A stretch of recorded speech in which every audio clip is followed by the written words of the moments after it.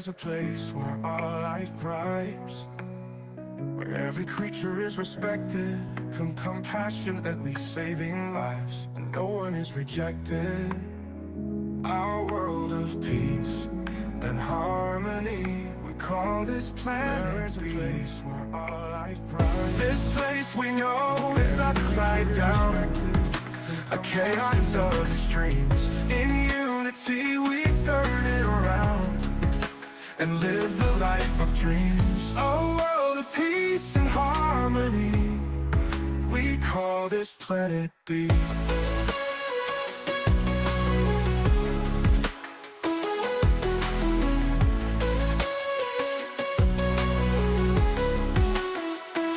This place we know is upside down, a chaos of extremes. In unity we turn it around and live the life of dreams. Oh, a world of peace and harmony, we call this planet B.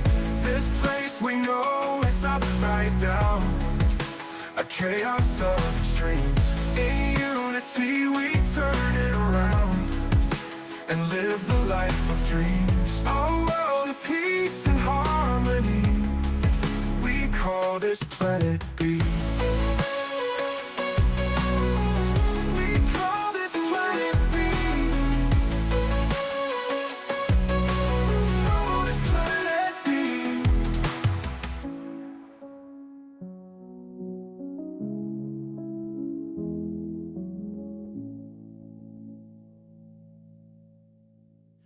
There is a place where all life thrives, where every creature is respected, compassionately saving lives, and no one is rejected.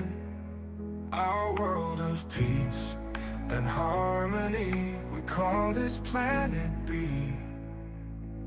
This place we know is upside down, a chaos of extremes. In unity we turn it around and live the life of dreams. A world of peace and harmony, we call this planet B.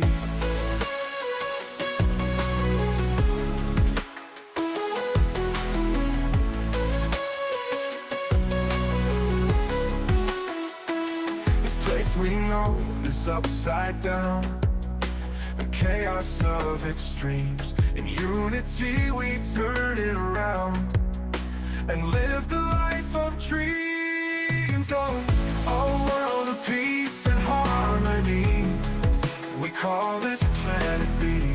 This place we know is upside down, a chaos of extremes. In unity we turn it around and live the life of dreams. A world of peace and harmony, we call this planet B.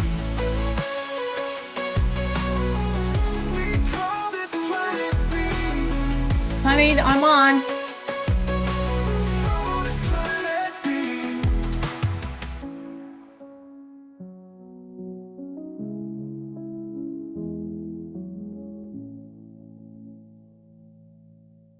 There is a place where all life thrives, where every creature is respected, compassionately saving lives, and no one is rejected. Our world of peace and harmony, we call this planet B. This place we know is upside down, a chaos of extremes. In unity we turn it around and live the life of dreams. A world of peace and harmony, we call this planet B.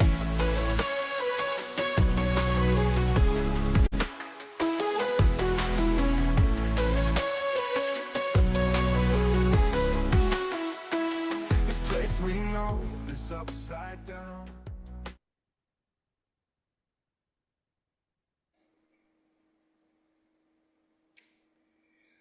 Welcome, everyone. We're so glad you're here. Welcome to the Vegan World 22nd Convergence of the Peoples, Thriving on Planet B. I'm Rebecca Allen, your MC, one of your MCs this weekend. We'll also have Marakita Solis, who will MC this afternoon and tomorrow morning. We're all so glad you're here. If you have tech questions, please put them in the chat. If you have other questions, you will see the designated chat that you can be in. And now we'll take a moment for some words from the Interfaith Vegan Coalition with Julie Griffin. Welcome, Julie. Thank you, and good day, everyone. Dear friends, colleagues, and climate healers, welcome to VCOP 22, the Convergence of the People. To Dr. Sailesh Rao, our architect of change, whose steadfast vision lights our way, and to Rebecca Allen, whose effort in production gathers us in these moments of reflection, I offer our deepest thanks. And to our many amazing speakers, and to each one of you, thank you for your time and for sharing your unique ideas and insights. It is here in this sacred gathering that our collective courage abounds. Now, dear ones, let's take a moment to create peace inside our hearts and minds. If you so choose, you may close your eyes. With each breath you take, feel the courage to act, to nurture, and to protect the fragile web of life. Feel the earth's pulse resonate inside your being, like a symphony of heartbeats echoing across all creation. Let peace settle upon your spirit, for tranquility is the soil from which courage most easily grows. To mend this world, our cherished home, let us honor her with deeds that are as nourishing as the rains and as consistent as the seasons. Let us create our planet B, Earth, as our wise and loving choice, a green world vibrant with peace and renewal that feeds all. Imagine a world where every plate tells a tale of kindness, where the choice of a delicious and affordable vegan diet becomes the chorus of a new dawn. It's a simple yet profound change, a dewdrop that when multiplied becomes an ocean of transformation. Our Earth, our bright celestial body, needs us now more than ever. We, her children, must answer her call. There is no cause more crucial, no mission more pressing, more healing and safeguarding than this one that we are set upon to safeguard our only home. Rewinding, rewilding, and reimagining a place of harmony and sustainable living. So, my dear friends, there is much each of us can do. There is much that you can do, and the time is now. Throughout this event, Dr. Rao and Climate Healers core team and our splendid slate of speakers will educate and inspire us to be the change.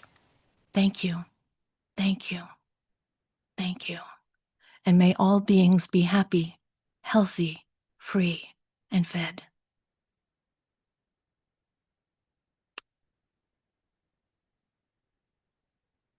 Thank you so much, Julie. That was beautiful. My pleasure.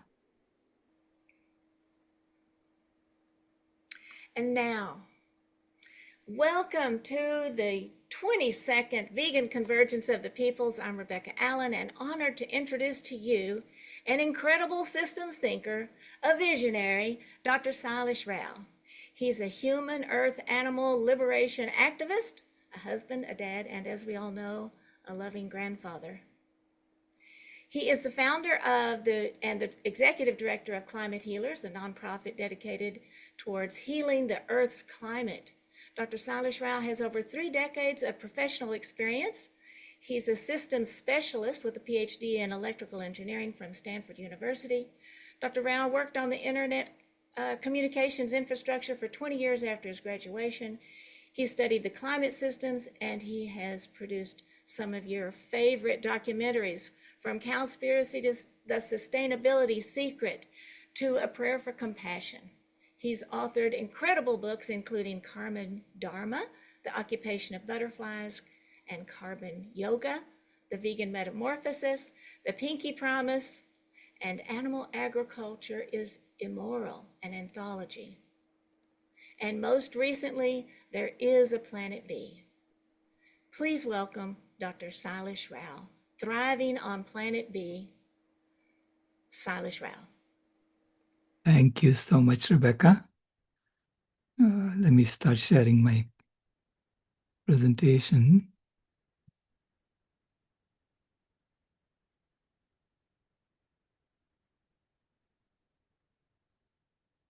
Okay, so the theme for this convergence is thriving on planet B.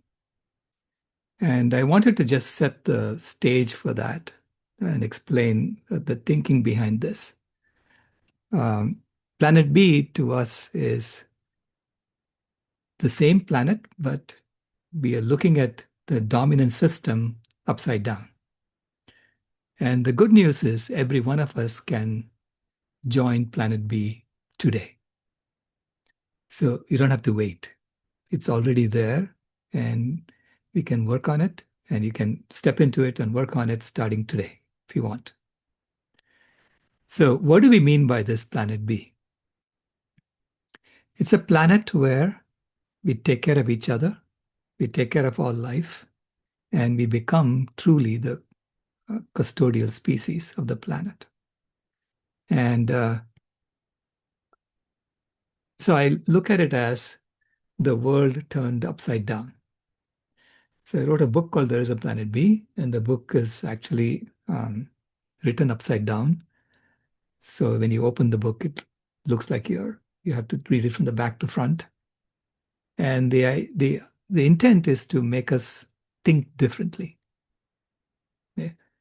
And the three things I ask people to do or to be on Planet B is to be positive, be sure that you are on the right path. Be positive and highlight the positive about what's happening around the world, because whatever we highlight amplifies in the universe.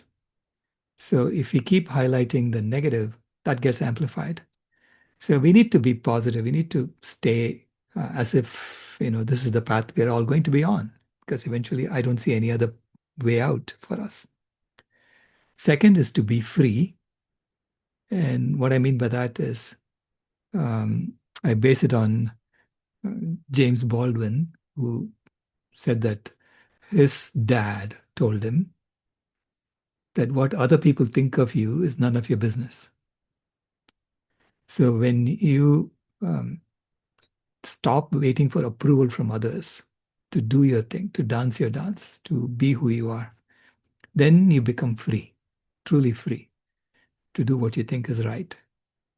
So that's the second one. And the third one, I want to tell the story today of how we actually belong exactly as we are. And that this Planet B is the next stage in our evolution. And that Mother Earth has been asking us to do this. And that's what we are all gathered here to do. So, so be positive, be free, and belong. Know that you belong no matter where you are. Okay? Now, the Planet B idea is based on Berkana Institute's two loops model. And basically, in the two loops model, they said big living systems can never be changed from within. Because every system is a set of elements and processes that are designed to accomplish a certain objective. Like when we design a motor car, for instance, we have all these, you have to make an engine, you have to make a body, you have to make this steering wheel, a transmission, and so on. I mean, if you just put that down on the ground, it doesn't do anything. It's only when you put it all together and you have a flow of fuel through the system that you get it to do what it is intended to do, which is to move you from one place to another. In the same way, systems are how we collaborate among millions and billions of us and become so powerful as a species. And that power we have been accumulating over the last 10,000 years. So I see this as, our ancestors decided they had to do something. So they migrated out of Africa and went to every part of the world 50,000 years ago to accomplish that. And then for the last 10,000 years, we've been gathering the strength.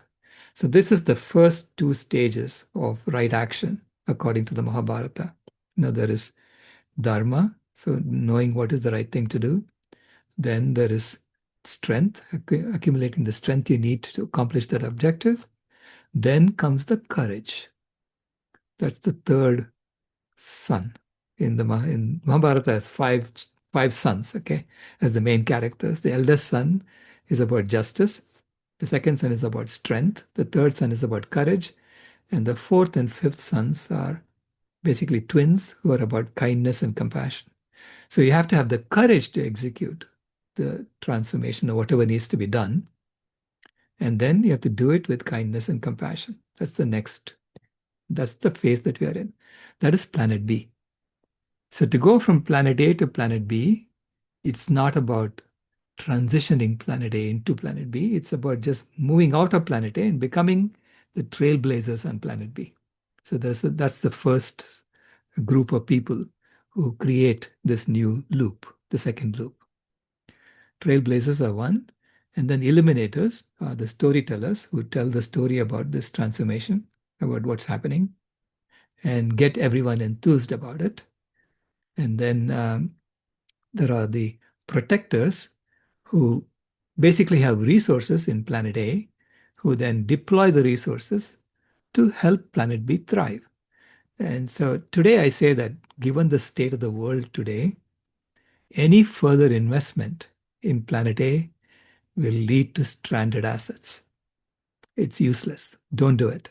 So please look at how you can invest in planet B, in helping planet B grow.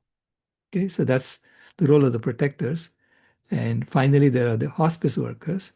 And these are the ones who help systems in the old planet A die out gracefully because it's no longer useful, it's no longer relevant for what we need to accomplish, and then help people transition from what they were doing on planet A into something useful that they could deploy their skills towards on planet B.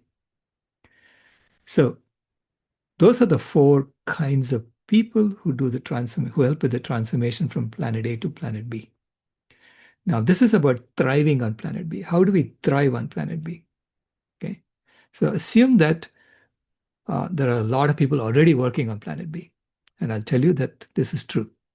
It's already happening. Okay, who are these people? These are the vegans. The vegans are the trailblazers of planet B. One set of trailblazers on planet B. There are others. There are people who are not yet vegan, but they are looking at, say, economic systems, or they're looking at how do you create different products without using animals. I mean, there are lots of people who are working on different aspects of this planet B. But vegans are the core, foundation of planet B. And our definition of vegan is vitally engaged guardians of animals and nature.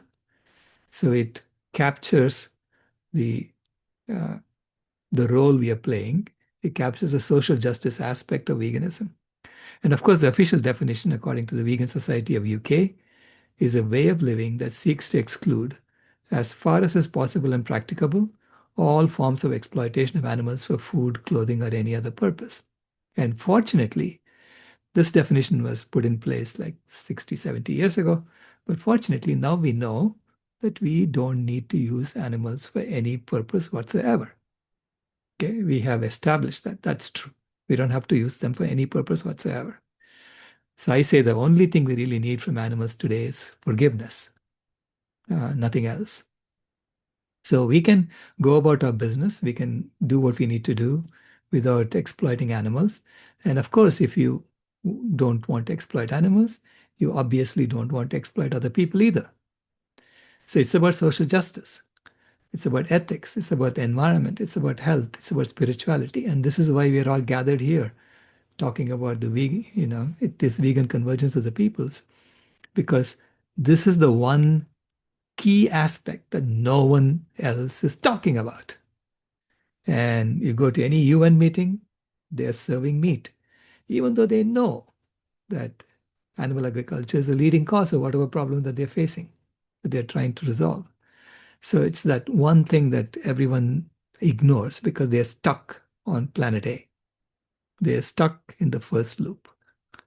And so those of us who are peeled off and come and who are in the second loop in planet B, now we are now figuring out how to create systems in planet B so that we can now gather our strength in numbers.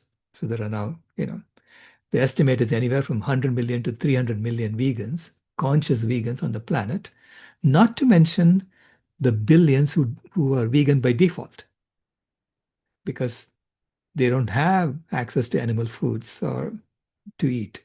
Okay. But they're all trying on planet A to get to that level. So this is why I say, please be open about your veganism. Please be out and proud as vegans. Because only when you're out and proud as vegans that you cause people on planet A to rethink. It's not about making them comfortable, It's about telling them the truth about what really needs to happen today. What really needs to happen today is for us to stop using animals for any purpose whatsoever. That's what the environment is telling us we need to do. It's not about just changing our food system and then ignoring any other aspect of the veganism. So this is why even though I think there is a place for the plant-based movement, I think the vegan movement is the one that is actually necessary at the moment to help people transform. Because people don't change when they're feeling comfortable. They only change when they are uncomfortable. So telling them the truth about what needs to happen may make some people uncomfortable, but that's okay, because only then will they change. So it's not about comfort anymore. Okay, and so when the world goes vegan, we know that we can return 40% of the land back to nature. So thriving on planet B is about restoring the forests and the wild and the other wild systems that used to be there on that land.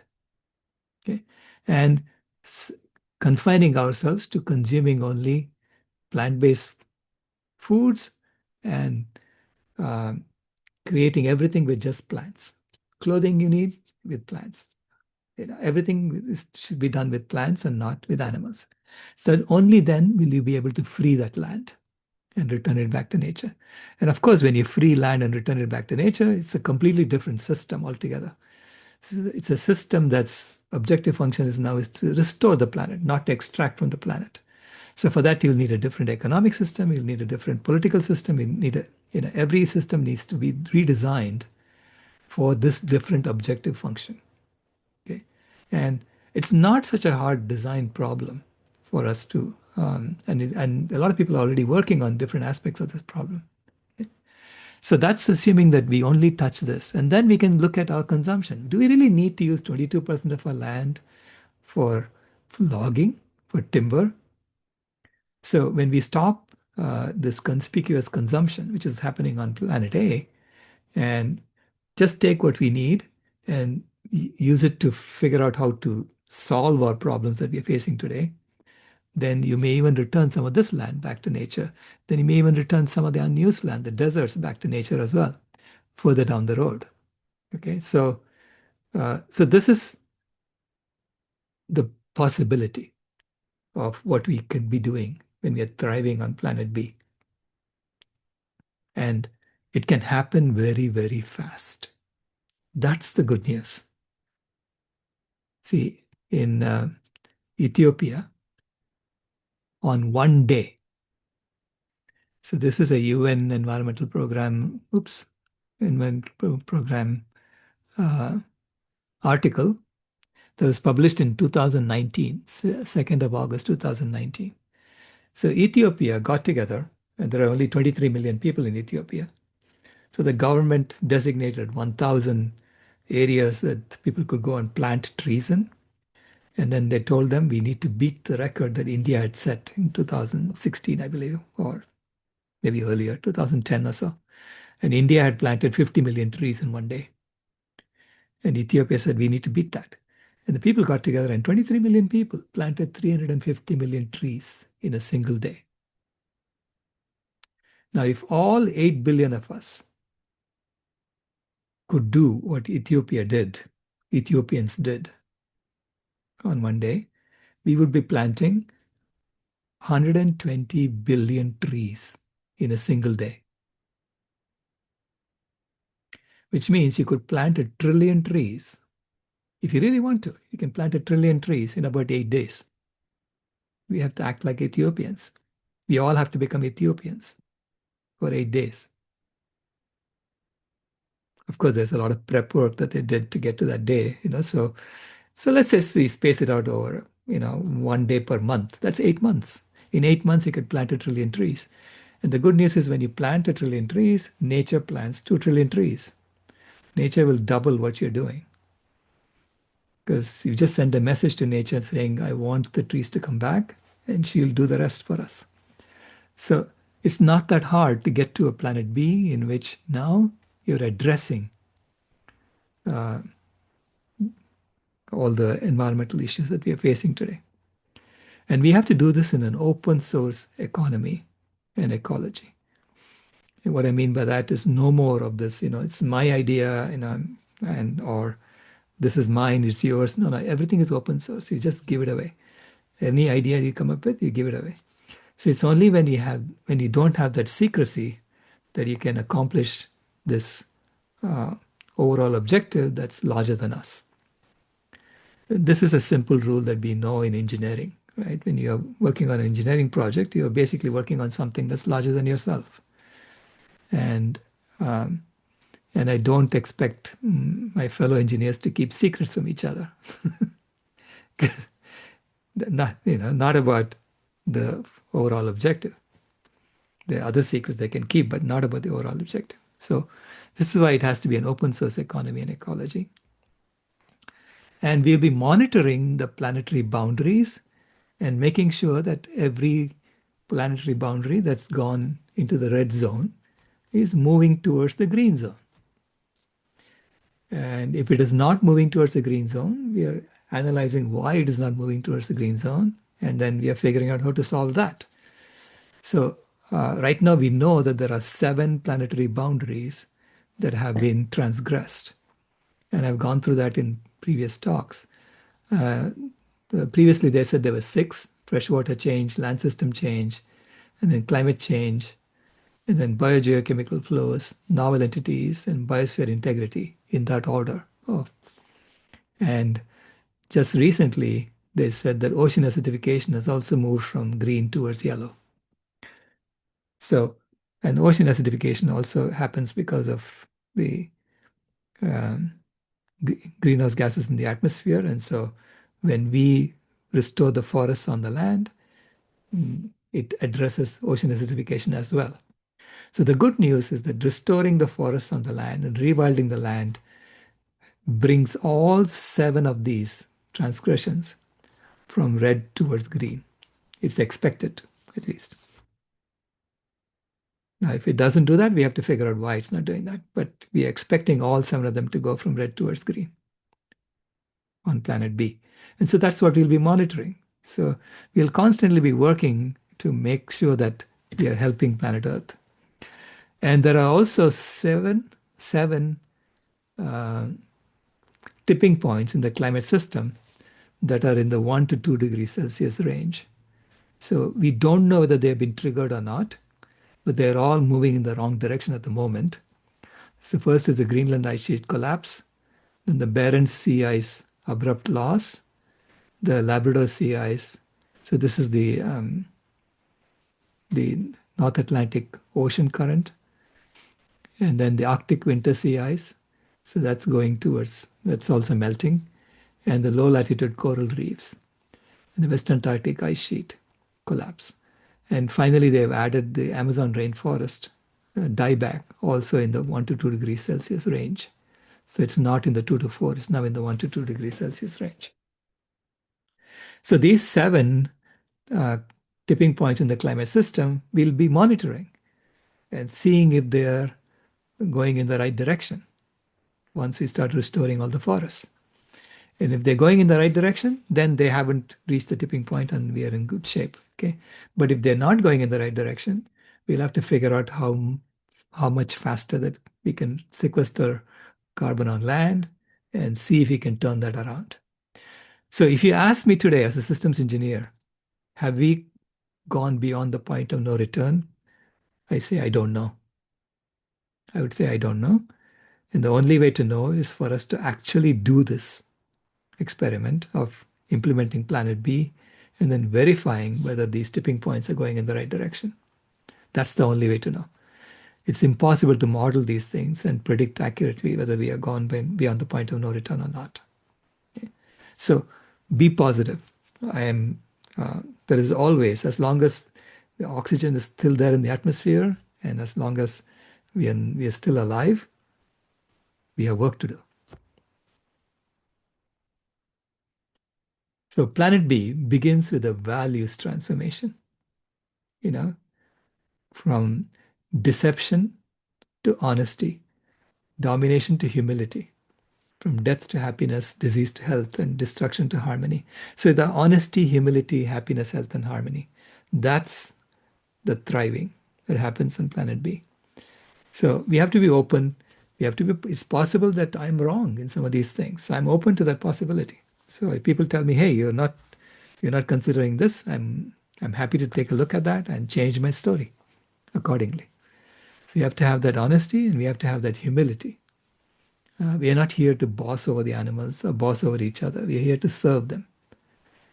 And that's when you'll become happy and healthy and live in harmony with the earth. So this is going from ego, the climate hating phase, to the saver phase, which is you're serving the animals. You're at the very bottom. You're serving the animals in the climate healing phase and serving each other. And once we stabilize the planet, then we can go into this climate harmonizing phase where you're all equal. So it begins with self-transformation. I told you about the mental thing we need to do, being positive and belong and be free. Okay, that's the mental aspect.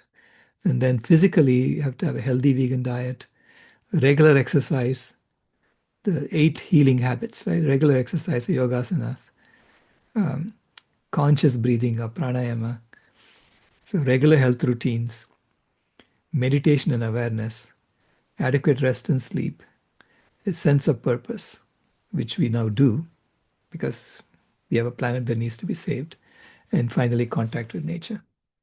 So these 8 healing habits will help us thrive, will be helping us thrive on Planet B, and which you can adopt today. So no one is stopping us from doing this. So here we are, folks. We are this pale blue dot suspended on a sunbeam, as Carl Sagan said. And the scientists are telling us that for the sun, the habitable zone around the sun, where you expect liquid water on the surface, is from 0.99 AU to 1.72 AU. Okay, that's so AU is the astronomical unit, which is the average distance between the sun and the earth.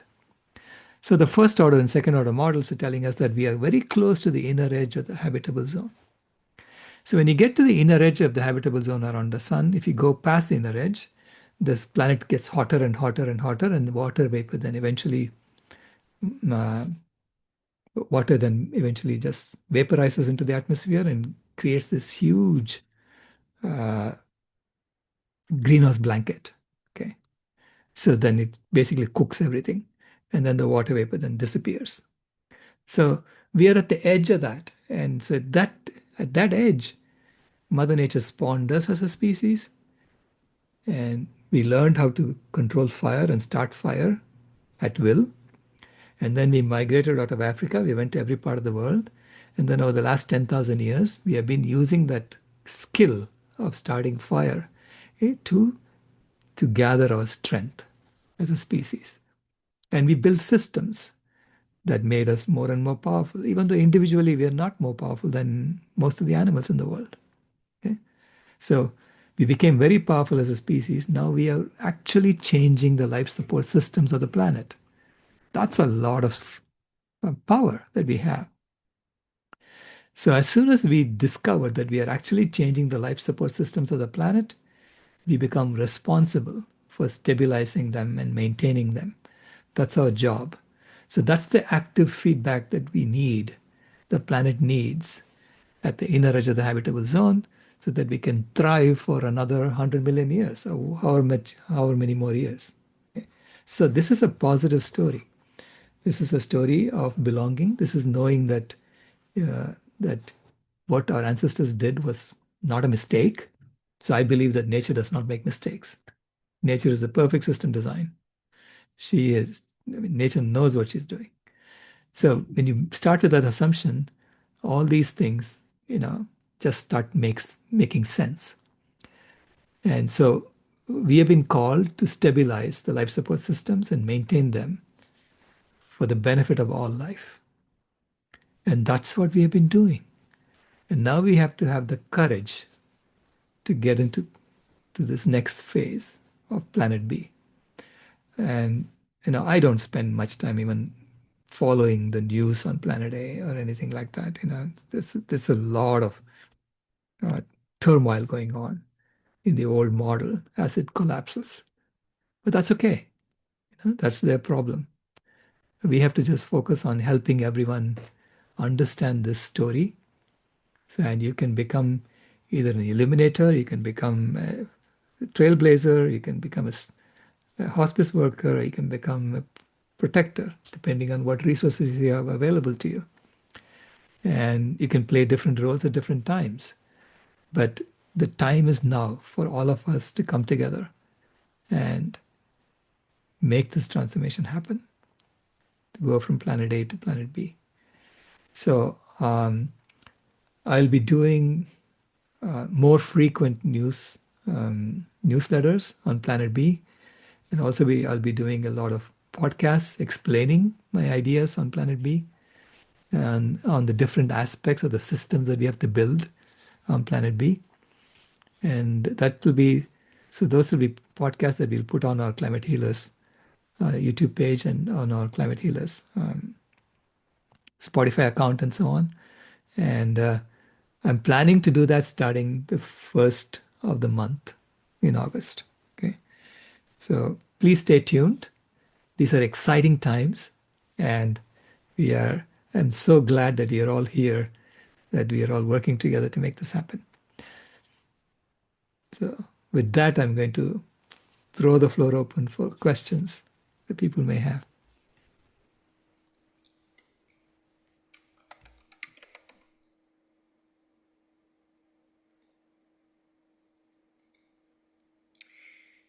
Thank you, Dr. Rao. That was wonderful. And I'm going to give some instructions to people about how to raise their hand, and they have to come on screen. That's one of the things that we have, is you have to come on screen. So turn on your camera, raise your hand. Raise your hand first, and our tech people will let you turn on your camera, and then we will let you ask you to unmute. So thought I saw a hand up there. And if not, if you don't want to come on screen, go ahead and put your question in the chat for Danny to read to Dr. Rao. And I see that Nancy has a question, and so she will be able to turn on her camera in a minute. And yeah. Hi, can you hear me? Yes. Yes. Okay. I'm always so blown away by kind of like the poetry of how you state it. It's almost like an artistic design that meshes so perfectly and powerfully and positively.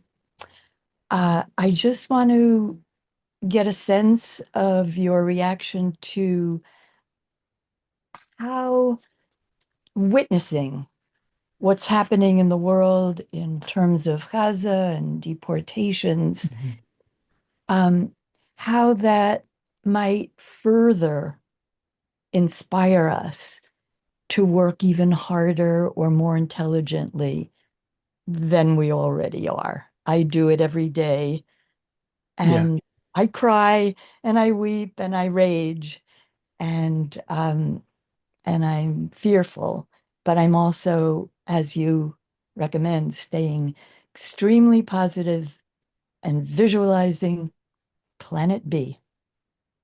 Yeah, thank you. That's to me, that's the only way out. It's being positive and visualizing where we need to be. That this is a symbol that the Planet A system does not have any answers for the problems it's facing. Okay, this is why you see all these craziness on Planet A. You see, open genocide. I mean, it's just disgusting, right? Open genocide. But it's, the slaughterhouses have been open for a long time too. So the animals have been facing that for thousands of years, right? So now it's being done openly to human beings. In Previously, they used to just starve people to death slowly. Right? So it was also happening, and a lot of people are dying of chronic diseases too. In fact, the carnage among the rich is greater than the carnage among the poor. I think of it as dropping Hiroshima bombs, because people tend to pay attention when it's a point source disaster like that. So I say that starvation or hunger is like dropping a Hiroshima bomb on the human family once every week. 9 million people are dying of hunger every year. That's one a week. Okay.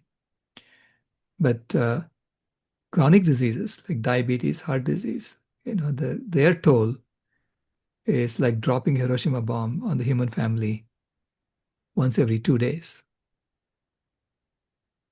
Okay. It's greater. And it's those who are eating these animal foods, these rich foods, who are dying of these chronic diseases, who are causing the hunger at the other side. So it's like we are just locked in a system that's that's I mean clearly cannot solve our problems. It's designed for the wrong objective functions. It's designed for just accumulation of power.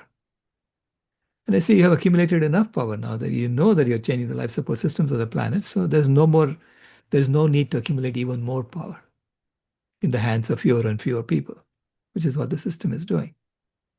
So we have to now figure out how to deploy that power with kindness and compassion for the right purpose, with the right objective function, with the right goals. And so I say that that system is done for. It's no longer useful. It served its purpose, but now we have to move on because uh, the animals are suffering way more than us in the sense that the we are dropping a Hiroshima bomb on the animal kingdom one every 6 seconds. Okay, that's the carnage that they're facing in order for us to continue this system on planet A. So it's obviously it's done for. It's over. Don't even bother trying to fix it. It cannot be fixed. You have to start over and build something new that works for all of us. Can I make a Yeah. little comment?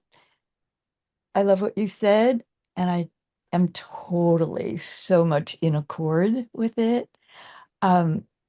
My tactic, not strategy, is to listen to, let's say, Democracy Now, alternative news, Mhm. and then email one or two, maybe once every 2 or 3 days, the participants who have no idea and just, hey, catastrophic climate crisis can be stopped and actually reversed with enough people going on a plant-based diet. And I use AI and I lay out all the reasons you give and try to give resources. But it's kind of like shaking the people on planet A in the old system. Hey, wake up! Because the house is on fire. Yeah. We all need to transform to plant-based vegan. Oh, and one more thing about wars are all usually over stealing other people's land and resources. And Yeah. I think that animal agriculture is the number one, I don't call it user, I call it waster of land and resources. So I just Yeah. wait people make the connection. Thank you. It's also about giving up this idea that you own land. We don't own land, we don't own anything. So you have basically custodians of land or custodians uh, of the resources. And we have to deploy that as wise custodians for the right purpose and know that you belong. So when people say this is mine, it's a sign of fear that maybe the community will not support us. Okay, it's that kind of fear mentality that makes us say, grab ownership of things. So uh, when you know that you belong and you know that you're supported, you let go. You don't need to own anything. Wow. Thank you. Thank you, Nancy. Thank you, Sailesh. Okay, I think Danny, do you have a question from the chat? Let's bring Danny up and let her read that question.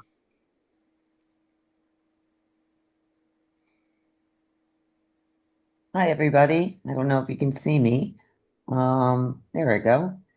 This is a question from Brittany Bunk.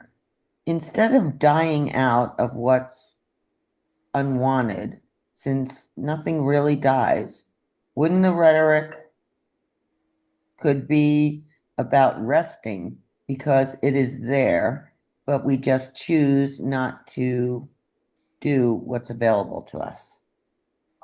Yeah, I mean, she's right. Brittany's right.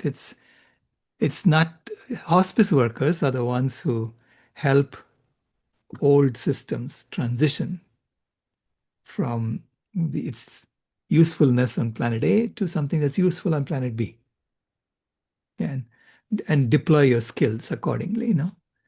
People who are farmers, they can farm anything. I mean, because it's basically being understanding nature and being custodians of nature. That's what farmers are.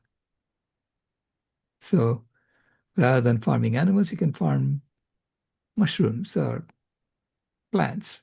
Okay. So they're called hospice workers because the old model, it's no longer useful in the new. Great. Thank you Yeah. very much. That's it. Yeah. Thanks, Brittany, for that question.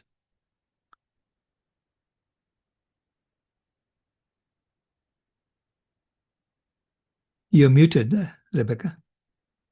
Thank you, everyone, for your patience with me and with the system that we have, and we appreciate you putting questions in the chat and raising your hand.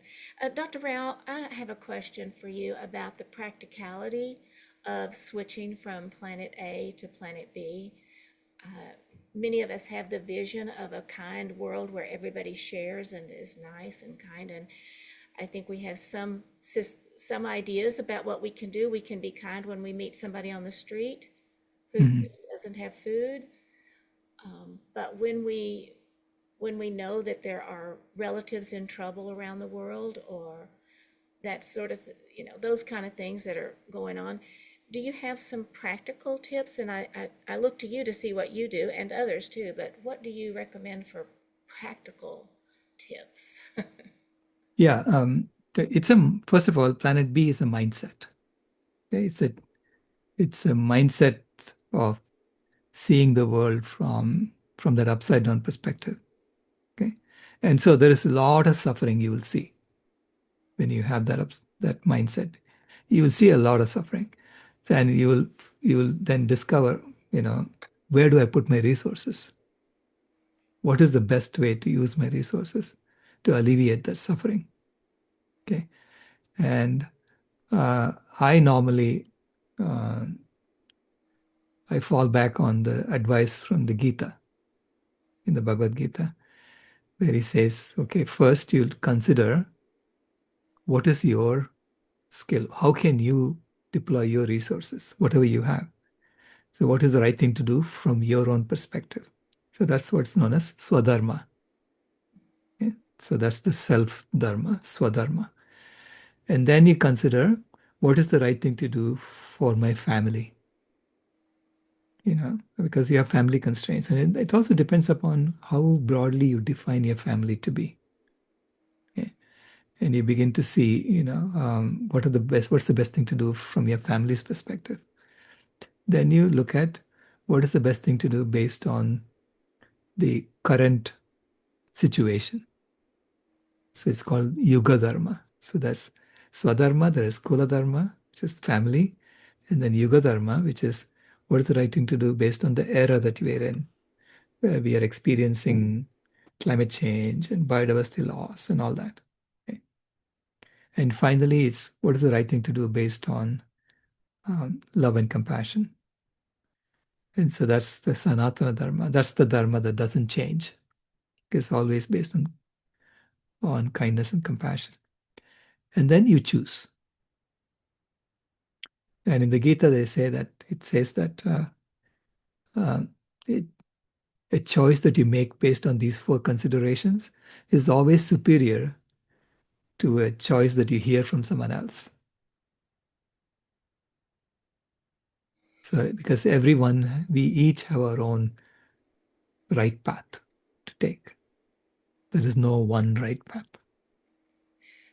Yeah, I sometimes notice that I want somebody else's path to be like mine, and Yeah. it's, Yeah. but it doesn't mean that I don't say something or act and say, "Hey, I'm wondering, is your path similar to mine?" And let them think. But I don't need to. Yeah, I don't need to hope that their path is mine. It's different. Wonderful. I see we have another question.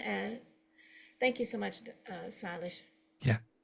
Hello, Tammy. Welcome. What's your Good morning. question? Good morning.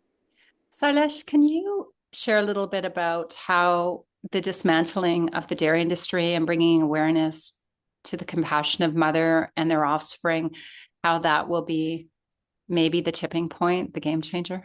Yeah. That is the key.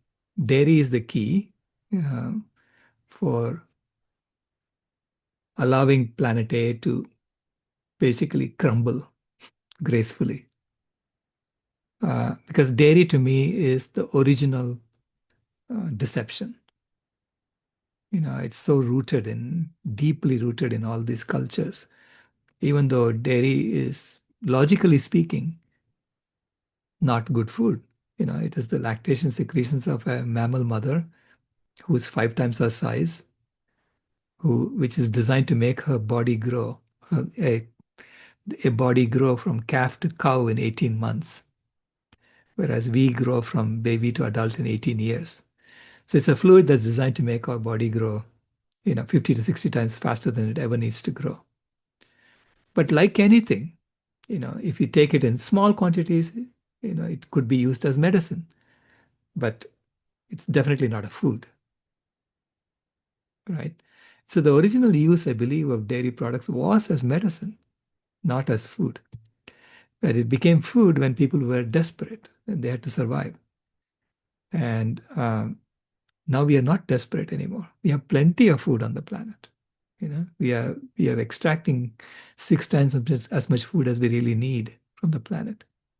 So there's absolutely no need for us to consume dairy, and all the suffering that we inflict on mothers and their children in the dairy industry is completely unnecessary.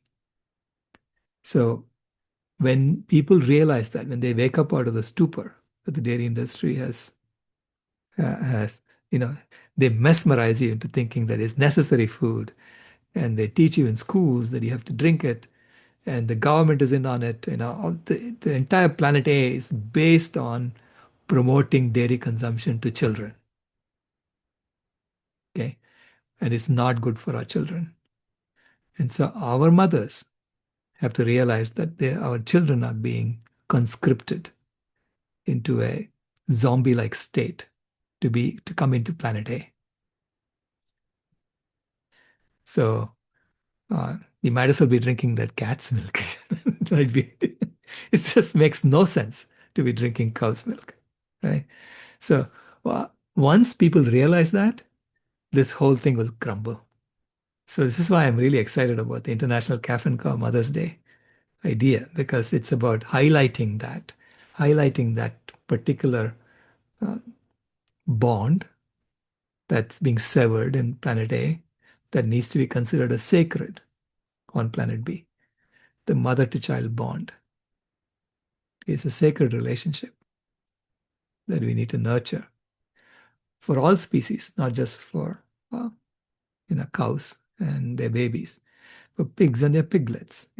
For all species, we have to consider that bond to be sacred, and that we shouldn't be violating that bond, and we shouldn't be impregnating these animals. There are so many things we do on planet A that I consider to be like beyond the pale.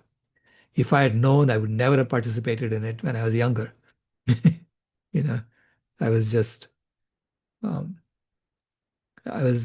walking as if I was in a trance and participating in all this. Thank you, Tammy. All right, do we have any more questions in the chat? All right, any more? Okay, let's see. How about the Berkana two-loop model? Right. I saw that little ladder over there. Put on there. We want to get there. Are you saying that there's really not one plan, because we have to start with each of us where we are? Right. But we have to speak the truth. Mm-hmm. But we can't just sit there. I'm remembering a movie where a woman just onlooked as somebody was working in the fields and then was beaten, and she didn't say anything. We can't be silent. Right. Mm-hmm. Yeah. It's it always comes down to those four questions you have to ask. What is the right thing to do for myself? What's the right thing to do for my family? Mm-hmm. For the age we're in, and from point of view of kindness and compassion, and then act based on your choice. So don't be afraid to act based on your choice. Mm-hmm. And then you have to let go of the fruits of your action and repeat. Mm-hmm. So it's a constant process of correcting yourselves and repeating this. And you'll stumble along the way sometimes, but you get up and you do it again. So don't ever give up. So that's one thing I have. I persist in my objectives. So, Yes. yeah. He So persists, she persists, and yeah. Nancy and many of us will talk to people individually and try to open a little door there. Yeah. That may be the right thing to do for you at that time, to help people see, because you see their suffering. Mm-hmm. And you see that they have been misled, right? But then again, you always have to be open to the possibility that you may have been misled too on some things. So that's where the humility comes in, and honesty comes in. Yeah. Because one thing I tell my engineers anytime I work on an engineering project is, just when you find out you made a mistake, just admit it and let's fix the problem and move on. Mm-hmm. As opposed to hiding it, because it only makes things worse when you hide it. Right. Right. And it also helps to start a conversation with, this is what I know so far, if you know Right. something different, instead of, look, this is the way it is. Right. Yeah. So I also begin with the assumption that everyone is trying to do the best that they can. Right. I don't. I don't assume ulterior motives and things like that. I assume that they're trying to do the right thing, but they have been misled. So I see that, from a systems perspective, I see that most of the problems you're facing are through the sin of omission, not through the sin of commission. So people just didn't see some aspects of the problem, some aspects of the data. And they're just looking at some narrow aspect of the data and they're reaching conclusions based on that. Yeah. So, and that's how we get misled. So I see that in the IPCC's reports as well. I see that in the protein myth or the calcium myth. These are all myths. Basically, it's a sin of omission. You just forgot to tell people that there's protein in everything or there's calcium in everything. Right? Thank you so much. I'm sorry. Yeah, no All problem. right. Thank you so much. We have a question from Brittany, but we have 1 minute left, so let's hear it. And then Dr. Mao, see. Yeah, sure. Thank you. Go ahead, Brit- Danny. Hi, Brittany asks, how do we decide how to go forth cohesively in the same direction if we all have different ideas to get to the same vision of Planet B, to where it leads to conflict that gets nowhere before we can even get there? Yeah, so obviously there are going to be conflicts. It's not that we will have no conflicts in our. It's not like we all have the key, that someone has a key to understanding everything. So there are going to be conflicts, and we have to figure out how to resolve those and come to an amicable conclusion that we can all press forward with. And usually, when you start with the right values of honesty and humility, and then health, happiness, and harmony, that you will figure out how to resolve those conflicts. It's going to be on a case-by-case basis. There's no set answer. But we have to put some processes in place to address that. Yeah. Thank you. Thank you very much. Thank you. It was wonderful. And thank you for all the questions that came in. We appreciate it. And now we'll bring up our next speaker. Hello. Welcome. I am, let's see if I can hear you okay. Yes, I hope you can hear me clear. Yes, You very can? good. Okay. Good. And so I'm going to introduce you and then you'll begin. All right. Let's see. Do you have any, do you need any setup or anything? Or are you ready to go? I have slides that I'd like to operate from here. Okay. And would you like to speak first and then open your slides, or do you want them open now? And I can open them now, actually. okay.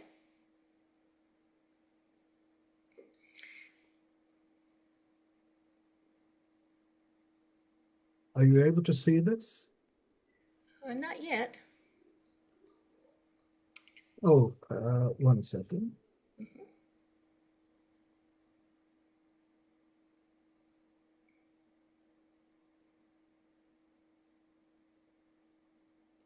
I need to first share, don't I? Yes.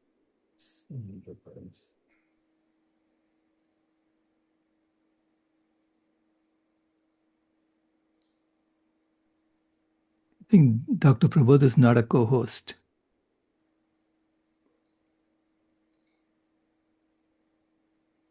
Okay.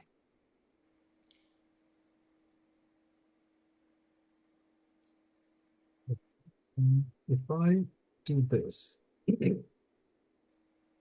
are you able to see my main slide? Well, we see your notes All and right. the slide. Okay. Yeah. Let me move that. Okay.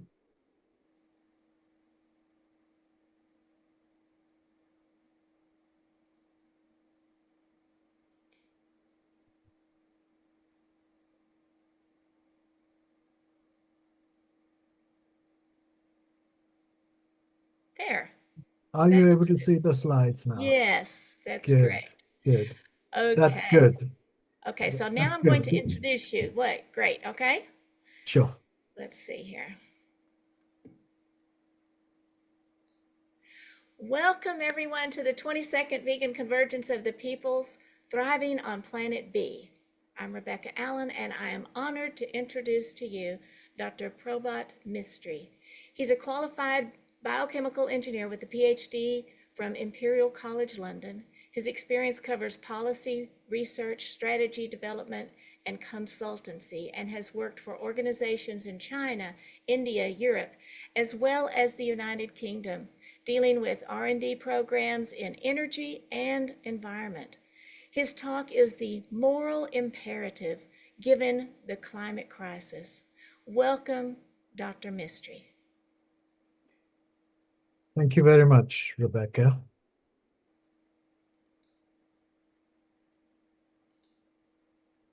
So, what I will cover are key elements of science of spirituality, but also related practical actions that we can undertake to achieve or acquire Planet B.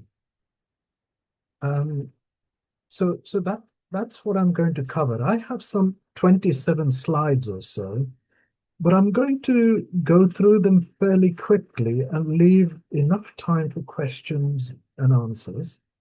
I will also share the slide pack with you straight after the presentation. So if you miss anything, you're most welcome to then download the slides and keep them.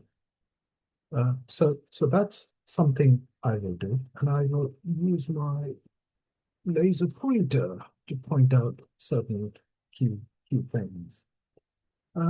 So let's start.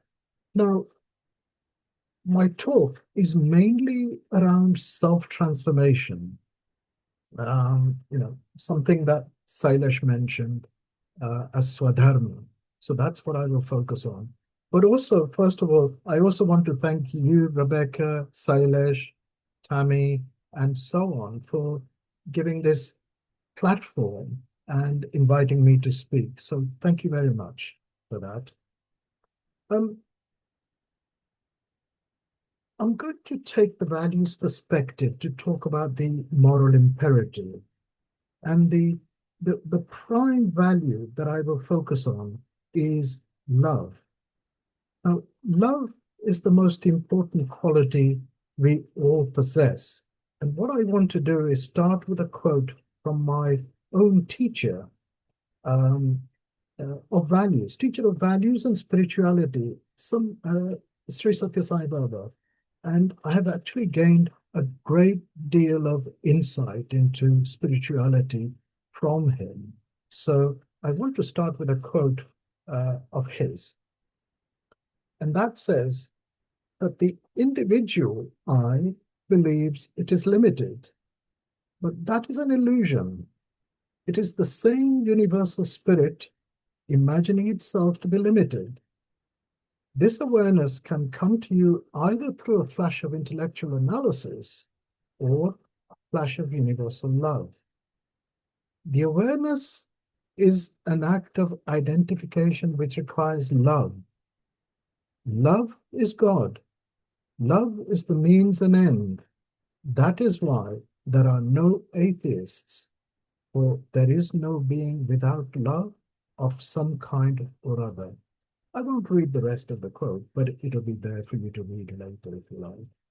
But as you can see, if you believe in love, you believe in God. That is the key message here. And for all of us, love is the means and end. And as it said, there are no atheists. We're all believers. And we are all embodiments of love. Now, in June 2024, I attended the Climate Reality Conference in Rome. It was in June 2024, and I've taken some slides from there, as well as I've taken some slides from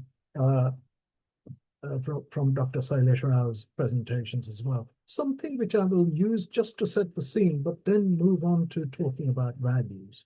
So this slide shows that we are all connected, and how we impact on the environment is clear to see because there is only one overall global environment.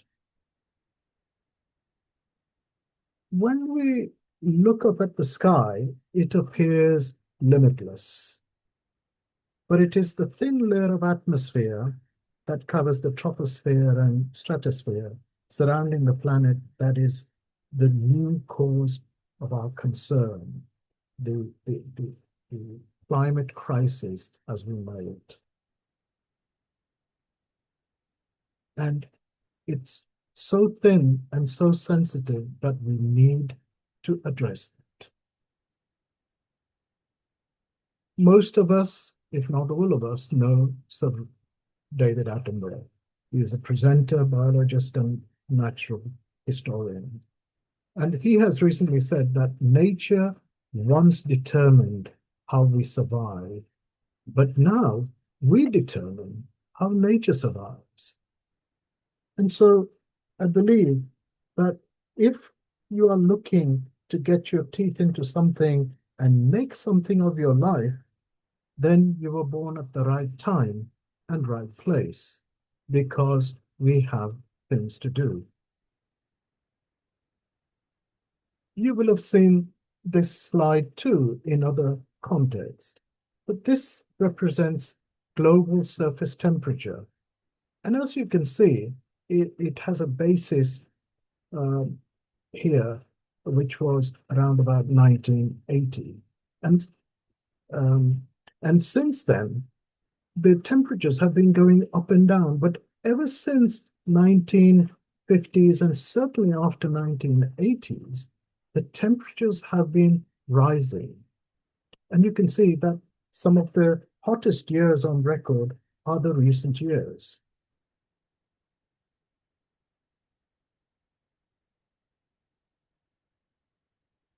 You will have seen this depiction too.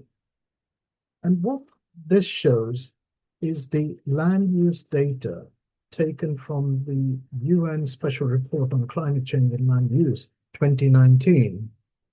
And the key things to point out are how this is a form of depiction which shows the proportion of land used for different categories of land use.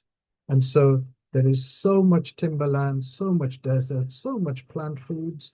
Plant foods covers very small area, but it provides 85% of our food needs.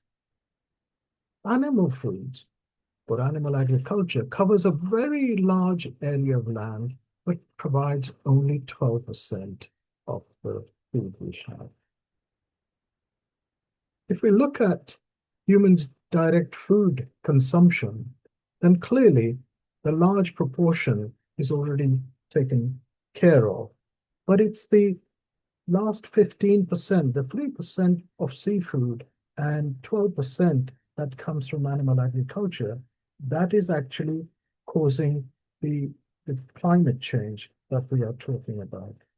So the challenge of replacing 15% of our food doesn't seem huge, but we are struggling with it. And I think that's why we need to focus on things that I'm going to come on to. What is the moral imperative? I feel that the prime cause of this is the decline of our values. That is at the center of exploitation that causes environmental depletion for humans and all life to thrive on this planet. You have already seen in Sailesh's presentation previously various forms of depictions where we are showing Earth's planetary boundaries. And as this reference shows, and he also presented just a few minutes earlier, is that 6 of the 9 planetary boundaries have already been exceeded. I won't spend a great deal of time on that because much has been said. So we now know why we should act, and it's clear. But there are also other reasons why we should act. As I said earlier, we couldn't have been born at a better time and place to make something of our life, to lead a life of purpose and meaning. It requires the journey to start from sealing on desires, something I will come on to in the next slide. And it ends in sage or stoicism or sainthood, or what I like to call human excellence. We are all born with inherent inclination towards good and righteousness. And this actually comes from one of the Quranic verses, which is actually depicted in many other religions too, that values are basically inherent in us, and we simply need to bring them out into the open for them to shine. And what I'd like to say is that wherever possible, we should focus more on values-based spirituality than religions. I'm not against religions, but sometimes religions become the point of differentiation and also division. And so this particular depiction really clarifies it. Religions tend to become rather fixed in their ideas, whereas spirituality, values-based spirituality, is something which we can interpret as we have different challenges from time to time. So that's why we should act and how we should act. I said I will say something about sealing on desires. I think this is actually the primary step that we should all consider or will have considered. And it's a practical and spiritual initiative that was started by Sri Sathya Sai Baba in the 1980s. And certainly in the UK, I was one of many who played key parts in actually implementing these through various community centers. It is about cutting waste in energy, food, money, and time, and putting any savings towards helping others. Now, this is actually quite important because serving others is very, very important. In fact, it's the only means by which you can demonstrate selfless love, especially if it is without ego or attachment. And so I wanted to focus partly on that, and I will say something else a little later about this.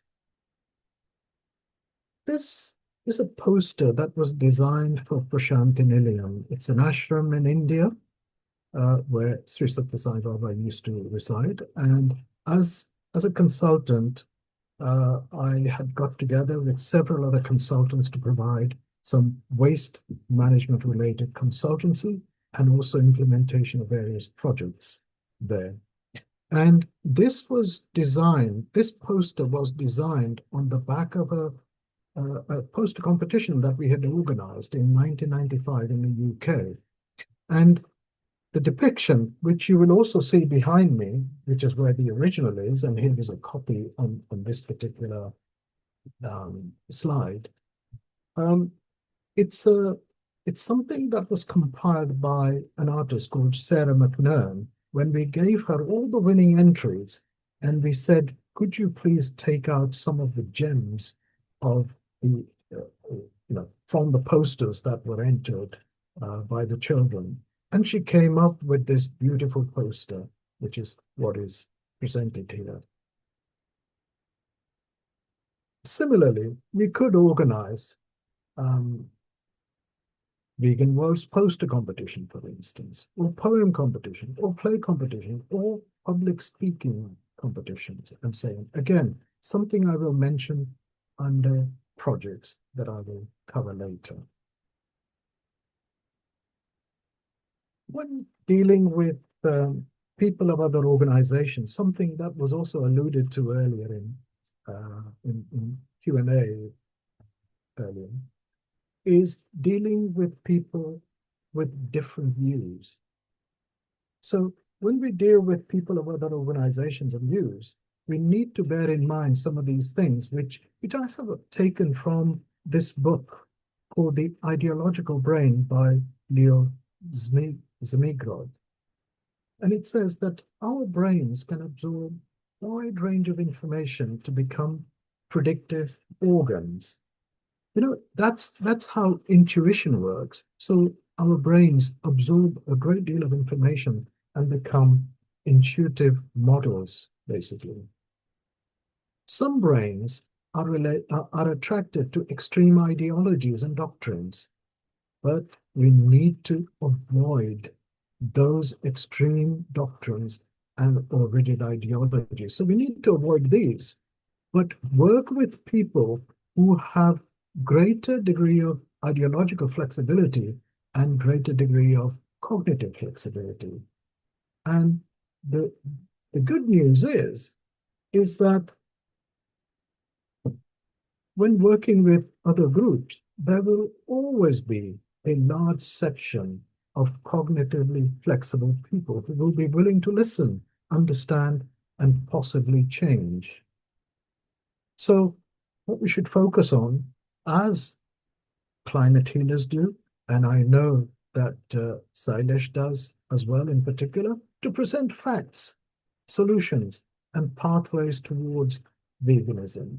And so what this chart depicts is something like 65 to 70% of people you will find in that green zone who will be flexible, who will be able to listen to the arguments and adopt ways. I think the limitation so far may have been that we may not have got to the right number of people to give out the message of our climate crisis on planet A.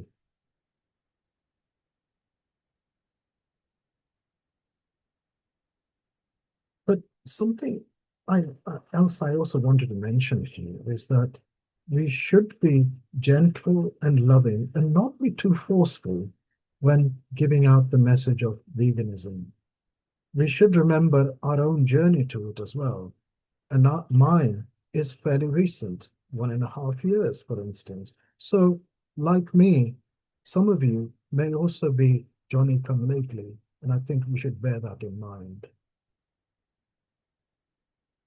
Now, our brain acts as an antenna for discerning cosmic reality and spirituality.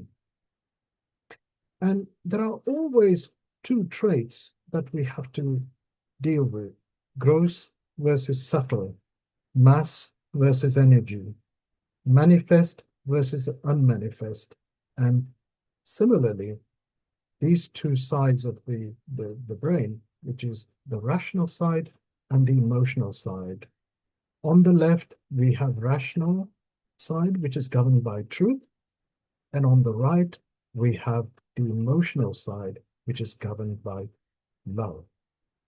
And I want to say something about those two core values. These are the two core values, in my opinion, which actually drive our all other values, which manifest as related values, in my opinion.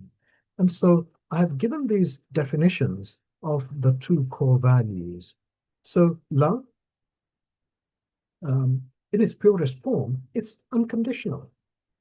And it's the foremost quality of human being and essential mark of humanness. It's a universal force that seems to be wired into all living things. Should not depend on what you get back in return. And so this is a definition of love, because we can then categorize different forms of love that we may come across. And this is what this Swadharma model that I will just talk about goes into. Then on the rational side, we have the value of truth. And here I have defined what is absolute truth, that which does not change or ceases to be. is limitless, unconditioned, and unapproachable. And it's difficult to comprehend, but science aids the quest for truth. The self-values model has been depicted in these two videos. And I would like my Nikita to actually share these two links on the chat, just so that you have access to them as well. So these two videos are for teachers and research teams. First one is called The Power of Values, and it's about 6 minutes long, and it talks about how to represent values and analyze values. So it's what teachers have really graphed really well, and they like the approach that I have depicted there. So if you are in teaching or in teaching values or spirituality, do please look at that. The second video is called The Digital Ethics, and it's about 8 minutes long, and it looks at various applications and also goes into how we measure values alignment at 3 levels that we operate at, which are knowledge level, thought level, and action level. And what I have done in this particular video are included elements of Bhagavad Gita in terms of Jnana Yoga, Bhakti Yoga, and Karma Yoga, or knowledge, Bhakti, which is devotion, and action yoga. So do please look at that. I will not be saying much more about this than just in the next 3 slides depict how we use representation of values using, let's say, the value of justice, for instance. So this is not the core value. This value of justice depends on context and also circumstances and also one's own perspective. So justice ideal I have put here. So a law court judge might actually consider values at this particular point where high degree of love and high degree of truth are applied. But if we look at justice from victim's perspective, then the victim may apply a degree of truth, but with a degree of vengeance, perhaps. I'm not saying that they will always, but they could. And so justice might mean different thing to the victim. But what about the perpetrator? Well, the perpetrator will seek sympathy with a degree of perhaps untruth. And so I've placed it here. These are all relative positions that we can actually judge based on what we see. So I'm just showing you how we can represent justice based on our different context. And there is no hard and fast way of presenting this. But when we come to AI technology and sentiment analysis, this is how we can actually differentiate between different contexts of the word applied as justice. Let's look at trust. We trust our mother because we have implicit love and we believe what she says. Our love in God or trust in God may be better or worse, depending on our experience of mother. These are all relative positions, but I think that trust in God may be round about here. Trusting a teacher may be somewhat lesser than mother, because remember, this is the diagonal. The more further away you are in this corner, the better it is. So you can see we trust a teacher, but not as much as the mother. Trust in a bus driver.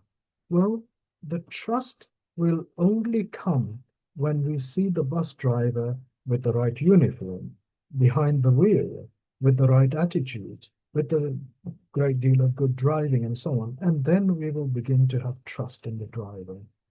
What about the doctor? Your medical doctor, for instance. Well, again, it's his or her where he is, how the practice is conducted, and so on. So we pick up on lots of visual as well as subtle signals before we begin to trust. What about a salesman? Or salesperson, I should say. We do have, they will have a degree of truth in what they say, but as far as our attitude to the salesperson is concerned, especially if we are being sold something forcefully, then we may trust them, but we may not like them as much. What about trust in politicians? We have often elected them, certainly in democracies, so we may have some regard for them until they start to function and operate as government or as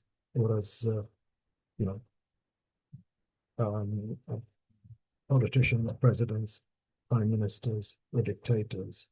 So I have actually put that with a degree of love, but there may be a degree of untruth there as well. Again, these are indicative positions that shows how the model can be used. And what about a sneaky intruder? Clearly, you wouldn't like them, and they will be working under deception. So certainly we will put them there. Plotting values to understand their meaning. So these are different values that I have depicted. Sympathy. Sympathy is when you're saying, oh, I feel for you. Empathy, on the other hand, is when you try and understand the predicament of the person you're referring to. So it is placed higher up on the truth scale. Pity is, I feel sorry for you, and we're not judging whether the person is right or wrong in what they may or may not have done or their condition, but we feel love towards them. Compassion. Well, this is the highest quality, and it really says that I'm here for you, come what may. Now, this is something I have taken from the second video, which is called the Digital Ethics. And I would suggest that, that video will probably give you more than what I'm just going to mention here, which is basically that, we have forms of behavior, enlightened selfishness, as Bertrand Russell depicted and showed what it means, or ignorant selfishness, or core selfishness. But we need to, as I said earlier, move towards this particular direction, and that's where spirituality lies. But there are also some gray areas, as I have marked here.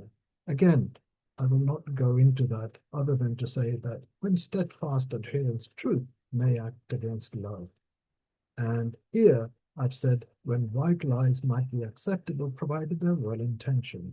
But we need to be in this particular region. And this is the golden diagonal. And this is the goal, the self-transformation that we were talking about, the swadharma, or our destination, which we can also describe as sage or saintliness is here. But one thing I want to point out are the stages that we may go through in order to get there. So here, it may be one's own parents or mother who will guide them out of the selfishness and towards this enlightened selfishness. Second, maybe teacher. All teachers at school will actually help you to understand the world around you and how to behave. Then comes religions and the texts that may exist. But I have put one's own philosophical inquiry and really guidance from a close teacher as higher than religion, because I think that is where the real development comes from before one is able to acquire that excellence. So this is really about here and now, how to acquire that state, which we call human excellence, rather than hereafter. Now, we all come across AI technology and machine learning a great deal. Machine learning is based on algorithms that learn from data without relying on rules-based programming. But this is not the answer, in my opinion, for the future, because if the data and behavior has been wrong on which you're making the machine learning, then that answer is going to be flawed too. So what I suggest is that future excellence need to be based on values and values-based ethics. We are at a critical juncture in our humanity. ChatGPT, based on past data and experience, cannot make a good guide for the future. So we need to define values-based morality. And this is where the model comes in. So please do look at the two videos if you're interested. But also, if anyone is interested in applying it, this is an open source material. So please feel free to go into that. And it's really about using mathematical programming of ethics to aid decisions.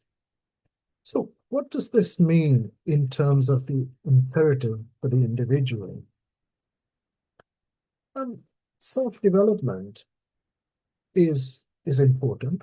So intellectually, we need to gain knowledge by reading, writing, and inquiring, developing our thoughts or mental capacity by meditation, silent sitting, self-inquiry, cognitive flexibility, and so on.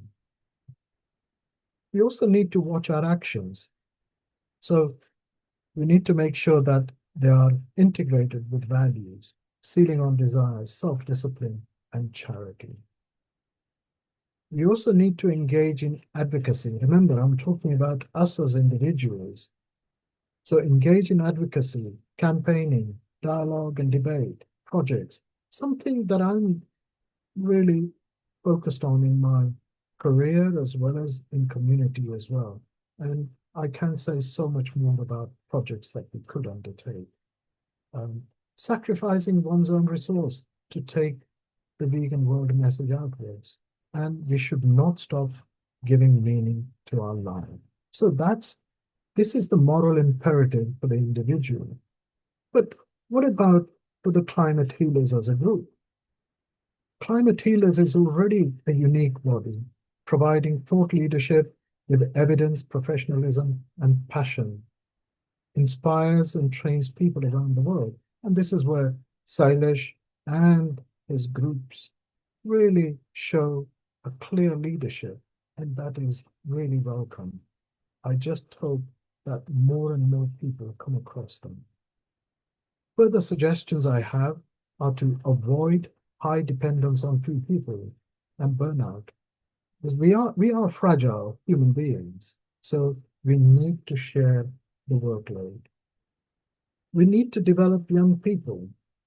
We also need to reach out with short-term projects. Again, projects come into my suggestions in different geographical areas.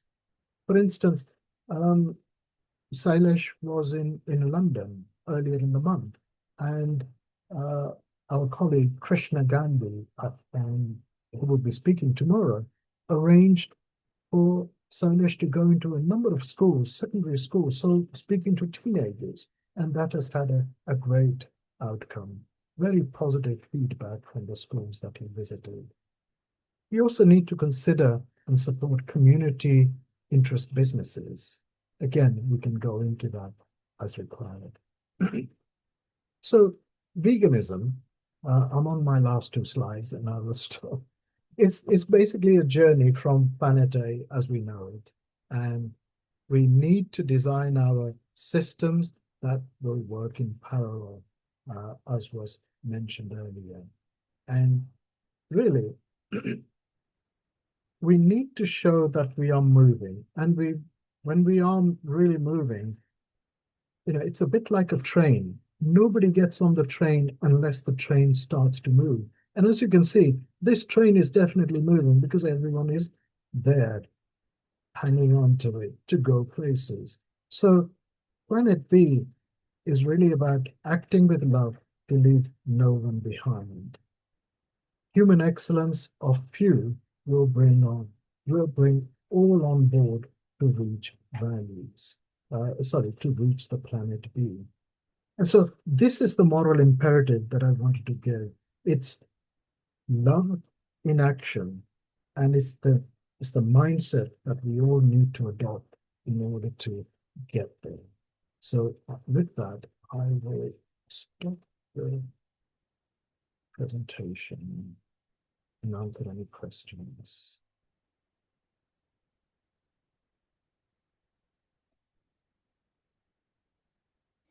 Thank you. Thank you. That was wonderful. And if people will raise their hands or type their questions in the chat. I also wanted to let you know, Dr. Mystery, that we can put a link to those slides on the Vegan Superhero Trello board with your biography, so they'll see it there.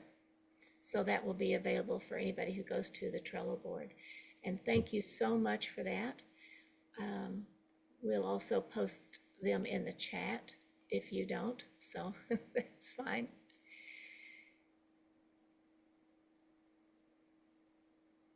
And I see we do have a question from Dakota, and in a moment he will be able to turn on his camera and then he will be unmuted.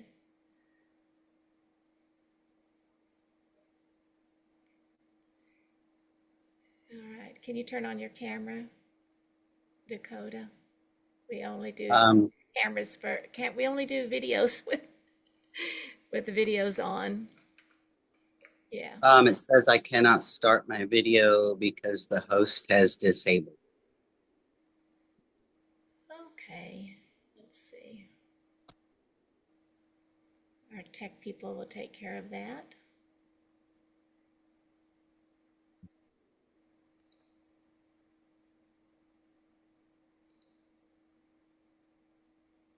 Okay, try it now. It's still giving me the message, cannot start your video.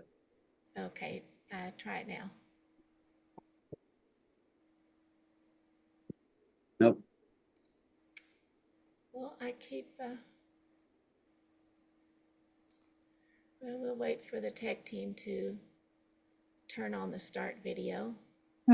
It is turned on. There we go. Now.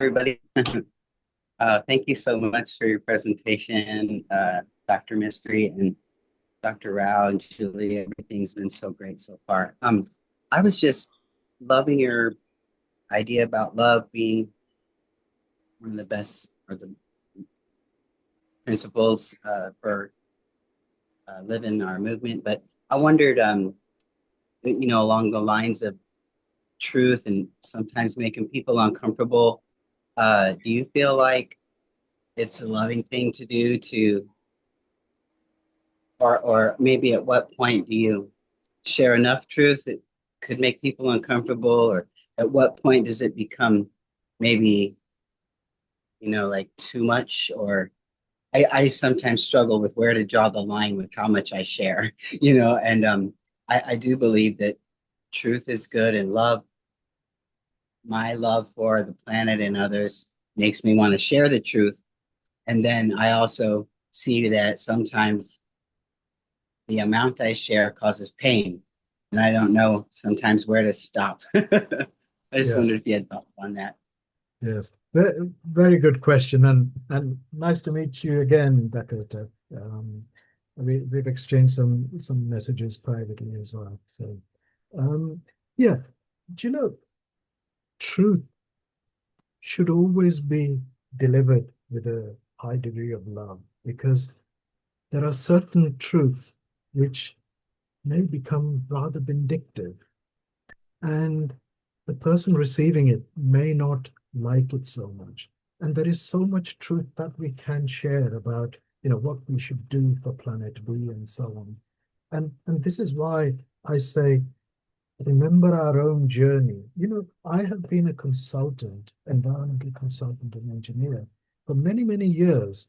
But why has it taken me so long to have come across Sailesh's work only about a year and a half ago to become vegan? I knew what was going on, yet I didn't imbibe that fully.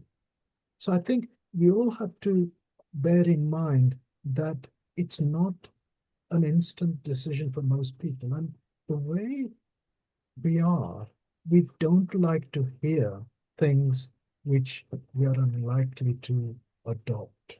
We have that kind of mental capacity to blank it out. So, there's a lot of truth and untruth going around. Climate deniers are there to say, oh, well, it's not what other people are saying, for instance. So it becomes an easy step to take to say, oh, yeah, but there are doubts. I will take my time in making decisions.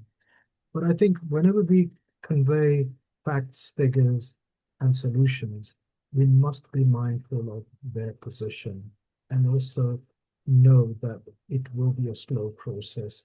In some cases, it will be instant. For me, it was quite instant. But once I decided, it was instant.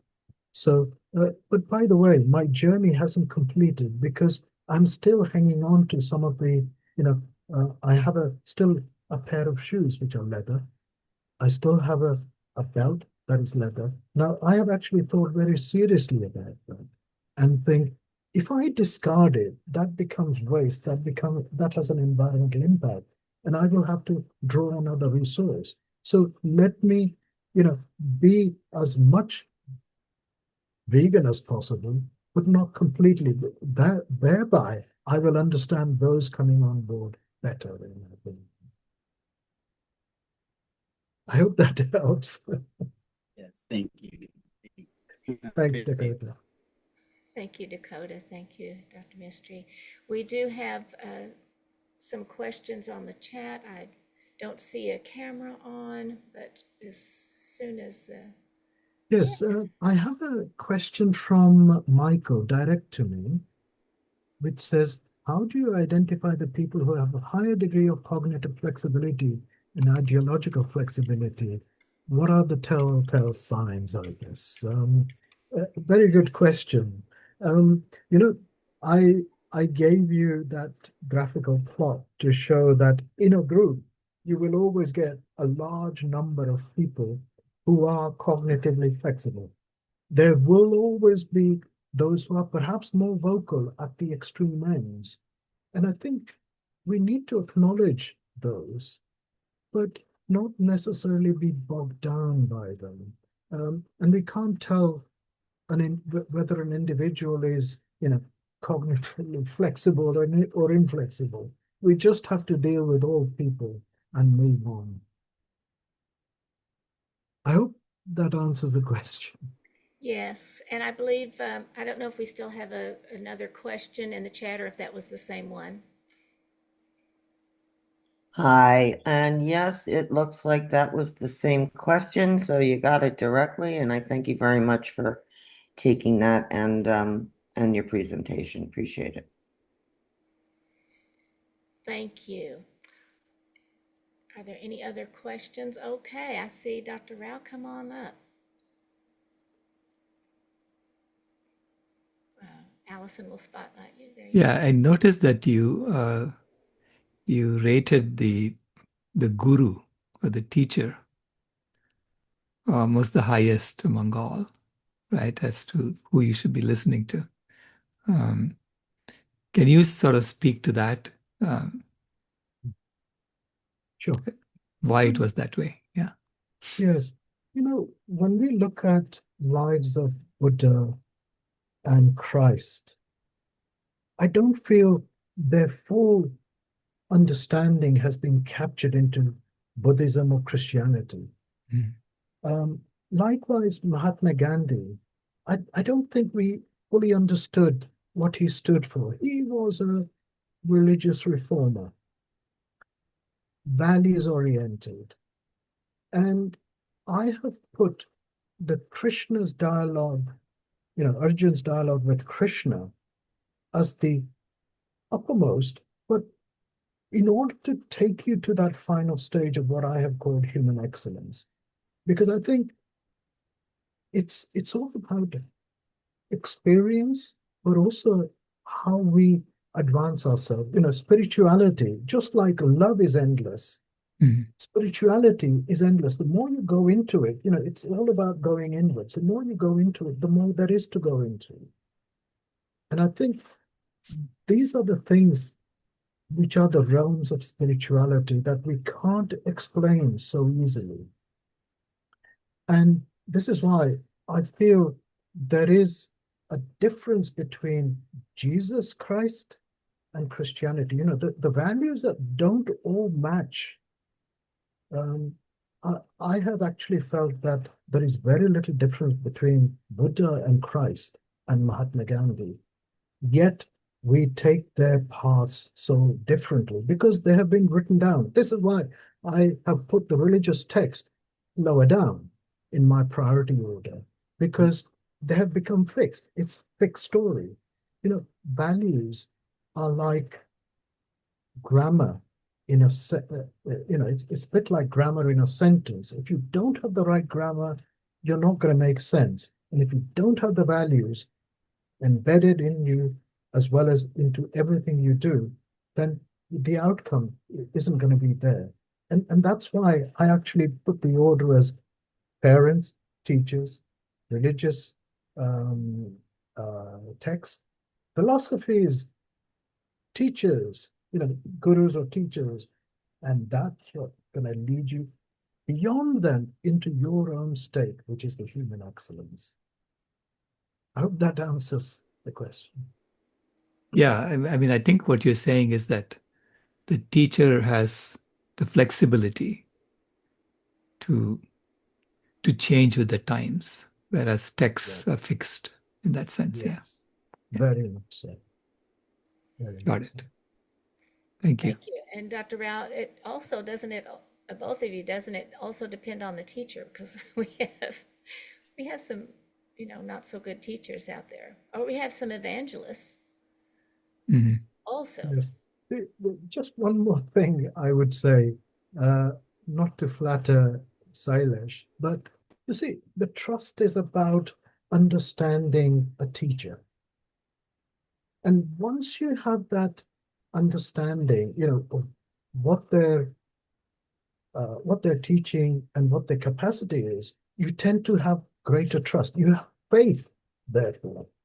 Now, blind faith is always bad, but a faith that has been developed as a result of questioning is always lasting, longer lasting. This is why, I must say, I have questioned Sri Satya Sai Baba to nth degree.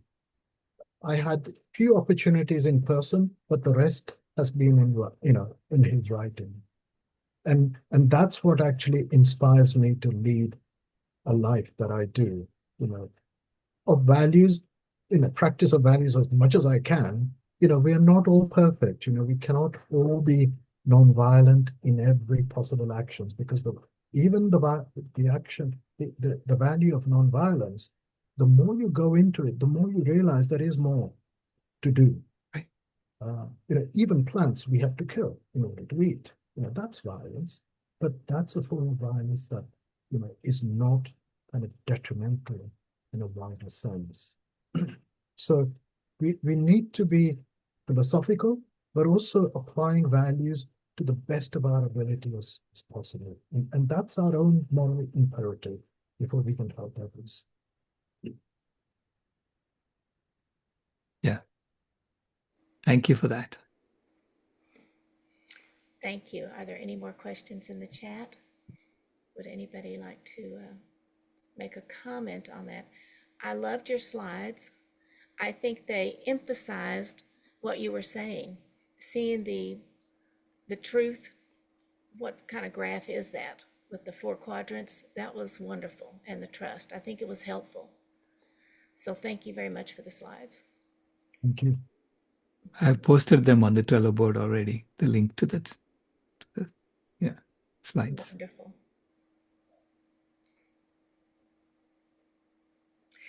Okay, we have more time, so if anybody else has any comments, we'll take comments as well as questions. We have plenty of time. How long? I had a wonderful time with Tammy Pei the other day through the interview. Oh, wonderful. It's not something I have been experienced in, but Tammy was great. Wonderful. Okay, we do have another question and comment. So come on up, Dakota, and then Tammy. Mine's just a comment.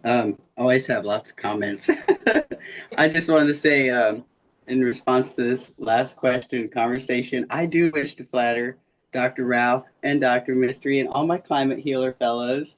You all are my greatest teachers. I love it. It's been a great day so far. I can't wait till the rest. Thank you, Dakota. Thank you. Yeah, that's great. Thank you. And Tammy.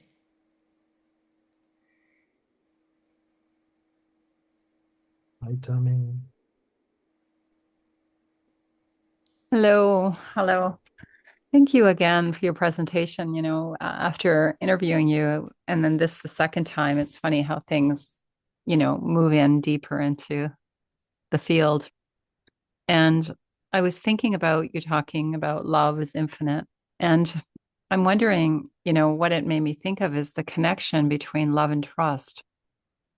And how even trusting the universal unfolding, like even trusting that whatever happens will still be okay, but moving towards what's right, moving towards the loving action. Could you speak a little bit on that, the connection between as we deepen our trust, our love, and more like not just with another human, but in our beingness, our reason for being here, our dharma, maybe. Yes. Self-love is very, very important, as long as it's not egoistic or attaching in some way. But we have to love ourselves to improve ourselves. If we love ourselves, we actually focus on things that matter in our own life, which is, I gave a quote about love is God. So what is God? God is ultimately the reality. It's not a person, it's a force. That's what we need to tap into. And unless we have love, we cannot explore the world or ourselves. And love drives every little actions. Love drives trust in people. It's through our interaction. And when we kind of to and fro with love, that is when the trust really grows. And that is why I said that mother's love, is implicit. A child doesn't question that. And in that environment, a child learns to lie first before telling the truth. But when the child learns in the environment of the home and in the mother's presence that, some things are not right, and mother, when they realize that what they're saying doesn't fit into the overall picture and gets a little punishment with love, that's when they learn to tell the truth more than lies. And this is why I put mother at the center of that starting phase, to go towards that human excellence. Human excellence, you could call it going towards God or heaven or whatever you want to call it. But I'm talking about the heaven that is here and now. We can create that with love in our actions. Wow, that's beautiful. Thank you, Tammy, for coming on and bringing that up. Thank you so much, Dr. Mystery. This has been wonderful. We really enjoyed it. Thank you. And our next speaker is here, but thank you so much. Thank you.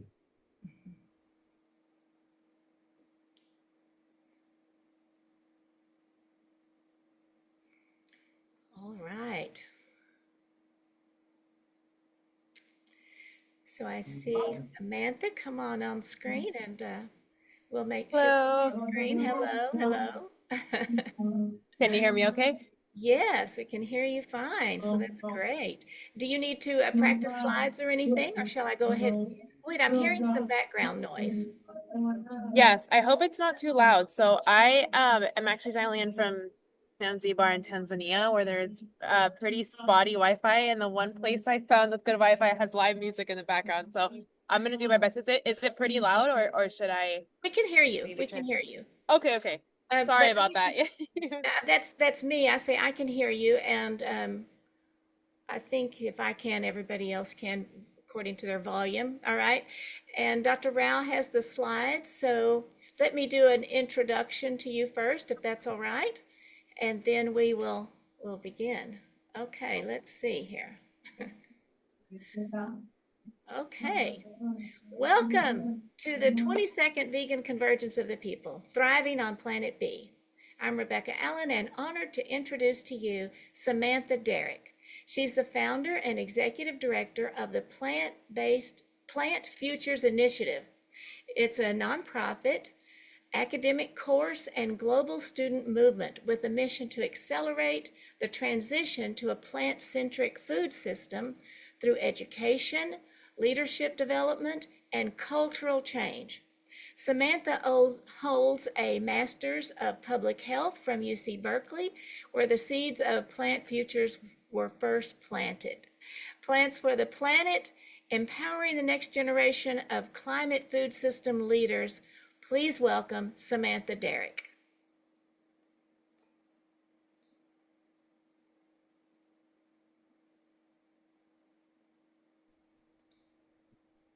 You're muted. Is she co-host? Yeah. There Samantha, we go. It wasn't letting me unmute myself, but I think it worked now. Can you all hear me okay? Yeah. Amazing. Amazing. Thank you for such a nice intro. I'm so excited and happy to be here, and thanks again for bearing with the background noise. I was worried earlier that I wasn't going to find Wi-Fi on the island, and I'm really glad I did because I've really been looking forward to this. Really excited to be here. I did have one question. I have a few short videos that I wanted to play throughout the presentation. I have them up on my screen. Is it possible for me to take over, play a YouTube video while I'm presenting, or what would be the best way to do that? Yes, and if it's not possible, that's okay too. I think you can try it, right, Dr. Rao? Yeah, you're welcome to try. Do you want me to share the Canva presentation, or are you willing to do that yourself? You know what? I have it, so let me go ahead. I'm happy to do it myself, and if I have any issues, I will let you know, and I can Okay, take sounds over. But I good. should be able to do it. Give me just one moment here. Let me get it up on my. Oh, it says sharing is not turned on. The host isn't allowing sharing for this meeting. Is the message I'm seeing. Oh, I think you're muted. I can't hear you, but I think they made you a co-host. oh, okay. Now it seems to be working. Let's see. Let's see if this works. Okay. Can you all see my screen okay? Yes, we can. Perfect. Okay, amazing. All right. So with that, just rearranging things. I'll go ahead and get started. Is it okay to ask a few questions and get some answers in the chat as well while I'm presenting? I don't know if the attendees have access to the chat. Yeah. We have somebody who's taking Amazing. questions from the chat. Perfect. Okay. Awesome. All right. All right, well, thank you again for the introduction. Like I said, I'm so grateful, so happy to be here, and so excited about the work this organization is doing. When you all reached out, I was so honored and excited to dive deeper into what we are doing at Plant Futures. So As y'all mentioned in the intro, I am the founder and executive director of Plant Futures, which is a global nonprofit that I started 5 years ago that's accelerating the transition to a plant-centered food system. I'm originally from Florida. I actually live in Mexico City right now, but I'm dialing in from Tanzania, Africa. I travel quite a bit, so I'm always all over the place. A few fun facts about myself. I love electronic music. I love traveling, and I've been vegan for 20 years. This is my 20-year vegan anniversary, so it's definitely a special time for me right now as well. And still think it's the best decision I've ever made in my life. And it's also just led me to doing this work at Plant Futures, if I will get into. And quick question for everyone else, because I'm so curious, where is everyone from? If you all want to drop it in the chat, I'd love to know where you all are dialing in from. I don't know if there's anyone here from Africa right now. They can't drop it in the chat. I'm sorry, but we do have. Oh, you're right. You're right. Yeah, they do. We do have people from Peru and India, and Scotland that I know of. Amazing. No worries. No worries. I forgot. Yeah, I'm so used to the chat sometimes, but all good. All good. I'm excited to know that there's a global crowd here, and yeah, I'm also curious if any of you are possibly part of Plant Futures or have heard of Plant Futures. Feel free to reach out to me later too.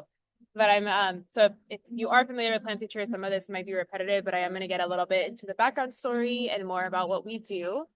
Before doing that though, I just had a few questions for grounding. And the first question, I think it's just a question just to ask yourself and think about while we're having this conversation today. The first is imagining it's the year 2040, and what kind of food system do you envision in 2040? What kind of food system do you want to live in and surround yourself with? And really, really picture it, like what it looks like to go out and eat, what it looks like to go to grocery stores, go to the restaurants, to share meals with your friends and family, like really, really envision it and feel it. And once you have that in mind, ask yourself what role can I have in my life to get one step closer to that food system? Even if it's one shift, one tiny thing that I change in my day-to-day or in my work, whatever it is, just one way that I can help create that system. And then ask yourself, how can I design a life that supports that vision and supports a life that is in alignment, full alignment with that vision and what I want to see in the world? And then lastly, what role do you think young people and youth should play in shaping the future of our food? And I start with those because these are questions that my team and I reflect on quite a bit, because our work is focused on youth and education and mobilizing students specifically who are going to be the future leaders of our food system. We, as you all mentioned, I'll make switch slides. We're equipping students to be the next generation of leaders for plant-centered food systems, and our mission is to accelerate the transition to a plant-centric food system at Plant Futures. Why plants? I would imagine that most everyone here watching probably is pretty familiar with this already, so I won't spend too much time on this. But plants, we do see plant-centered food systems as one of the most effective levers of change that we have for climate action, to transform the future of the planet, survival of humanity, treatment of animals, so many reasons. And this is something that is very, very often overlooked in the climate sector and education. There's just very little information about plant-centered food systems, despite it being one of the strongest and most incredible solutions we have to a lot of the world's problems. And this is actually why Plant Futures started. So going into a little bit of my personal story and background, even before starting Plant Futures, as I mentioned earlier, I have been vegan most of my life. I became vegan when I was 12 years old. I learned about factory farming. I saw a video of a slaughterhouse, what was happening to animals, and I was absolutely devastated. I just could not believe what I was seeing. And that moment, I knew I would never eat animals again. I was like, I can't contribute to the system. This is awful. I remember going up to my parents and crying and saying, like, I can't believe this is happening. This can't be real. And they were very supportive. They're like, of course. I told them, like, I pretty much became vegan overnight, and my parents were a huge part of this journey with me. And it just completely changed my life. It opened my eyes to what was happening in food systems, what was happening in the world. And my life would never be the same after that. It really, really paved my path. And I really believe that it became my personal mission in life that day to get people to eat more plants.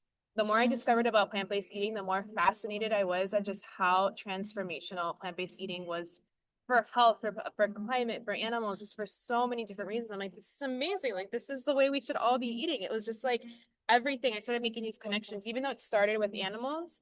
It really, from animals, it actually became very personal because it started opening I started learning more about my personal heritage and history tied to plant-based eating. My mom is Mexican. She's a Mexican immigrant in the US.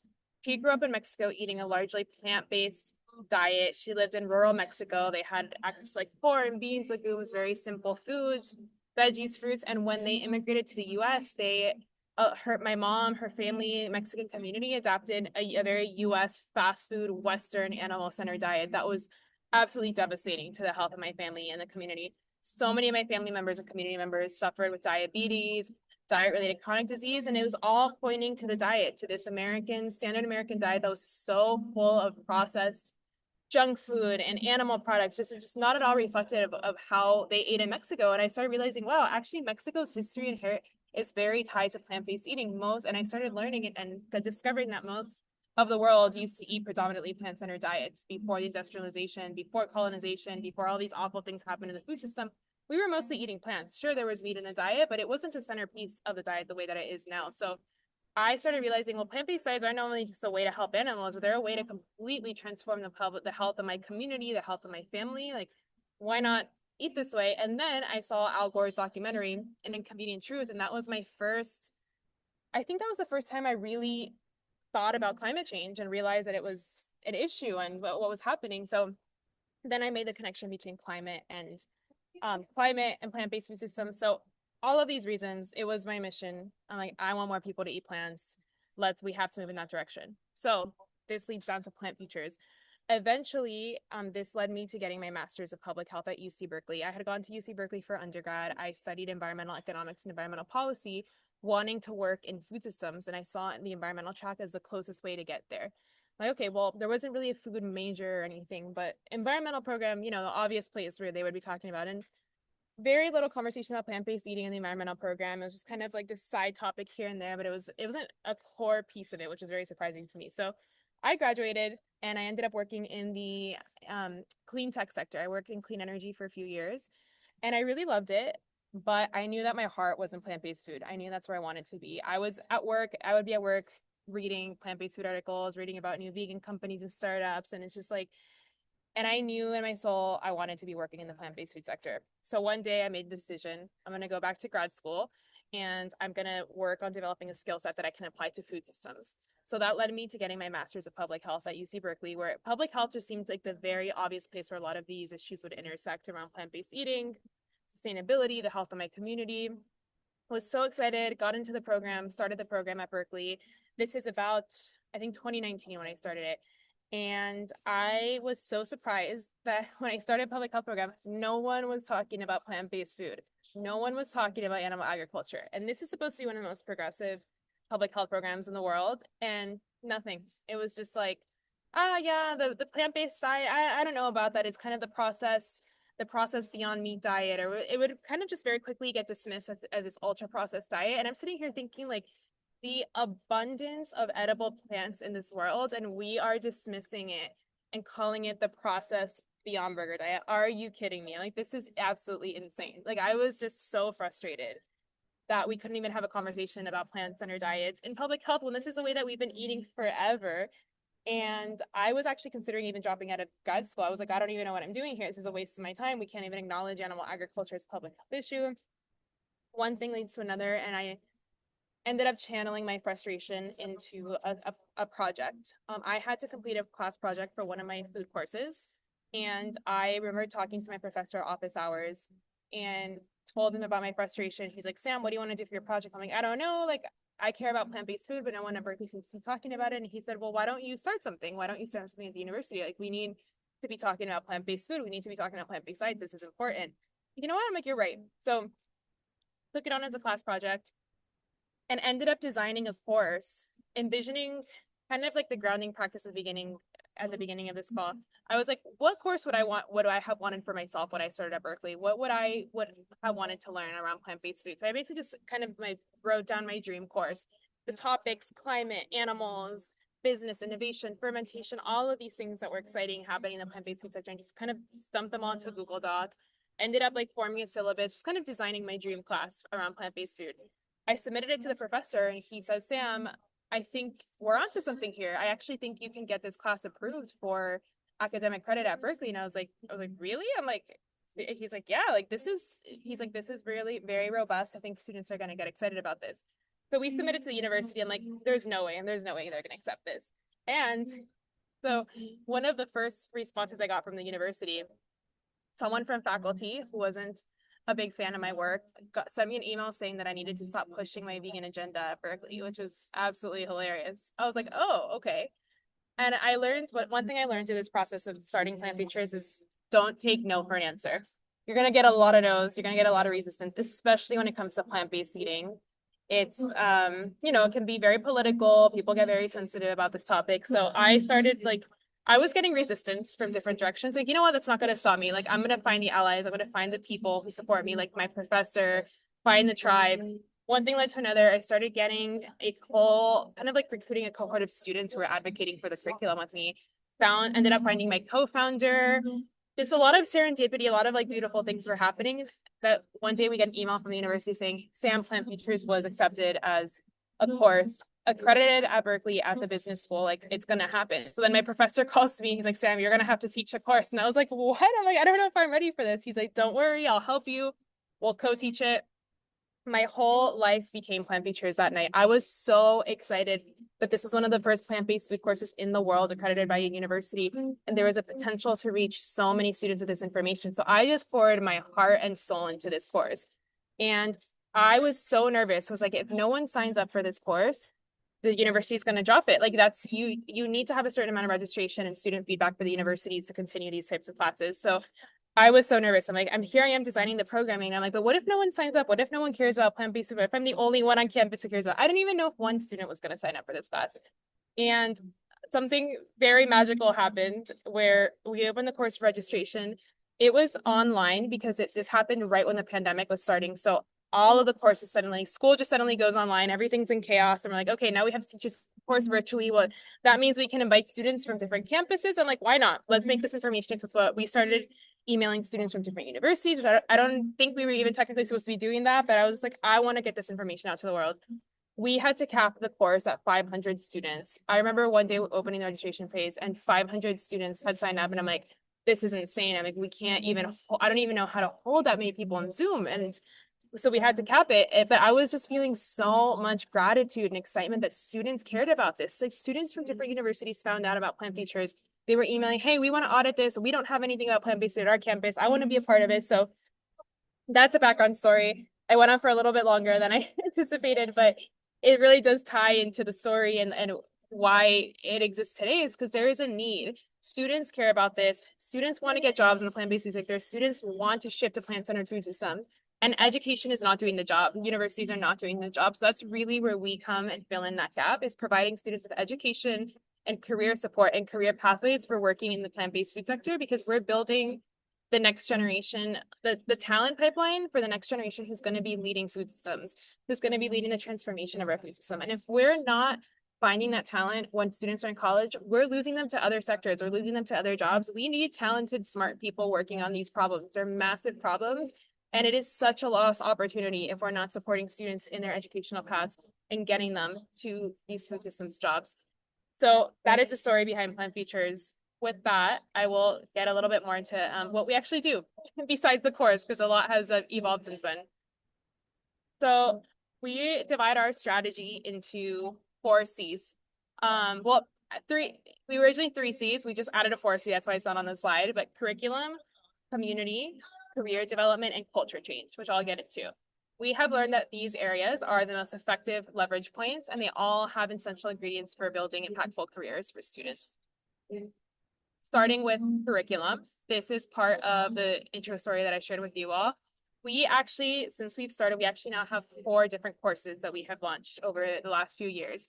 This is our newest course, Introduction to Plant-Centric Food Systems. It actually launched this past spring across all 9 University of California campuses, and it's the first course of its kind at the University of California that covers an entire semester of plant-based food. There's a module on climate, module on nutrition, module on business and innovation, module on culinary literacy, everything and everything related to plant-centered food systems. And it gives students this deep dive and introduction to plant-based food.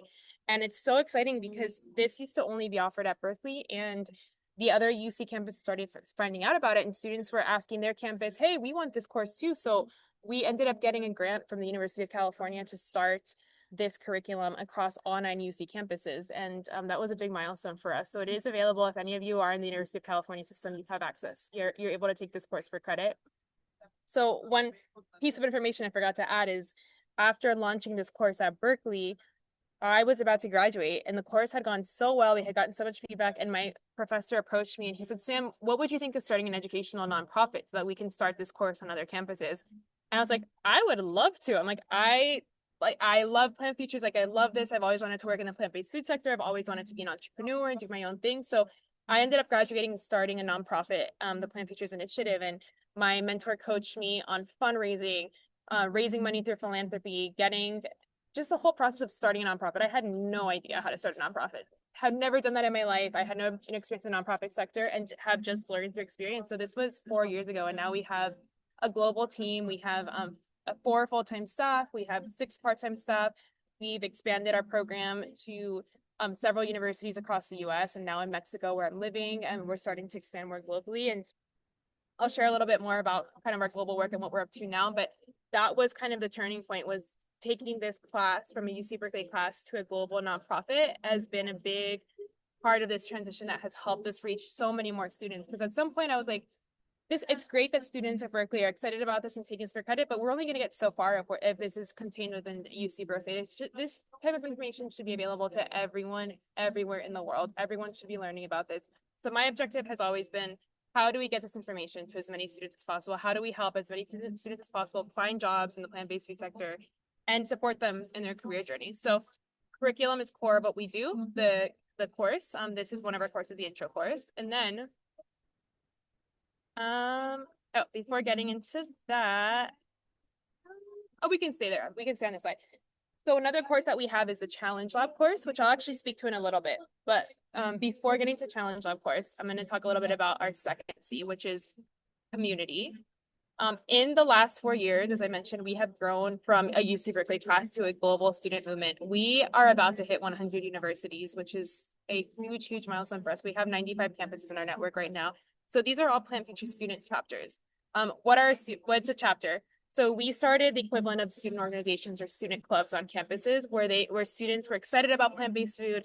They heard about Plant Futures. They're like, we want to get involved, but we're not a Berkeley student. How do we get involved? So we're like, we need to find a way to talent this energy and this excitement into something productive for students that they can be a part of, like leadership, building skills. Like, how do we bring Plant Futures to other campuses if our course isn't available quite yet? So we started chapters, which is a registered club on campus.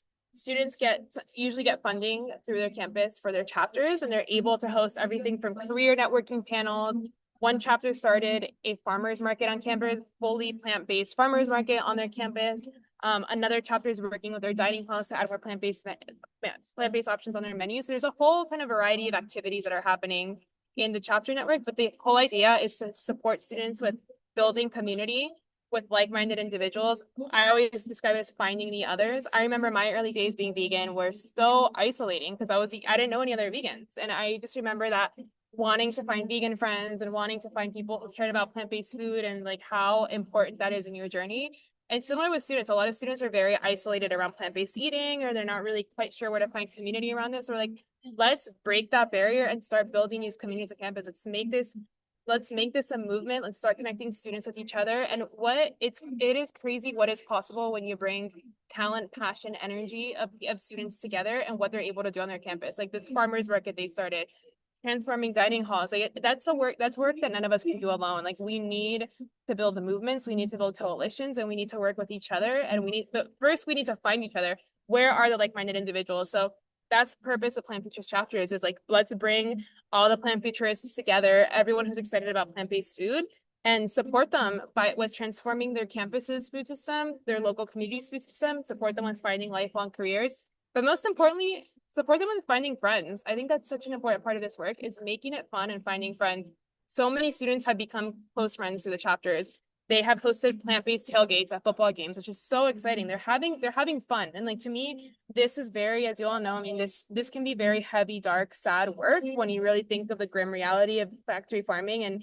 And we need to make this work fun and find joy in this work, because otherwise it's going to be a really, really difficult journey for all of us. And that's part of what we're doing, is let's make plant-based eating fun. Let's normalize it in spaces where we wouldn't be thinking about it. At football games, we would have never thought that football games would be hosting plant-based tailgates, but now students are hosting these Beyond Burger plant-based tailgates at their football like parties. And it's just like, how do we just bring plant-based into these spaces where we wouldn't necessarily be talking about it? So that's really the drive and the idea behind the chapter network. And we are expanding our chapter network. So if you're interested in joining the chapter network, I'm going to share a little bit more later on how you can be a part of that. And can you all let me know if you hear this okay? I'm going to see if I can play this video really quick so you all can hear directly from the students. I'll take a break from talking. Let me play it and let me know if it sounds okay.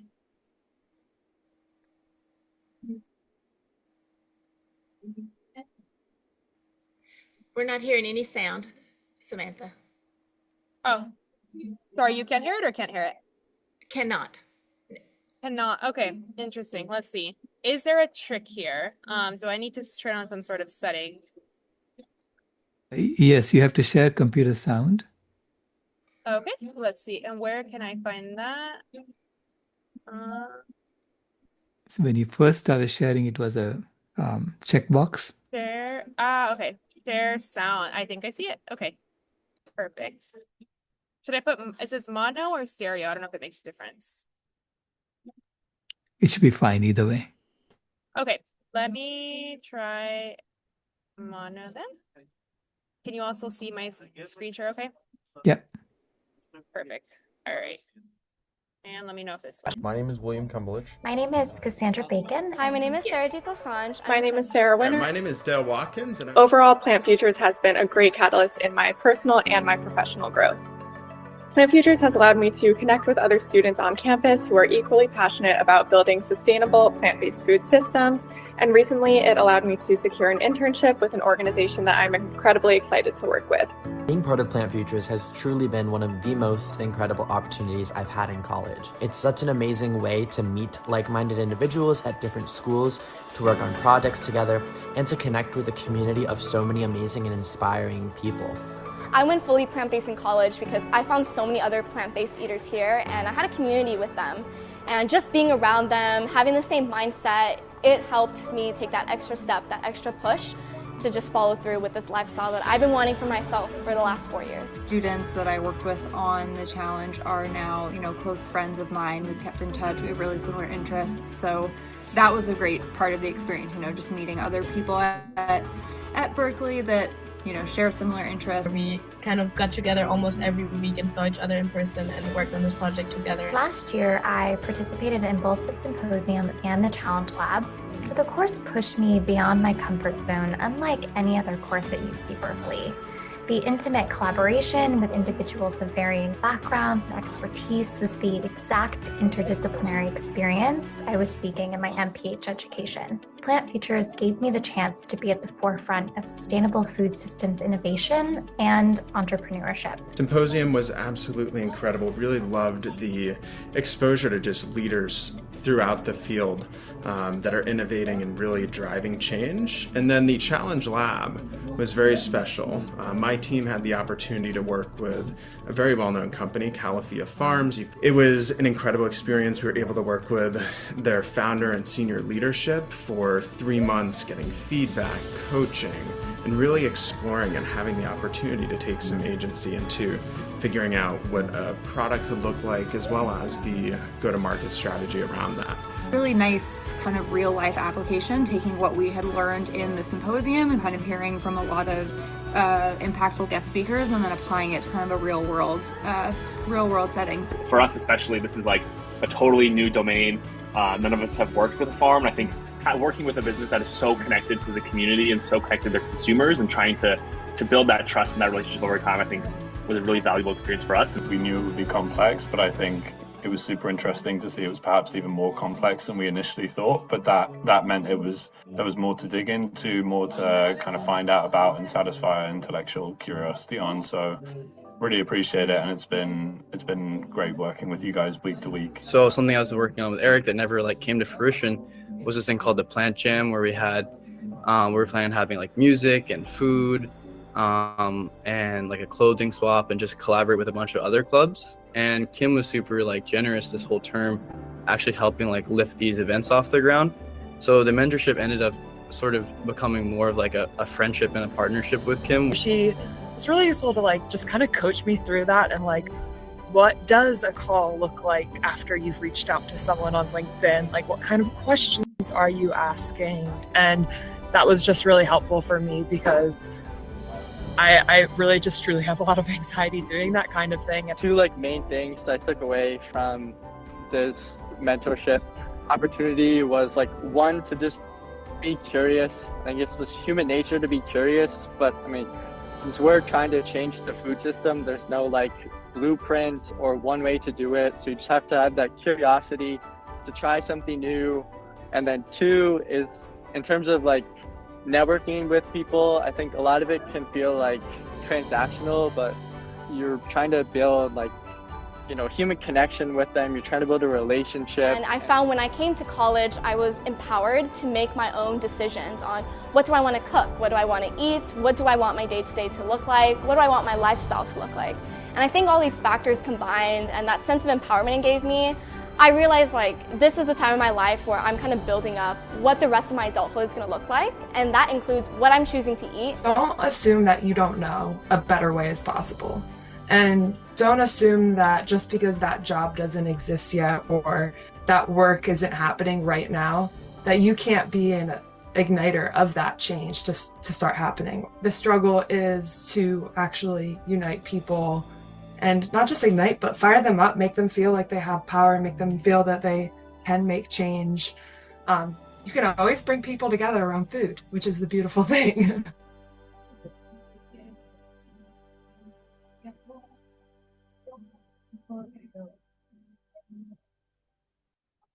All right. So now that you've heard from our student, let me just rearranging the screen here. Here we go. So you might have heard, there were a couple things you might have heard referenced in the video. One is the Challenge Lab course, which is our career pathway job applied learning experience course. And let me actually skip to that slide and I'll come back to this one, because this is a pretty core part of what we do, as I mentioned earlier, is connecting students to jobs. So it's this slide right here. One of the things that we do in this Challenge Lab course that's offered at UC Berkeley right now is we partner with different plant-based food companies. It could also be nonprofits, it can be government, non-profit, like not necessarily just plant-based, not just food companies, but anything working on accelerating a plant-forward food system. So it could be anything from local policy change to campus dining halls. This is just a part of the cohort of the companies that we work with. We've actually worked with many more since we've started this course, and it's been pretty amazing because we have had students from all academic disciplines, everything from journalism, public health, business, joining this class and showing them how they can apply their skill set to the food system, and showing them we need everyone in this work. This is not just for students with science backgrounds. It's not just for students with a specific major, food science major. We need everyone transforming food systems. And this Challenge Lab shows them this is how you do it with your skill set, and really gives them that direct exposure to working with the sector. So a lot of what the students were talking about in that video were the jobs, the mentors that they got from that class. And many of our students actually ended up getting jobs or internships coming out of this class. So it ended up becoming not just an educational experience, but a career pathway for students who might now be working in the plant-based food sector for the rest of their life because of this experience they had working with the company, working with the mentor, which just again goes to show how important this time is in a student's life when they're thinking about their careers, or that they're going to dedicate the rest of their life to. They're going to dedicate so many hours of their lifetime to this job. We want that talent and we want that passion in food systems. We want students helping us build a plant-centered world, and we have to provide them with the skills, with the networks, with the mentorship, with all of those things that you need to find jobs. And that's really where we come in, is filling that gap. So taking a step back, how do we go back here? There we go, 11. Plant Futures Fest. So this is another core part of what we do in our community work is events. We host an annual event where we bring together all of our student chapters, different guest speakers. We eat a bunch of plant-based food from local companies. This past year, we did it in Washington, D.C. The year before, we did it in Oakland. And it's just such a fun time. And I think it's also just the power. Every time we're in those environments and those festivals with other plant eaters and we're just networking and hanging out and having fun, it's just a reminder of the power of community and the power of making spaces where we can all hang out and talk and have these discussions. It's similar to this conference as well, whether it's virtual, in person, creating these spaces for conversation is so critical. And it's so important to be reminded there are like-minded people out there fighting the good fight. Because I know for me, sometimes it's easy to watch the news and just see all the horrible things that are happening and feeling very alone and isolated. But then I'm reminded, no, there are so many amazing people out there doing good work. And it's so important for us making spaces to find each other, to hang out. This is where ideas emerge. This is where motivation and excitement comes from. So I'm going to quickly show, I'm gonna have to stop my share for this. Another quick clip. I'm just gonna have to share this from YouTube. Here we go. All right. Share screen. 1 second. Hopefully the live music in the background isn't too loud. All right, let's see if y'all can see that. All right, now so you're gonna see there we go. All right, here we go. Plants for the future!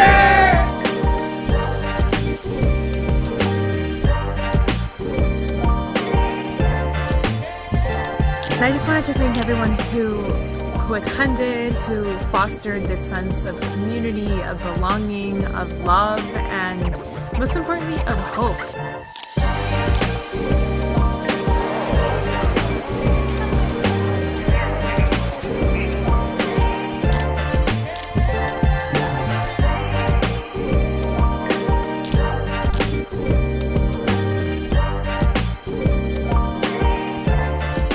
Watching the remarkable growth of this movement over the past 3 decades fills me with hope.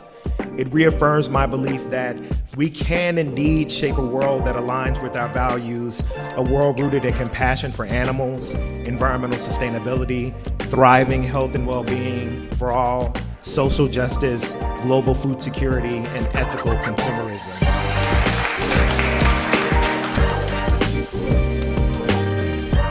What's one piece of advice that you can inspire everyone in this room to keep on going? Community is key. Whatever career, whatever endeavor that you take on, community is key. This moment of going away to college and rethinking our food lives is really a profound moment.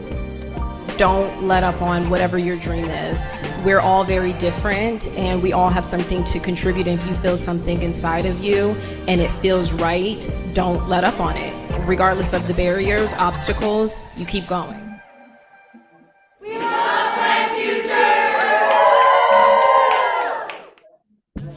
Oh, sorry. Back to my other screen. Let's see here. Here we go. All right. Next up. Just a quick overview, going back to community, what our students are up to, just a few pictures from different campuses, the type of work that they've been doing, everything from Beyond Meat sampling days to, like I mentioned, the tailgates. They did a Miyoko's pop-up at one of our campuses. There's just been so much happening in the Plant Futures Network, and it's just, the students are very creative. We also want Plant Futures to make it what you want it to be. Like, we're not gonna here to tell you, like, you have to do this, here's your ABC checklist. Like, no. Make it fun, find community. Our main value is plant-based food. You can only serve plant-based food at the event. Like, it's all plant-based. Besides that, have fun with it. Be creative. Do whatever you want. Like, we're just here to build community about plant-based food. And it's so awesome seeing how creative students get with their events, with their pop-ups, what they're doing on their campus. And the network has grown significantly. And there's just a lot of geographic diversity, ethnic diversity, racial diversity in our network, which we love seeing too, because a lot of what we're thinking about is being very intentional of who are our future food leaders? Who's going to be running the food system? And we want representation in those leaders. I think 70%, last time I checked, 70% of our chapter members are female, and I think around 50% identify as BIPOC. So we're also really intentional about the students we're reaching and making sure that this community network resources is available to everyone. Here's another example of an awesome event that one of our chapters hosted. We weren't even involved with this one. Sometimes we host we host our big event every year. That was a Plant Futures Fest that I just showed you, but students have done amazing things to their campus, and we'll find out later. They're like, oh, American University just threw this huge veg fest, the Plant Futures chapter, and I had no idea until after it happened. So it's just like, again, showing what is possible when you bring students together and when they're excited and when they have passion. It's just, they do the most amazing, amazing things. I talked about the Challenge Lab a bit. Career fair. So I did talk a little bit about career pathways, why we're setting students up with careers in the plant-based food sector. And just going back to this moment in time in college, not only are students finding the jobs that they're going to exploring what jobs they're going to do for the rest of their lives, which is such a critical moment, but they're also, for the first time, many students are sometimes living out of their parents' home for the first time. It's the first time in their life they have food autonomy and they're making their own food choices. So there's a lot of interesting data and research that shows that the food habits that students form in college, they're very, very likely to carry on with them through adulthood and possibly the rest of their lives. So if we're not teaching students about plant-based diets in college, again, there's a very huge opportunity to expose them to this way of eating, types of just food options that are possible. If the dining halls aren't serving plant-based options, where else are they going to get exposure to this work? Or to this way of eating? And it's just so critical that universities are fostering environments where students have education, access to plant-based food, access to community, because of how critical this moment in time is. So that's really where we think about it, is like, where are the gaps? Where are the challenges? Where are universities not doing work? And that's where we see the opportunities, and that's where we can fill in those gaps and really support students. It has always been student-led and student-driven. This was started by students. I was a student, and it's still to this day, like, it is designed for students. We're here to help, but we really want students to be the center, to be the voice, and to be the leaders in Plant Futures in this movement, because they're the ones on the ground. They're the ones changing campus dining halls. They're the ones advocating for a curriculum education in their hall. We just kind of exist as a support network through the nonprofit to help them in that process, but it's really, really student-led and student-driven. So the fourth C, culture change. And this one is one that I'm very, very excited about. This is a newer one. One thing, and I might have mentioned this at the beginning, I love electronic music. I love music festivals. It's always been a big part of my life. And one thing I noticed pretty much every music festival I ever went to is, I don't know if you all have been to music festivals, there aren't that many good vegan options. There just aren't. The amount of times I've been in a music festival and the plant-based option is so sad or limited, or if you're at a music festival, if you've been out to one of these bigger ones like Coachella or EDC, it's a long day. You need fuel to keep going. You need fuel. You need access to good plant-based options. So it's one thing I always notice is, like, why is there such a lack of options at these festivals?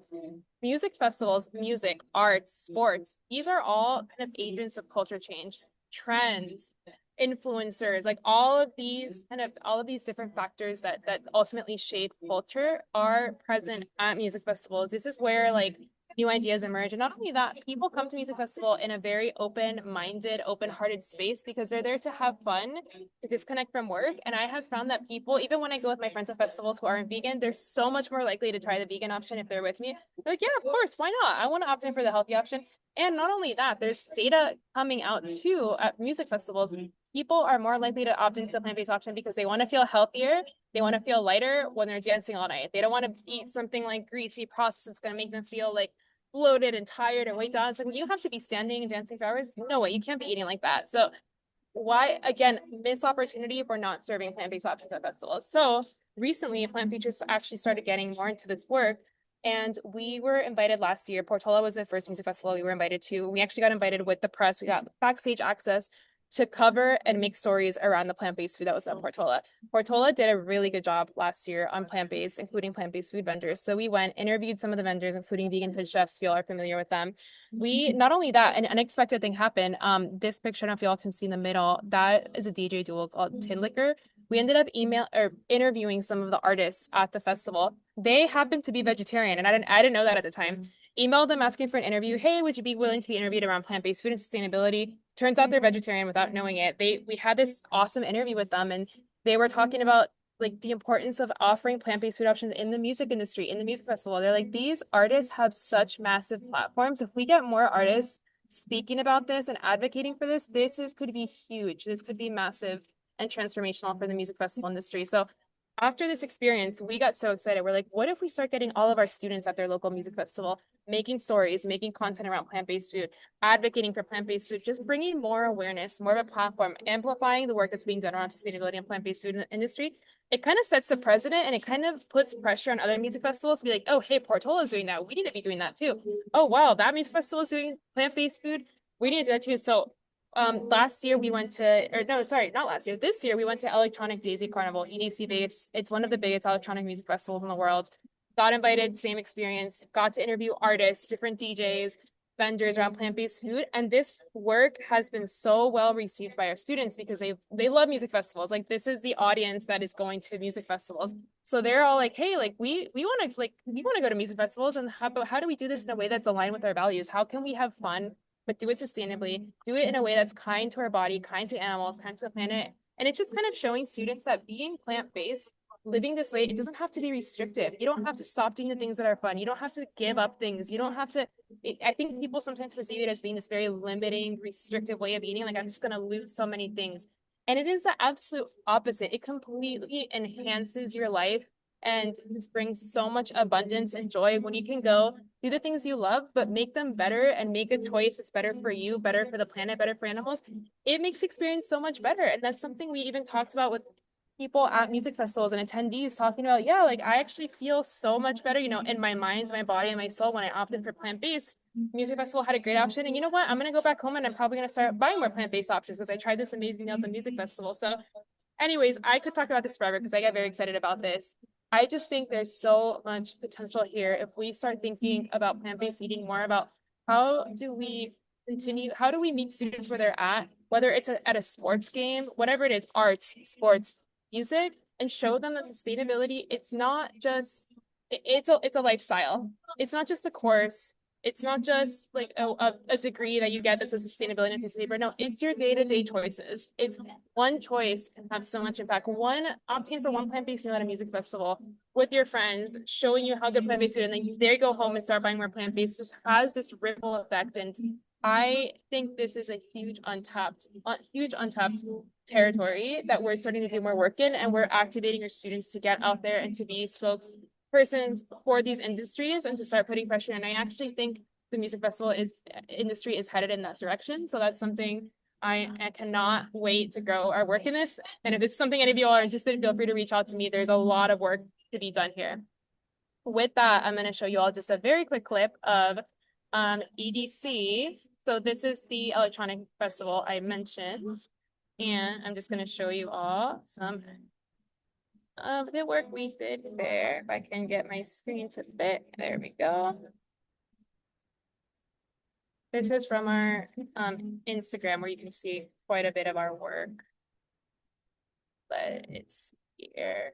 All right, getting Instagram to fit on this screen. Here we go. All right. See if this works.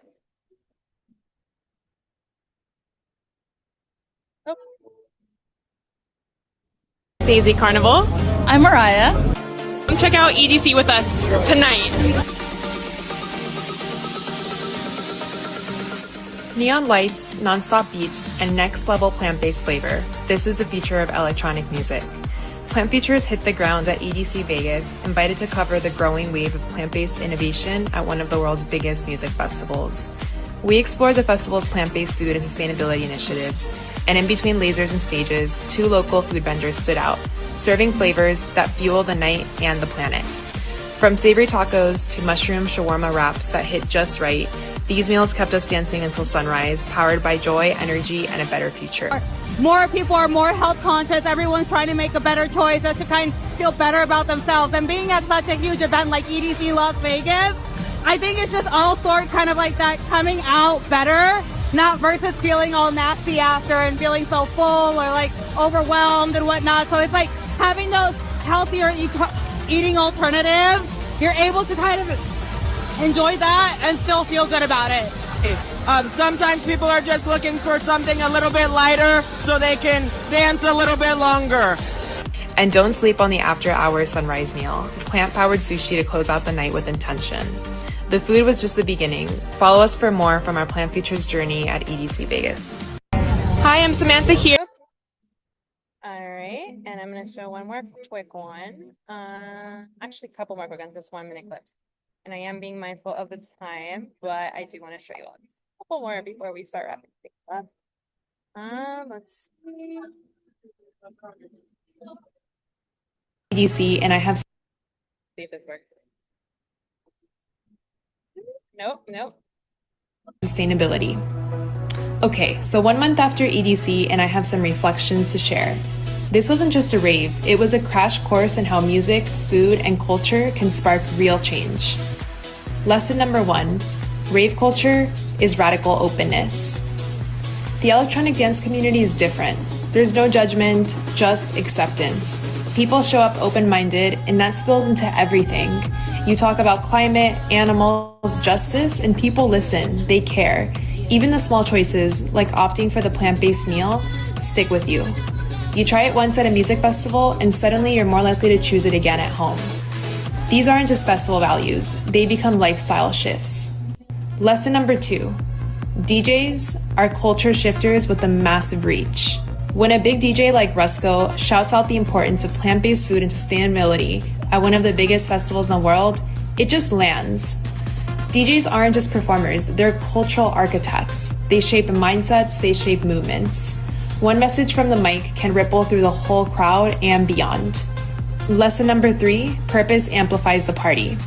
I used to think that bringing sustainability into music culture meant compromising the fun, but actually, it enhances it. When you experience aligns with your values, it just hits deeper. Dancing under solar-powered lights, sharing water from refill stations, eating food that's good for the planet, it feels right. So yeah, music festivals are beautiful on their own, but music festivals with a purpose, that's the future. Let's build that world together and follow Plant Futures to be part of the movement, fuel the shift to plant-based culture, and turn the party into a platform for change. 3 lessons. All right. And last but not least, one more video to show. We got to interview, I might have mentioned, one of the DJs at the festival who wasn't even vegan or vegetarian, but talked about plant-based food and talked about how when he's touring, he prefers a plant-based option because he feels healthier. He's like, I don't want to go on stage and play feeling weighed down with a burger. He's like, that's gross. He's just like, I want to eat the plant-based option. So just like one example of how a DJ with such a massive platform making a statement like that can have so much influence on people who follow him. So I will show that very quickly. One moment here. Let's see if I can share screen. There we go. And let me start this again. The festival industry as a whole, or as a musician, has a responsibility to leave the planet better than how we found it. Oh, massively, 100%. At EDC, my passions for electronic music and sustainability collided, proving that music festivals aren't just parties, but platforms for culture change and a plant-powered future. I saw you when I first started raving, my first electronic show in my entire life. Right. It opened my mind to electronic music and my world.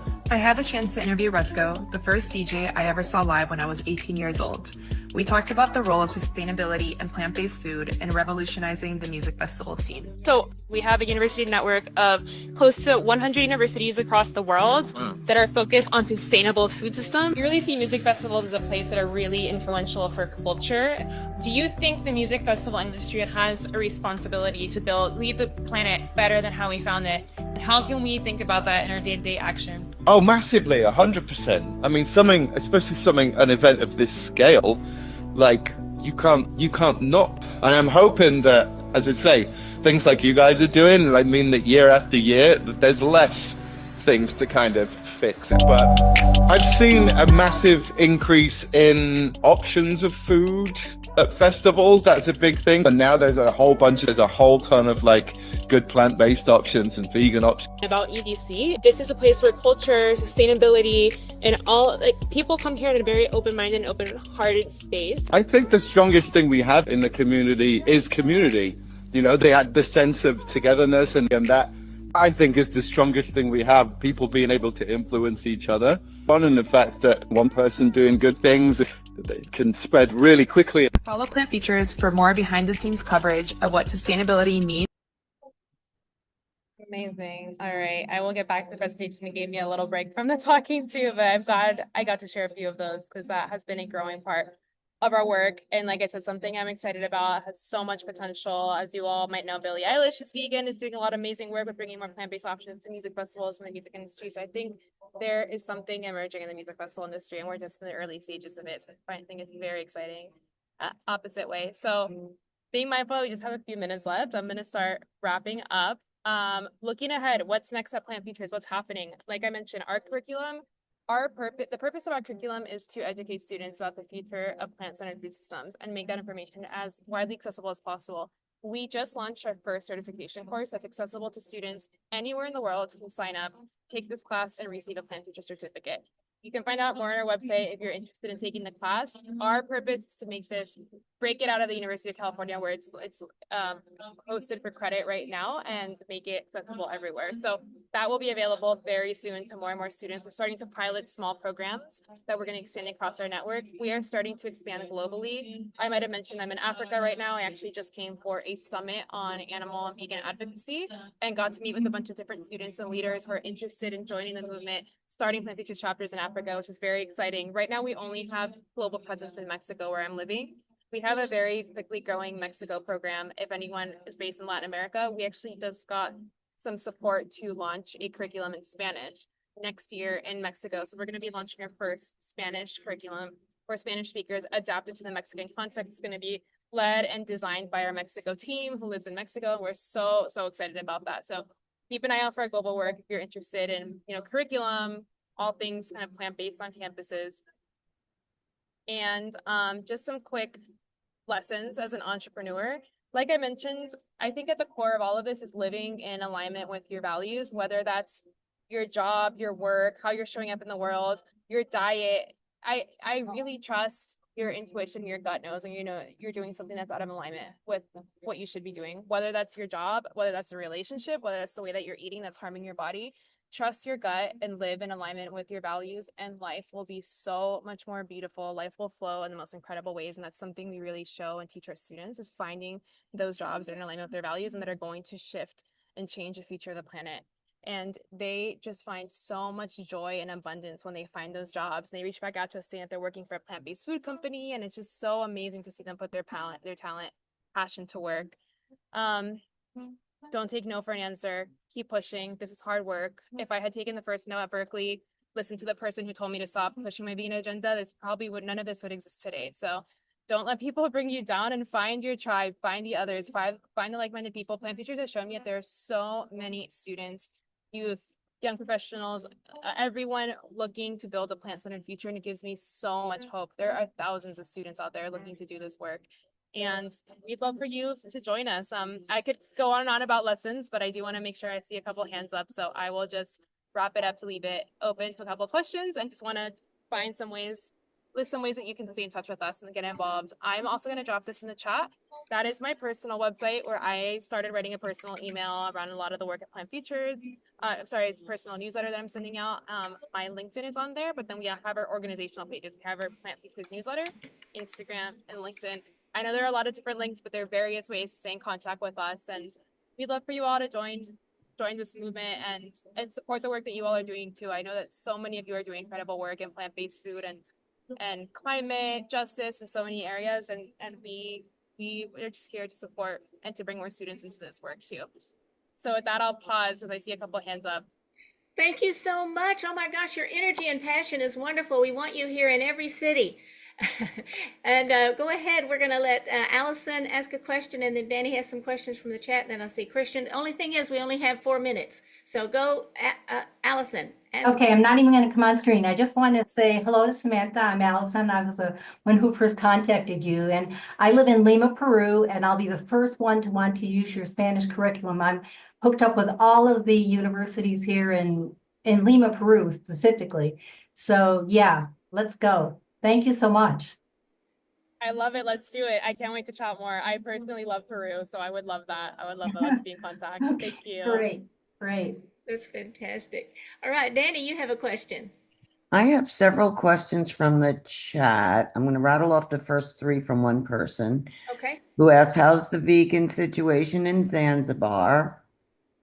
I've been creating a vegan Mexican database, if you'd like to see it. I have a vegan education database of courses, certifications, schools, etc. Maybe the next step is a degree, but besides that, if there's any links, could I be sent them? And those are from Brittany. Oh, and last question she had is the vegan studies course that was at UCSB a part of this UCB one? And then we have 2 more questions, I believe. Amazing. Quite a few questions there. I'm not sure what order to answer them in. I did, so if I don't get to all of them, I did drop my email in the chat. I'd be happy to have a follow-up call with any of you. I'm sorry I didn't leave more time to answer questions, but my contact information is in there. Vegan situation in Zanzibar, I think that was the first one. I've only been here half a day, and I've had some amazing fresh juices, mango juice, pineapple juice, a vegan curry earlier. So far, it's looking good. I'm not familiar with the vegan studies course. I don't think it's associated with Plant Futures. We might know the people who are teaching it, not super familiar. And I'm blanking on the middle questions. But yeah, like I said, feel free to reach out if you want to talk more about any of this. Okay, thank you so much. Can we keep going? Do we have time? Yeah, go for it. If you Okay, great. I'm happy to stay on for as long as I need to, but I don't know if you all have other speakers. We have 2 minutes. Great. Okay.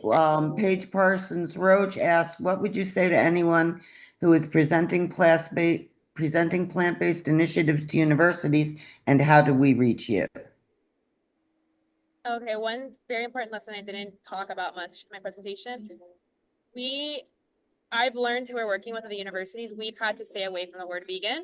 And that could be a whole nother presentation on why, but I think there's still a lot of stigma around it, and it gets very political. People get very defensive.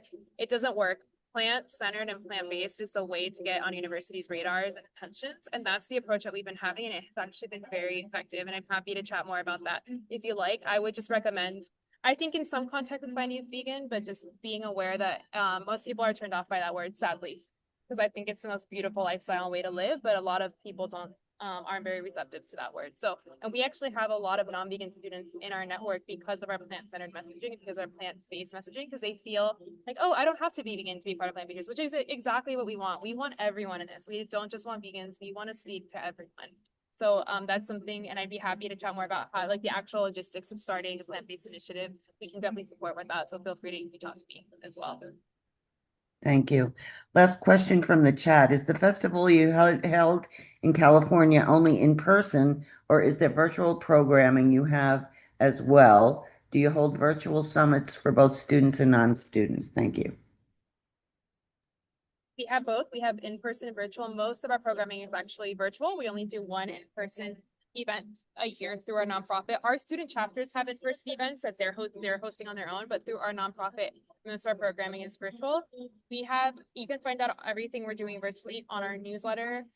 Instagram, I'm pretty sure our team posts most of our stuff there. LinkedIn, all of those that I've shared, you can learn more about that. And we do have some for non-students too. We'd love for you to join. We would love that. So definitely would recommend following us and joining any of our seminars and workshops. Okay, thank you so much. And so we're going to bring up the next person, and that is Thank you so much. Thanks for having me. It was so wonderful. Feel free to reach out with any other questions. Take care. Okay, we have a question here in the chat, in person. Caitlin, what is your question? I get to go. Oh, sorry, Samantha, to keep you for one more moment. Well, first off, thank you for what you're doing with the festival idea. Is absolutely brilliant. You make my dreams come true, and so thank you. I'm a professor at Penn State. Penn State is very kind of backward. They're very proud of their creamery, but I'm a nutrition professor at Penn State trying to forge my movement towards plant-based diets. And my quick question: I want you for my students. You're doing wonders. What's the first step? How do I set it up at Penn State? Because I doubt there is a chapter, right? There's no chapter. I know that we've done some outreach in Pennsylvania. I know we've talked to Penn State, but I don't think there's officially a chapter yet, my understanding. Let's chat. I would love to start a chapter there, but it's not active already. I know we've done some outreach at Penn State, but I'll double check with our community manager who does that work and see where we are with that. I'd love to. So feel free. I don't know if you grab my email in the chat. I think that'd be the fastest way if you want to email me. First step. Okay, I will reach out. No, I didn't add my email. I added my LinkedIn, which also works, but let me go ahead and just drop my email so you all have it too. Thank you so much. Wonderful. Thank you. Thank you. Awesome. Thank you. Wow, that was fantastic. And you're also, remember to go to the Trello board. And if you didn't get to ask a question, and I know you have them, you can get in touch with her. You can still put your questions in the chat in under questions for Q&A for maybe a later time. We'll be able to get to them. Well, thank you again, Samantha. We look forward to seeing you so again. much. You bet. Yes, likewise. Thank you for all the work that you're doing. Really, really grateful to have been here. Take care, everyone. Thank you. We want to see you again. All right. Oh my goodness, that was so wonderful and so inspiring. That's just what we needed. Now what we're going to do is we're going to pause the live stream. So if you're watching from Facebook or YouTube, we're going to pause for 2 hours or stop the live streaming for 2 hours, and then we'll be back. Why? Because we have something very special, a documentary. And now I'm going to welcome everyone. Welcome everyone to the 22nd Vegan Convergence of the People's Thriving. Yeah. Yeah, it was beautiful. Thank you. Thank you. We've just watched Car and the Unsustainable Footprint, and I mentioned before we watched it that it won Best Prize at the International Vegan Film Festival, but it's also won Best Documentary at the Frankfurt Indie Stars Film Festival and the Lisbon Indie Film Festival. Actually, it won 6 prizes and 14 nominations worldwide. It won in Germany, in Finland, in Brazil, in Canada, and 2 times in Portugal, and 14 nominations from Asia to Europe and America. Yeah, it was really surprising because we didn't create the documentary. The idea of the documentary in the beginning was to be focused in the Portuguese society. That is very specific. So, but from one moment to another, we start having a lot of invitations to participate in the film festivals, and we said, okay, let's open to the world, and we had that good surprise. It was amazing because the idea it was just to create the document for people to have access, for them to be able to show to their friends, to their family, to create discussion about this debate, not making a very graphic documentary, but with a lot of information for being able to bring everyone to the conversation that we need to have about this topic. So the idea was something like this. We didn't expect to be so massive around the world. Yeah, it was amazing to be able to go to all those different countries, and that you've made the effort to engage so many different people. We messaged a little bit during the film, and I said I love the part with the grandmother and the granddaughter talking, and you revealed a little bit of how you created that scene. Yeah, and it was totally organic. So nothing was scripted. It was just a grandmother, and the idea was with love can change anything. Even a grandmother that lives, in a different reality, that didn't make the transition, but she's able to change something through love. And that was the idea. That grandmother was able to change because of her granddaughter. And I think that's the most impactful.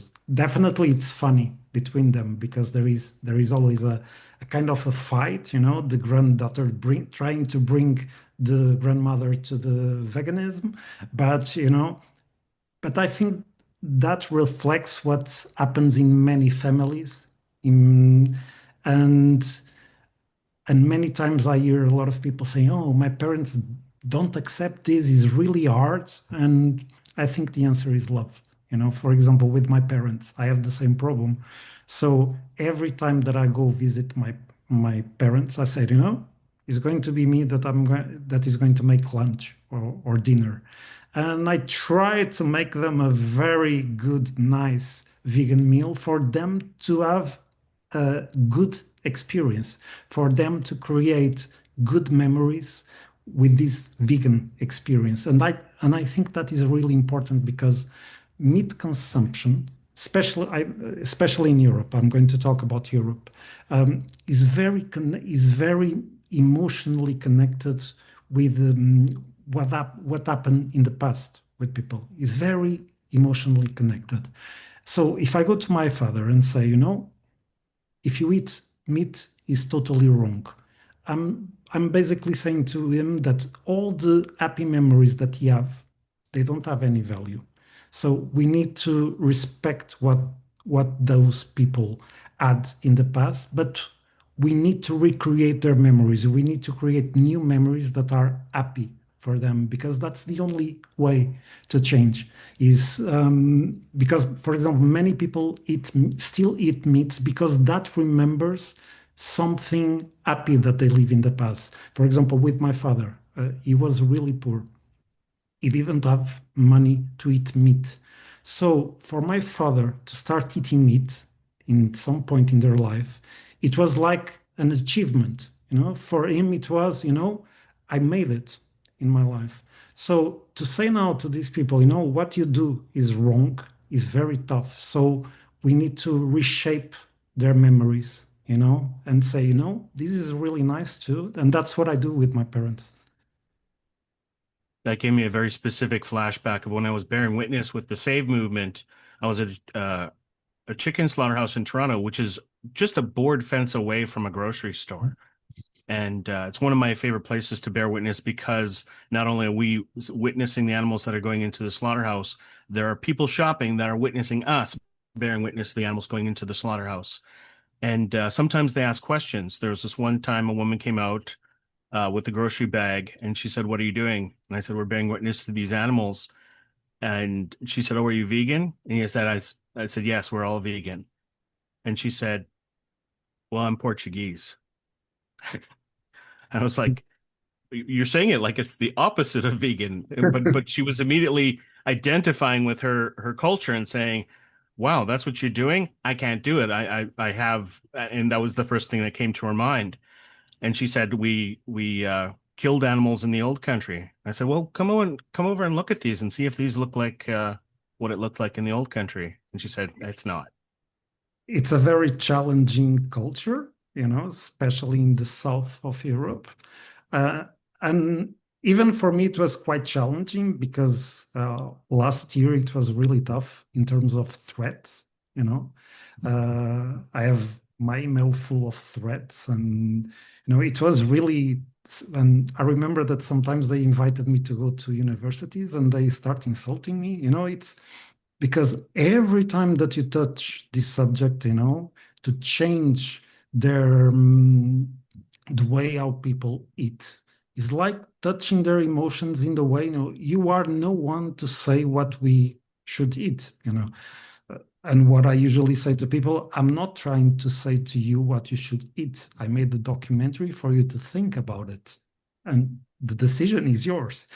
But our culture is, you still have bullfights in Portugal, and they are awful, really awful. It's a sadistic show. So you have this, and you have a culture like you have in the documentary in the first stage. People grow, special people from the generation of my father. They grow with the idea that meat is connected with health and wealth. And this idea is very deep in our culture.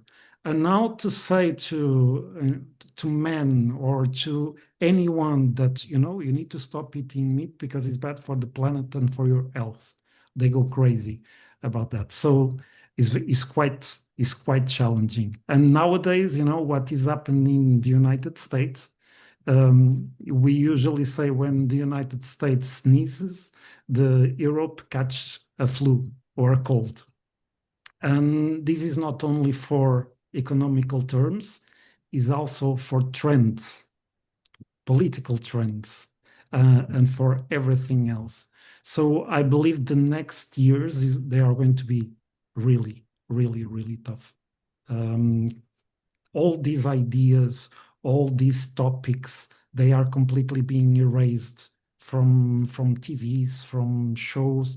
It's very difficult to be able to talk about these subjects. For you to have one idea, I made a documentary in the beginning for the Portuguese Society. The documentary won 4 prizes abroad first, before it won 1 prize in Portugal. Only after winning 4 times abroad. And I have sent the documentary for the main ecological and environmental festivals around Europe. It was accepted in all of them, the biggest ones. It was refused in all small environmental festivals in Portugal, all of them, not a single one. So that's why me and my producer Francisco, we decided that this topic needed to be transformed into a documentary for people to be able to see, because Cowspiracy, Earthlings, they are outstanding documentaries. But if you try to show that documentary to a person that didn't make the transition and that is in this deep cultural, is like Monbiot said, is a cultural issue. And if you show those documentaries and then you are going to try to communicate with that person, she's not going to talk with you. So it needs to be subtle. It's like, I'm not saying that you need to change anything, but you have this information here, think about it, and people, they go, my parents, for example, they were the first ones when they knew that I was making a documentary about this topic, they say, what are you going to do? I don't know if that is a good idea. And I said to myself, my goal is to make a documentary where my parents, they are going to the premiere. And I achieved that.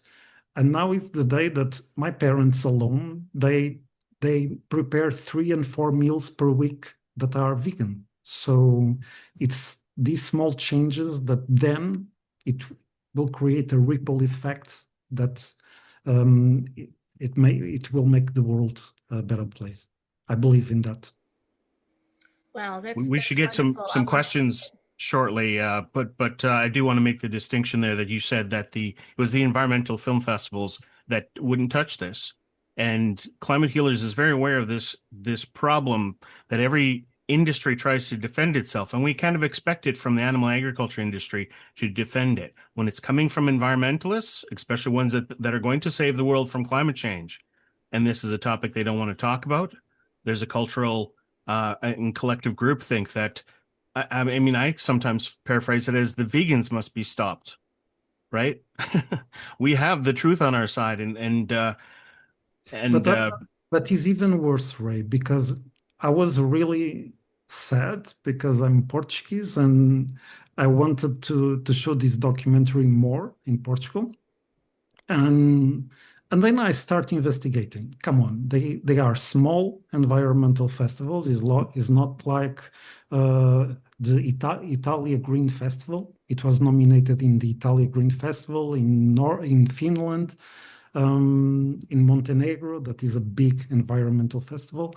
And then I start looking for the website, and I started noticing that the sponsors are connected with animal production or dairy. And what happens is they do this on purpose to connect themselves to festivals that are green, to pass one idea that what they do is like the Monbiot was saying, is a greenwash. So they connect themselves as sponsor of these festivals, sometimes in areas that are poor, for example, in some areas that are poor in Portugal, and they give money to these festivals, and they are the main sponsors. So if you want to try to enter with this topic, is against their business. So you have no chance at all.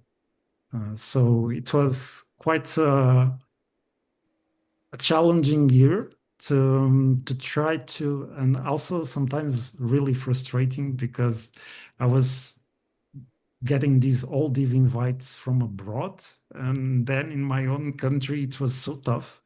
Yeah. So actually, the documentary is in Water Bear. Water Bear is a massive platform, as you know it. And we offer the documentary to the national TV in Portugal because 20% of our budget was to pay licenses of the images that you see. And the national TV, it was for free, and it said no to the documentary. He said, we are not going to publish this. And then I said, okay, I'm going to send one email to Water Bear, but I believe that we don't have any chance because it's a huge platform. Water Bear answered in 48 hours and said, we want the documentary immediately. So this kind of rejection is very tough to deal with, but at the same time, it's the thing that tells me that it was the right moment to do this documentary, and it was the right moment to do this documentary for this kind of public. Wow. Thank you. Thank you, Ray. Stay on with us, but I want to say people can raise their hands if they have a question or put it in the chat. Hugo, I wanted to say something about your parents because it reminded me of my mom who eventually became vegan. And then she told me that she had to work out in her mind that what she had lived before wasn't wrong. It's just that that's where she was at the time. That, in fact, she said that's what we had to do. And so I wondered what the struggle was, for her, but she confessed that to me. And so once she said, okay, I had to do that then, I don't have to now, then she became vegan. So I'm pleased with your parents moving forward. It's very easy nowadays with the society that we have for everyone to believe that empathy is not a force. And that's a big lie. Empathy is a very strong force that we need to continue to use it with everyone.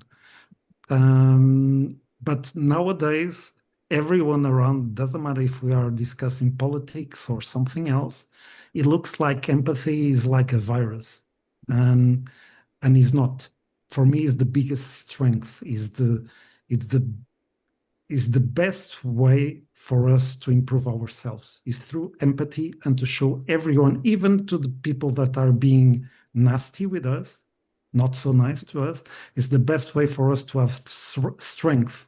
Because no matter what, people are going, then they need to deal with themselves and they need to think about the options they are making.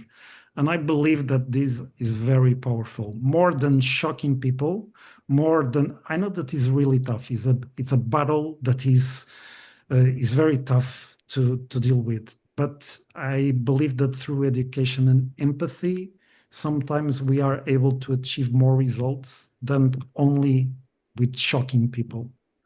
But that's just me. Oh, that's beautiful. And showing empathy if they're uninformed, like I have a group of people who are just sending emails back and forth about, oh, we're going to go eat here, eat chicken, da da da da da. And they know I'm in the group, so I don't think it's, on purpose, but I've found it hard to come up with anything to say that doesn't sound, that would move them. But you've made me think about empathy. I'm not sure where to go with that, but the fact that you've said use empathy is really, talk to me. Is very difficult, it's very difficult when you listen, especially for, what I usually say is that vegans, they already cross a portal where their sensitivity, it's at maximum level. And what I mean by this is that people that made the transition, they feel things with more intensity. So they are able to be aware of the mistakes that other people are doing, and that hurts them deeply. But we need to control that. It's very tough, but we need to control that because we need to think, these people or this group weren't able to make the transition yet, so I need to help them. Small steps.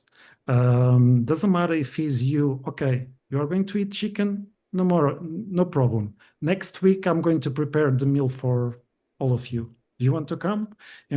Things like this. Oh, let's go to a nice vegan restaurant for you to try. I think there is so many ways for people to. Definitely it's shocking. Definitely, probably they are provoking you, but what they are trying, they are fighting with themselves. They are not fighting with you, and that's what you need to be aware of. They are not fighting. They are not against you. They are fighting with themselves. I need to provoke this person because she's touching in one place inside of me that hurts and that I don't want to look at. So we need to be aware of this when we talk. That is like the people that insult me and that threaten me is not. They don't have anything against me. I just made them think about something and they didn't like it. And that's the way. The process is painful for most of people, but we need to give them time. The problem is that we don't have time in our planet. Right. Thank you so much. I see Danny is here with some questions from the chat, so come on up, Danny. Thank you. Hello, Danny. Thank you so much. Hello, so nice to meet you. We have two questions from the chat. The first is from Michael, who says, truly excellent production, high quality. Could you let us know of your other productions / titles to look out for? Okay, I don't have many documentaries that I do online mainly because the licenses, and then it's the producers that they decide the future of the film. Everyone that is in the film industry knows how this works. So the main one that I have is Karn. Definitely I believe there is one episode of the Universal Basic Income that I made. I'm fighting with the producer for him to make available all the documentaries. And actually, I make documentaries for a long time, but many times I was doing the documentaries for NGOs and for companies. So I'm quite new in this world. I already make video for many years, but in a way that the work is it's a work of mine. It's Karn and UBI, Universal Basic Income, are the first ones. So you will not see a lot of works from me online because I'm just starting. So and that was my first feature film. So it was the first time that I made a feature film. Beautiful, thank you. We do have another question for you. How was your film received in Brazil? Actually, it was surprising because that's when I get the audience award. And for me, the audience award are the best ones because we make the films for people to see it, And if people enjoy it and say, that's the best one, for me, it's the best thing ever. So it was really surprising for me. All the prizes abroad were very surprising to me. And for me, it was always, it's really tough to make documentaries in Portugal. But every time that I was receiving this feedback from abroad, I was saying, you need to make an effort to continue. You need to make an effort to continue. And that was the main thing that I brought from those festivals, that I need to make an effort to continue to make more productions, to explore topics that are not easy and that we need to confront people with them. Thank you. Thank you so much for answering our questions, and great good luck to you in the future. We look forward to it. Thank you. All right, Dr. Rao we'll bring him on. Hello, Dr. Rao. Well, thank you for a great movie. Thank you. I just wanted to discuss with you the cultural aspects that you found. We were talking about people resisting the fact that they always thought eating meat was good for health and makes you feel wealthy. And that was true in Europe hundreds of years ago. Because Europe didn't have many fruits and vegetables to eat, especially during winter, you had to eat animals. And if you couldn't eat animals, if you couldn't afford to eat animals, you basically starved, because so it was true. It's literally true for them when, from their ancestors, from maybe even 50 years ago, maybe 100 years ago. It was literally true for them.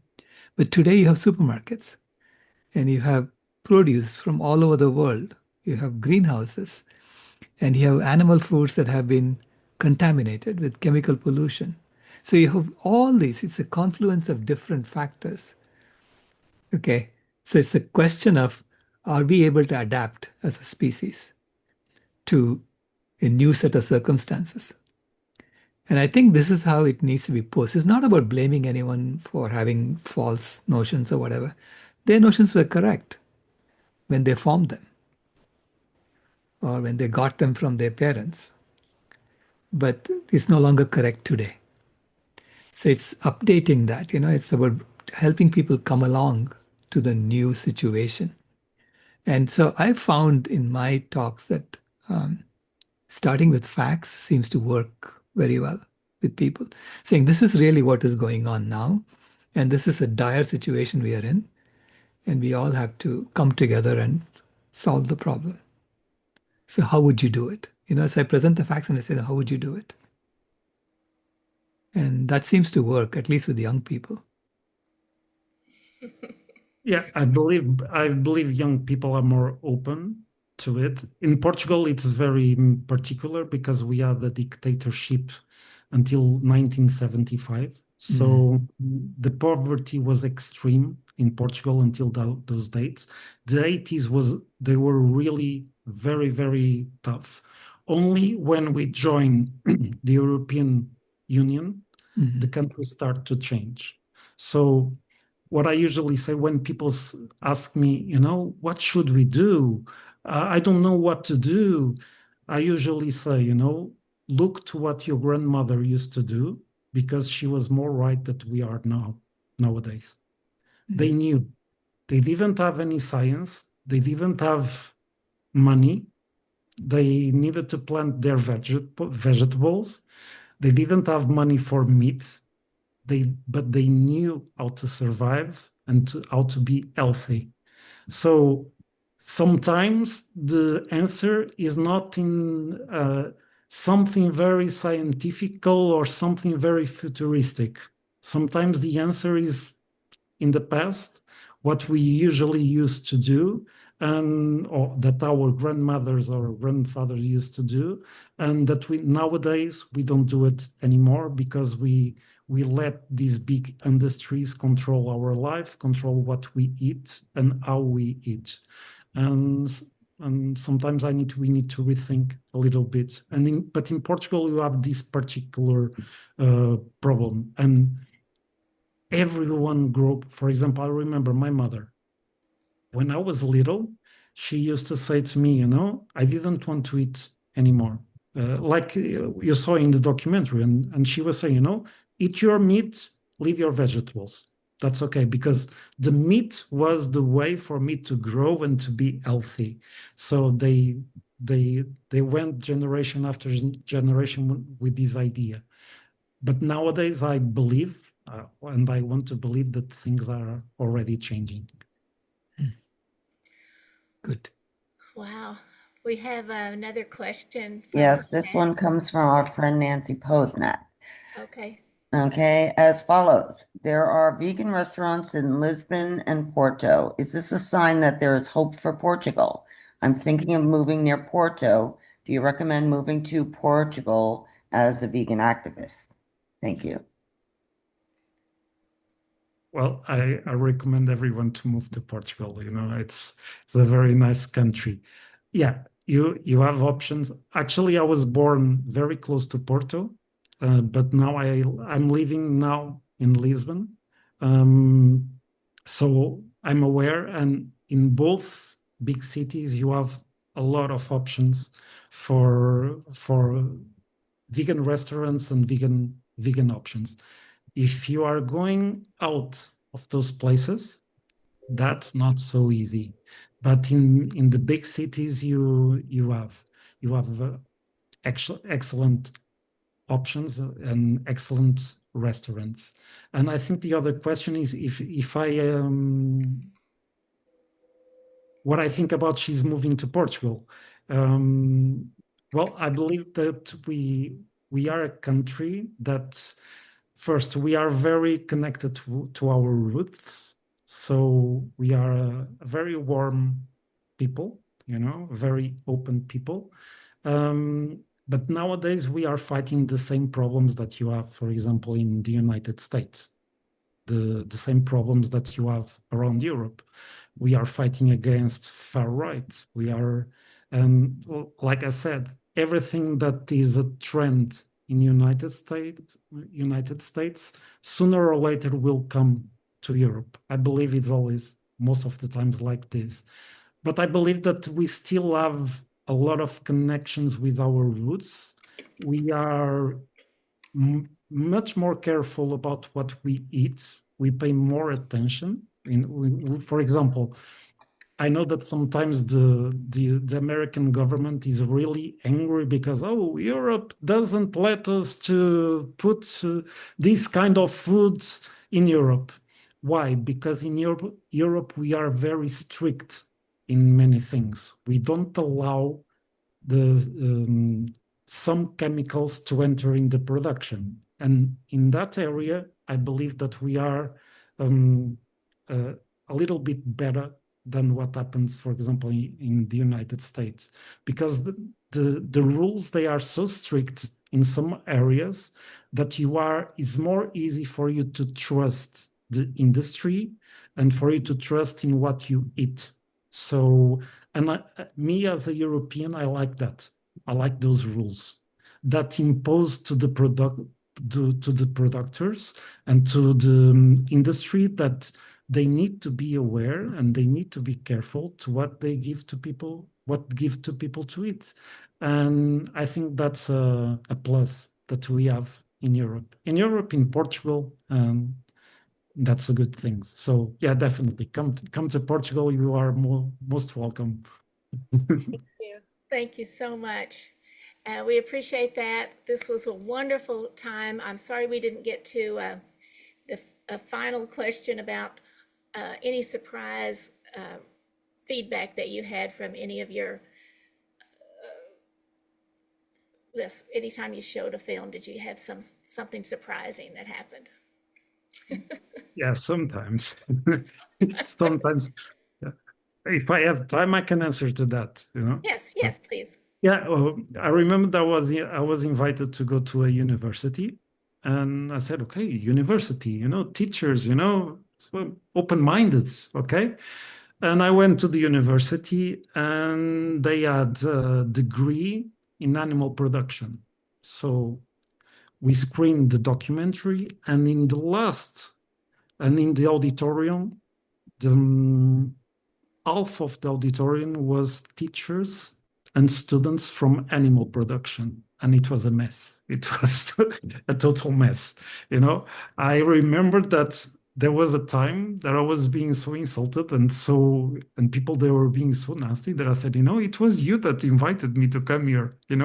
It was not my idea to come here and to show you the film. It was your idea to see the film.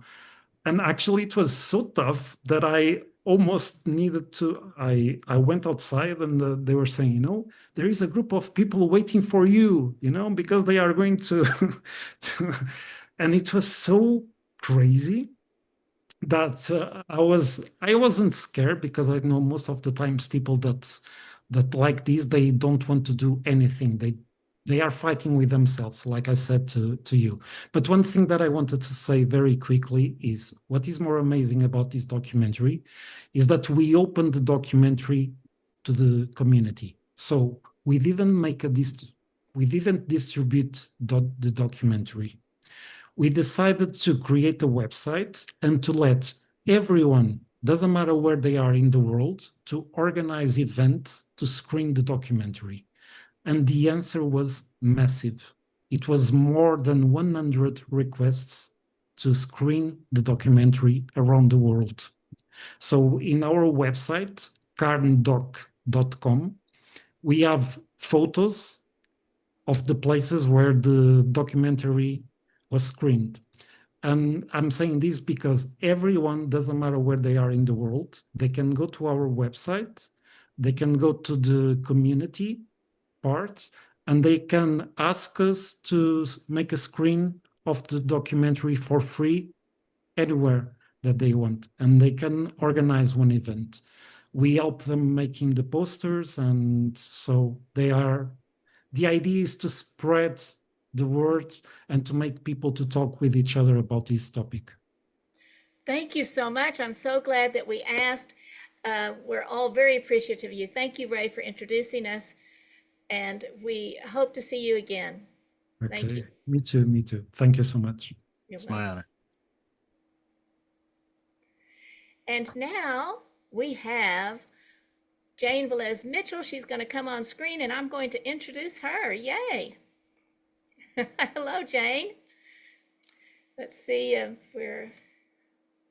yep, we're getting you set so that you can unmute in a moment. Yep. I've already gotten some out of this because I'd love to have that documentary streaming on Jane TV. Oh my gosh, it's incredible. Yes. Yes. So please tell Hugo to hang in there and watch my presentation. So where are we, people? Okay. Oh, just a second. I'm going to introduce you. Okay, no worries. If you don't mind, I'm going to say, no problems with welcome to the 22nd Vegan Convergence of the Peoples, Thriving on Planet B. I'm honored to introduce to you our speaker, Jane Velez Mitchell. Thank you, Jane. Well, thank you, Rebecca. And you are really one of my heroes, able to take a lot of the very complex environmental details that Dr. Sailesh Rao and others have brilliantly put together and explain it as a kindergarten teacher would for us. And you've done that many times. Thank you. You are a teacher, so thank you for that. So everybody, where are we? In the words of Charles Dickens, it was the best of times, it was the worst of times. Obviously, more animals are being killed for food than ever before. It's a horror, it's a nightmare. We're starting to see the environmental consequences right in our face. I know people who lost their homes during the recent LA fires. We've had the tragic floods in Texas. But at the same time, there is this growing awareness that animal agriculture is a big part of the climate crisis. And so one of the things that I think is very positive is that there have been a number of environmental groups which used to completely ignore 100%. The environmental movement ignored animal agriculture's role in the climate crisis. In fact, few years ago, I was at a Fire Drill Fridays where a very famous person who shall remain nameless was speaking and talking about fossil fuels. And I said, and animal agriculture. And she said, you be quiet. That's where we came from. And as a matter of fact, it was because of that pretty devastating experience. There were a couple of incidents similar to that. One, I was even basically told to leave when a very famous so-called environmentalist was doing a public event in downtown Los Angeles. They actually tried to get the police to throw me out. Okay, so we come from that. And actually it was at that point that I hit bottom on the whole thing. And I called Dr. Rao crying. And I said, Dr. Rao, until we prove that it's the leading cause, nobody is going to pay any attention to us. And that's when he, and correct me, Dr. Rao, if I'm wrong, decided to do the white paper. And our challenge now is to get that white paper out there get these environmentalists to start acknowledging the reality that Oxford University has documented. Oxford University did a study in 2023 that said that heavy meat eaters, which is most Americans, can reduce their greenhouse gas emissions footprint by 75% by switching to a plant-based diet. And I said, surely the media will cover that. It was in the New York Times. It was an Oxford University study. Surely the rest of the mainstream media will pick up on that, right, Dr. Rao? Yeah. No, nobody picked up on it. Meanwhile, what they do is what I would call catastrophe porn. That's my phrase. And, you know, my heart goes out to, obviously, tragic situation in the floods. I can't even imagine what being a parent of one of those children who lost their lives is like.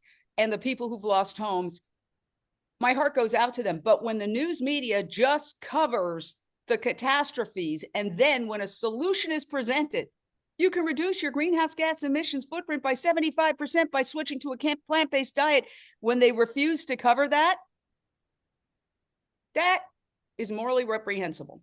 So we, in our way here at Unchained TV, do make the effort to cover it. And well, while you're there, Dr. Rao, can you weigh in on that moment where we decided that you had to do, or you decided you had to do the white paper? Because I think that's a really seminal moment. Yeah, absolutely. It was your request that made me write the white paper, because for me, until then, it was self-evident, because it wasn't just climate change. There are several other problems. And for every other problem, animal agriculture is the leading cause. I said, even if you don't believe it is the leading cause of climate change, you should be ending it because it's the leading cause of biodiversity loss, of ecosystems collapse, of ocean dead zones, of deforestation. I mean, it's a no-brainer, okay, in that sense. So that's why I wasn't, and everything I wrote in the white paper is straight from the IPCC's report. I just took their data and analyzed it as a systems engineer would. That's all I did in the white paper that you asked me to write. And that already shows that animal agriculture is the leading cause of climate change, which now Jared Bishop has verified in many different ways. And if you add the opportunity cost to Jared Bishop's, it goes over 100% for his also, what he's saying. So it's asking climate scientists to acknowledge that their own data is telling us that it's the leading cause, which a lot of them tell me in private that they know that. Wow. Well, they know that, but they cannot say it in public because they lose their grants. And they cannot say it because they'll be ostracized, just like vegans are ostracized. Yeah, they lose their grants mainly. That's what they're scared of. Wow. Wow. It's the money. It's the money. Always follow the money. Well, I'm going to try to share my screen here and talk a little bit about a couple of things, how we can fight back. Now, I just mentioned the mainstream media is not doing its job. So I want to talk about something very new that has just come up. Can you all see this? Yes. Yes. We see. Okay, it's not full screen. We see the other slides too. All right, but yeah, you get the idea. All right, here we are. This is called Veg Media Watch. This is a new campaign by a group of people who are just really sick and tired of the hit pieces being written in mainstream media attacking veganism. Just as a little background, in 2019, when Beyond Meat was the most successful initial public offering in years, and plant-based meats seemed to be people who had never given me the time of day were texting me, oh my God, you were so ahead of your time, blah, blah, blah. Well, the meat industry decided, oh my gosh, we better fight back. And they started creating things like Masters in Beef Advocacy, churning out tens of thousands of social media influencers talking about how you need to eat meat, blah, blah, blah. And then the mainstream media jumped on that and started writing hit pieces. And for a couple of years, we did not respond at all. And I remember it was over a year ago, a bunch of us at the AVA Summit, Animal Vegan Advocacy Summit, sort of huddled together and said, we got to do something about this. We got to do something. But nothing was done. So this year, something called Veg Media Watch has come up. Now, I urge everybody, if you have a pen and paper or write it into your notes on your phone, Veg Media Watch, because this will not work unless other people get involved in retweeting and commenting.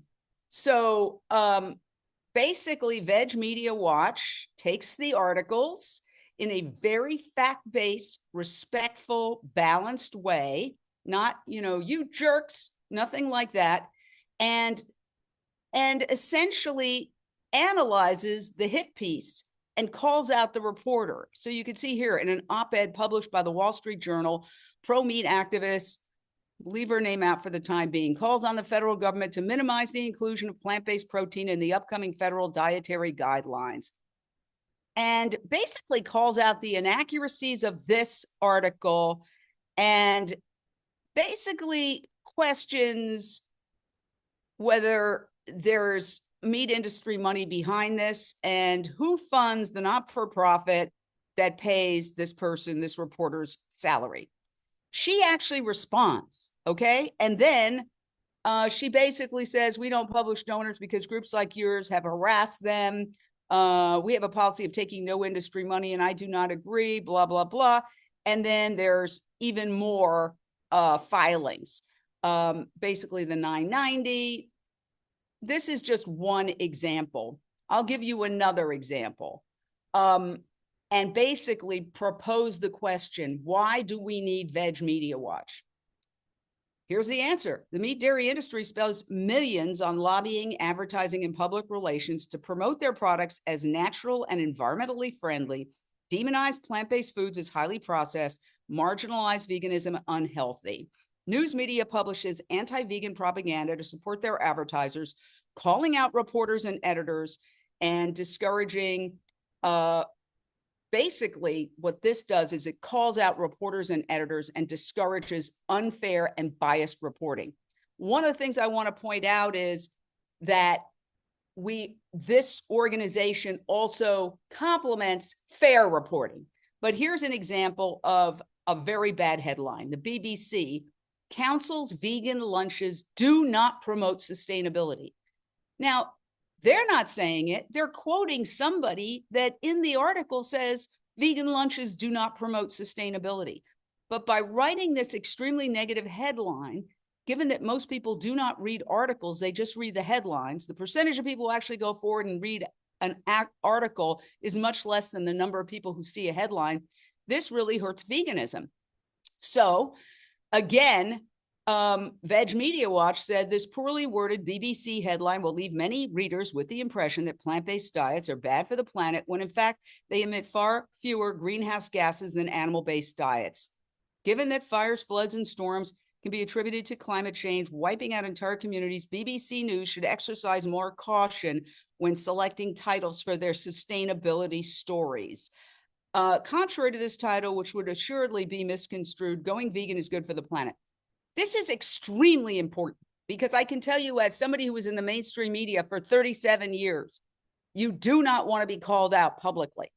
Okay? The subject matter is not the issue for these reporters. This could be job insecurity. Okay? If somebody wants to use this as leverage, blah, blah, blah.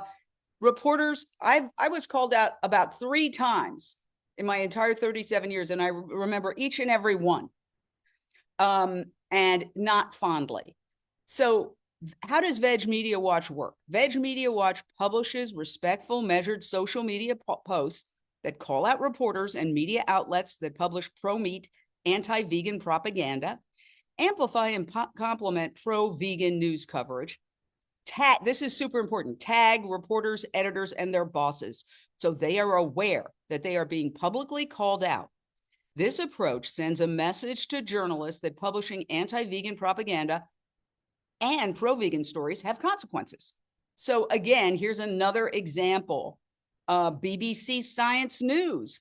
This article is dangerous. It vilifies plant-based diets based on a research study with many limitations that the writer doesn't list until the end.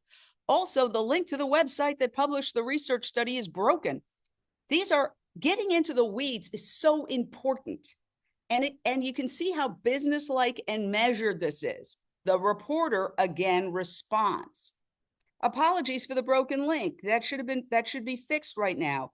As for the rest, this article is 400 words long, 200 of which discuss the study's limitations and how to get correct amino acids from a vegan diet. P.S. I'm vegan. Well, see, then Media Watch, Veg Media Watch responds to that. Thank you for responding. Blah, blah, blah.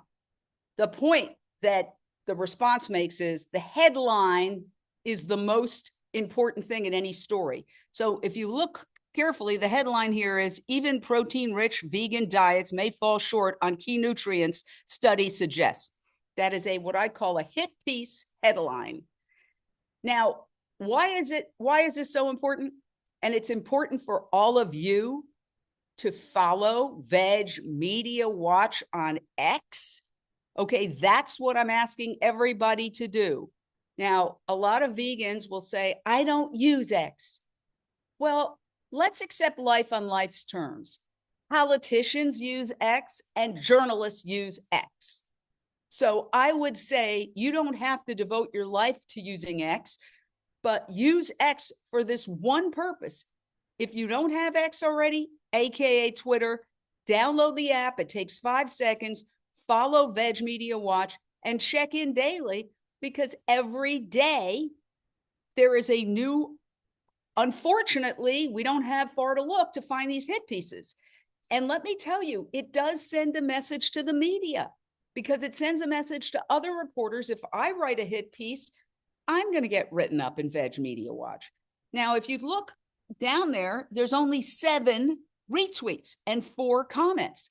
The problem with that is that we need more retweets, we need more comments. I have been personally commenting on every post. I urge all of you to do that. Again, it's very simple. Now, I've had people say to me, oh, I don't have time. Yet these very same people will spend 45 minutes talking to another vegan about how terrible the news coverage is. So it's really more a matter of discipline. It's a matter of, they're disciplined. They are disciplined on the other side. It's a matter of us getting disciplined and saying, I'm going to get on X, Twitter, whatever you want to call it. I'm going to check Veg Media Watch, and I'm going to retweet and comment every day. And by the way, if you wanted to start now, there's about 30, because this just got started after the AVA Summit. There's about, and they're not connected with it. It's not connected to the AVA Summit at all. I want to make that clear. But there's about 30 posts that you could go and comment on right now. We're there. It's also going to be on Instagram and on Facebook. But the truth is that X, Twitter, is what the news media uses. And it's the most efficient way to get a response and to see not only the reporter, but the reporter's editors, their bosses. As many people are tagged at the journalistic institution as possible. Again, in a measured, thoughtful way. Nobody has to fear that commenting is going to, make you seem like you're an extremist. This is journalism. When somebody writes a bad article like that, even protein-rich vegan diets may fall short on key nutrients, studies suggest, that is totally out of sync with what the actual article wrote, that's bad journalism. It needs to be called out. So again, there's numerous examples. 7 reasons why veganism isn't good for you, dietitian explains. This needs to be called out, okay? So it was called out by Veg Media Watch. I'll read it to you. The online health and wellness publication Only My Health claims veganism isn't good for you. The anti-vegan propaganda disguised as health advice is dangerous, as it advises readers who only see the title and subtitle that a plant-based diet, which largely consists of fruits, veg, whole grains, and legumes, is unhealthy. If blah, blah editors are going to use clickbait to increase page views, then they should at least select titles that are fair and accurate. 7 reasons why veganism isn't good for you is neither. Everybody who's involved, as many people as possible, are tagged. This is extremely effective activism. I would like to see, when I get through with this little presentation, how many people, with a show of hands, by simply raising your hand are willing to join the Veg Media Watch team and respond. 2 participants. Now, how many people do we have on here? We need more than 2 participants. And I assure you, I would bet my pinky that all of you have spent at least an hour complaining to other vegans about bad media coverage. So we also respond to positive stories. And here we go. New study reveals surprising health benefits of a temporary vegan diet. So this was in Men's Health. Veg Media Watch says, thank you, Men's Health, for sharing this information. Note, if a healthy plant-based diet can produce these positive results in just a few months, then just imagine the benefits over the long term. So there's an example of how it's a very fair process. So to summarize, Veg Media Watch needs you. You literally just need to write down the word Veg Media Watch, or if you have a phone and you have X, go and just follow it right now and then check it. Bottom line, if you're disillusioned by anti-vegan news coverage, take action by following @Veg Media Watch and sharing and commenting on its posts. We can turn this around, but it's going to take all of us. Veg Media Watch. Again, it's great to do it on LinkedIn and on the others. The key one, though, if you had to do one, is X, because that's what the news media, as well as the politicians, that's what the news media as well as the politicians listen to. So let's see here. I'm just going to say we got 40 people. How many people are willing to, how many people did we get? We got a slew of hands, but I don't know how many. I'd be interested to hear, thoughts about what people think about this or why they may be reluctant to do it. I've done like a little, what I would call informal survey. And I would say that the main reason is people say, I'm doing too many things already. But honestly, this is crucial. There is a war being waged against us. And if we simply do not respond at all, it's open season. I was a journalist for 37 years. I worked at the biggest news outlets.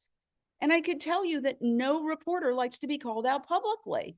Okay. I remember when I was a cub reporter, I went in, I was working in Philadelphia. Okay. Here's when I did something I should have done. And I was supposed to be covering these group of people watching TV because there was something happening on the TV and they're all watching and it's an extremely bad signal. And this was back in the rabbit ears day. I moved the antenna so that the signal cleared up. They wrote an article about me saying I staged the event, that I was supposed to be there to observe, and I shouldn't have insinuated myself by moving the rabbit ears. They were right. That was not something I should have done. I was a cub reporter. It seemed really kind of ridiculous that nobody was doing that, so I did it. But I was right to get called out. I remember it to this day, and it was almost 40 years ago. So yes, this is very effective, but it's not going to be effective unless people do it. Ray Kowalczyk, my buddy, Ray, is your hand up? Ray. Okay. Yeah, we need everybody to do this. And I let me tell you something, it can turn around pretty quickly because the word will get out. Hey, if you write one of those nasty articles with one of those terrible headlines, you know what's going to happen. They're going to call you out on it. So very important. All right, I want to just bring everybody up to date on some of the wonderful things that are happening. I'm going to share my screen again. And as I said, it was the best of times, it was the worst of times. Let's celebrate some of our victories. And maybe I'll put this full screen. Here we go. Welcome to the Truth Files with me, your host, Jane Velez Mitchell. We have 5 very exciting wins to tell you about this week. Absolutely huge victories for animals and animal rights. Let's start with the big one. The U.S. Supreme Court declines to review California's landmark Proposition 12 animal cruelty law. This is massive. Remember, California is the 4th largest economy in the world. And there it is. Petition denied. The Iowa Pork Producers Association wanted the Supreme Court to basically violate the will of the people of California who voted that animals should have a right to turn around, that pigs shouldn't be kept in crates the size of their bodies. This is a massive victory. We have an expert here to talk about it. Another major piece of breaking news: the Swiss government is now mandating the disclosure on food labels of animal abuse. So these Swiss food labels must declare animal suffering starting now. This is absolutely a major breakthrough, and we would certainly love to have other countries in Europe following this. Now, here's another massive victory. No whales will be killed in Iceland in 2025. This is from Captain Paul Watson. And we have another incredible piece of news. Harvey Epstein has won the New York City Council Democratic primary, defeating Anthony Weiner's comeback bid. Now, when you win the Democratic primary in New York City, that's tantamount to winning the general election. So now we have a vegan animal rights activist who has won. We have finally a very fun, upbeat story to tell you about. And that is, well, Variety has a big contest, Variety magazine. It's America's favorite couple. And Jeff Goldblum is going to be involved. And guess who is number one in her group? Currently number one, Renee King Sonnen and her husband, Tommy. This is absolutely incredible. We're going to tell you how to vote so that you can help her win. We've got an incredible panel of experts. We're going to start with the one and only Chris Green, who is the executive director of the Animal Legal Defense Fund. Chris tells us all about how they basically defeated the attempts by the pork industry to overturn Prop 12. The bad news is that the House Agriculture Committee this week held a hearing and basically is trying to once again do an end run around Prop 12 and in a legislative fashion overturn Prop 12. So it's extremely important that we all stay on top of that, because California is the fourth largest economy in the world now, the fourth largest economy in the world. So what happens in California determines basically like national and global trade. So it's banning any product that is made by, includes pigs who were kept in gestation crates. So basically that means those crates have to go. And that's why they are so, and the law's in effect already. So that's why they're so determined to overturn it. And we are equally determined to stop them from overturning it. So I just want to say that we need to celebrate our victories, though. I think that there's a sense that, you know, veganism, as we see from the hit pieces, is under attack.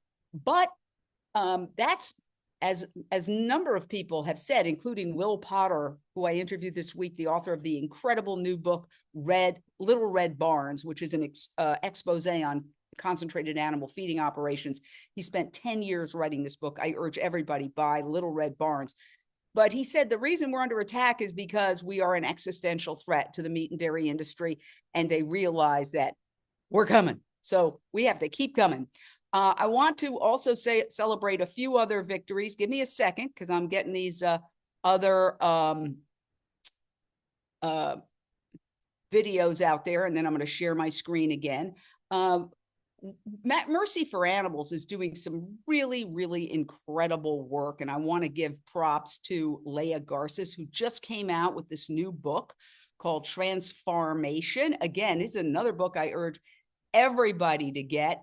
And it basically is, she's created this template for animal agriculture industry to transition to plant-based. So let's hear a little bit of what's going on there. Extraordinary guest for you today, the amazing Leah Garces, president of Mercy for Animals, and she is the author of this blockbuster, game-changing new book, Transformation, the movement to free us from factory farming. It's truly a game changer. Without further ado, let's go straight out to Leah Gossers herself. Leah, just tell us in essence why you wrote this book. What is your bottom line message? Yeah, I wrote this book because I wanted to tell stories about people and animals closest to factory farming and how they were finding a way out, to give us all hope that if they can find a way out, we can all find a way out of factory farming. Well, it's so extraordinary because I think it's the thing that our society needs more than anything else right now. And it's not just a book, it's a movement. And Mercy for Animals has taken a lot of action. You've actually sent us some video of what you've been up to. So let us show that video and then we will discuss it on the other side. 1, 2, 3.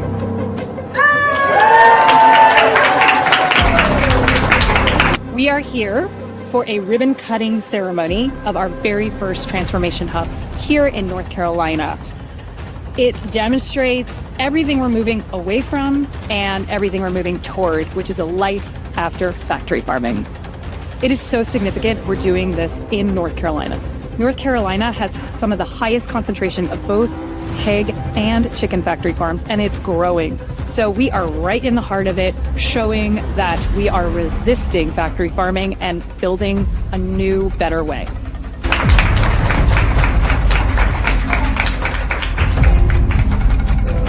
My family is very, very excited because they used to work with me in the poultry house back then, and right now I transitioned from poultry into a greenhouse. They're very excited and very happy for me on what I can do. Oh, wow. One of the big takeaways that I got watching this is that the chicken farmers, basically, they're victims too. And that is really important to point out, is like principles above personalities. I mean, what Leah has pointed out is that these people are kind of sucked into this industry and they're put in enormous debt, and they can make more money doing plant-based and maintain lower debt than they did with the poultry farming, which essentially leaves them as indentured servants. They have to take on huge debt. They're kind of stuck in there trying to pay off the debt. They make very little per chicken, and a lot of them want out. So while you might say, well, that's one farm, but it is a template for other farms. And I think that this is very powerful. And what they're trying to do is get ambassadors. So they're trying to get ambassadors all over in states across the country, showing other farmers how to do this. And certainly I wish them the best. This is super, super important.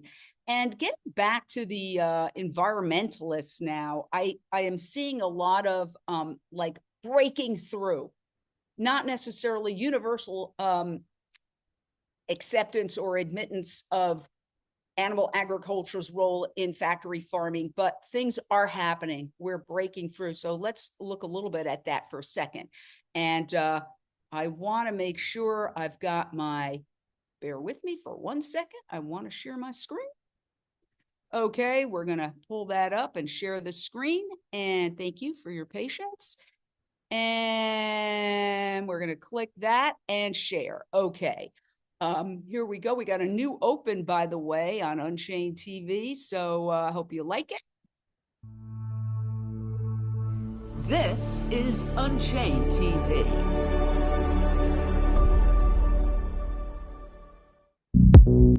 Food policy. Oh, that sounds wonky, but it just might be what's needed to save our planet. The Plant-Based Treaty and the City of West Hollywood co-hosted this fascinating food day event as part of LA Climate Week. Along with a delicious plant-based spread, speakers laid out why going plant-based is absolutely crucial. Animal agriculture is one of the leading causes of climate change and water and air pollution, but it is the single leading cause of deforestation, species extinction, biodiversity loss, ocean acidification, ocean dead zones, soil erosion. I mean, there are so many things that this industry contributes to. And I think that's a really great way to start relating to other people. Everyone cares about something, and we can tap into their passions to drive them to action. West Hollywood has now made history. All of their official city events are now plant-based by default. West Hollywood Mayor Chelsea Byers revealed that all she needed was a little push from advocacy groups. What it took for me was just hearing that this idea was out there. When Mercy for Animals started knocking on my inbox and asking me, as somebody who was situated as, in my bio, it said I cared about climate change. Our city was a city in our climate action plan that addressed factory farming and mass agriculture as a problem with climate change. So there was sort of all of this in a matrix that would line up and be like, yeah, that makes sense to go target them. But now what else makes sense? City of Santa Monica has been a long time a leader in sustainability. How else can they start thinking about this, right? What other cities host a lot of events and do a lot of food, right? Just sort of thinking about those things. And I think that's what it takes. It's your creativity, reaching out and crossing that bridge and really shaking the doors of government, because I promise there was a few emails it took, but help us get the job done, right? I really appreciate that, Mayor, to encourage everyone to take action. And we encourage all of you to take action. Plant-Based Treaties Samantha Lau moderated this groundbreaking food policy discussion where government policy makers cemented the importance of moving away from animal agriculture. Julie from Better Food Foundation, can you tell us exactly what Mayor Byers was talking about when she talked about defaults? Default is a key component to all of this policy that's being passed.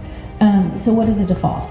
When you go to an office, you go to a large event, you go to your cafeteria at your corporation, the food being served is default, but you can still opt in for meat or dairy. It drastically reduces meat and dairy intake. Example today, did you guys, thank you. Thank you, Plant-Based Treaty and West Hollywood, for hosting us. We really fundamentally need to re-examine the way we grow food, the way we consume food, the way we purchase food. So, globally, a third of our emissions comes from our food systems. And, animal-based diets are more carbon intensive, require more land, water, and really result in poorer health outcomes. And we got some of the most delicious plant-based foods here today, and we all realize that it tastes delicious. In a dramatic development, this official revealed that Los Angeles County, the most populous county in the United States, with nearly 10 million residents, is taking serious strides to incorporate plant-based meals into its government functions. It's massive. There are 10 different departments within the county operating 26 food venues and programs and over 110 different food contracts. I mean, it's massive. So the supervisor, recognizing that the county could be a leader in this area and make significant environmental impacts, back in 2024, she introduced a motion along with Supervisor Solis to review the county's food procurement policies. And this was really written and worked on in alongside Mercy for Animals, who's here today. So thank you for all your work on that. And that motion really looks to identify ways to increase plant-based foods and was our strategy for reducing greenhouse gas emissions. This is huge, as LA County is home to more people than 40 U.S. states combined. We need to look at our food system. One strategy to get cities to offer more plant-based foods? Just partner with the local vegan restaurants and let them provide healthy and sustainable food at official city events. You're drumming up business for them and also really championing the work that is already happening in the community. Thank you. Thank you so much. Yes, and actually, Plant-Based Treaties are working on a lot of campaigns that work with businesses. 100 Cafes campaign, and we want to build a strong economy for the plant-based community, and that's why Plant-Based Treaty does have a lot of campaigns like that. Plant-Based Treaties' Ellen Dent honed in on why it's so absolutely important for city governments to go plant-based now. So over 83% of the agricultural land that is used towards animal agriculture, and that only produces about 37% of protein and only 18% of global calories. So our current food system as it is not sustainable, and we cannot continue to consume this way and expect that we are going to have a good future on this planet. What we need is for our food system to turn into a carbon sink. So instead of emitting or omitting carbon, it needs to actually absorb the carbon, and we can do that through plant-based transitions. In an Oxford University study reported in the New York Times, heavy meat eaters, which describes many, if not most, Americans, can reduce their greenhouse gas emissions footprint by a whopping 75% by switching to a plant-based diet.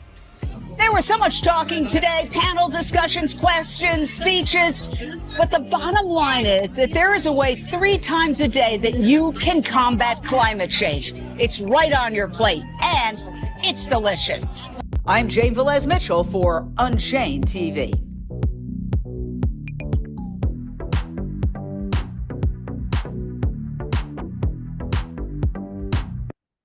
So there you go. I wanted you to see the whole thing because there's a lot of information in there. And the information that I thought was just, first of all, West Hollywood is always a leader. I mean, when it comes to the fur ban, when it comes to puppy mills, banning dogs from being sold from puppy mills in stores. I mean, they have always led the way. And now they're leading the way on plant-based by default. But what was really extraordinary, and I was there, we were a sponsor, and Plant-Based Treaty, incredible work. Way to go, Plant-Based Treaty and Mercy for Animals and all the other groups that came together for this West Hollywood Food Day, which was, really, I think, significant, is that LA County, you heard it there yourself. I mean, that's huge. And as I was listening to her speak, the woman from the LA County Supervisor's Office, I was like, wow, this is big. So what we need, of course, is to take that template. Again, these are templates that are being established, just like you have the transformation template. Now you have the plant-based by default template. And then you have the procurement, plant-based procurement template that LA County is instituting. And we have to spread these across the United States and the world. But I think it's really important because so many people are beating their chests about restaurants, vegan restaurants are closing. Well, guess what? New vegan restaurants are opening as well. And restaurants across the board are closing because of changing in cultural behavior patterns as a result of the pandemic. A lot of people aren't going to the restaurants the way they used to. And for other reasons. So I think that it's very important that we remain hopeful and optimistic. There's a lot of positive things happening. And, we've got just about 15 minutes. I would love to dialogue with the people who are on this Zoom about what you guys think and what you humans think about all of this. And we can go back to Veg Media Watch as well, because I don't want people to forget that. That is super, super, super important. I'm commenting every day. I'm a very busy person, but the last thing I'll say is there are ways to be super effective. Just today, I stopped everything I was doing and I followed some prompts that Mercy for Animals gave regarding reaching out to one of the largest food distribution corporations in America that is talking about going sustainable, but has no plant-based policy. And they gave 3 action points. Write an email. That was very easy. It was 1 click. Then go on social media and comment. I went on LinkedIn. I wrote a comment. I included a link to the New York Times article about reducing your greenhouse gas emissions footprint by 75% by going plant-based. And then I copied that and put it in 5 different comments on LinkedIn for that company. I do the same thing with PETA. Anytime I get an instruction from PETA, I stop what I'm doing because I know I can get to the end point very quickly, hit Y to send a message. These are very efficient systems, but we have to use them. And again, Veg Media Watch is a very powerful, take my word for it. I was in the media for 37 years. It's a very powerful thing if we all do it. Back to you, Rebecca. Thank you so much, Jane. Definitely, I'm going to do Veg Media Watch, and I bet a number of people here will, and I think it's fantastic. Thank you for that wonderful presentation, and we have time for questions, and I see Paige Persons Roach is here to ask a question, and so we'll bring her up in a moment. Okay. Hi. Hey there. Hey, Jane. Okay. Wow. So inspiring. What I love is that there's lots of ways that we can take action. And you said to me years ago, I was super depressed about something. I called you. I'm like, Jane, I don't even know. How do you deal with this? And you said, well, get sad for a moment, and then you get busy for the rest. You get an action. And I'm like, that is such a good way to move through all this navigating the minutia. My question, okay, a couple things. I just want, because I am on the campaign for Plant-Based Treat, I want everyone to know it's a global campaign, and anyone's welcome to a welcome call on a Friday morning. So I did want to make a mention of that. If you have any questions, you can reach out to me about the welcome call, and you can find out more how you can get involved in your country, city, village, wherever. Okay, so I just want to say that. And also you can take actions online, literally from the comfort of your home. You can send emails. So there's that. Jane, here's my question. Where do you see this, the media, your take on the media moving with all this messaging? In other words, do you feel like they're going to even pump in more money into, discrediting us? Or do you feel like there might be an actual shift, given that we are barreling towards, 2026? Where, as Dr. Rao has pointed out, there are so many markers of collapse coming our way. So what are your thoughts on that?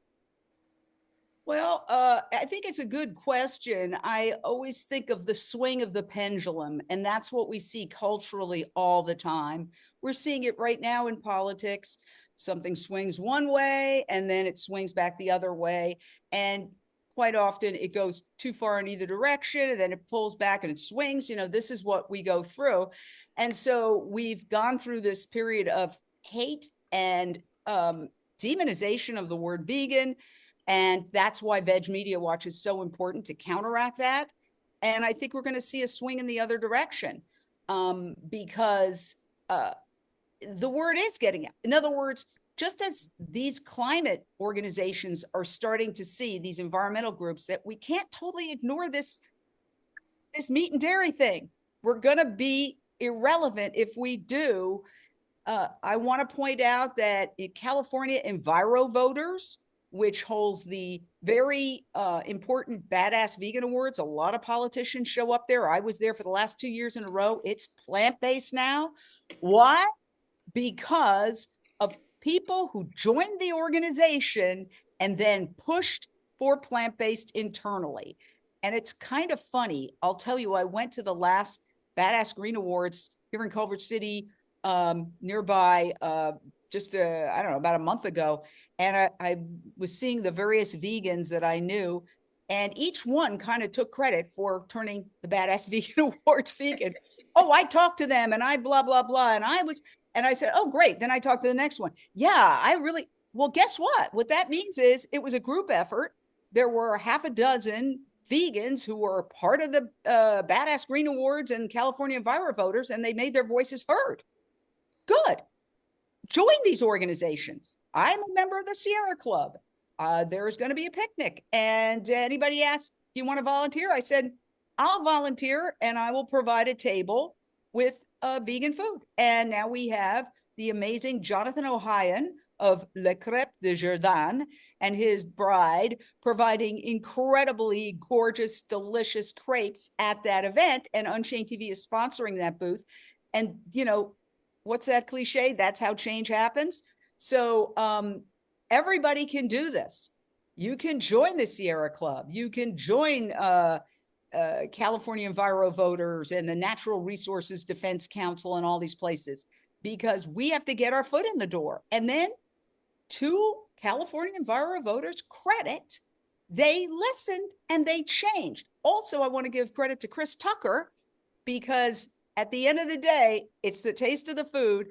And he was super instrumental in overseeing, for example, with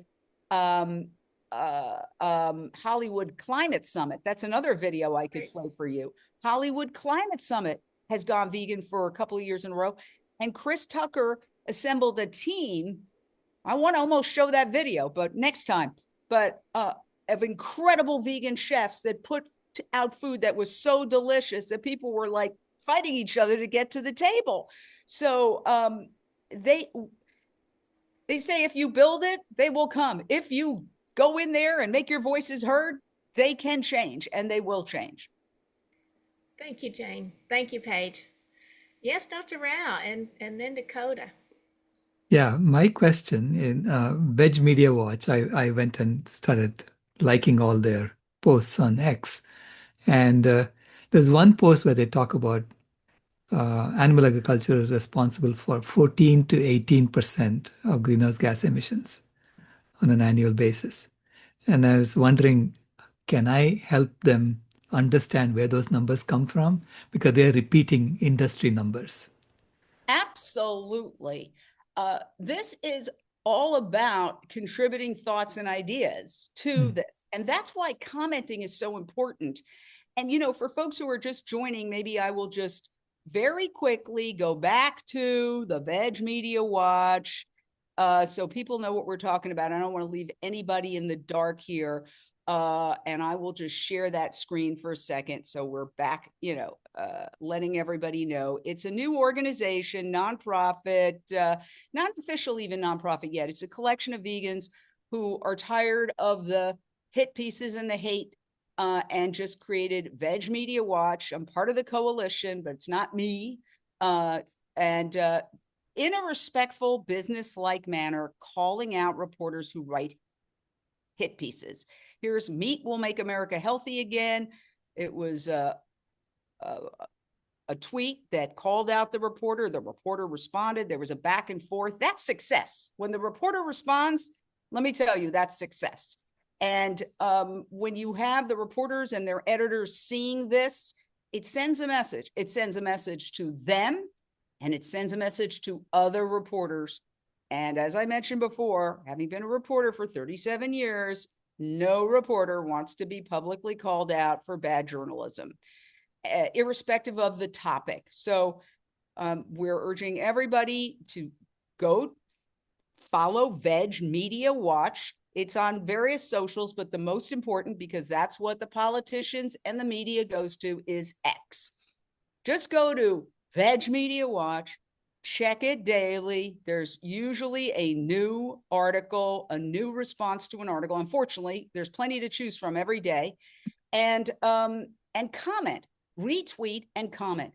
And Dr. Rao, it would be great if you said, actually, it's worse than that. And then explained, obviously, there's a limitation of the number of characters you can use, but you could comment twice, or you could provide a link to your white paper.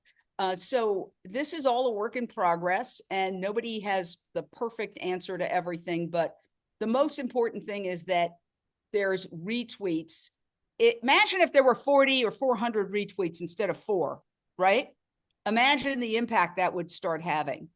And we need to speak up. This is not done in a nasty way. It's not like, you jerks, no. This is almost corporate in its calling out, which gives it more credibility.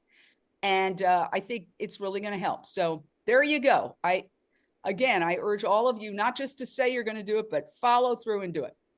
Very I'm good. happy to do it, but I'm happy to also explain to them, whoever it is who's running that, explain to them these different numbers, because there are so many numbers floating around now. Oh, yeah. Maybe a little meeting. Yeah. I hear you. And, you know, yes, I'm very excited that you're going to be commenting, Dr. Rao, because that gives us credibility too. Sure. Thank you. Great. And you know what? The rest of us can get on and post Dr. Rao's paper and Gerard Bishop's paper. So if a lot of us are posting saying, hey, you need to look at this, that will help get them interested in. Great. Yeah, thank you so much. Reporters. We're not saying anybody's evil. You know, people are, we're pack animals, and reporters are particularly pack animals, and they see somebody doing it, I mean, I've done it. I see, oh, these articles, 7 reasons why, 7 reasons why, and suddenly I'm writing an article, 7 reasons why. We're pack animals. We follow and we imitate. So it's super important. Thank you. Sure. Thank you. And Dakota, somebody's going to bring him on screen. There you go. Hello, Dakota. Hello. Hey, Jane. I just had a comment. Well, wanted to tell you, you're so inspirational and motivational, and I just love that you're here every VCOP. So I think it was 2 VCOPs ago. I can't remember, but I became a subscriber to Unchained TV. You just inspired me, and I'm like, yes. And even though I don't make much money, I give what I can. But you know, it's the support, right? It matters. And so now, I also was like, you know, one of those people who's like, I'm so busy, I can't have time to follow all these social medias. I'm like, I have Facebook, that's it. I don't even get on it much, but it's how I keep up with my family. And I'm like, okay, so just in the last half hour, I've downloaded X, Instagram, and LinkedIn. I'm going to subscribe to Veg News. I'm going to do what you said because, yes, I got 5 minutes a day. And so you're awesome. Love you all. Thank you. Thank you. And I always tell people, thank you, Dakota. And I remember you gave me a ride to the airport. Very, very nice when I almost missed my flight. I appreciate you. I tell people, if you don't have time to get on X and retweet, then you don't have time to, can I say, bitch to other people about how bad the coverage is on veganism. Like, don't spend that time talking to your friend about yakety, yakety, yakety, yak, when you could be tweeting, retweeting a reasoned analysis of a hit piece. Very good. Very good. Thank you, Dakota. That's a big step for you. Thank you, Jane. This has been wonderful. I'm very inspired, and I love the fact that people went default in West Hollywood. It's fantastic. Any final words? We've got a minute left, 2 minutes left. I was going to talk also about the importance of embracing AI. And, you know, the world's being divided into 2 parts, people and institutions and corporations and even nations that are using AI and aren't. And so I would urge everybody to get on board. Also, you know, ChatGPT is going to learn from what is being put into it. So put in vegan content when you're editing, and I use it to write now. Not to say that I don't write myself, but I'll throw it in afterwards. And you know what? It is better afterwards. So not always. I have to use things like, please never say the word eatery.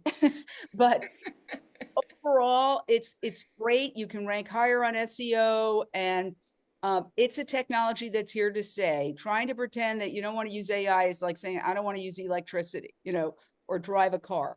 So I urge all of you, embrace it for the animals. That's my final. And of course, download Unchained TV on your phone. It's free.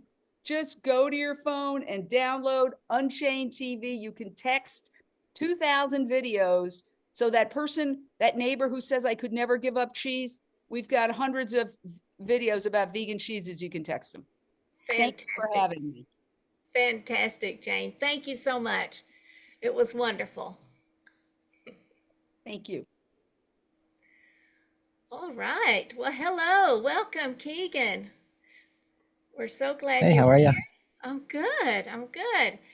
Okay, I'm going to introduce you. Do you need to set up any slides, or are you good to go? I'm good to go. All right. All right.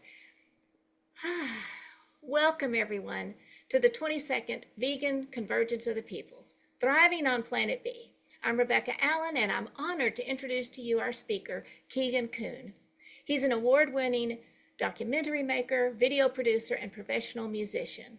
He runs First Spark Media, a video production company tailored to creating videos and films for nonprofit organizations and conscientious companies. He's the producer of Turlock, the documentary, Something to Be Thankful For, and co-producer and co-director of the groundbreaking film Cowspiracy, The Sustainability Secret, What the Health, and Running for Good. And now we have Keegan Kuhn here, the Red Rock Natural History Museum. Keegan Kuhn. Thanks so much, Rebecca. Really appreciate it. I want to thank everybody at Climate Healers for all the work that you all do. It's amazing just to see how tireless, or at least it appears to be tireless work that you all do to really push the culture forward. And it's inspiring, and it's a good reminder that we're not alone in this, that we're all working in our own ways and in different ways, this multi-pronged approach to move culture towards a more sustainable and more compassionate way of living.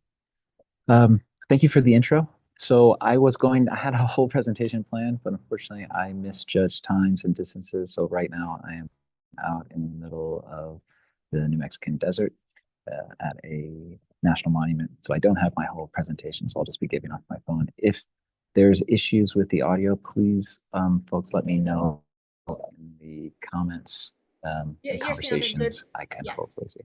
We'll okay, be great. Yeah. Great. So I have been a documentary filmmaker for about 15 years, making feature documentaries. And we've made films like Cowspiracy and What the Health and Running for Good, and They're Trying to Kill Us. I was co-producer on Slay, The End of Medicine, Milked, about 10 feature documentaries at this point. We have another film feature documentary coming out shortly. But we've seen, and I think this kind of ties in with what Jane was talking about, that the culture of media is shifting. And it used to be so much easier to get a film onto Netflix, to get media attention for the project that we're doing. But sadly, it's become much, much harder. After Seaspiracy, which was on Netflix original, we saw a shift where Netflix was not as interested in vegan content and content that promoted veganism. And Netflix is one of the largest platforms, where most folks watch documentaries. And so without having that access, it becomes really, really hard. And it gets to a point where you're like, why are we making documentaries? Why am I personally spending so much of my energy and resources to try and make these films if they don't have a platform like Netflix? And I actually had a meeting with Netflix a few years ago where they straight up told me, they said, we're not really interested in anything promoting veganism. We're not really interested in things that are promoting environmentalism. We're not a mission-driven company. We are a profit-driven company. Our motivation is to find new subscribers and retain subscribers.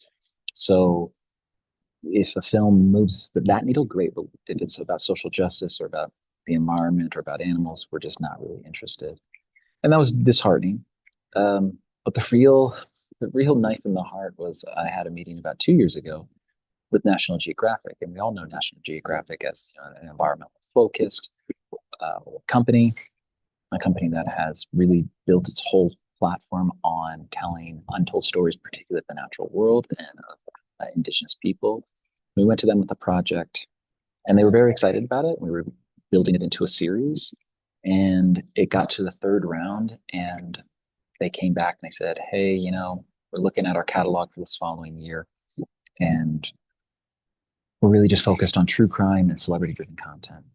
And that was hard. And I said, well, there's some celebrities involved in this project. And I said, well, it has to be like, for example, it had to be Will Smith on camera if you're going to talk about the Amazon, him traveling around the Amazon. Otherwise, we're just not interested. And that to me was, I felt like a real shift, that the distribution, the whole platforms of National Geographic and Discovery and HBO Films or HBO Docs and Netflix and all these other platforms, you start to look and you start to see that really what they're focused on is true crime and celebrity content. And those are two places that I'm not really in. And I've tried. We did a film called They're Trying to Kill Us, which had Billie Eilish as the executive producer and was in the film. Chris Paul, who's an NBA All-Star, executive producer in the film. It's full of celebrities.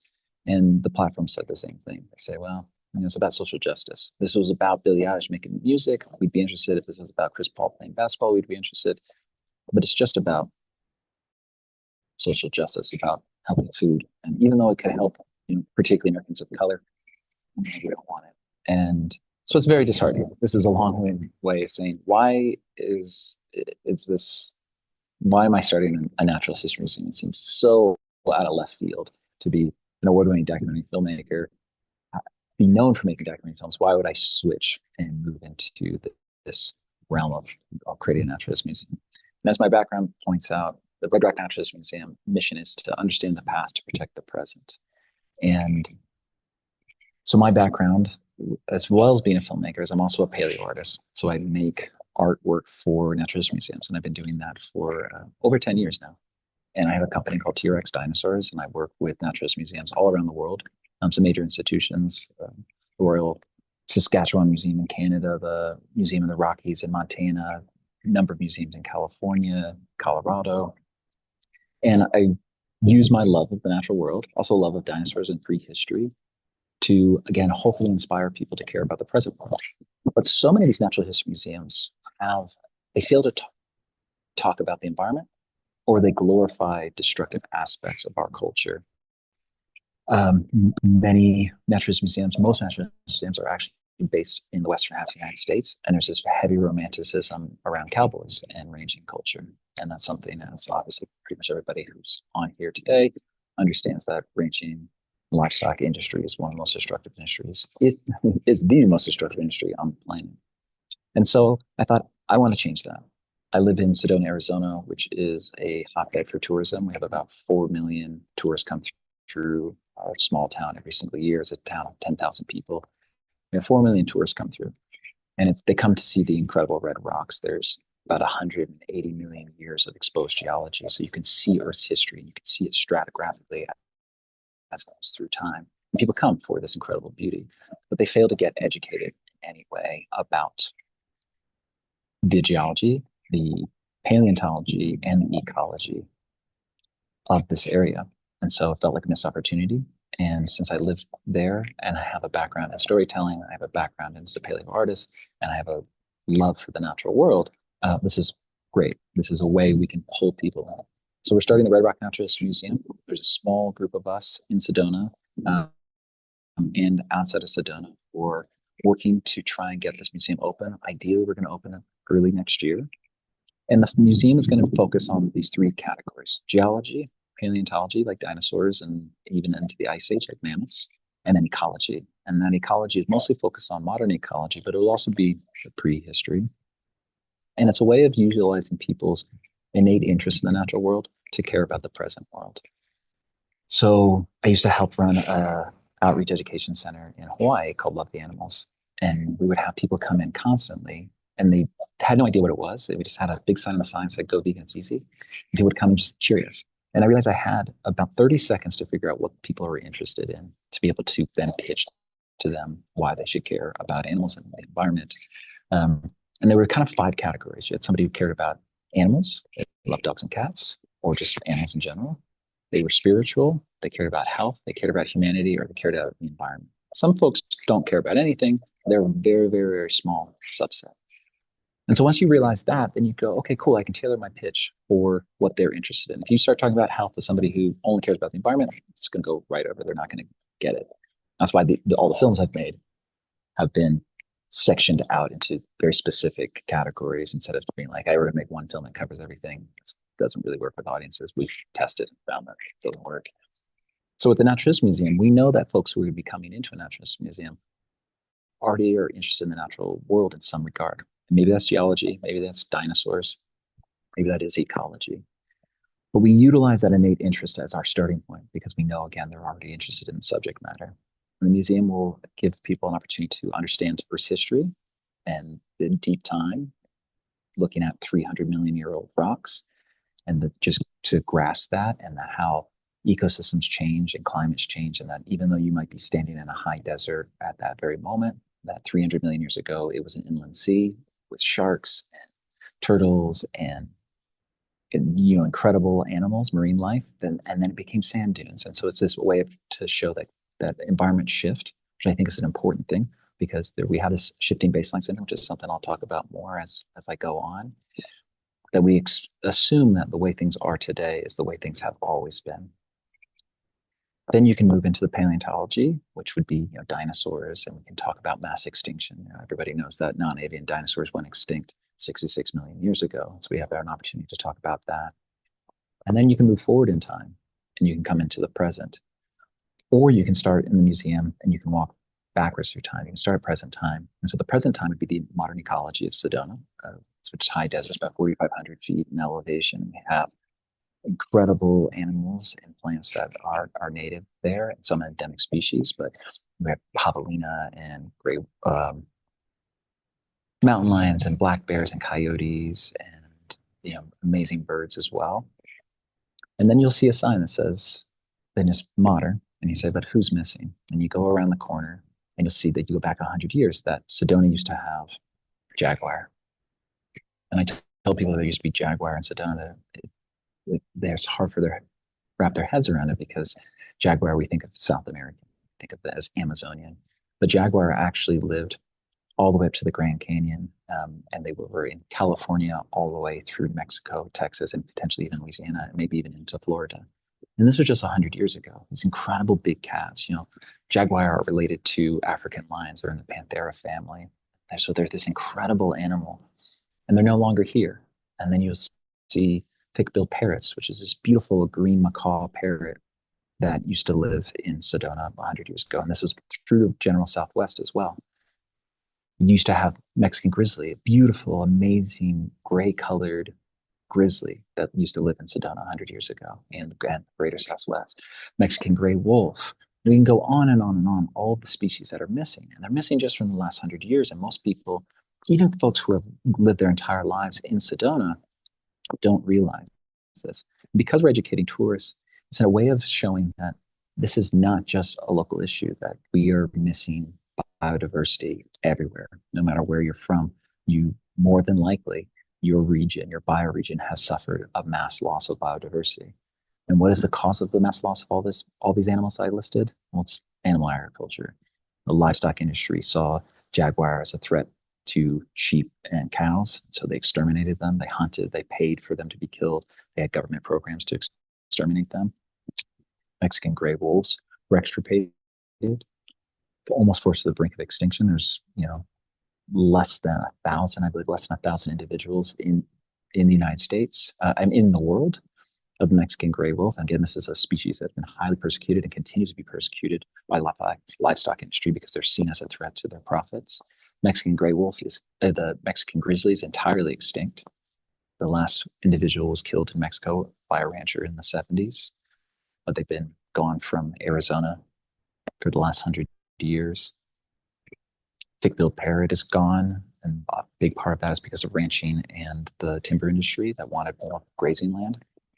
They were also hunted for their feathers. There's pronghorn populations, and again, there's so many animals that are missing. And because of the shifting baseline syndrome, we accept what we live in today as how it's always been. And you can go back just 100 years and you see the impacts of animal agriculture in this industry. And then you can move back, 10,000 years. And you go back 10,000 years and the area used to have mammoths and mastodons and horses and camels and giant condors and these incredible ice age animals. And so it's an opportunity to talk about mass extinction. That mass extinction also is a natural thing that happens, that it is not always human cause, but we know for a fact that the modern mass extinction that we're dealing with is very much human cause, and it's very much caused by one particular industry, it's the livestock industry. So the museum is not going to be overtly heavy-handed in its messaging about the livestock industry, but it will talk about it. And in the ecology section, there are also going to be eventually a number of exhibits too. And everything in the museum, the idea is to be interactive. So we'll have a water display, and we'll have a tank that'll be about 5 gallons of water on a wall. And below it'll be 10 other tanks. Some of them are 1 gallon, some of them are 6 ounces, half a gallon. And there's another one in there that's 4 gallons. It's almost, the entire thing. And they're all unlabeled. And visitors are given magnetic labels to put and to guess what each one represents. Golf courses and fruit production and hay production and animal agriculture and pools and mining and all these different subjects, all these different water using industries.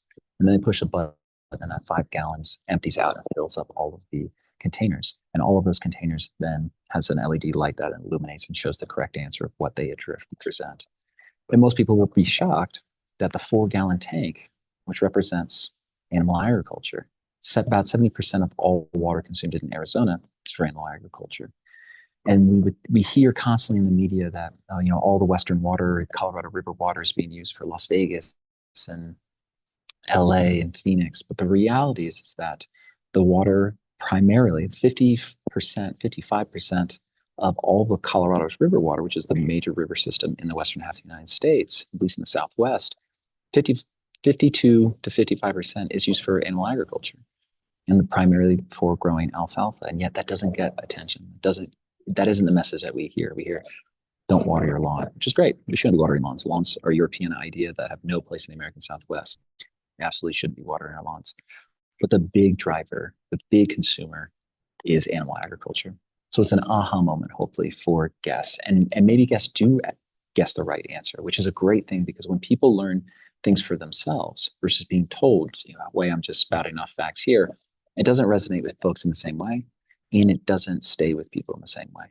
And then once that illuminates and you have this answer and you get this information, an LED panel lights up and gives more facts and statistics about why animal agriculture consumes so much water in Arizona.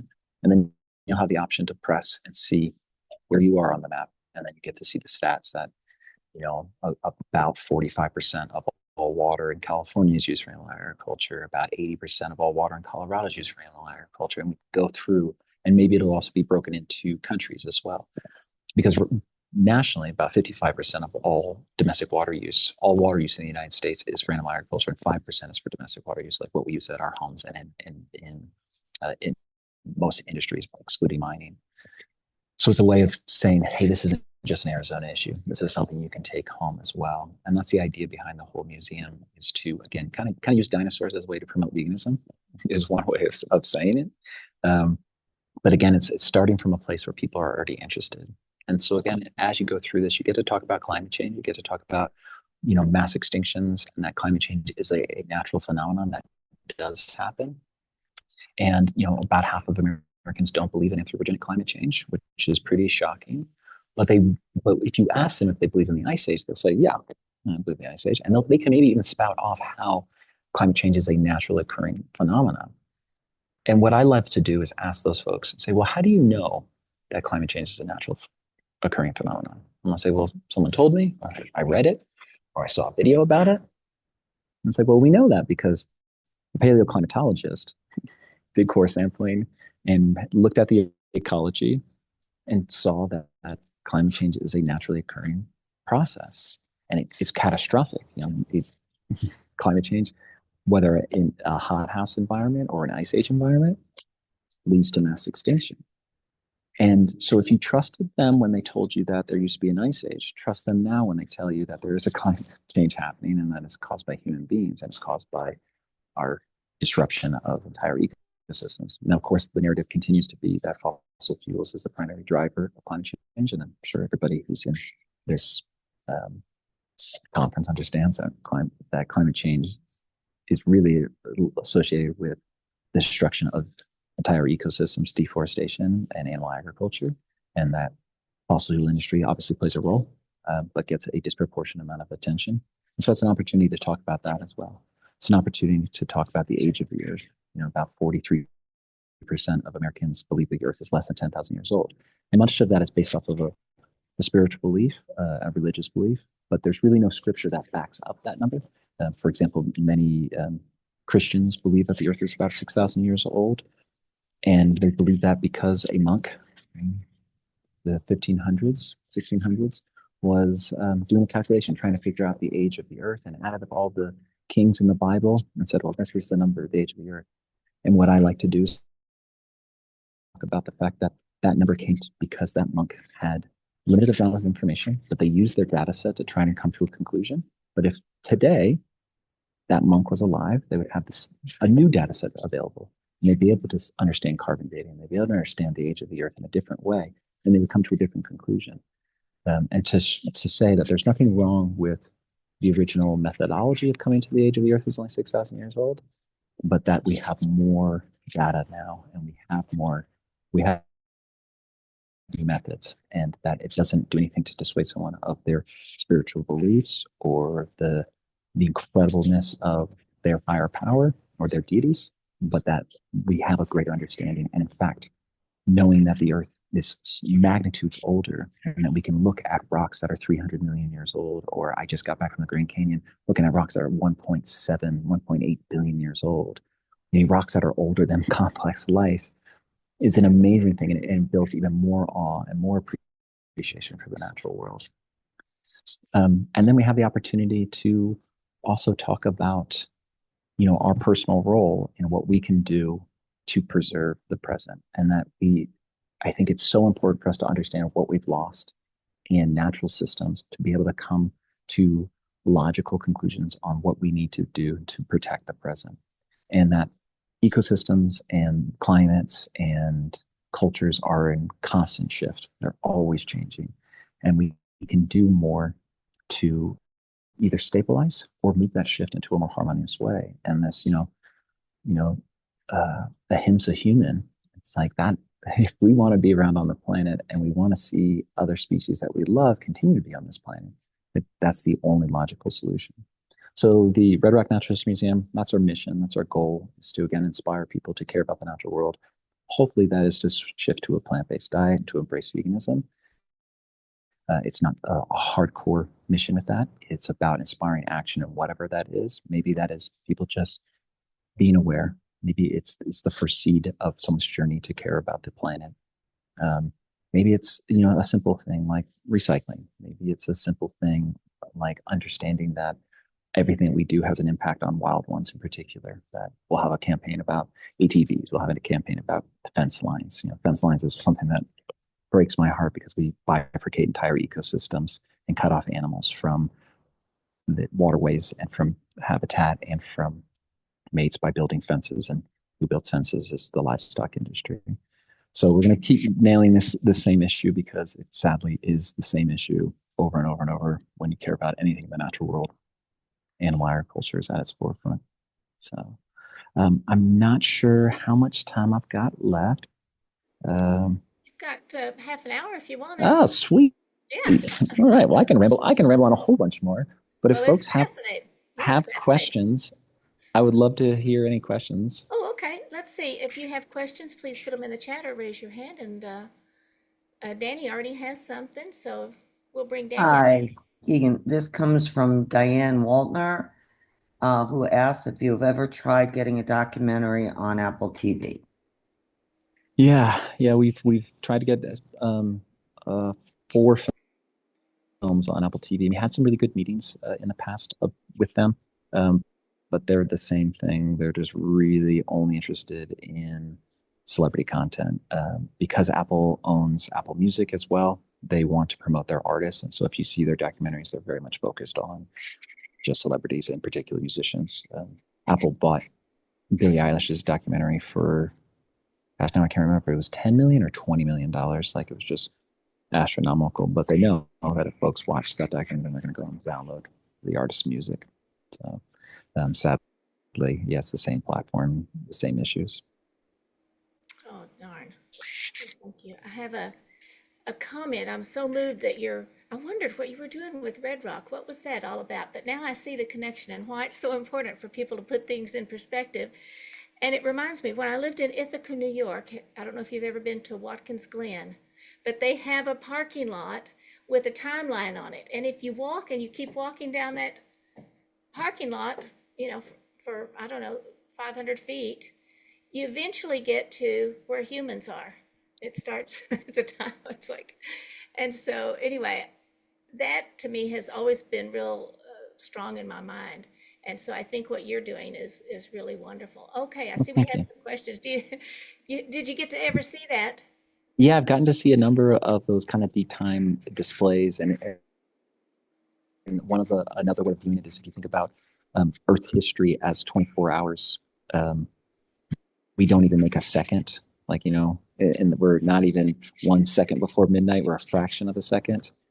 If we were history of life on the planet, if it was an entire year, we show up in the last few minutes of December 31st, and we are just this tiny, tiny little blip. And that's amazing to me because it's hard for us to comprehend deep time. You say 1,000 years, most people can kind of wrap their head around it. You say 10,000 years, and it's like that's a lost number. You say 10 million years or 100 million years or a billion years. These are just, it's almost impossible for our brains to comprehend. And so giving analogies and giving visual representations of that is really important, because I also think that it makes us have perspective on our own lives. It's really easy to think that our personal problems are just astronomical. And you sit with 2 billion-year-old rock and you go, oh no, it's not. We are just a blip in time. We have this incredible power, though, that we are shaping the history of this planet. And to know that we are just a tiny, tiny organism in the history of life on this planet, but we have incredible power. And to me, that's empowering. That's like, cool, let's get going. And that's the idea too with the Natural History Museum, is just utilize that, get people inspired about the natural world to want to do more to protect it. Because if you love something, of course you want to protect. Right, fantastic. Hello, Danny. Hello. Yes, we got another question in from Michael. I thought the mention of identifying what one's passion and interest area is, so as to speak further to that, is a great way to orient communication that would be welcome and feel safe. If there isn't a site or booth to draw attention in and then ask what brings you here, do you have thoughts on how to effectively, quickly get a sense of what one is about on the fly and bring up plant-based into conversation organically in a way that would land? Yeah, that's a great question. What I always use is I ask people what they're passionate about. I say, what's your passion? Because it's easy to say, like, what do you do for a living? And people go, oh, and they talk about their job. But if you say, what are you passionate about? And almost immediately they'll tell you. And then usually it's one of those 5 things. I love to mountain bike. Oh, cool. What do you love about mountain biking? And they start to tell you. And very quickly you'll say, oh, it's because you like to be out in the natural world. You like the thrill of it, of course. Or like, oh, I'm really into my knitting group. Oh, well, why are you into your knitting group? Oh, it's a bunch of women who I've met through church or whatever it is. And you go, oh, cool, it's spirituality. And then there's the in. And so I think first and foremost, letting people talk about the thing that they care about and they're passionate about immediately engenders them to you. They immediately go, oh, I like this person. They gave me an opportunity to talk about the thing that I love. And everybody loves to talk about the things that they care about, clearly, because I just talked for 30 minutes straight, barely taking a breath because I'm talking about the things that I love. So I would say that's the best one. Just ask people, what are they passionate about? Thank you. Hey, there's Allison. Allison, I brought you up. Thank you. Hi, Keegan. Yeah. So I'm interested in one of the subjects you were talking about, and that's the use of the Colorado River water. And there have been publications about 20 families who produce alfalfa using the water of the Colorado River. And it's not even for consumption by U.S. livestock, it's for consumption of livestock in Saudi Arabia and China. So literally, the Colorado River water is being exported by pumping it into alfalfa and sending it over to Saudi Arabia and China. So the extremes of the storytelling, depending on how you put it together, the story is quite compelling about It really is. what's really happening. Yeah. Yeah. I mean, in Arizona, Arizona and California, the Imperial Valley exports about 100 billion gallons of water in the form of alfalfa every year, mostly to the Middle East. And the reason for that, because a lot of those farms, the alfalfa farms in Arizona, used to be owned by a Saudi company. And there was a big pushback in Arizona, and folks said, hey, this isn't okay. We're running out of water. We can't be exporting all this water to Saudi Arabia. But if you dig a little bit under the surface, you find out, well, why are we exporting water to Saudi Arabia in the form of alfalfa? It's illegal to grow alfalfa in Saudi Arabia. And the reason why it's illegal to grow alfalfa in Saudi Arabia is because it's such a water-intensive crop that they said, we are a desert country. We cannot justify taking fresh water and irrigating fields to grow this water-intensive crop to feed livestock. But the Saudis learned to grow alfalfa from Arizona farmers who went over there and said, hey, you should build up your dairy industry. So it all comes back to the same ideas that came out of Europe and North America, that this pushing this colonial idea and these colonial food systems. Sadly, the push against the Saudi farms was rooted in xenophobia and racism. And so there was a bunch of politicians in Arizona who said, hey, we have to end this. And they cut the leases that they had, the government leases, because these Saudi companies were leasing land from the state. And they gave those leases to American alfalfa farmers. So they're still doing the same destructive habits and the same destructive practices, but Americans are profiting from it. And so it doesn't get to the root of it, but it's a great opportunity. I love when people talk about like, hey, this is crazy. It's like, yeah, well, who's eating that alfalfa? It's not Saudis, it's Saudi cows. Right, Saudi cows. Unbelievable. Mm-hmm. Yeah. Yeah. Thank you. Thank you. I really appreciate it. Yeah. Okay, now we'll bring up Ray. Hey, Keegan, good to see you again. I'm so glad you always Hey, have Ray. time to come join us on VCOP. Of course, if I can make time, I'm going to make time, even if I'm sitting out in a beautiful park. And you surprised me, maybe you shocked us all, that you've got a day job. You've been working on this. You're so prolific in the documentary filmmaking. We assumed that was a full-time job. Oh, it's but a full-time you've got hidden job. skills. Yeah. The paleo art is my night job. So yeah, I have T-Rex dinosaurs. I have 4 production companies. I have about 4 music projects. I have a camera accessory company. Like, I just don't sleep. That's the benefits of a plant-based diet. You can just get a lot done. This fills up your nights. Oh, great. Yeah, there you go. What you were talking about, new data sets, is pretty exciting because we know, like, Dr. Rao has his position paper, and Gerard Wedderburn Bishop's got some very seminal articles that have been published in peer-reviewed climate journals. So this is new data, and we see the resistance. We see the people going, well, I thought the science was done on animal agriculture and their emissions. We're talking about, what the FAO said in 2006 still seems to stick, and the science is stuck. But it made me think of William Ruddiman's early Anthropocene hypothesis. Because you're one of those guys that can take that big step back to look at the shape of our agriculture and where it started. Are you familiar with the Ruddiman's hypothesis? Yeah. I mean, it's I think it's a really important thing because most people have never heard of the Anthropocene, right? That's a new term for them. And the fact that, one species is having such an impact on the entire planet is just astronomical. The last time we saw one species have this sort of impact on the planet was when we had algae that started producing oxygen instead of, our atmosphere used to be remember carbon dioxide, and it flipped, and we became a more oxygen-rich atmosphere, and that flipped the entire ecosystem of the entire planet. We used to have purple oceans, and we haven't seen that. I mean, we're talking about like 2.3 billion years ago, or 1.3 billion years ago is when that happened, if I'm remembering correct. And so, yeah, the fact that one species can have this sort of impact, and that we can actually potentially have geologic ages named after ourselves, that's the Anthropocene, is, I think, a really important thing. So when we talk about rock strata, you look at these layers, and they all have names that geologists have given them or indigenous people have given them. And to say, and then this top layer, this heavy carbon layer at the top, it's the Anthropocene.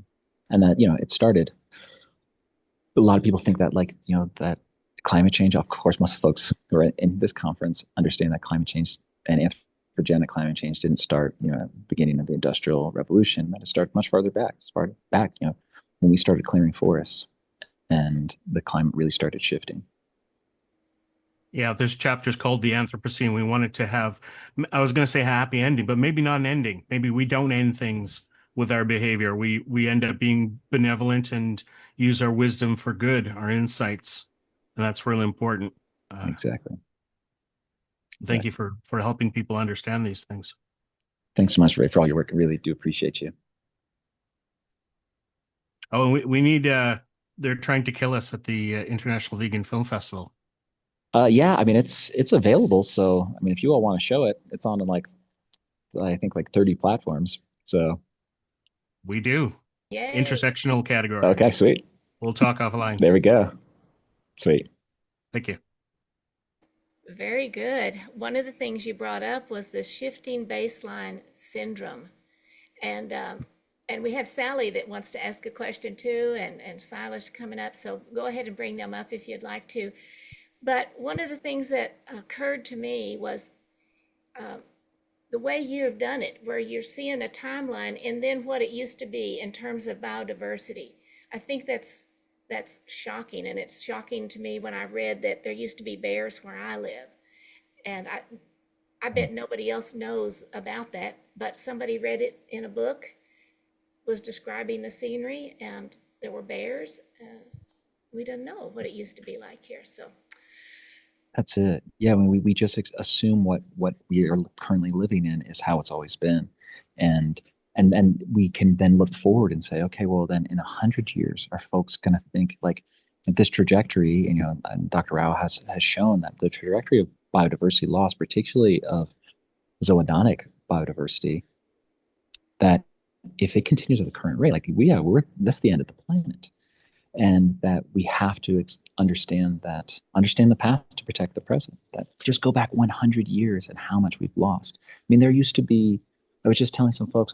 I was in Colorado this morning, and I was talking about the massive locust plumes that used to happen on the Great Plains. Which most people don't know about that. There was trillions of locusts that would come out of the ground, and they would fly east, which was with the prevailing winds, and they would end up on eastern forests. And European American farmers hated these locusts because they, just decimated crops. But they were so critical and so important to the health of eastern forests because when they would die, not only were they also feeding lots and lots of animals along the way, but when they died in those eastern forests, they brought nutrients from the Great Plains to the Appalachia and the whole eastern coastline. And that was critical fertilizer for those forests. And we've seen the decline of eastern forests' health. And why did the locust plumes end? Well, it's because they started tilling the soils of the Great Plains. And why do they till the soils of the Great Plains? Once they grow grass and food crops to feed non-human animals. So, and people don't know, they don't even know that story, that there used to be this incredible, biblical locust plume pretty much every single year in North America.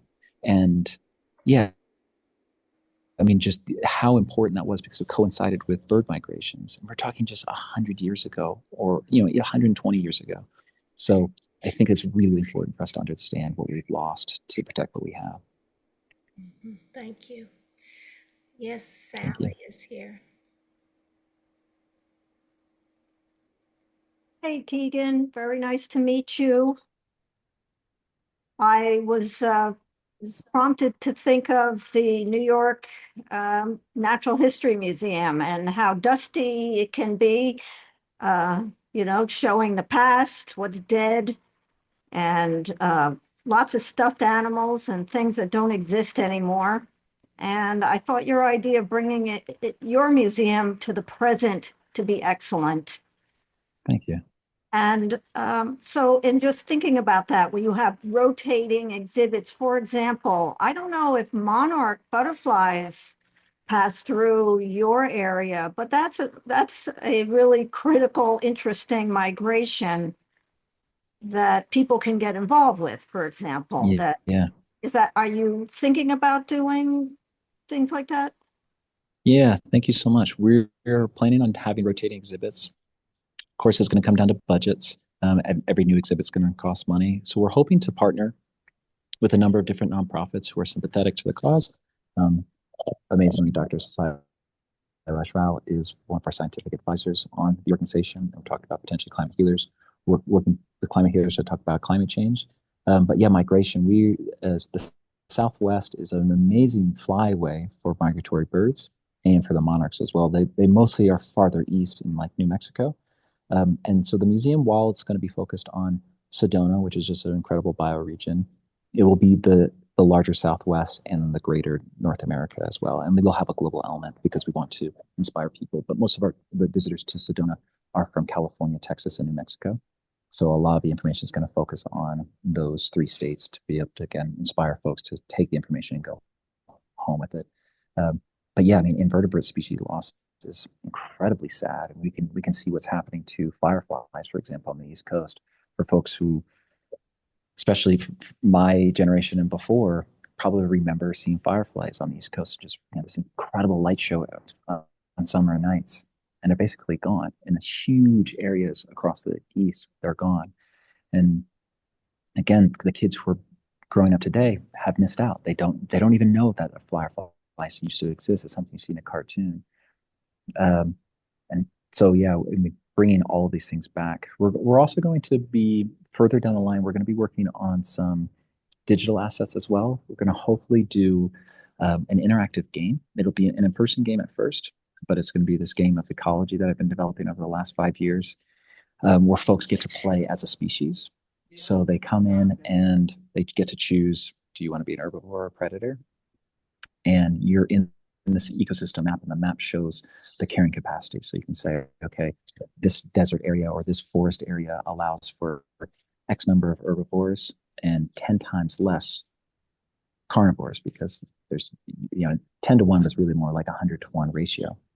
And you play this game with and you compete with others, and maybe you coexist with other players in this game. And then the trick, what happens is a game is that ranchers come in and they drop in a cow, and all of a sudden everyone's numbers get cut in half. You just go, oh, okay, you put a cow in an ecosystem, and now you've lost, 2 elk, you've lost 6 pronghorn, you've lost, 12 deer, and to show the impact of just this one foreign species coming in. But yeah, I love the idea of doing something particularly on monarchs, because they're such a charismatic invertebrate that so many people love. They're so iconic. So, but yeah, we have bats who come through. We have migratory bats in Arizona, and bats are struggling. We have so many bird species that are struggling. So it's going to be, I think, something really, it's a very unique spot because we're in the Four Corners, and there's just so much biodiversity. Thank you. Thank you, Sally. Yeah, thank you. Hey, Keegan, thank you. Thank you for that presentation. Thank you. I was going to ask you about creating systems that you can create an exhibit in which people can try out various aspects of a system, and when a system collapses and when a system is stable. So this way they know that if you take one species out, the whole thing can collapse. Right. Oh, I love that. I love that. Yeah. Yeah. This is, I mean, that's great. The visual of that would be so easy to do. That's a brilliant exhibit. Oh, yeah. Thank you. Because I think people don't understand systems, It's very hard because they think it's just individual things, right? You put something in there and then take something out of there, and then you manage it. But in reality, you're playing with a system that can collapse. Yeah. Right? I mean, our body is a system, and it collapses when you die. It literally is, it's just, so it's saying, okay, I'm done with this. I'm going to start over. So take all your cells and start over, right? That's what happens to our body. So it's the same thing. It happens to ecosystems. These are all system collapses, right? Ecosystems do that. Climate systems would do that. The whole Earth could do that if we keep messing around like this. Right. This is what keeps me up at night, because I've seen systems that tip over and start doing something really crazy. And everything I've seen in the climate system seems to be tipping over in the wrong direction. I don't see anything that's tipping in the right direction. So this is why I feel that we are in a critical state here that we need to address very quickly. Wow, that's really, and this is part of like the idea behind this museum is, I love collaborative art forms, and just, an idea like that, and to be able to build off of that, I think would be phenomenal.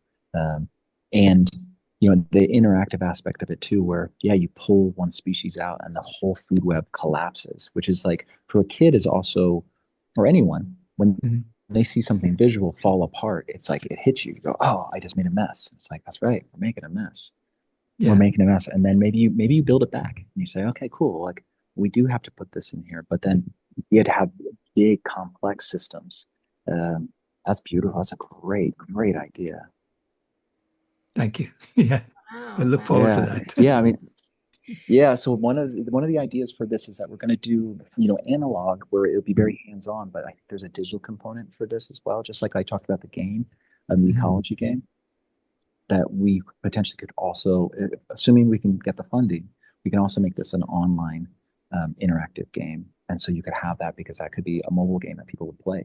And yeah, that's great. And so if anyone who's watching this is interested in wanting to get involved in the organization or has ideas for exhibits or potentially even funding, please send me an email or you can go to redrockhistorymuseum.org or redrockhistory.org is also as well. And send me an email and tell me how you'd want to get involved or how you'd want to share ideas for exhibits, because we're just in beginning stages, and so we have a lot of flexibility. Perfect. Yeah, that's fantastic. Thank you. I have one more question, and this comes from Ray, and it's odd to me. Seems like maybe an inside joke. It says, how do you make drugs and feel great about everything? And is it a vegan documentary? Okay, yeah. So we have this new film that we're working on. We just finished it. We're working on distribution right now, and it's called How to Make Drugs and Feel Great About Everything. And the film is about drug development in the United States, but really focused on the often outdated and absurd use of animals in scientific research. About 95% of all drugs that are proved safe and effective in non-human animals fail when they go to human trials. So clearly, using animals is not an effective means of finding drugs. It is a vegan documentary in the sense that we are promoting a compassionate way of living, but it does not have a strong vegan message. There's one line at the end of the film that talks about, maybe if we eat better and take care of ourselves, we won't need as many drugs. But it's really tailored towards folks who are critical of the pharmaceutical industry, which I think healthfully most people are critical of the pharmaceutical industry. And as a way to understand what goes into drug development, we don't really focus too much on vaccines, though it is a part of the film as well. And we talk about, that we need better science, we need better methods if we want to have effective tools. And so removing animals from the system benefits human beings, it benefits the animals, benefits science, it benefits the economies, it benefits everybody. And that to me is a vegan ethic, but it's not an overt vegan film in the way my other films have been. But, a lot like, Slay, for example, which is a film I was executive producer on, that Rebecca Capelli did, is not an overtly vegan film either. It's about the use of animals in fashion, but I think still carries that same sort of vegan ethic. Very good. Thank you so much. Thank you. Okay. Are there any other questions? Ray, you're online. Do you want to come up and do you have any other questions? Okay. Wow. Well, let's see. I just wanted to say I want that film too for the Vegan Film Festival. I think we missed, I think we missed the deadline for this year, but I'll hook you up. Okay. All right. Thanks, Ray. That's fantastic. So when do you project, what's your timeline on the Red Rock Museum? And you said it's still in the beginning stages, and my brother, he creates exhibits at museums. So amazing. I'm going to show him this video clip. He's vegan and he might be interested in working with you. That'd be lovely. Amazing. Yeah. Yeah. So we're hoping early next year. It's going to come down to funding, and we have a small space in Sedona that we can use, an outdoor space for exhibits. And so it might start off as just a very, very small rudimentary exhibit that just gets people interested, and also can kind of judge the community's involvement in it. Mm-hmm. But if we have enough funding, we could go for something much bigger and build out a lot of these exhibits much quicker. But the idea is, hopefully early next year in the first quarter, we'll have something. Oh, that'd be wonderful. That'd be wonderful. Okay, Danny, it would be wonderful. We do have one final question. It's a long one, so I'm going to go slow. Also, this is a question for Keegan, but also for Dr. Rao, if he wishes to weigh in. With respect to the Anthropocene, I have such trouble with that, pardon me, and the human species having a disproportionate impact, at least to me, it seems like cognitive dissonance and diffusion of responsibility phenomena, in addition to fear of social rejection and other core subconscious reasons, play roles for why many don't even conceive of a change in course of action and with their lifestyle. Any words on these aspects and what we can do in face of these realities? Thanks. Yeah. I think normalizing caring is, I think, the first one. And I only got to catch the end of Jane's presentation because I've been on the road. But I think what she's doing is the same sort of thing, is that we have to normalize pushback to the mainstream. We have to normalize saying no. We have to normalize that caring about the environmental world is important. And every time somebody stands up and says, no, no, no, it allows everyone else who might be on the fence to say, oh, right, like I hadn't thought there was another way. Right. And I think most vegans are lean to be more courageous because of that. We're willing to be on the outside. And the more of us who are willing to be on the outside, the more we invite people in. And we becomes the inside, and everybody gets to be part of this. So I think it's standing up and saying, hey, there's another way. And the other way is really, really good. Dr. Rao, did you have anything you wanted to add? Yeah, absolutely. It is. It's important for us to stand up and say that there are different systems we can create where you don't have to follow this herd. We can create different herds that go the right way. I mean, we have done so many things like that. When we build a product, we are doing collaborative systems that work. It's not about grabbing everything for yourself or as much as you can for yourself, which is what the current system is all based on. And so it is normalizing that kind of system, collaboration as normal, caring as normal, compassion as normal, and then not caring if they mock you for being compassionate. I'd rather be mocked for being compassionate than to go along with the herd as it is doing now. Yeah. So it's interesting. We are in a very pivotal moment. I'm sure every generation has said that in the past, but I feel like this generation, it's do or die. We have to get it done right. We don't have the luxury of leaving it for the next generation. Okay. So it is, again, we are a herd animal. We go along with what is normal at some point. And once people see, hey, that's where everyone is moving, they're going to come. We have to courageously stick with it. Right. Yeah. We need to not only be the first, but we need to have some second and third and fourth people join in, and then they see. Yeah. That's it. Yeah. Yeah. It's an interesting one too, is that, I've been an activist virtually my entire life. I was raised to be an activist. My mom was an activist, and she very much put into us that activism is the rent we pay for living on this planet. And that, if you're not helping to build a better world and making it easier for everyone to do good, then you're not paying rent, you're a squatter. And so no matter everything I do, like my love of dinosaurs bleeds over into activism. I'm like, okay, how do I use that to get people to care about the natural world and to live more compassionately on the planet? And so I think it's also that it's utilizing whatever you're passionate about already. Film's something I've been passionate about my whole life. So I use that. But whatever someone's passionate about, just use that thing and carry that in, and then it becomes normal, right? Like I mountain bike a lot. So I promote that I'm a vegan mountain biker. And you're like, oh, right, that's cool. Like connect those things that you care about. So I think that's way, again, we make this mainstream. Wow. Yeah.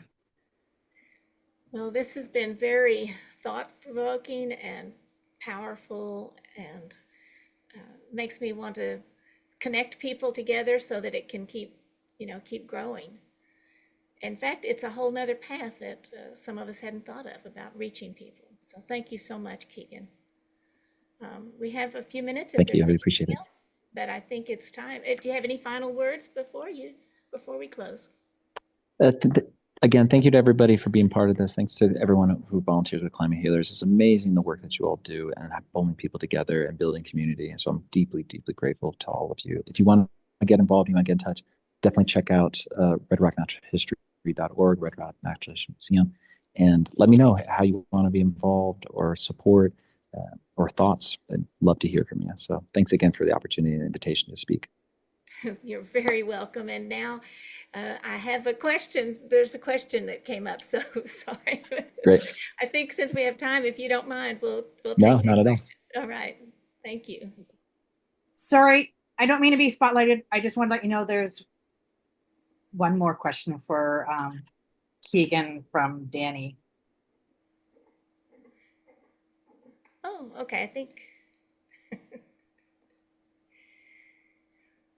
Okay, I think we had it from Danny, or she would be up here. So thank you so much. Okay, Hannah, I'm sorry to interrupt here. We do have something coming through here.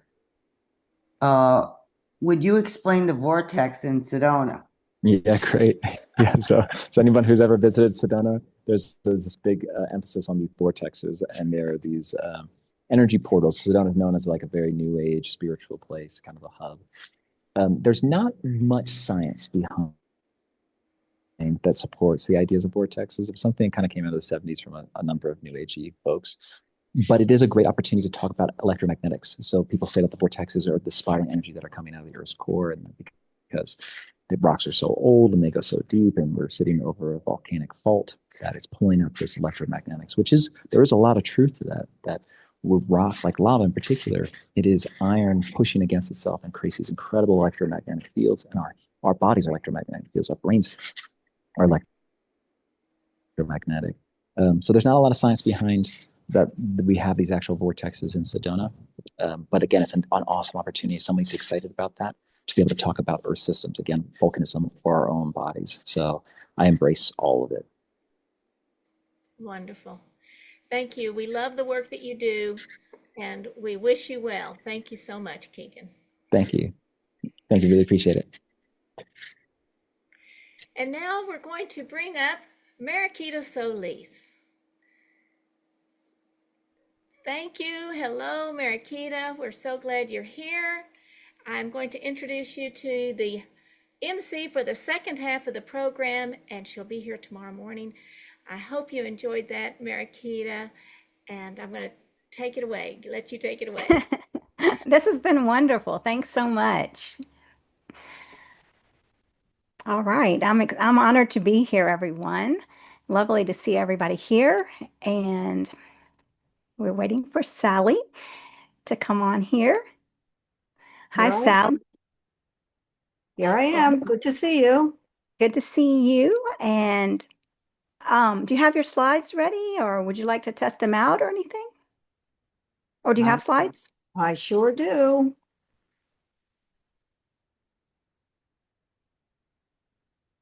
Okay. Well, when I can introduce you whenever you're ready, if it looks like we're ready to go. I am ready. All right. Well, let's see here. All right. Well, welcome to the Vegan Convergence of the People number 22. I'm your MC, Mariquita Solis, and I'm honored to introduce you to the plant-powered powerhouse with a philanthropist heart, Sally Malanga. She's an eco-warrior by passion, an entrepreneur by mission, and wordsmith by necessity. Sally blends fierce advocacy with mindful elegance, rallying communities, rewriting tired narratives, and elevating plant-based living into a movement for people, animals, and pollinators. Whether she's firing off a fiery email to her town council, perfecting the punchline of a political cartoon, or rebranding a plant-based collagen powder to save animals and glow skin, she's all in. She's speaking today on the craze for animal bone broth and animal collagen unmasked. Sally Malanga. Thank you very much, Marquita. I'm very happy to be here with you all. I call this the best conference on the planet. So here we go. The craze for animal bone broth and collagen unmasked, a pragmatist look at the bone broth and collagen trend through the lens of science and sustainability. So I've been a vegan since BVC, before vegan cheese. I'm also a board member of Friends of Animals and a co-founder of Our Green West Orange. And I find that, like many people on this conference, we wear many hats and gloves. At some point, I had the realization in running my cruelty-free company that I cannot help people become beautiful if they're eating meat, dairy, or fish. And so I founded a new company called Boon for All.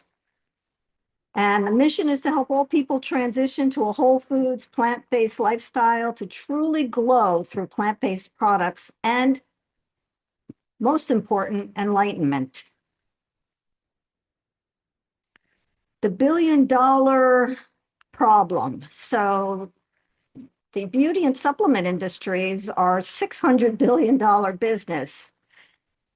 Unfortunately, they quietly are the world's largest purchasers of slaughterhouse products such as collagen, elastin, gelatin, fats, tallow, and milk proteins. Now, what is animal collagen anyway? It is the most abundant protein in all mammals, including us.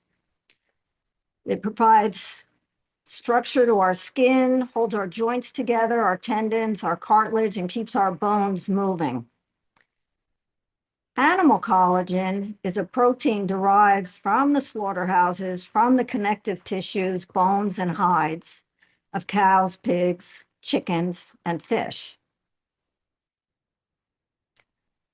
Unfortunately, this market is growing, fueled by the internet, by social media, by influencers.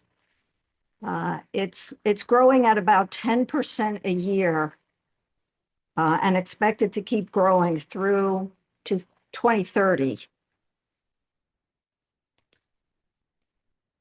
And this is the interesting psychology of it, of this whole market. The consumers have fallen into a mass delusion. They mix this collagen powder into their coffee, into their cereal, and they squeeze it into anything they can possibly think of because they believe that eating collagen, drinking animal bone broth is essential to youthful skin. Many expect significant calcium and other minerals from bone broth.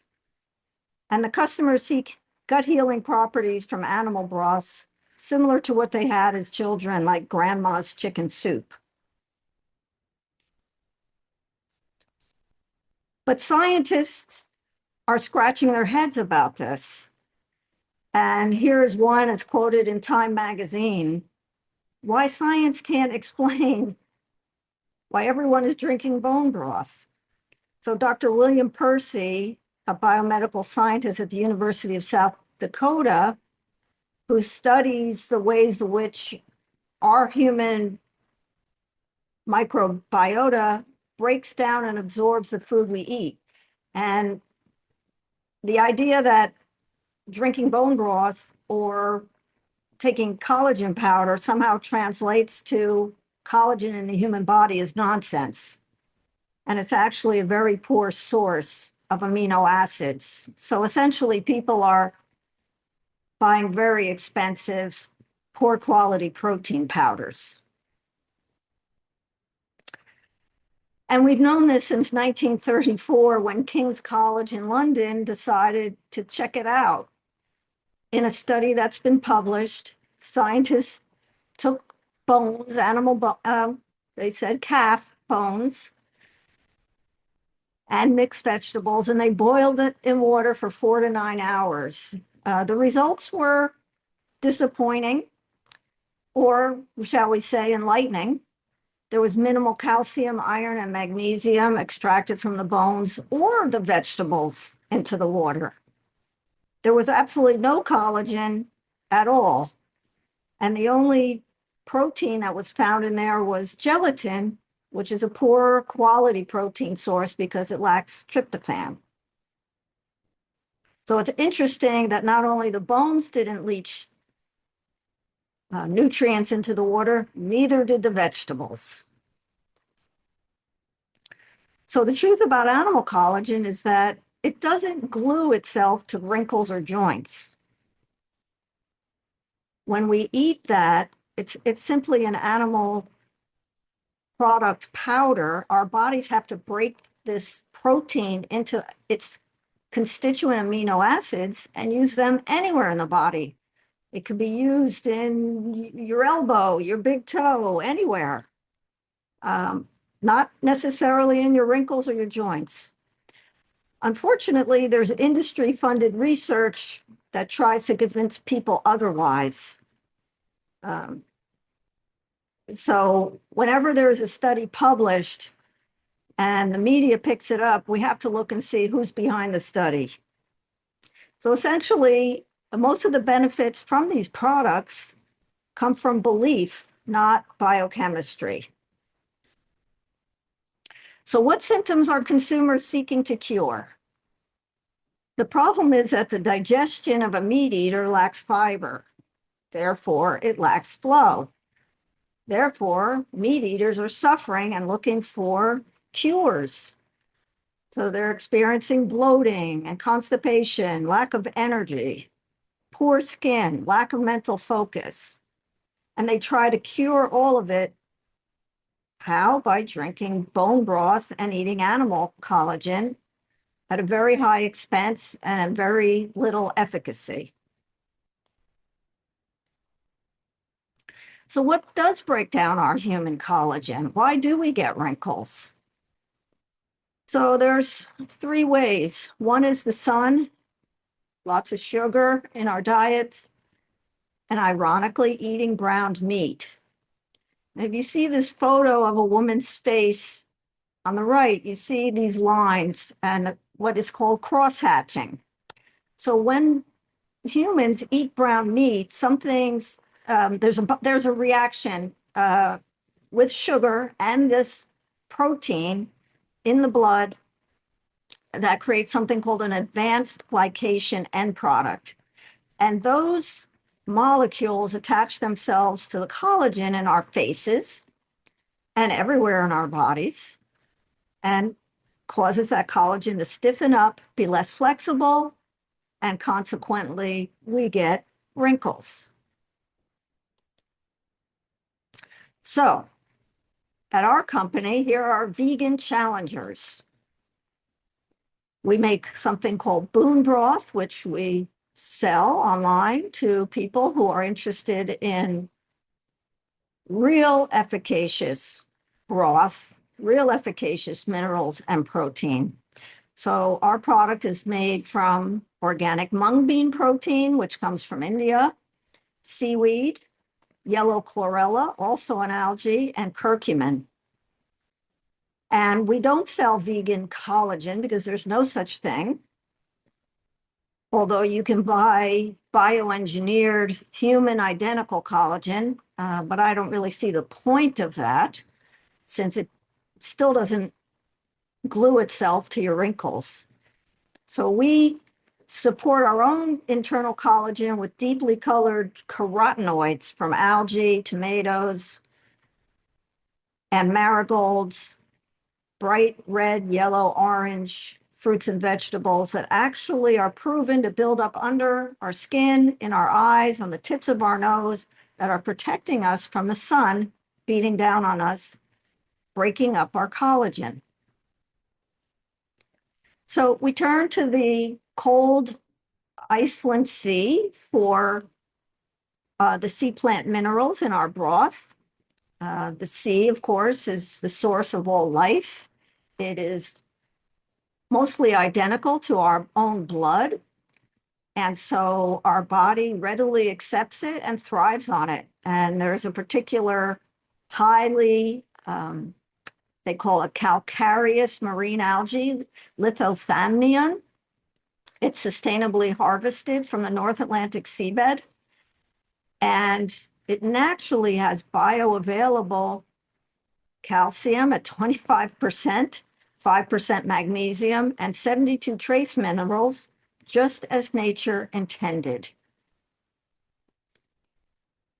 So what grows collagen? The carotenoids.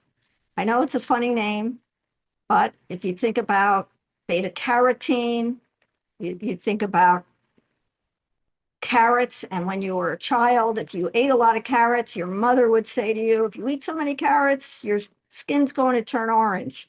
And she was absolutely right. The carotenoids build up under our skin. Our body's own intelligence knows to put it right under our skin. So the carotenoids that come from carrots and all the red, orange, and yellow, purple fruits and vegetables helps grow our collagen. So does astaxanthin. A very funny name, also comes from sea algae. And in the production of astaxanthin, it actually returns oxygen to the atmosphere during production. Lastly, vitamin C. It's required to build collagen. We don't make our own vitamin C. We have to take it from our diet. And without it, one contracts scurvy, which is literally a falling apart of our joints. And you may recall that was a major problem for sailors in the early days of sea voyages around the world, which was eventually solved by a smart seafaring doctor on one of the ships who brought limes, and it was cured. Took 200 years for it to be adopted, but it was eventually cured. So how we use bone broth in a marketing way. We created a reset program for it because we use it to transition people away from animal products. Many people are daunted by the idea of going vegan. They think they're going to starve. So we use the bone broth resets to teach people how easy it is to transition to a plant-based whole foods lifestyle. In our guide, we suggest that they eliminate what we call trigger foods, meat, dairy, and fish that contribute to their symptoms, and just start with one bone broth meal per day. And they can see how easy it is to eat potatoes, rice, vegetables, and broth. And it is the ultimate self-care that people are seeking, just in the wrong place. So my personal opinion, the way to transition people to a vegan lifestyle is through soup, not salad. And we made a product that's powder, so it's very simple to turn it into a complete meal in just 10 minutes. And then you can add all your leftover veggies, your noodles, potatoes, rice, or beans, and have a complete meal with protein, minerals, and spices in 10 minutes. We also have fun with it. We use it as a seasoning. So for people who insist that they can only eat tuna fish, we can help them make a plant-based tuna, Toona, using chickpeas and spices, some mustard, some of the bone broth powder, and it tastes delicious.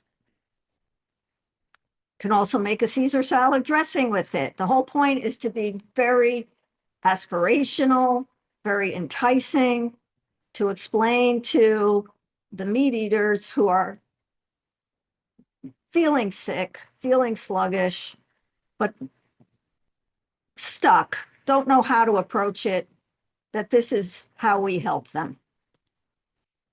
So we call it bone broth a survival food for modern times, because as climate changes, plant proteins become essential, and they are the logical survival food.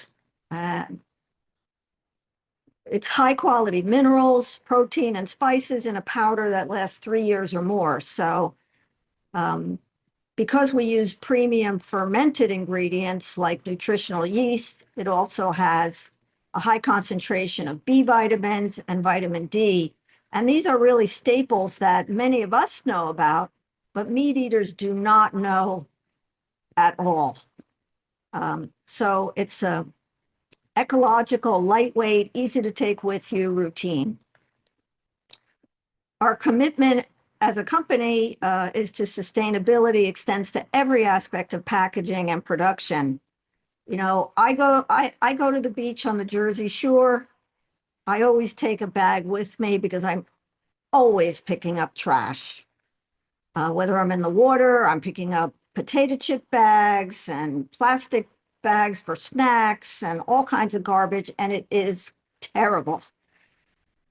So even though some of this compostable packaging is more expensive, we pay for it, we support it, because the more companies who do this, the faster the pricing will come down. And this packaging is available to everybody. Every snack company should be using compostable packaging at this point. So, to sum up, grandma's chicken soup is a placebo. We learned that from the King's College 1934 study, as are all the bone broths and collagen powders. Animal collagen does not glue itself to our wrinkles or our joints. It has to be broken down by the body into its constituent amino acids, just like every other protein. Eating brown meat actually breaks down collagen and causes wrinkles. So to build collagen, we need to eat sea plants and yellow, orange, and red fruits and vegetables. And lastly, sea plants have the minerals people are looking for. And so we've got the solution as a vegan company, and I really appreciate your allowing me to make this presentation to all your fine attendees at this conference.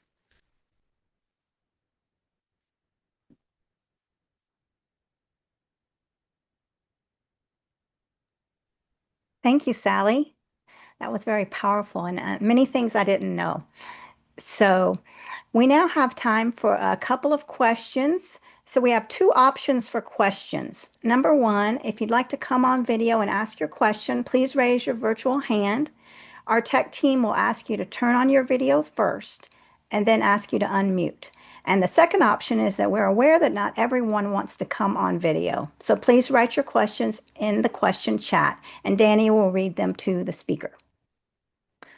All right, Danny? Well, I have one question from myself. Can you describe the flavor of both of these items? Yes, so it's very important when we make vegan products that they be unchallengeably delicious. So, for example, bone broth tastes like chicken soup, sorta, right? It has to be delicious. It's very umami tasting. And so that's one, that is the hot drink. And then the cold drink is a berry lemonade. And that too is delicious. Okay, great. Thank you very much. We do have another question from the audience.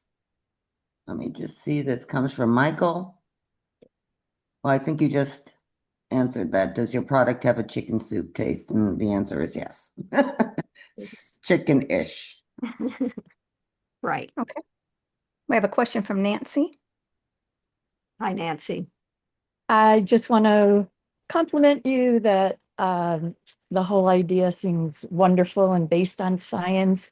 And I love the word boon as the substitutes for bone, but also having that a boon, a present, something that enlarges and gives you rather than takes away. I just one comment. I'm wondering why you leave out, you said meat and dairy, why you leave out eggs, which are not healthy for the human body, also why you say meat and fish when fishes are not plants. So they're, some people say meat and fish and fowl or chickens. But I would urge you to possibly consider saying meat, including fish and fowl. That way we keep fish as an understanding of sentient beings who, feel pain, suffer, don't want to die, are amazing beings, as Jonathan Balcom's book, What a Fish Knows, is all about. So one, why you might maybe want to consider meat, dairy, and eggs, all animal products, and also meat, dairy, eggs, as opposed to meat and fish and fowl.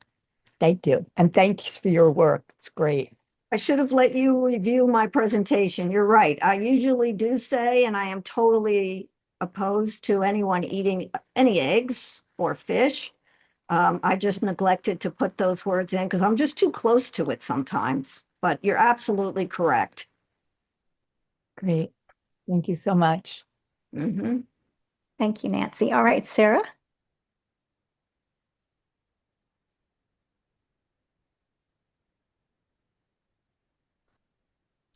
Hi, thank you so much.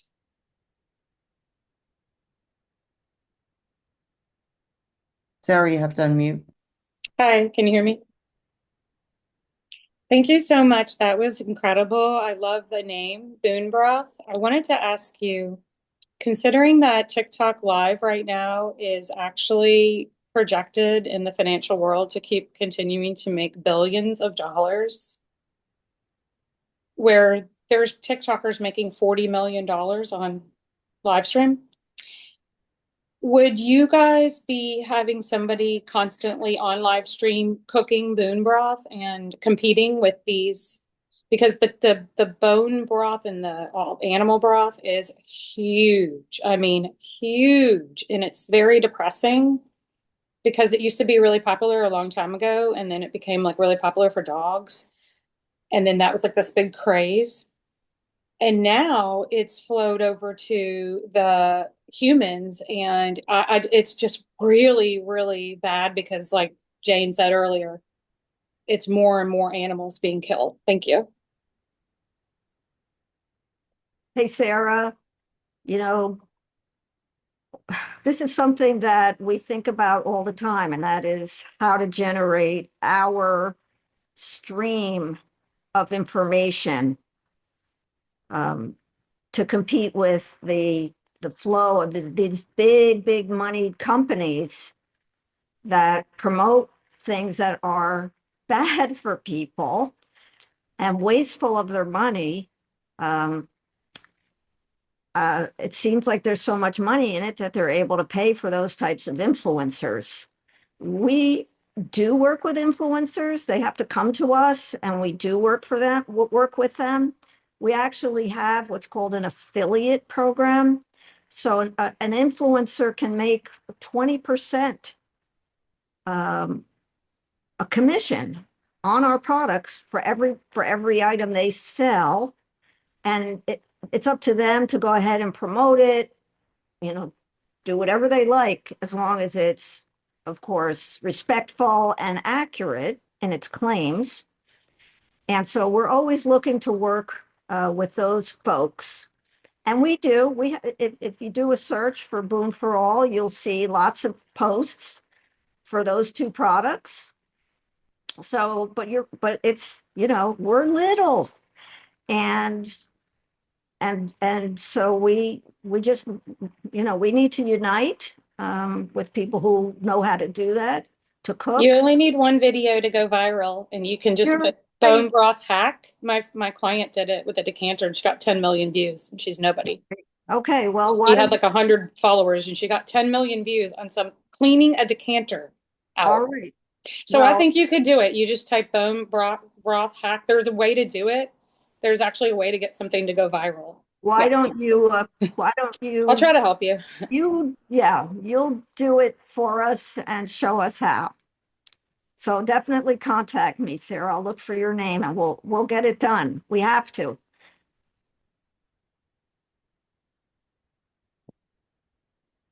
Okay, so we have another question and a half from Michael as a follow-up.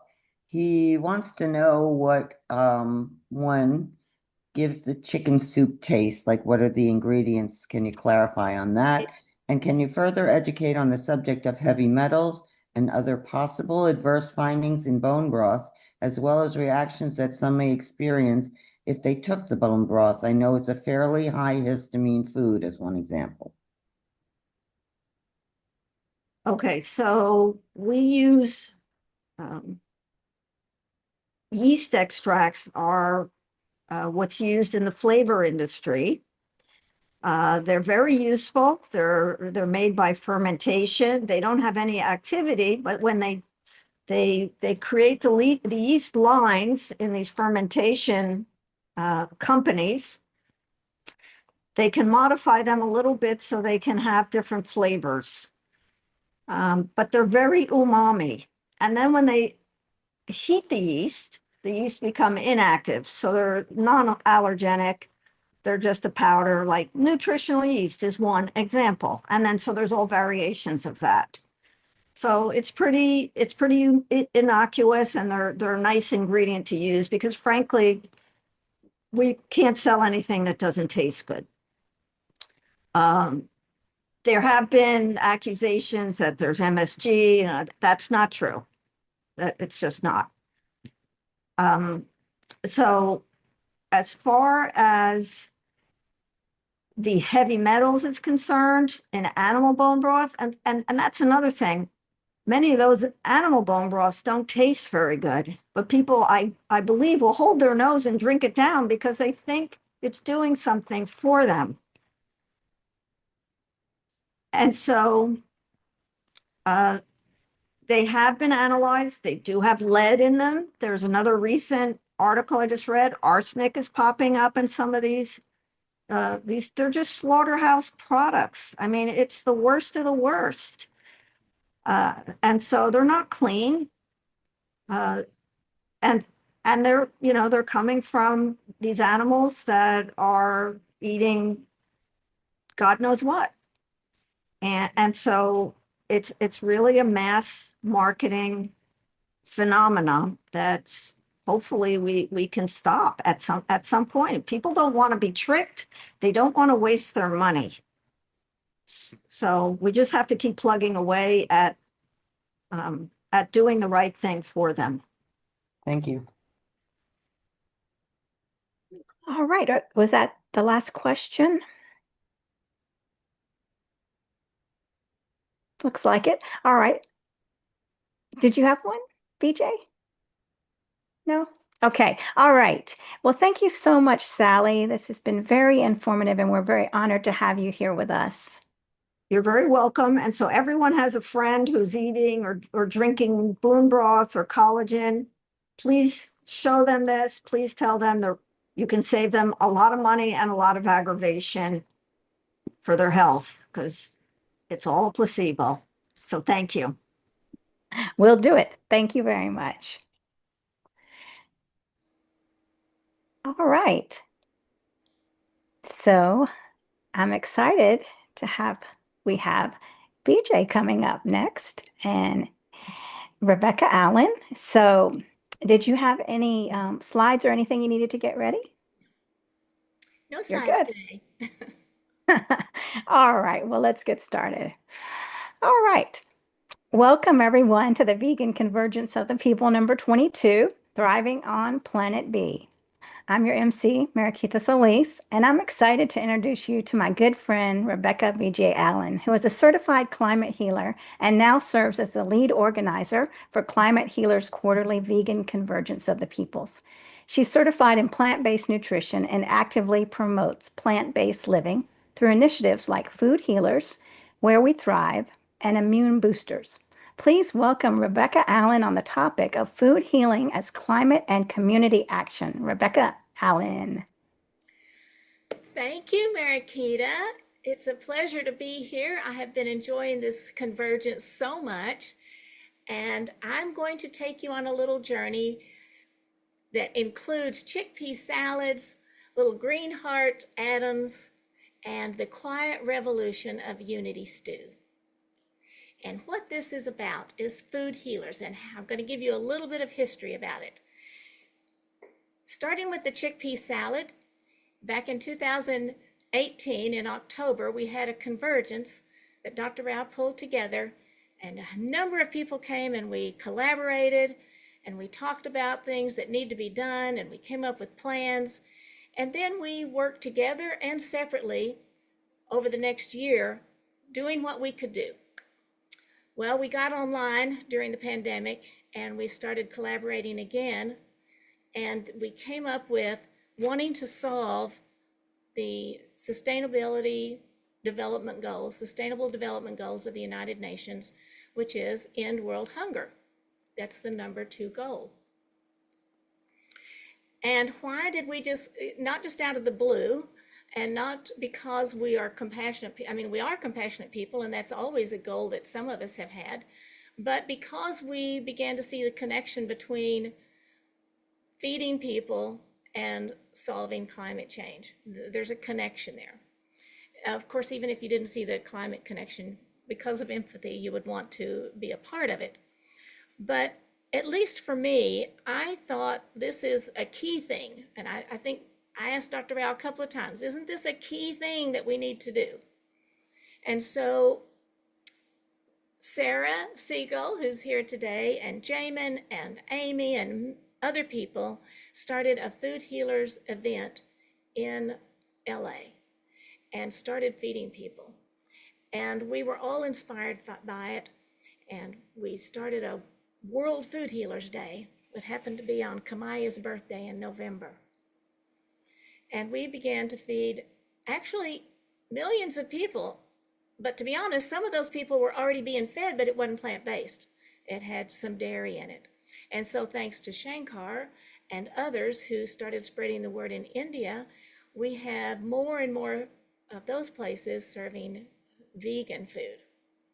And it happened also in Peru with Allison, who wanted to be a part of the Food Healers Network and didn't want to set up a tent, but found groups that were already serving food.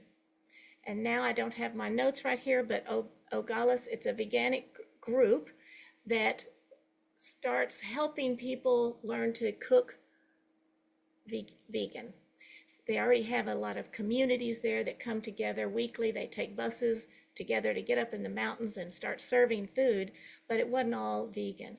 And so that's another way that it's kind of a quiet revolution. You're just talking to them about having great food, and here's a way to do it without harming those animals.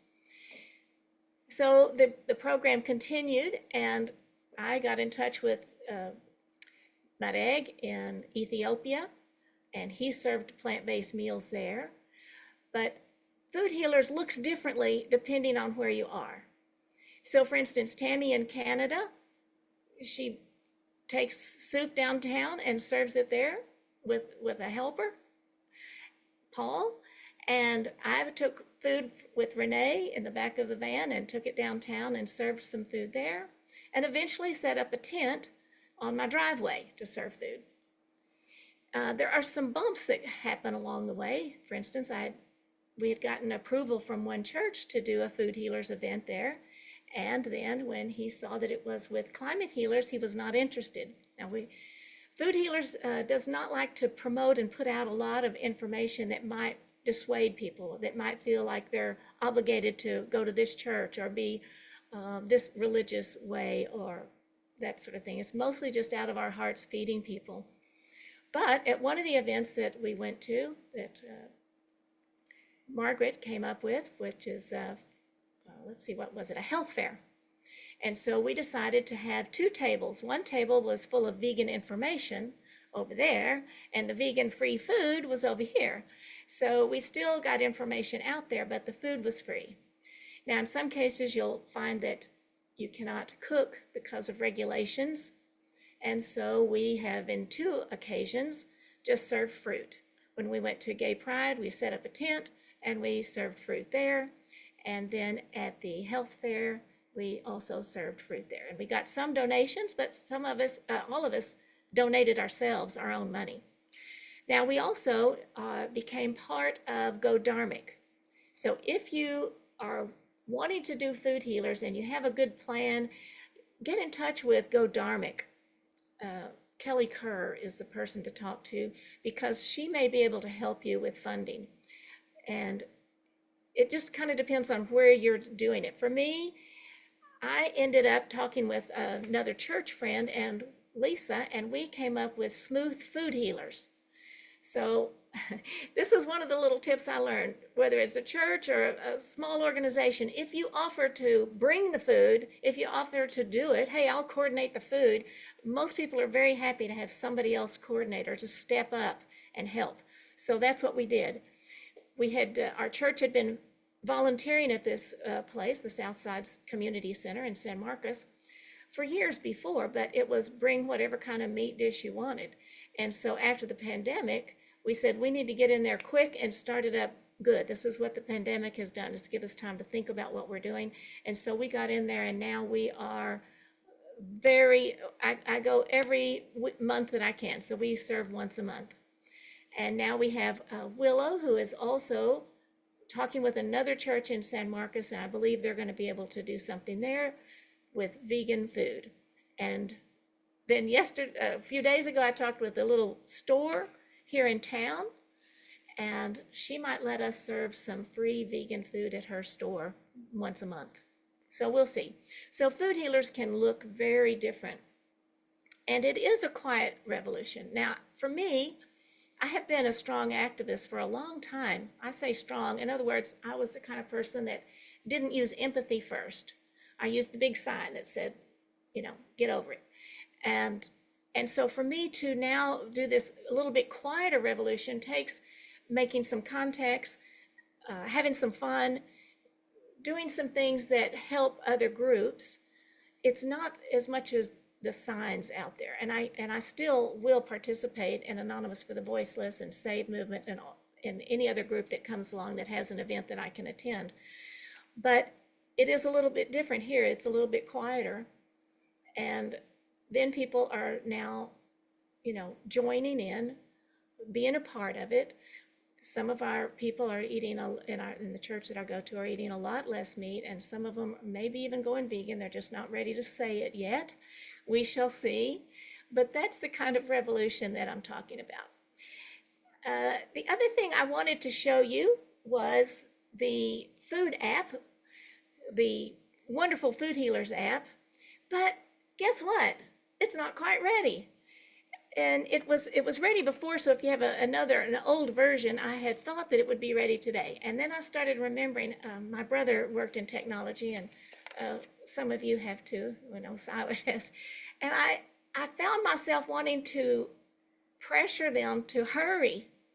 And I was remembering, wait a second, my brother said that was very stressful. And I was just picturing all the people under so much stress to get the technology done in time for the presentation. And I didn't want to do that, but I hope I didn't do too much, but I wanted it to be ready for you. So I am just going to tell you that right now you can wait, or you can look at the Food Healers app. If you have the older version, you may want to uninstall that and install the new one. I was able to put my event, the San Marcos Food Healers. We're going to be serving a burrito bowl next, August 11th. And so it is now on there. And that's what I really want. I want people to be able to post when they're serving whole plant-based foods. And that reminds me, it's not just an app to put any kind of food on there. It needs to be whole plant-based foods. It can have some sugar, it can have some oil. Well, I don't know, I haven't seen any recipes with sugar, but I have seen some with oil. And so they're plant-based and they're healthy. And the one thing you can do now from your phone is to go straight to the recipes. You can go under volunteer and then look, and you'll find some recipes on there. And I think this is going to be very helpful, because There are people who think it is so strange to come up with a vegan meal. I'll tell you a little story. My sister went traveling to see some relatives she hadn't seen in Texas, and then later my cousin said, I had no idea what to fix. She was coming and she's vegan and I don't know what to fix. And I know they worked it out because it's so easy once you know. But I think to be able to have an app that says, look at all these recipes, it's broken down by breakfast, lunch and dinner, and unity stew. I think that will be easier. What I have been telling people is, well, just put vegan, no oil, whatever food you want. And that's a way for me, who is experienced at it, to do it, and maybe some people. But I think having one place for people to go will be wonderful. And that's for the non-vegans as well as the vegans. And the other reason that I want it there so much is that I live in a town of 14,000. And we have an unhoused group of about 200 to 300. And so I see people. I sometimes go to the laundromat and want to help people and have helped them. And just the other day, I drove by the library and there was one of my former students with bags all over him that he was carrying on a little cycle. And I stopped to talk to him. And he had been kicked out of his house in Austin, and so he's just been sleeping by the library. And so I immediately went home and got some stew that I had just made for myself. And the next day I took him sandwiches, the next day bananas, and we have now gotten him in touch with some people from our newly formed homeless coalition, Caldwell County Homeless Coalition. And so I hope we can help him. But it's very uncomfortable to see people suffering when you don't have an option. But to be able to say, look, you have a phone? He has a phone. Yeah, look, well, I would love to be able to say, look, here's where the free food is. And this will help us. It feels good to be able to post what you're making.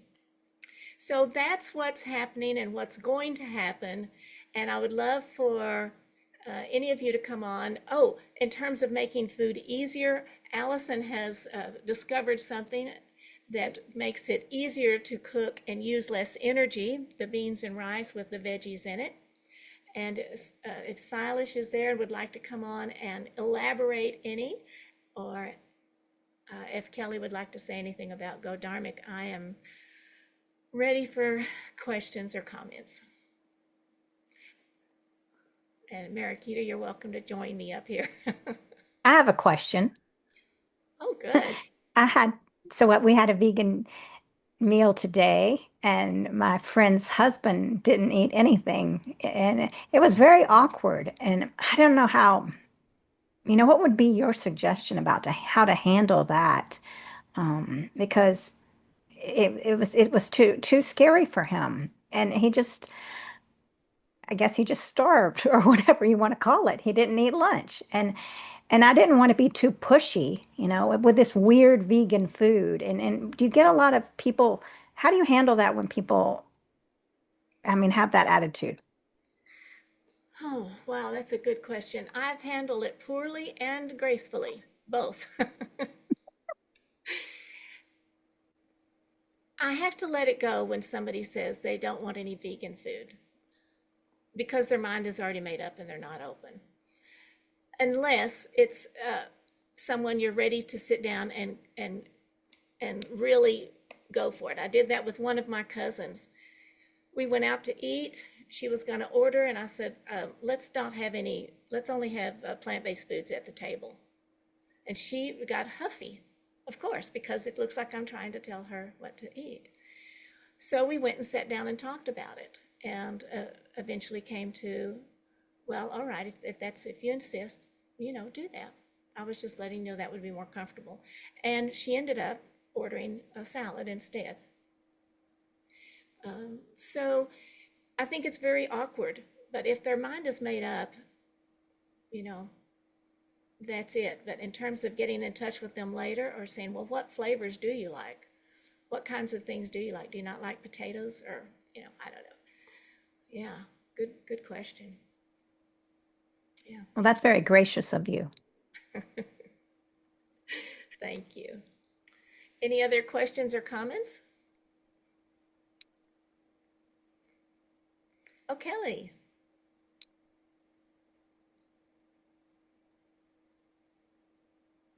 Hey, Rebecca. So you can hear me okay? Yes. Okay, great. So you mentioned Go Dharmic, so I will come up and talk a bit about Go Dharmic. Go Dharmic was established in 2011 in London through our founder, Hanuman Das, who was coming home from work one day and saw unhoused people, on the street, and went and bought some bananas and started giving them out, and realized that this was his calling, to do something more, to do what's called seva, which is selfless service.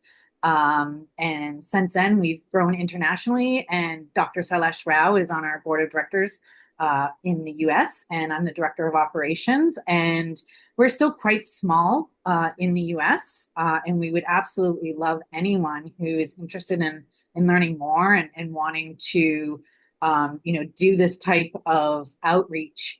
And I'm not sure, Sarah's been instrumental in our LA team, and one thing that's for us, it is that's really important to us is the Sustainable Development Goals. So whenever we can, we try to rescue plant-based food, and then we'll supplement it by working with a vegetarian or a vegan restaurant, and to make vegan food. So, some like in London, where we do it quite actively, they'll have about 70% rescued food, and they'll get like a nice, warm, nutritious vegan meal, stew or something, in addition to their other stuff that they're getting. And in LA, Sarah and her team, they were giving out to the unhoused in Skid Row. And she works closely with like the Vegan Joint, who's a big supporter of ours. And we're going to be probably starting up in New York. But yeah, we will partner with churches, temples, mandirs, whoever, just wants to ensure that everyone has access to, healthy plant-based food. So if anyone would like to get involved or learn more, start up, a Go Dharmic chapter in their city, I'll put my email address in the chat, and feel free to reach out. Thank you. And stay up here. Okay, I will.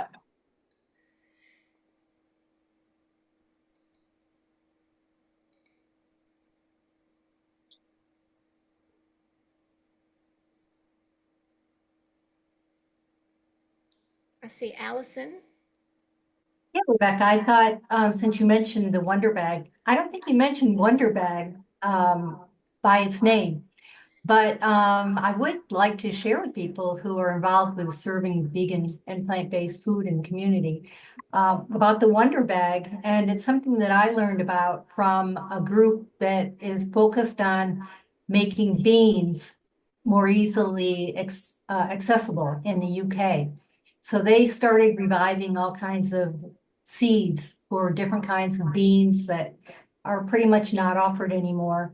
And then they started promoting this Wonder Bag, because the Wonder Bag cooks beans without any electricity or burning of wood or burning of animal waste.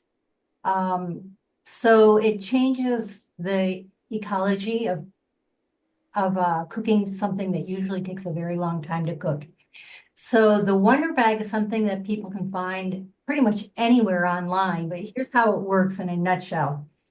You do get your beans started. You cook them for 20 minutes, and then you turn whatever it is that you cook with off after 20 minutes, and you put your pot inside this Wonder Bag. And because it's insulated in such a way, it continues to cook your beans for 7 hours. So it has a whole bunch of gifts. It eliminates the need for power for the rest of the time that it usually takes the beans to cook. The beans don't have to cook separately. They can be cooking in with your unity stew as part of a unity stew.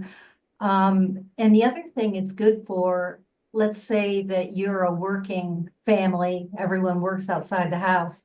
And you want to come home and have your food cooked, but you don't want to run the electricity for the 8 hours that you're out of the house.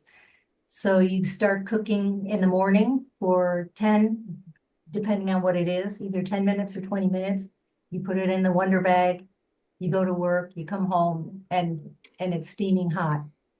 And the other thing you can do with it is if you're serving in the community, you can have your food started and you can get on the road and drive for 7 hours and serve your food, and it will be done by the time you get there. So I've seen videos of people who have done just that. They started the food at home in the morning. They cooked for 20 minutes. They put their pot in the Wonder Bag. You don't take it out of the pot. You put the whole pot right in the Wonder Bag, and then you put that in your car and you drive away. And 7 hours later, you serve it. So I can put some links in the chat. These were started in South Africa by rural women. It's a women's industry. And I'm not sure if this is true anymore, but the original producers of it, every time you bought one, they would contribute a second one to a family in a rural area. So, but I know nowadays you can buy these Wonder Bags on Amazon and pretty much everywhere.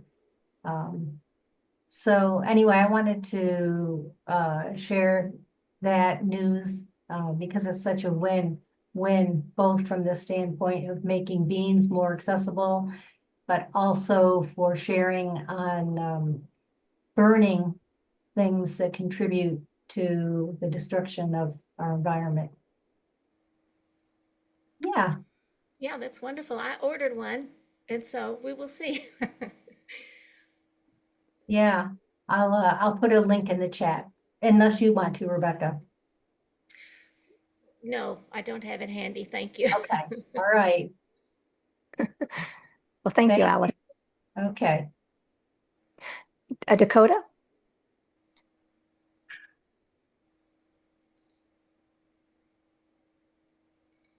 Everybody. Yeah, I think that Wonder Bag would be so cool. I can't wait to order one. I just heard about it recently through Allison and WhatsApp and stuff. So I can't wait to share it with others in my community, in my neighborhood.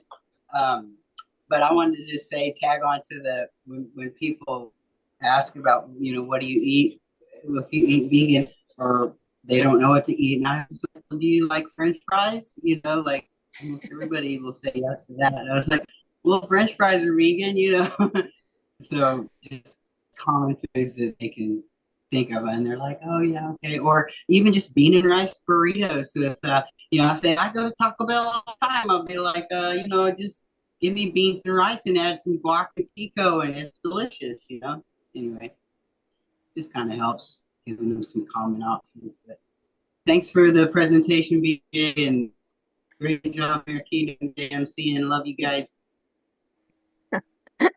Love you. Thank you. Danny?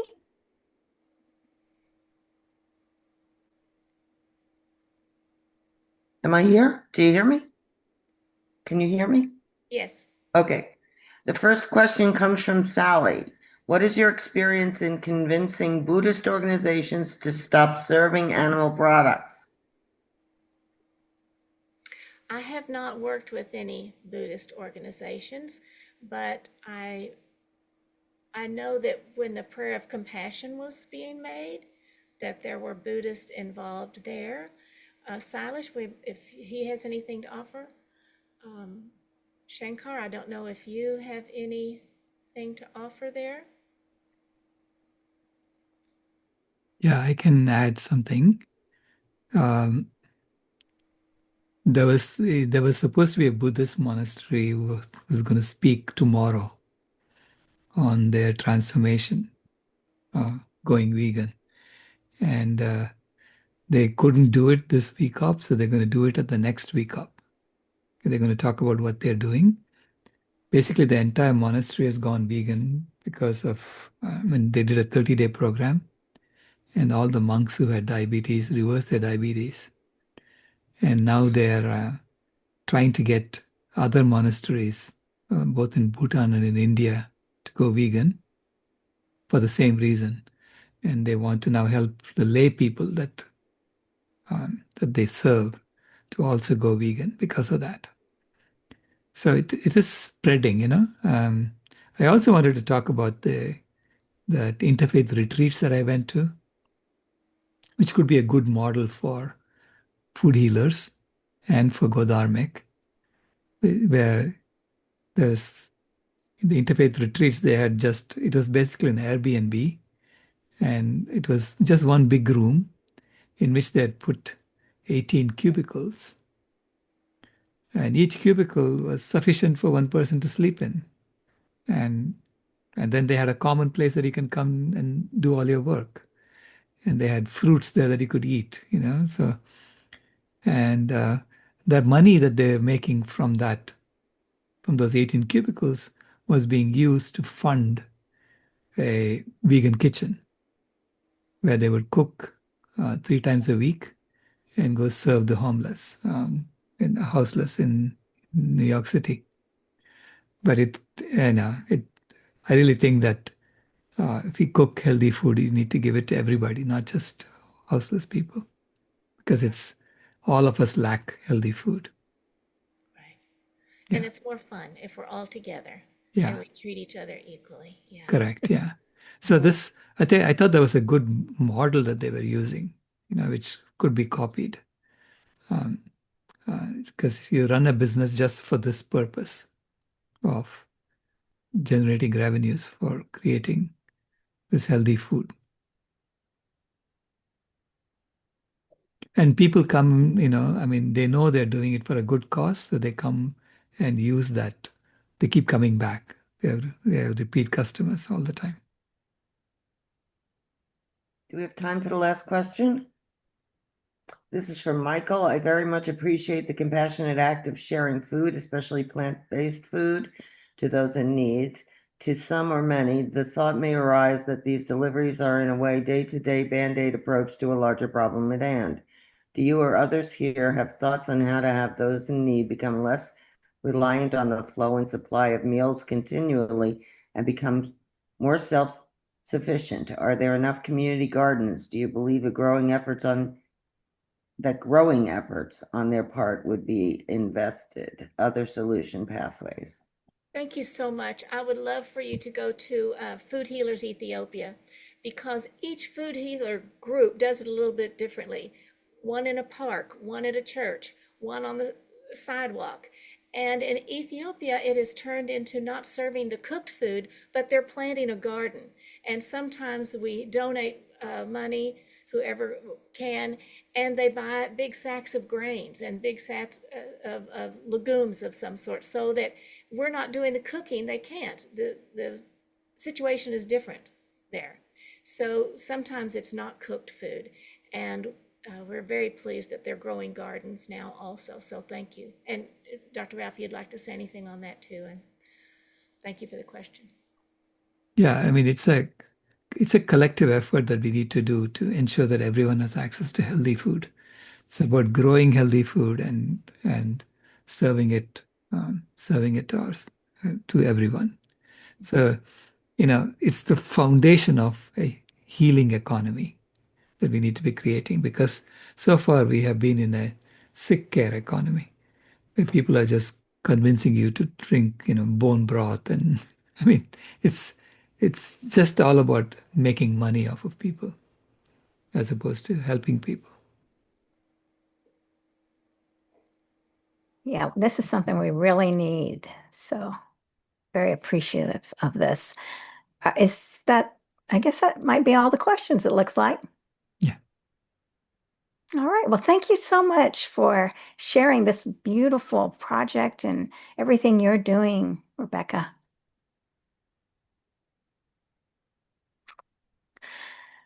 All right. So it looks like we're coming up on our next segment here.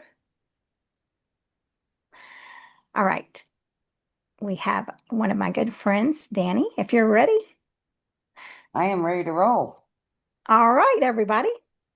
Welcome to the Vegan Convergence of the People, number 22, Thriving on Planet B. I'm your MC, Mariquita Solis, and I'm excited to introduce my good friend, Danny Kent. Danny is a core member of Climate Healers. She's certified as a climate healer and is in her 6th year with the organization. She's an ethical vegan who hopes to see cruelty eliminated from our food system in her lifetime.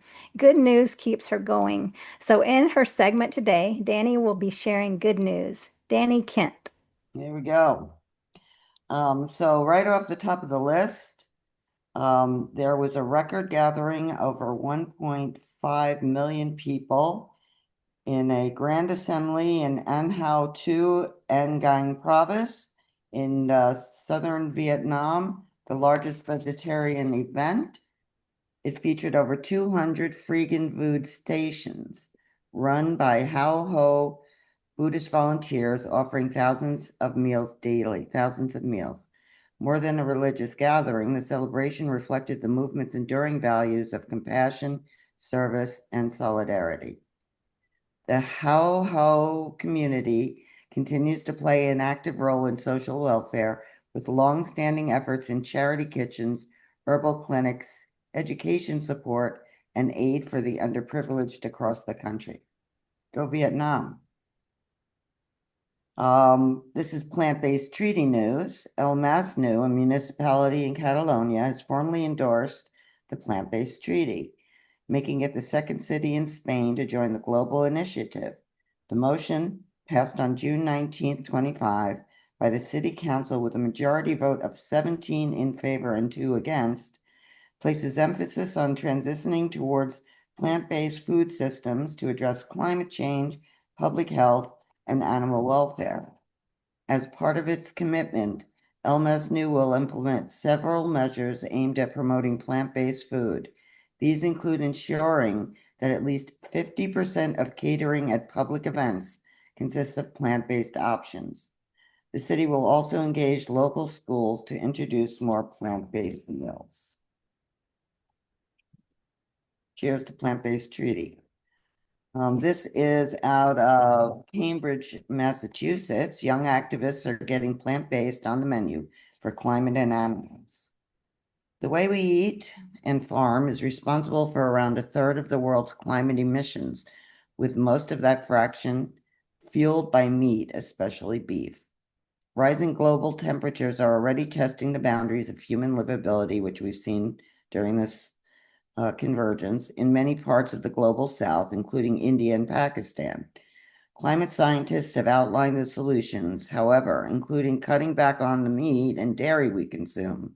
One way to do that is to encourage people to eat more plants with dishes like shiitake mushroom curry, yum, that are on the menu at Base Crave. Base Crave of Massachusetts is one of more than a dozens of restaurants around the world to participate in the Eat for Impact campaign organized by food system advocacy group Planted Society. If you haven't heard from them, they're pretty new. Planted Society estimates that their commitments reduce greenhouse gas emissions by about 250,000 pounds annually in Cambridge. While that may sound like a drop in the bucket compared to the 10 to 20 billion tons of emissions attributable to the food system annually across the world, small actions like these do add up to emissions reduction. Portugal, this is news out of the Azores.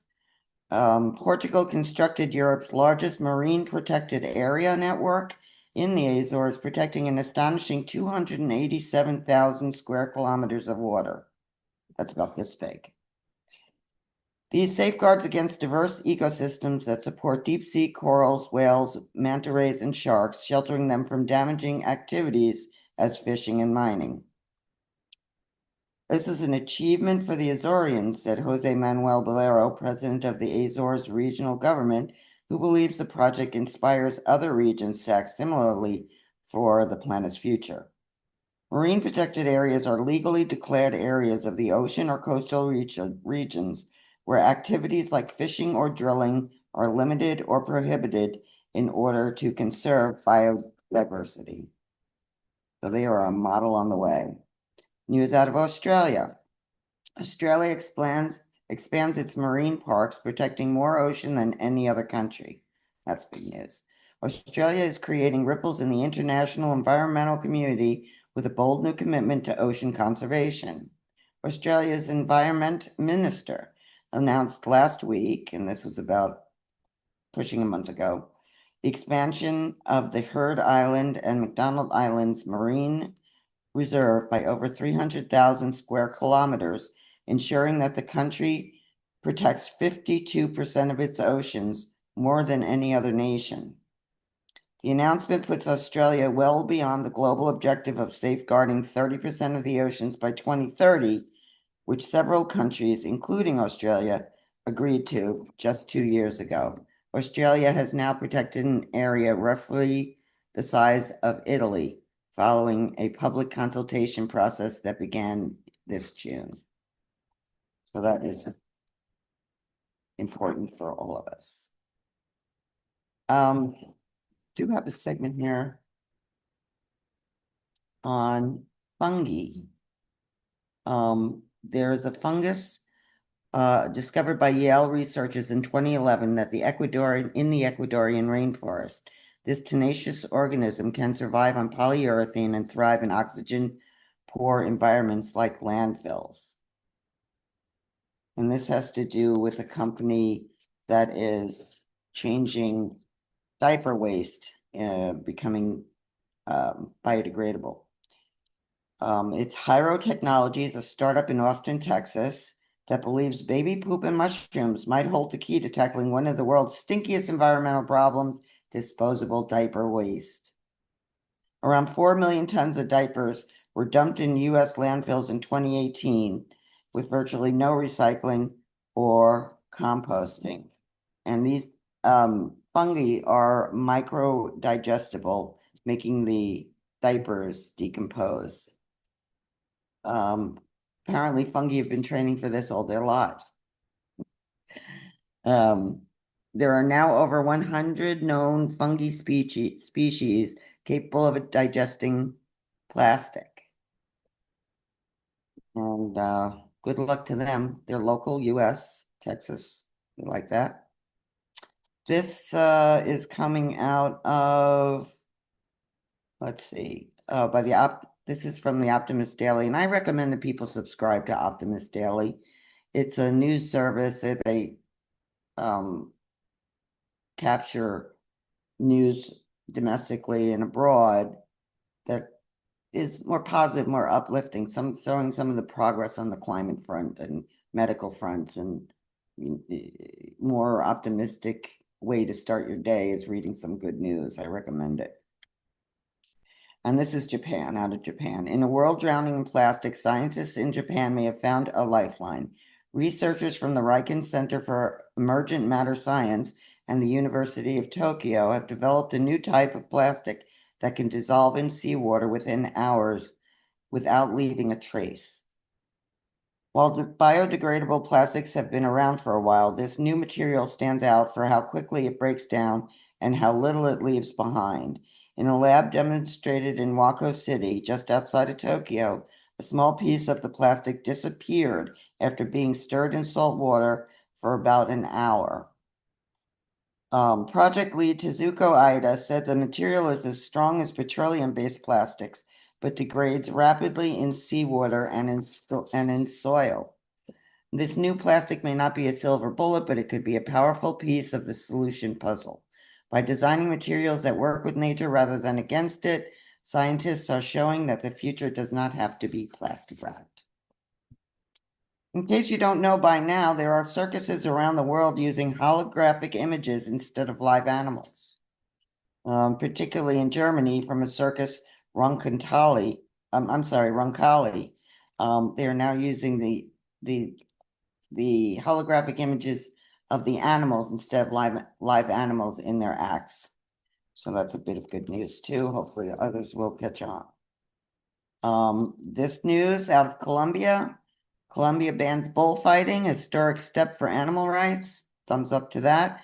Colombia's President Gustavo Petro signed legislation prohibiting bullfighting and marking a historic step forward for animal rights. Animal rights advocates are celebrating the decision, which marks a shift in cultural attitudes. The practice will be phased out nationwide by 2027. It's right around the corner. Let's see. We cannot tell the world that killing living and sentient beings for entertainment is culture, the president said. He underlined that a culture of animal killing for sport had the potential to desensitize society to even human brutality. The bullfighting prohibition, which Congress enacted in May after considerable discussion, calls for the end of bullfighting by 2027. It also directs the conversion of over a dozen bull rings into cultural sporting facilities. Nice twist there. Colombia has joined a growing list of regions that are abandoning bullfighting because of new rules. Only 7 nations currently allow bullfighting: Spain, France, Portugal, Mexico, Venezuela, Ecuador, and Peru. However, some municipal governments within these countries have enforced their own restrictions. Well, that's really good news. Here's some more good domestic news. An undercover investigation, let's see. This is by Animal Recovery Mission, ARM, has announced the permanent closure of Woodcrest Dairy, an industrial scale facility and former supplier to Coca-Cola owned Fairlife Dairy. Drone footage captured by ARM reveals a now vacant property where large-scale abuse once occurred. This outcome reflects the undeniable power of public pressure and the urgent need to hold mega dairies accountable by refusing to turn a blind eye to industrial scale suffering. Co-founder of ARM, those are words from Richard Kudo. This marks the 9th Fairlife-linked dairy exposed for animal cruelty, further fueling legal and ethical scrutiny of the brand. Despite pledges of reform, Fairlife is currently facing a second-class action suit over allegations it violated a 2019 settlement related to consumer deception and its partnerships with abusive suppliers. The closure of Woodcrest Dairy stands as a powerful reminder: when the public demands accountability, change is possible. Industries that profit from cruelty must be exposed, confronted, and dismantled, because silence enables suffering and justice for animals begins with action. And I think this is my final headline here, but it's a biggie. Norway bids farewell to fur farming in a milestone for animal welfare. Norway officially closed the chapter on fur farming, marking a significant victory for animal welfare advocates. Once home to nearly 300 fur farms, the country has now phased out the industry entirely, with the last farmers shutting down operations ahead of the given deadline, which was February of 2025. This move places Norway among a growing list of nations that have decided fur farming belongs in the past, not in modern society. For decades, fur farming was a staple of Norway's agricultural landscape. Minks and foxes were bred in small wire cages destined for luxury fashion markets. However, shifting public attitudes, mounting ethical concerns, and political pressure have led to the industry's decline. The final decision to ban fur farming was made in 2018, with a phase-out period designed to help farmers transition to other livelihoods. The Norwegian Veterinary Association, along with numerous animal welfare experts, concluded that fur farming was fundamentally incompatible with modern standards of humane treatment. Unlike other forms of livestock farming, there was no practical way to raise fur-bearing animals without causing severe distress. The government, in this case, introduced a compensation plan worth about $50 million to help farmers transition to new industries. A little more. Norway's decision to end fur farming is part of a larger global shift. In recent years, several European nations, including the UK, Australia, and the Netherlands and Belgium, have banned fur farming. The fashion industry has also played a significant role in this transformation. As demand for fur declines, high-end brands are increasingly opting for sustainable and cruelty-free alternatives. California became the first U.S. state to ban the sale of fur, and other regions are considering similar measures. The European Union has received over 1.5 million signatures on a petition calling for a total ban on fur farming, signaling that change is on the horizon. Norway's ban is not just an end, it's a new beginning. It sets the stage for a world where compassion leads the way, proving that progress is possible when we choose to prioritize kindness over cruelty. So I'd like to turn this time over to our participants to see what good news they'd like to bring forward. And anybody want to raise their hand, share some good news? I'd love to hear it. And all the links to all these little news stories are in the chat. Anybody wants to look at them. So I'd like to. Oh, go ahead. Yes, let's hear it. Okay, I'll go first really quickly. It was just when we had the animal ministry the other day and we had chickens as our guest, and I got a lot of wonderful feedback. And the next week, someone was saying, I love the chickens. I went home and told my husband how the chickens sing lullabies to the babies, and other people just really, someone new came and she told me today how touched she was for it. So that was just a small, beautiful piece of good news. Thank you. Rebecca, got good news? Yes, I do have some good news, and that is that our Unitarian Universalist Animal Ministry helped bring about a new article. Now, this is just related to church people, you know, the Unitarians, but they used to have the first principle, and I guess they still have it, the inherent worth and dignity of every person. But now they have added, instead of every person, and we worked really hard for this, it says, they've revised it to say protecting all beings from exploitation. So that's in our guidelines, and that's a big step. It feels real slow most of the time, but that is a big step. And so now I just wanted to share that little bit of good news with you. Awesome. Thank you. Paige, got some good news? Can we bring up Paige, please? There you go. Hope you're muted again. Can you hear me? Yep, you're on. Okay. Well, the timing couldn't be more perfect. I just passed under what is the largest North American animal crossing that is being built right now, called the Annenberg Wildlife Crossing, to reintroduce animals to each other on either side of the freeway. And it's in the city of Agora Hills, California. So you can look it up. It hasn't opened yet, but it's in the process. And also in good news in regards to that is there is a beautiful display of wooden elephants in the city of Beverly Hills,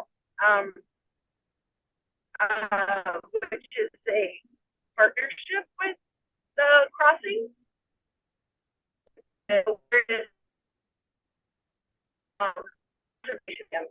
So pretty cool. Thank you very much. Thank you, Paige. All right, looks like Allison, you've got some good news for us. Want to bring Allison up, please?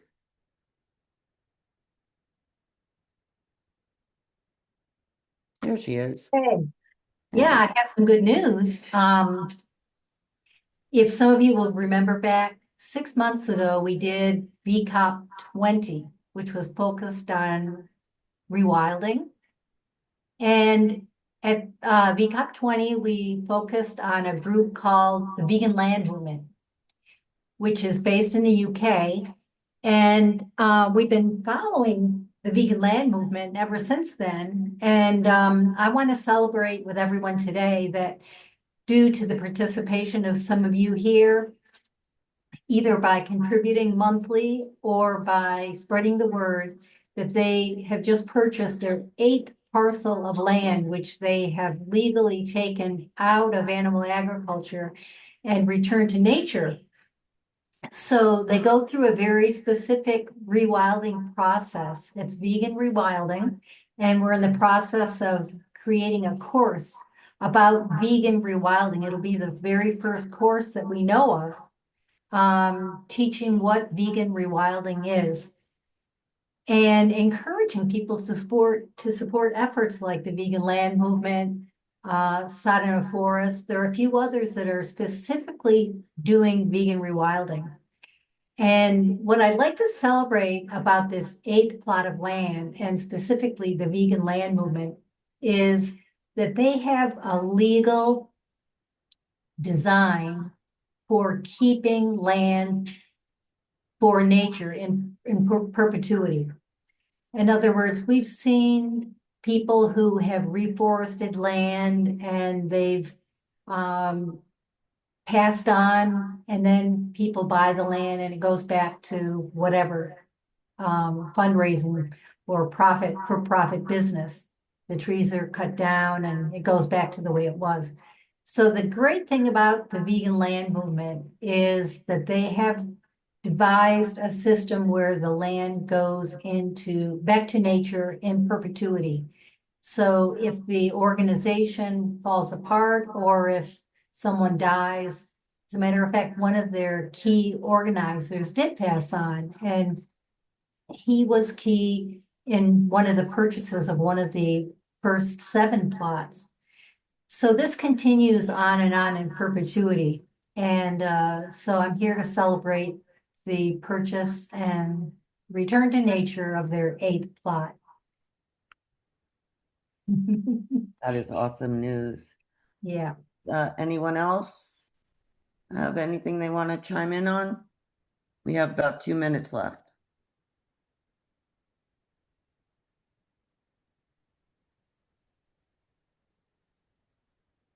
Yes, I see a question here. Ray? Let's see. Hey, Danny, I just wanted to, rather than good news, a good way to interpret bad news. Okay. Is that allowed? Because it is good news. I think there's a lot of things that make us feel like the world's going in the wrong direction. Yes. And anybody who knows me, I've got all sorts of graphs with curves on them. And there's one that I can't find. I saw it a long time ago on LinkedIn, and it was a very corporate strategy. It was talking about implementing change in a corporate environment and the resistance that a manager will meet. And the way the graph worked was very similar to the Kubler-Ross dealing with grief, that curve that a lot of people are familiar with, and the Dunning-Kruger effect from going to be, the wrong kind of expert where you think you know everything when you haven't actually learned anything. And then you discover that there's a lot to learn and you feel a despair, and then you move out of that valley of despair, but never ever reach that height of conviction when you were wrong, right? This model showed a change from one side to the other, and it wasn't linear. It wasn't just a valley. It was a valley with a loop-de-loop in it. And what the loop-de-loop represented was, because you're trying to create change, everything that doesn't want change, or everything that's afraid of change, anybody that has a different idea who is going to leverage fear is going to pull out all the stops to try to stop it from happening. So what happens isn't a swoop into the change. Seems like a complete reversal, and you end up going the opposite direction. So if you're ever feeling like everything is going in the opposite direction, consider this model that we are at the top of a loop and we're about to go down the other side, because like the like the Dunning-Kruger effect, you never ever get back to that height. You start up at the top of the valley, you go down and you do a loop, but you're never ever going to get back to where you started. It's going to follow through the loop, and that momentum is going to take you into the change. Great.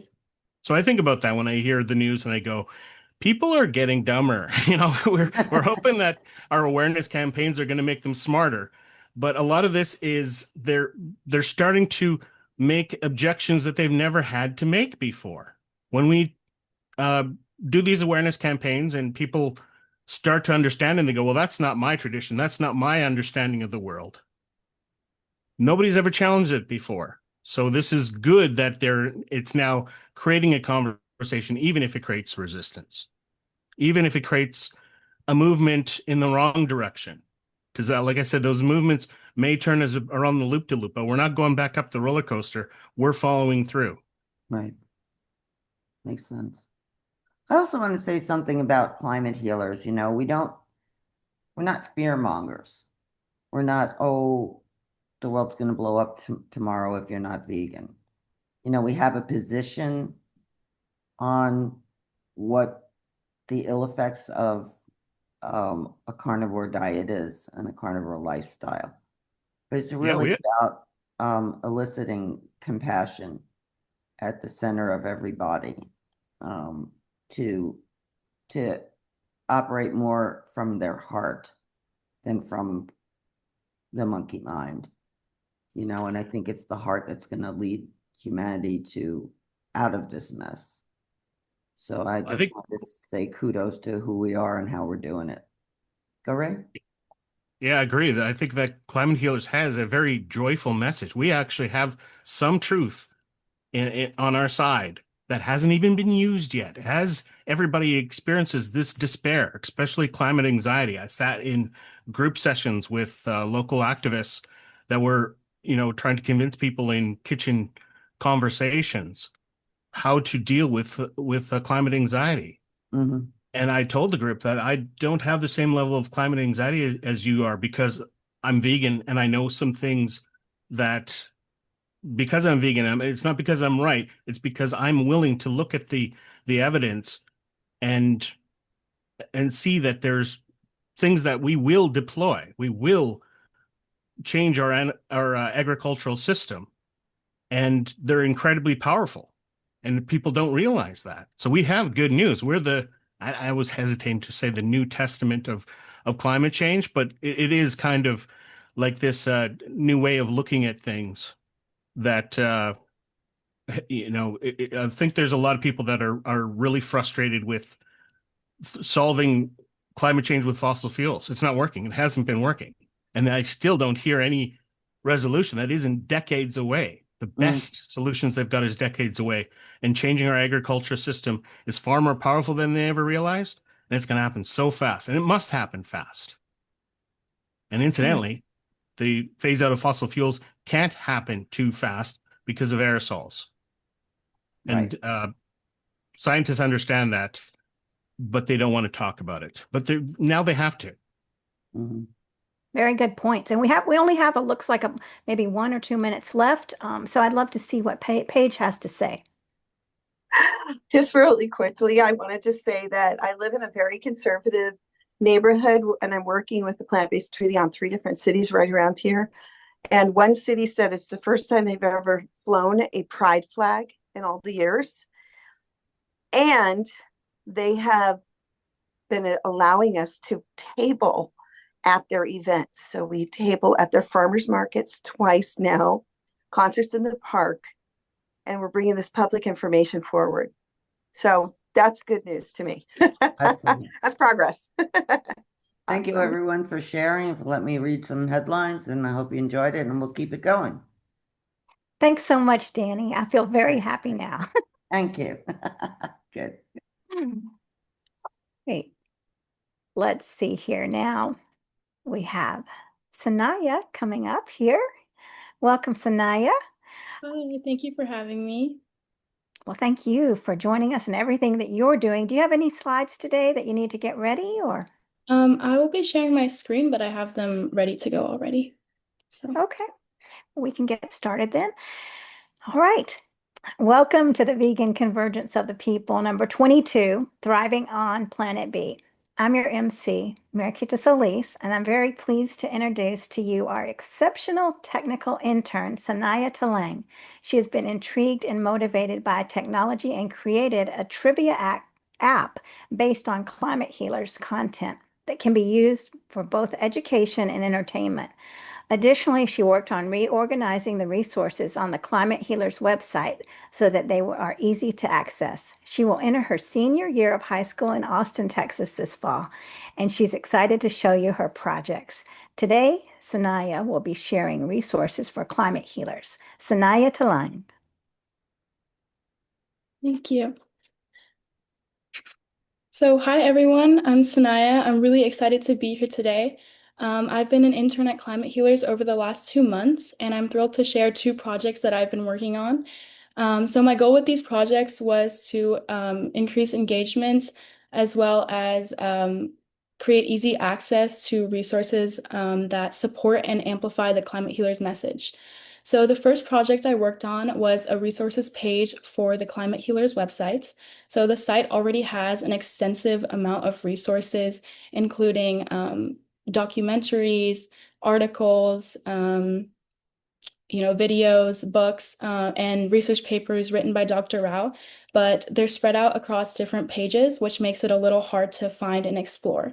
So I created a dedicated page to bring all those sources together and organize them by topic. So the topics include historical context, wildlife, climate, deforestation and land usage, ocean and pollution, ethics, health, and books.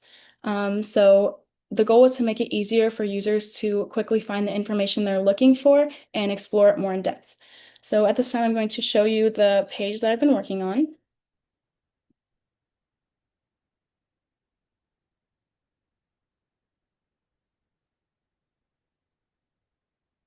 So this page is going to be added to the Climate Healers website. As you can see, it's pretty simple, but effective. There's a message at the top of the page that encourages users to explore these resources and also explore Climate Healers in general. So the sources are all linked under their respective categories. There's historical context, wildlife, climate deforestation, and land usage. And this is probably the biggest or the category with the most amount of sources underneath it. So that really stresses the fact that animal farming has a significant impact on our environment. And then there's ocean pollution, ethics, health, and books. So that's what the page looks like. So I think this new page will not only help users access the Climate Healers resources easily, but also encourage deeper learning in specific areas that they're interested in. So whether someone is wanting to learn more about the ethical reasons behind veganism or the health benefits of a plant-based diet, they will now have a clear starting point. So this is the first project. The second project I've been working on is a trivia-based app called Trivia for a Purpose. So the idea behind this app is to make learning about important issues more like climate change, plant-based living, and ethical concerns more engaging and accessible through a fun and interactive experience. So to create these trivia questions, I pulled from both the Climate Healers website as well as my own research to ensure that the content was accurate, thought-provoking, and informative. The trivia is divided into 3 main categories, which are climate and the environment, ethics, and health and wellness. So I'm going to share a demo of this app with you right now.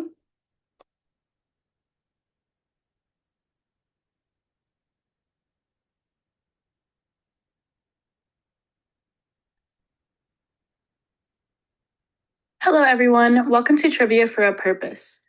So this app features 3 main categories: climate and the environment, ethics, and health and wellness. When clicking on the category of their choice, the user is prompted on whether they would like to play for points or just try the questions. So I'm going to click try for this one. The user will then begin answering questions. If they answer correctly, their answer choice will be highlighted green. If they answer incorrectly, then their answer choice will turn red and the correct answer will be highlighted green. Users can also click the thumbs up button to like the question. Now I'm going to play for points in the ethics category. So each category has 10 questions, and if the user chooses to play for points, Then at the end of the game, they will be told how many questions they got correct out of the 10, as well as how many points they earned. So as you can see, I got 4 out of 10 answers correct, so I earned 80 points. Users can also see the total number of points they have in the upper right corner of their screen. Next, above the categories, there's a Discover tab. There are 3 different options under the Discover tab for users to further explore the content on this app. They can see the top achievers who are ranked based on the number of points they have. They can see the top 10 most liked questions and play those for points or just try the questions. And lastly, there's an option for sources, which contains all the sources used to get content for the trivia questions. These sources are organized based on category. And at the top of the page, there's a link to the Climate Healers website.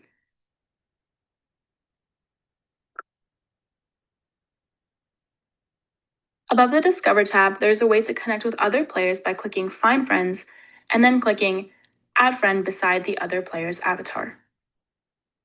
Users can also invite their friends by clicking the upper right corner of their screen.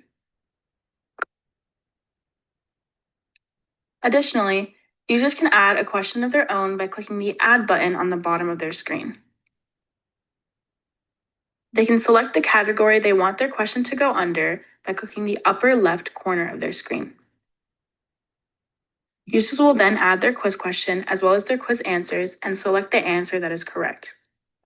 They'll hit Continue to Submit, and the question will go to review to the admin, which is myself, before being added to the category the user chose. Lastly, under the user's profile, they can see their rank, the number of points they have, if they've added any questions, and the number of friends they have. So I hope you've enjoyed Trivia for a Purpose, and thank you for watching my demo.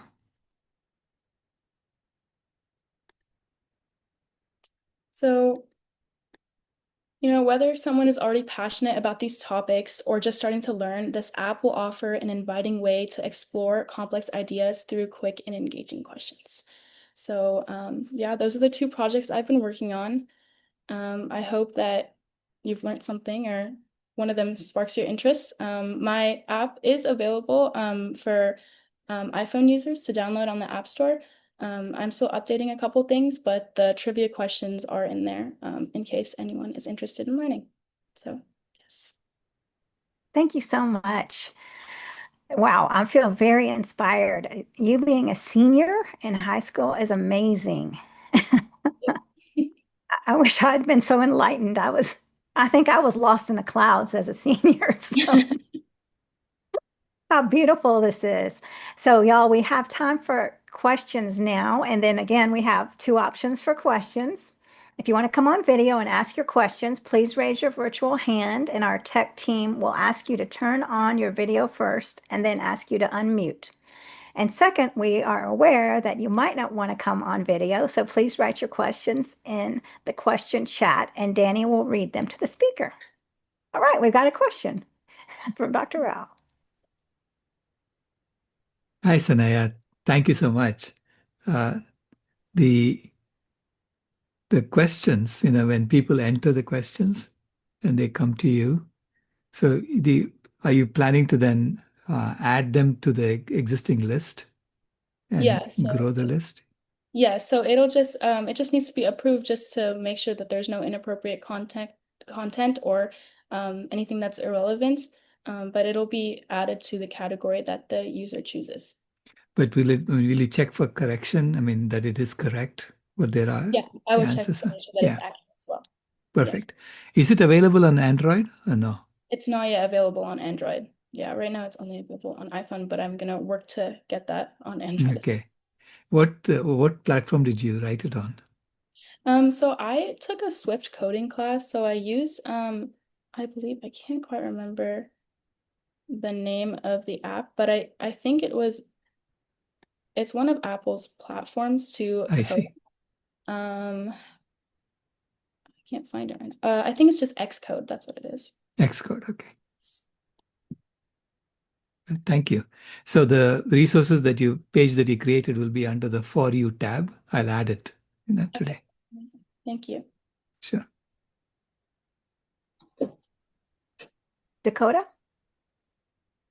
Hi, thank you, Sanaya. That was fabulous. I'm excited about these apps and making the website a little more user friendly or just fun, and that it's like accessible to anybody with, like it's quick and just kind of trivia, a fun thing, but yet engaging with making you think. And I think it's just wonderful. And thank you so much. And my question was, is it going to be on available for Android at some point? And so Dr. Rao already asked that, and you're working on it. And one of these days I'll get an iPhone, but I have Android right now.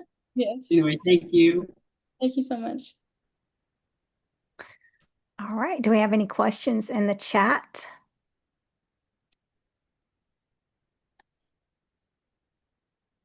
Sorry, I forgot to ask, what is the name of the app? It's called Trivia for a Purpose. Trivia for a Purpose. Because I would like to send it to the schools in England and see what they think of it. And I can add any specific content you would like any specific questions, because everything is just kind of general based on the resources that were in the Climate Healers website right now, but I can add any specific content. Yeah, and the presentation I gave at the schools, there is a version of that on YouTube that I can send you. Mhm. So if you can use data from that. Absolutely. Yeah. Thanks. Perfect. Thank you. All right. Rebecca? Thank you. I tell you, it was wonderful working with you. I think you're just marvelous, and I love the app. And I was curious about how other questions could, be formed. And I like that if students have questions, ideas for questions, Dr. Rao has some ideas of the questions that they asked with different school levels.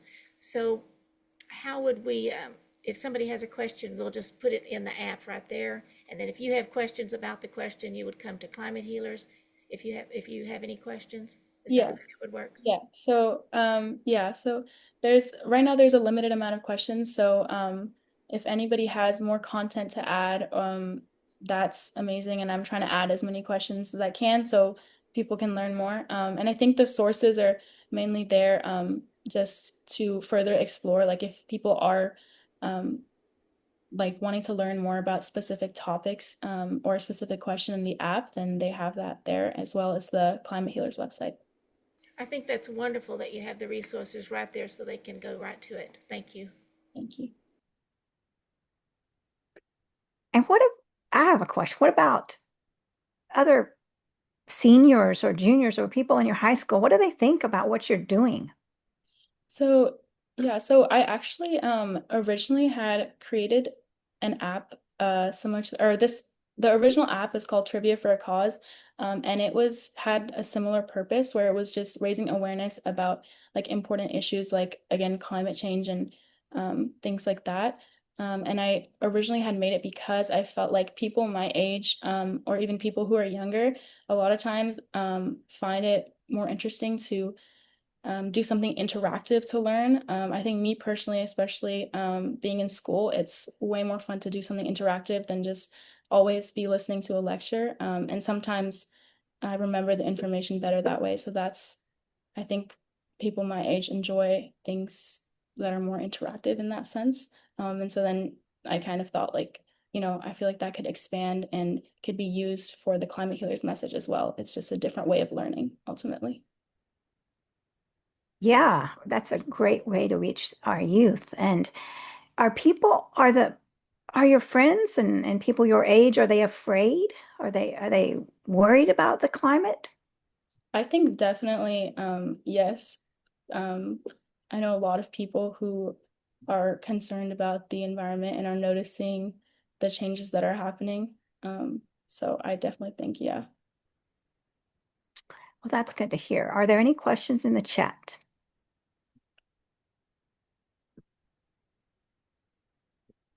No. Okay. All right. Well, I do have a lot of questions. What about your family? Are they on board with everything you're doing? Are they vegan? Yeah, so my mom is vegan. And she was the one who originally directed me to Climate Healers. And yeah, she's loving all the work I'm doing with this. She's a proud vegan. She also, yeah, she's been supporting me through all this as well. So they definitely are. Well, that's great. And what about kids? I mean, let's just say kids that, I mean, I remember being in high school and what a struggle it was. Now, do you get made fun of because of this, or are people more respectful? I think maybe like when I was a couple years younger, I think people did sometimes make fun of it or crack jokes about it. But I feel like more people have been supportive than been making fun because it is like an important issue to talk about, especially with the way it's affecting the environment. So yeah, I did create a club at my school as well to raise awareness about these kind of things. And Dr. Rao actually came and spoke at one of the meetings, I think like a year ago maybe. And a lot of people really enjoyed hearing about climate healers and yeah, those kinds of things. So I think people are becoming more aware and more supportive of the vegan movement. Well, that's amazing. It really is. And were you have such confidence and gracefulness. Now, as a child, were you born with this? I mean, this kind of confidence that you're exuding, or was it something you had to work on?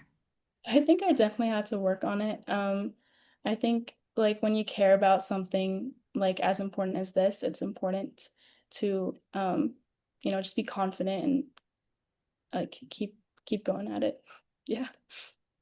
Yeah, that is very true because I think when you have your passion behind you, it really motivates you to get out there and to override your fears. Yeah, exactly. That's wonderful. All right, and I'm going to just check again if there are any more questions. So, what has been your biggest kind of your biggest challenge as you were developing these things? Or I mean, was there some like limiting belief or something that really got in your way that you had to overcome? Um, in terms of the projects, I think I definitely learned a lot of new skills as I was doing it. So like creating the app was challenging because there was a lot of coding that I had to learn for that. And then even with the website, sometimes it got a little tedious, like trying to find all the sources and things like that. So I think there were a couple challenges, but I think it was more of like a learning experience, which I kind of tried to take it in that sense with every challenge I face. So yeah, yeah. Well, that's wonderful. Yes, because when we see the challenges as not failures, but as steps to growth and learning, oh my gosh, that changes everything. So that mindset is crucial, and you already have it at such a young age. I didn't even know what that was. Like again, when I was a senior in high school, I had no idea about any of this. So, I mean, the impact you're having, where do you see yourself? Have you thought about it, like your goals in the next 10 years, or are you just letting it go organically?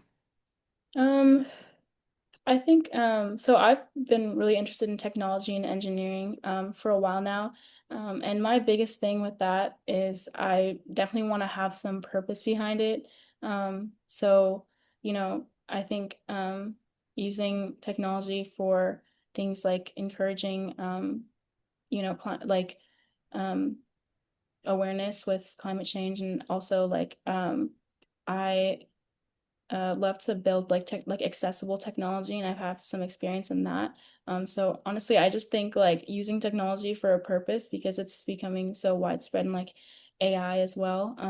I think I don't know exactly what I'll be doing in 10 years, but I'm hoping that's what like that's my main goal.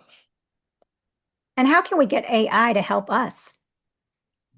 I think AI is really helpful for like learning, especially like even with um, like the website and some of the questions, I did use AI to pull some sources and things like that. Like if there was something really specific or things like that, and it made it really easy for me to access like sources on specific topics.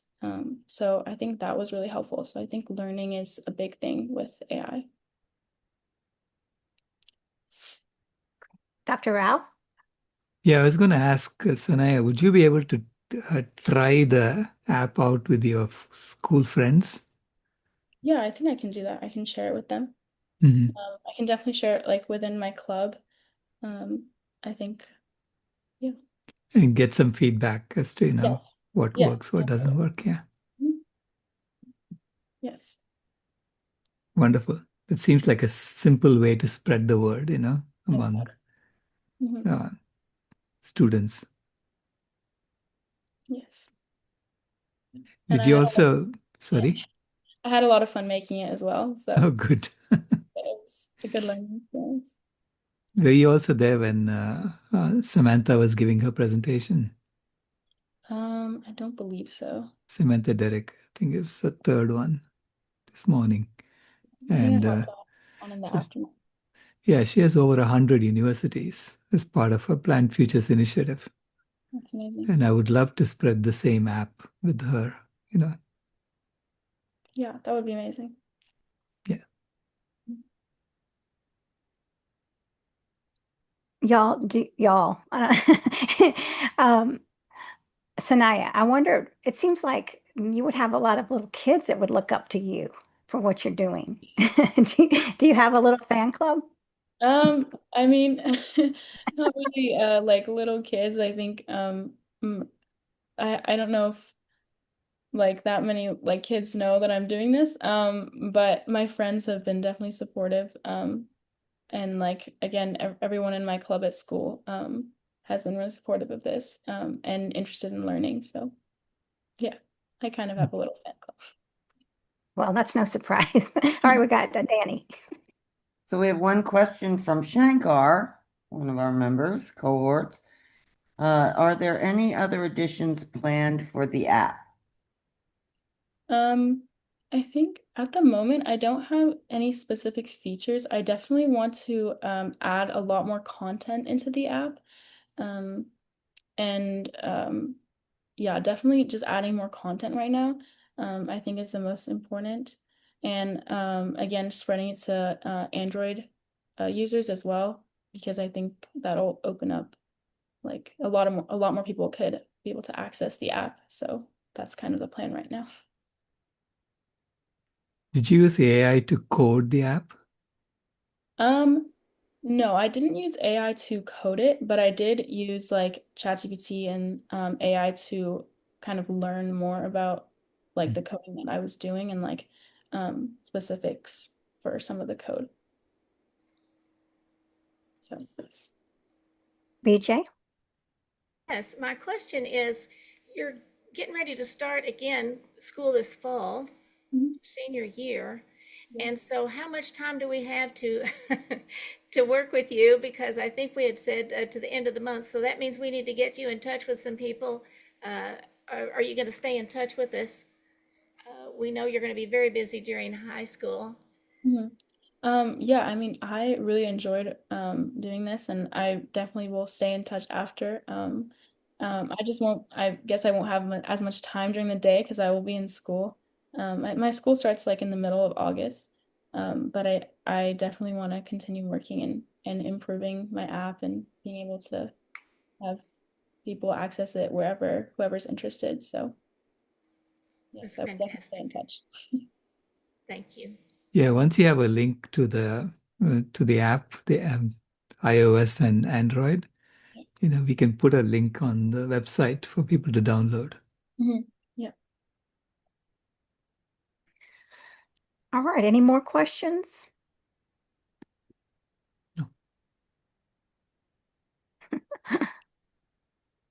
Awesome work, Sanaya. Thank you so much. All right, thank you, everyone. Yes, it's very powerful and it's very inspiring that you're so young and to see what's going to happen in the next 10 years, the next 20 years, the next, you have such a beautiful lifespan here and so dedicated, so passionate and so calm. And that's very important. That drive, that, this is what I want this is what I'm going to do. And I can feel that nothing's going to stop you, that you're very contained emotionally and that you are on track. What a blessing that is. Thank you so much. All right. So, well, that was a wonderful, very inspiring. It's wonderful to see our youth taking action. BJ, did you have a question? Well, it's Comment? yeah, I will just come on and say that it was a joy to work with Sanaya. She was so wonderful, and I just really am glad that we had this opportunity to have her with us as an intern. It was wonderful. And I didn't get to say that. I don't think I could say it enough. I know it is a blessing, a tremendous blessing. So, all right. Well, I hope everyone's enjoying today. We've had some great speakers, and we're getting ready to have our keynote speaker soon here. So again, please get your questions ready. And looks like Meryl is here. Hi, Meryl.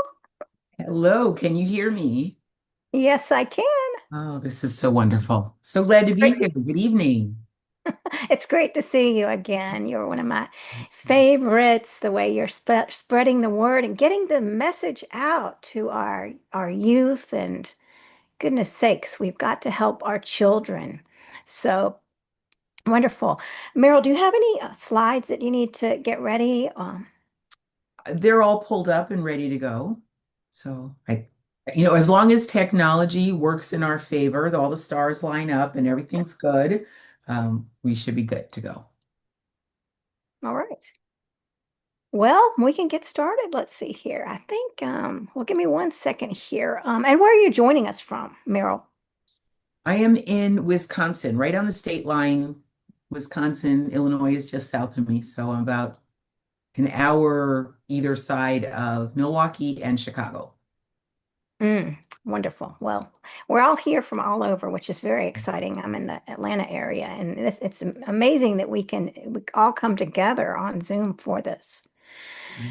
All right, so let's get started if you're ready. And I want to welcome everyone.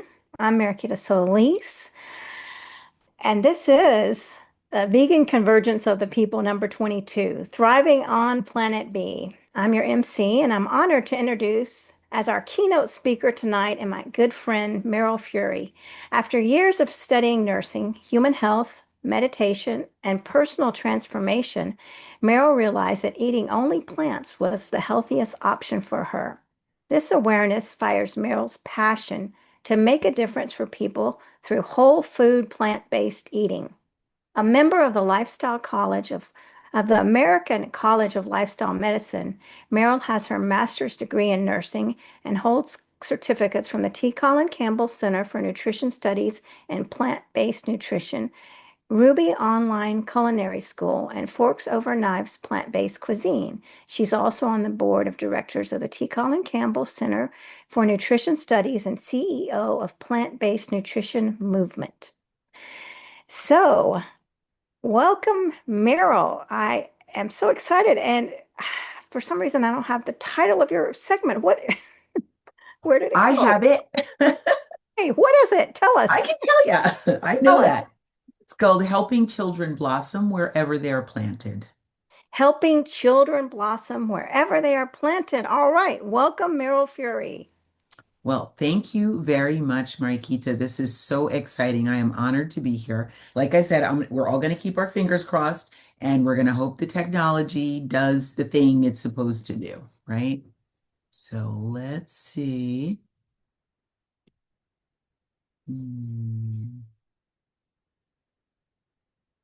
All right, we're going to do this, and then we'll do this. Can you see that? Yes. Yes, you can. Okay, great. Well, thank you again for having me. This has been a very full day. Earlier today, I was down working with a group of sickle cell disease patients, teaching them about food as medicine. and I get to wrap up my evening speaking with you here at VCOP 22. So this is a great day for me.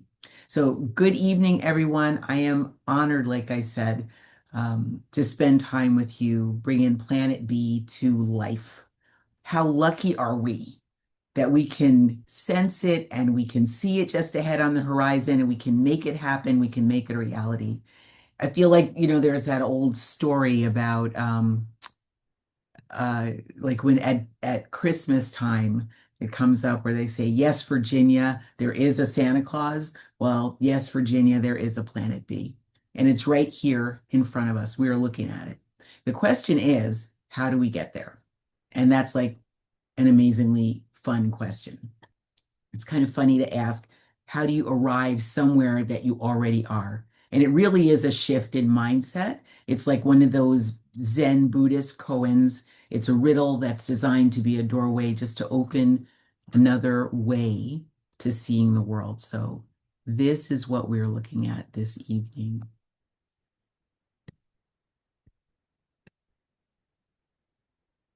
All right, technology is working. Technology is not working. There we go. Okay. So I am a registered nurse. And as a nursing person, I have to say that I have no conflicts of interest to declare, which means I've not been paid by a pharmaceutical company or a biomedical company, in my case, ever for anything. And that would be an amazing situation if I ever was paid to talk about broccoli and Brussels sprouts, because that would mean that those companies are interested in having children and families eat healthy food, and they'd be interested in protecting life and the planet. And getting the Planet B might be an easier trip, but I don't have that as a problem at this point. Maybe one day in the future that'll happen. I retired from public health nursing in 2020. Now I lead a 501c3 nonprofit called Plant-Based Nutrition Movement, or PBNM for short. Like our name implies, our mission is to assist people to eat plants every day and all the time. And we work a lot with children. That sounds like a really cool job, I'm going to guess, for this particular population. And yeah, it really is. It is actually my dream job. PBNM was founded by a cardiologist.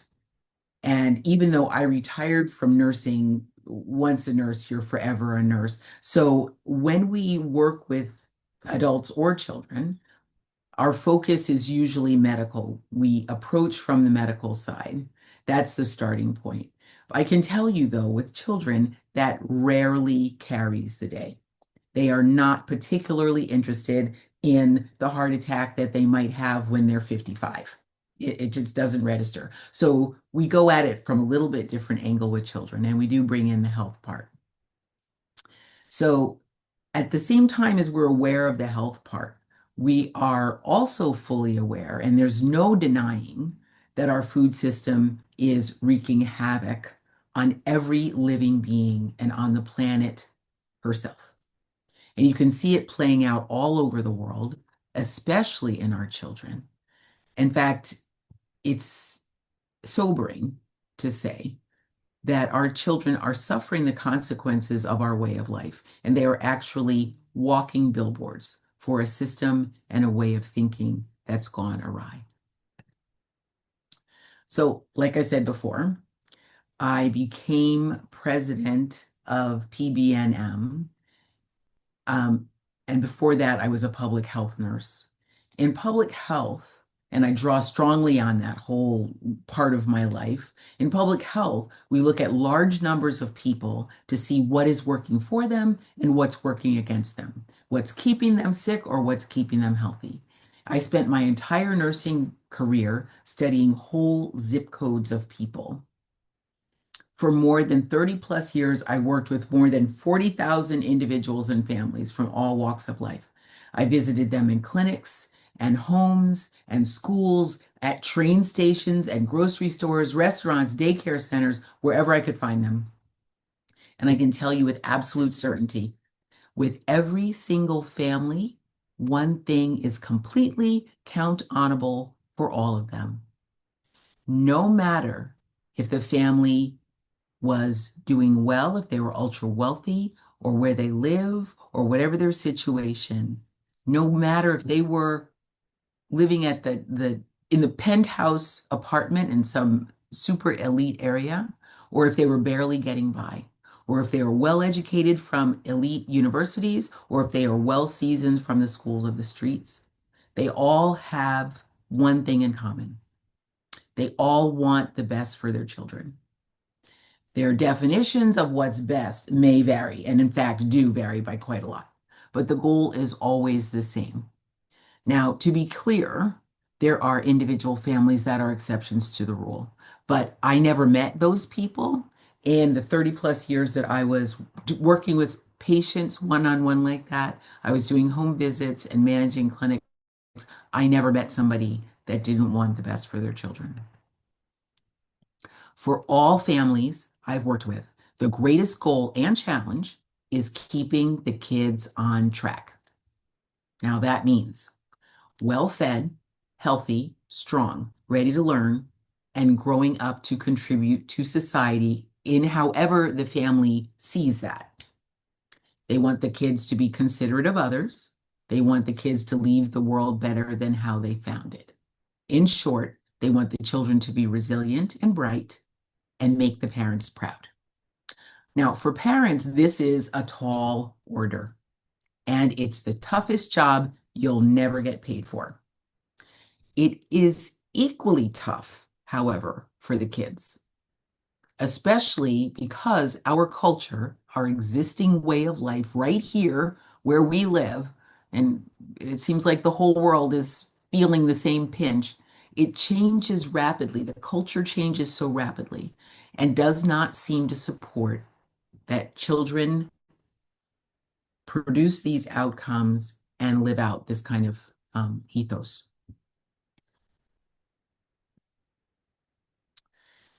But what if I told you there are some simple steps we can take with our children, in our families, in our schools, in our churches, to increase the odds of success, to make the parents and the kids' goal attainment easier, to help them blossom right where they're planted and get us to planet B without ever leaving home. Now, full disclosure, we know there are no guarantees, of course, but there is a way, there is a cheat code, and that's what we're going to talk about this evening. So let me tell you about a group of 9 and 10-year-olds at a school in Wisconsin that we had the honor of working with. 3 of us volunteered to work with these 4th and 5th graders for 1 school year. We visited the class once a month for a total of 7 times. Our goal was to teach them about eating vegetables, fruits, whole grains, and beans. If we could slip some mushrooms in there, we would, and seeds. On our first visit to the elementary school, we walked into the classroom full of squirmy 9 and 10-year-olds. We were armed with a lesson about food and an instant pot full of spiral pasta and a hearty veggie marinara. Now, that sounds like it might be a lot, but it was just spaghetti sauce that had some zucchini cooked in it and some Italian herbs, right? The kids were noisy and excited when we arrived, but the minute we set the food down, they went quiet. Just like you could have dropped a lentil on the floor and they would have heard it. The kids eyed the whole thing like it was something pulled from the bottom of a neglected fish tank. Ew, I don't want that, one kid shouted. That looks gross, another little boy said, visibly distraught. And the one I love the most, one little boy said, I don't eat spices. Well, this is not an environment for the faint of heart. This takes internal strength for an adult to walk into a room like that. I fully respect teachers and how they manage classrooms. That was one of those eyes wide open kind of moments, right? And clearly no place for being, having your heart on your sleeve or being too sensitive. So that's how we began. a 7-visit exploration of food and how it's connected to life and the universe and everything. And by the end of the 4th visit, those little darlings were different kids, and they were eating out of the palms of our hands, well, so to speak. Now, we started with food, and it led to just about everything else. And actually last night, like in the middle of the night, it all sort of made sense to me in a different way. And I'll tell you about that in a little bit. But seeing the way the kids accepted the concepts and eagerly learned from the experiences was just mind-blowing and so tender and so sweet. We watched them transform right in front of our eyes. We watched these kids find their roots and grow and blossom. It was so powerful. We made it into an acronym, which I'm honored to share with you this evening. And I sent a little digital download. Mariquita, maybe you can tell people how they can access that. Just a free gift for you about this acronym and this framework that we're calling Blossom. So Yes. where did you get that? Yes, we're going to make sure everybody gets that. Thank you, Meryl. Beautiful. Thank you. Okay, so this is the Blossom framework, and we'll go into it in more depth here. But it's an approach to raising and training children, and it really works anywhere you have kids. So like I said, if you're in school, you're at a church, you're at a synagogue, a temple, you're at camp, you're on vacation, you're at home, wherever your kids are, this is a way to instill certain values and forward-looking approaches to being engaged with food and life and the planet in general. It provides a structure for how the kids can see themselves and their connection to all living beings and things. It's really based on the tenets of lifestyle medicine. Each one of these is important. The 7 cornerstones listed here, I'll describe this evening. They're also important for adults, by the way. And you can start with any one of them because they're all connected. Although I honestly believe sleep and food are about the 2 most important. That's my personal take on them. Like I said, we started with food because we could, and that led to everything else. So we'll use the word blossom. Each letter stands for a valuable approach or aspect of child rearing that will get your kids to planet B. So let's go. B. Breathe fresh air. Now, this is about being out in green spaces, and it's also about encouraging mindfulness and even practicing breath work. Did you know that time spent in nature, I'm sure you guys all have a sense of this and you know, that time spent in nature improves mood and brain health. So does mindfulness, and so does breath work, oddly enough. They work together. And actually, if you can be out in nature and practice mindfulness and breath work together, that's a triple dose of some kind of wonderful stuff. It's also a method that reduces stress and encourages wonder. Encouraging kids to spend time outdoors is powerful. Green spaces help reduce behavior problems and also are known to improve academic performance. Exposure to greenery has been consistently linked to reduced behavioral problems, cognitive enhancement, and potentially improved academic performance. Focused mindful breathing has similar effects and also helps the child and adult to learn about themselves. So a couple practical tips. Make being outside, of course, in safe environments, a priority. Build in nature walks. Do a little gardening, even if it is just putting a seedling in a cup on your windowsill. Daily outdoor play is also important. And when you're outdoors, and if you can, go barefoot on the grass, the dirt, or the sand, or in the ocean if you happen to be near the beach, if possible. For mindful breathing, there are many ways to practice. And an easy one is breathing in to the count of 5 and then out to the count of 5. Try it. Encourage your kids to try it and see what happens.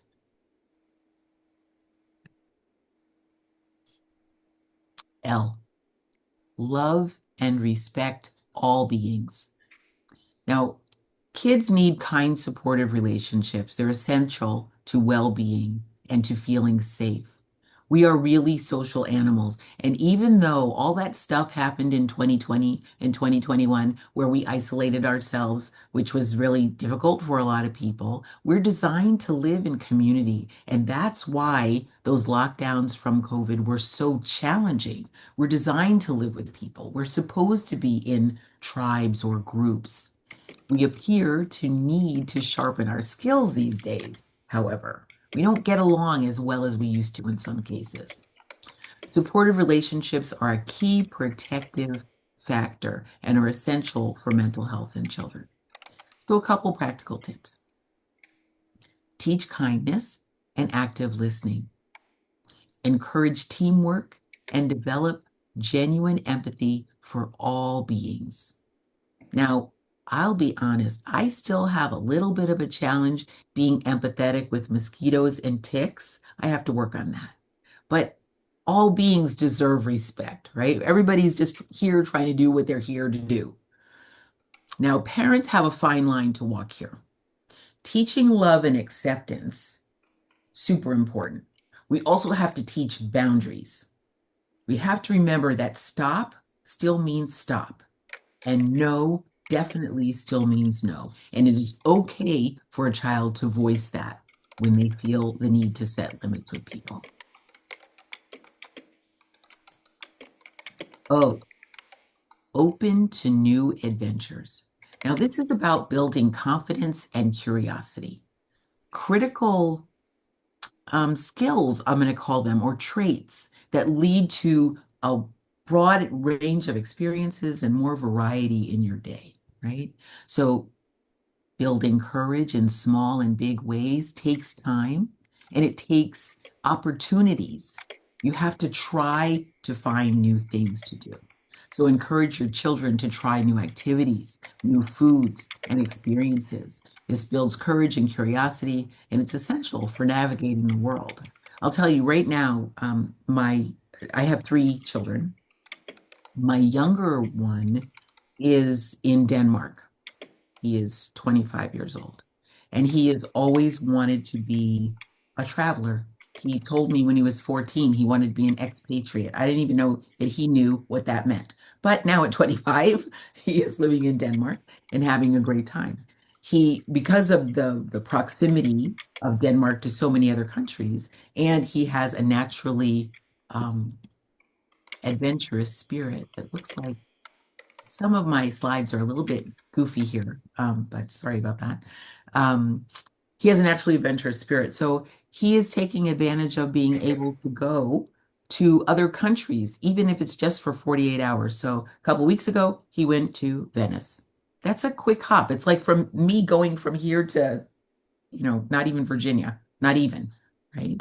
Or last week, he was in Egypt. A couple weeks before that, he was in Greece, right? Just being adventurous and willing to try new things broadens his world and makes him a global citizen, which I think is part of us landing on planet B. We have to remember that we learn to do things by doing them. There's no other way. And we won't be perfect when we try. And it's thwarting to ask people or expect your child to be perfect when they try something. We can celebrate every effort. We can make success of shortfalls and missteps. It doesn't matter. Mistakes are part of the learning process. And missteps happen, and nothing beats a failure but a try, is what my mother used to say. S. Sleep. Sleep. Sleep. We don't sleep. And especially our children are getting shortchanged on sleep. Quality sleep helps kids grow and regulates emotions and helps them think clearly. Sleep actually plays an important role in memory. It affects mood, motivation, and judgment. Now, people have asked me which of these cornerstones is most important. And I said, I think the two most important are sleep and nutrition. Sleep is almost the most important to me. You can go a whole lifetime skipping the other seven. Now, it won't be a really, it'll be a different kind of life, but we can't go more than a couple days without sleep, period. We will fall asleep in our chair, standing up, on the sidewalk. I've seen all kinds of people fall asleep all kinds of places, right? So sleep is really important. Practical tips. Sleep is critical for good health and mood stability. The brain will go haywire if deprived of adequate sleep. Many of us, kids and adults alike, do not get enough sleep. We're on our mobile devices, we're on our computers, we're on our phones, and sleep gets short shrift. Sleep adequacy and quality is worth a whole conversation. This could be a 2, 4, 5 hour conversation. But just make sure you're getting something like 8 to 10 hours of restorative sleep per night if you can. Children need quite a bit. Infants need a lot. And kids in school, certainly 10 hours is not unusual. One thing, some practical tips about sleep. Start winding down the evening about an hour before bedtime. So that means put the screens away. You can start dimming the lights. One thing that I've seen recommended is change the color of the lighting. So go to a pink tone light as opposed to a bright blue-white light. So start dimming the lights. Bedtime rituals can be very helpful. Like I said, stop screen time, dim the lighting. The dimming of the lighting, like sort of signals the body that it's time to quiet the mind. It is through the eyes that we get that, right? Gentle music can help, or white noise can help. A warm bath or a shower, a cup of chamomile tea or hibiscus tea is very calming. A light lavender essential oil spray on the bed sheets or massage of the shoulders and neck can be wonderful just before bed and calming people down. Sleep is so important. Second S there in Blossom. Stay active and playful. There's no need to be so serious all the time. And I have to remind myself of this, especially in the world as it is right now. It is so easy to be stressed out and worried about what's going on and what's going to happen next. It's important that we take time and shake our sillies out, right? Laugh and be playful, jump, run, right? Play games. Strengthen body and mind, games and play. Very important. They strengthen our body and mind. They help improve focus. And active play requires daily movement, right? Which is a whole nother thing. It's a way to burn off energy and to burn off stress hormones and to help our mind sort of figure out tough problems. Movement is vital for physical health and mental focus. And movement is actually now known to be a type of medicine. Children who are more physically active perform better academically and have better memory and attention. Make family dance parties. So here's your practical tips. Make family dance parties. Okay, maybe you don't dance. Okay, make family jump up and down parties, or run up and down the stairs parties, or walk around the block parties, whatever it is. Do something where you're moving together, right? Go outdoors if possible. It helps improve sleep. It helps build strong muscles. It helps us think differently. It builds our appetites. And it can foster an awareness of our connection to all living beings. One more practical tip. And I used to love to play this game. I would ask myself, now it's just me talking to myself. This wasn't an out loud kind of game, but you certainly could play it out loud. I would ask myself, how am I like a tree? And I would have to find 3 things, 3 ways I was like a tree. So I'd say, well, I'm upright. and the leaves are like my hair and the branches are like my arms. Let's say it was something like that. I might also say, how am I like a mouse? Well, sometimes I'm small and scared. Sometimes I go, eek. I mean, anything like that, right? It's a great game you can play with your kids, and it gives them a connection to other living beings or other inanimate objects. How are you like a chair? How are you like a tree branch? How are you like the girl across the street? Try it. See what comes up. Okay. Oh, own your unique gift. Now, this is about celebrating your children's strengths, which builds self-esteem. Every child, regardless of how they are, where they are in the world, every child, every adult, every being has something special to offer. Help your children discover, celebrate, and develop their unique talents. Each small evolution of how their talents show up is a win. Celebrate what makes each child special to build on their self-esteem and purpose. Practical tips. Now, there's more to life than good grades in school. Everybody knows that. But remember to praise your children for all their strengths, even those beyond academics. Offer a variety of opportunities. Now we're back to being courageous to develop different interests. This requires being brave and sometimes a little vulnerable. Remind them that they have an important place in the world. There's no one else in this world that has their special combination of talents. Supporting them to try new things says, I believe in you. And there's nothing, honestly, nothing that is more powerful than that for a child. M, make smart food choices a habit. Now, probably most of the folks on this particular call are eating lots of plants. Eating plants supports growth, immunity, and brain development. And I want to go do a little bit deeper dive here into nutrition, because eating plants and whole foods builds lifelong healthy habits and hopefully can prevent some pretty serious chronic illnesses in the long run. So a colorful plant-rich diet is crucial for kids' growth and brain health. Children need fruits and vegetables daily. This is from the Center for Disease Control, which we don't usually expect to say things like this. But in 2023, they actually reported that children need fruits and vegetables daily for healthy growth and brain development.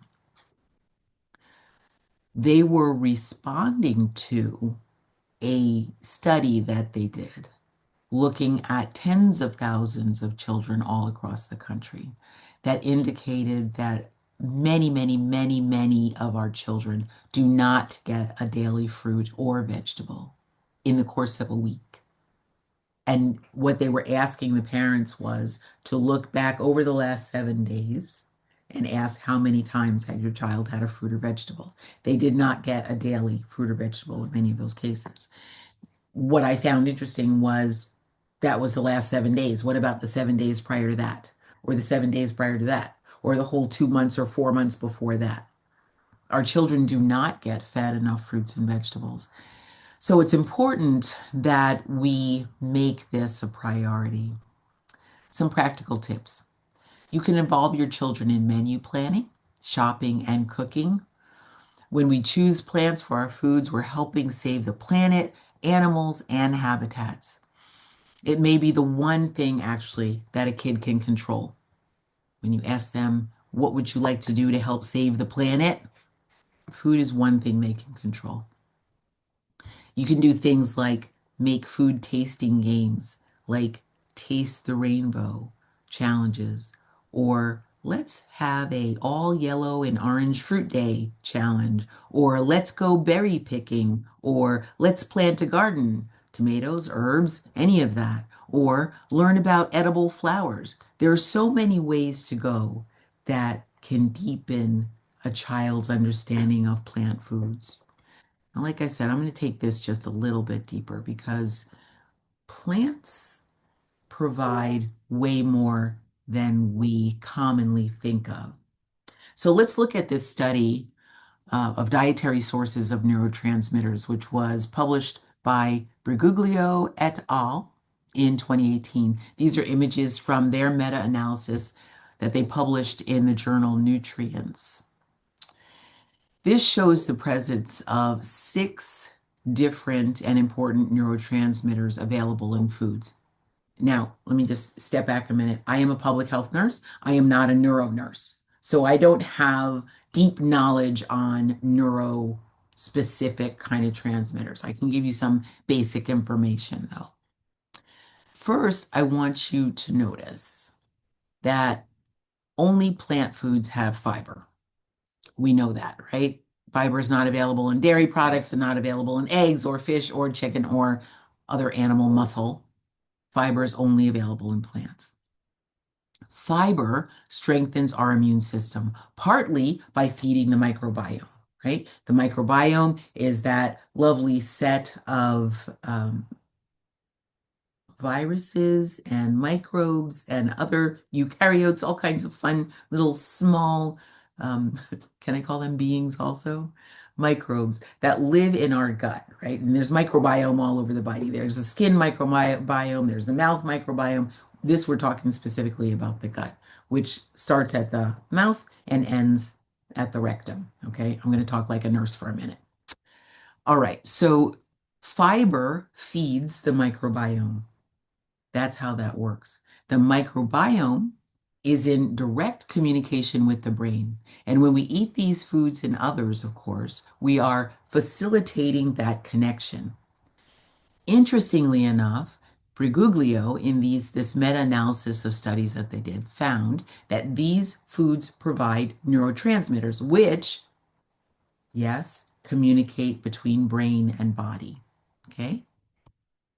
All right, now these 6 neurotransmitters that we're going to highlight here provide certain particular capabilities for the body, right? Or the way the mind works.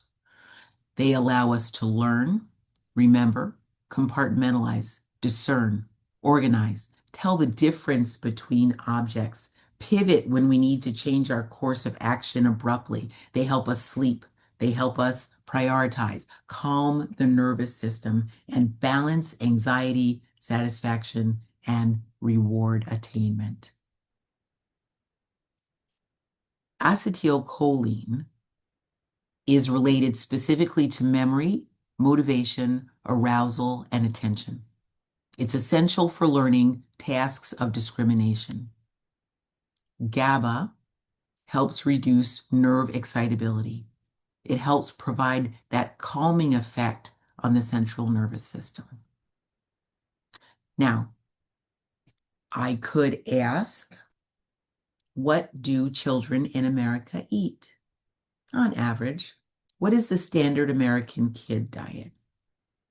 Now, I don't know if you can answer that by putting things in the chat. I can't see the chat from the view that I'm on, but I'm going to guess if you put things in the chat, it would be things like chicken nuggets, pizza, burgers, hot dogs, cereal, ice cream, milk, donuts, candies, cakes, and cookies.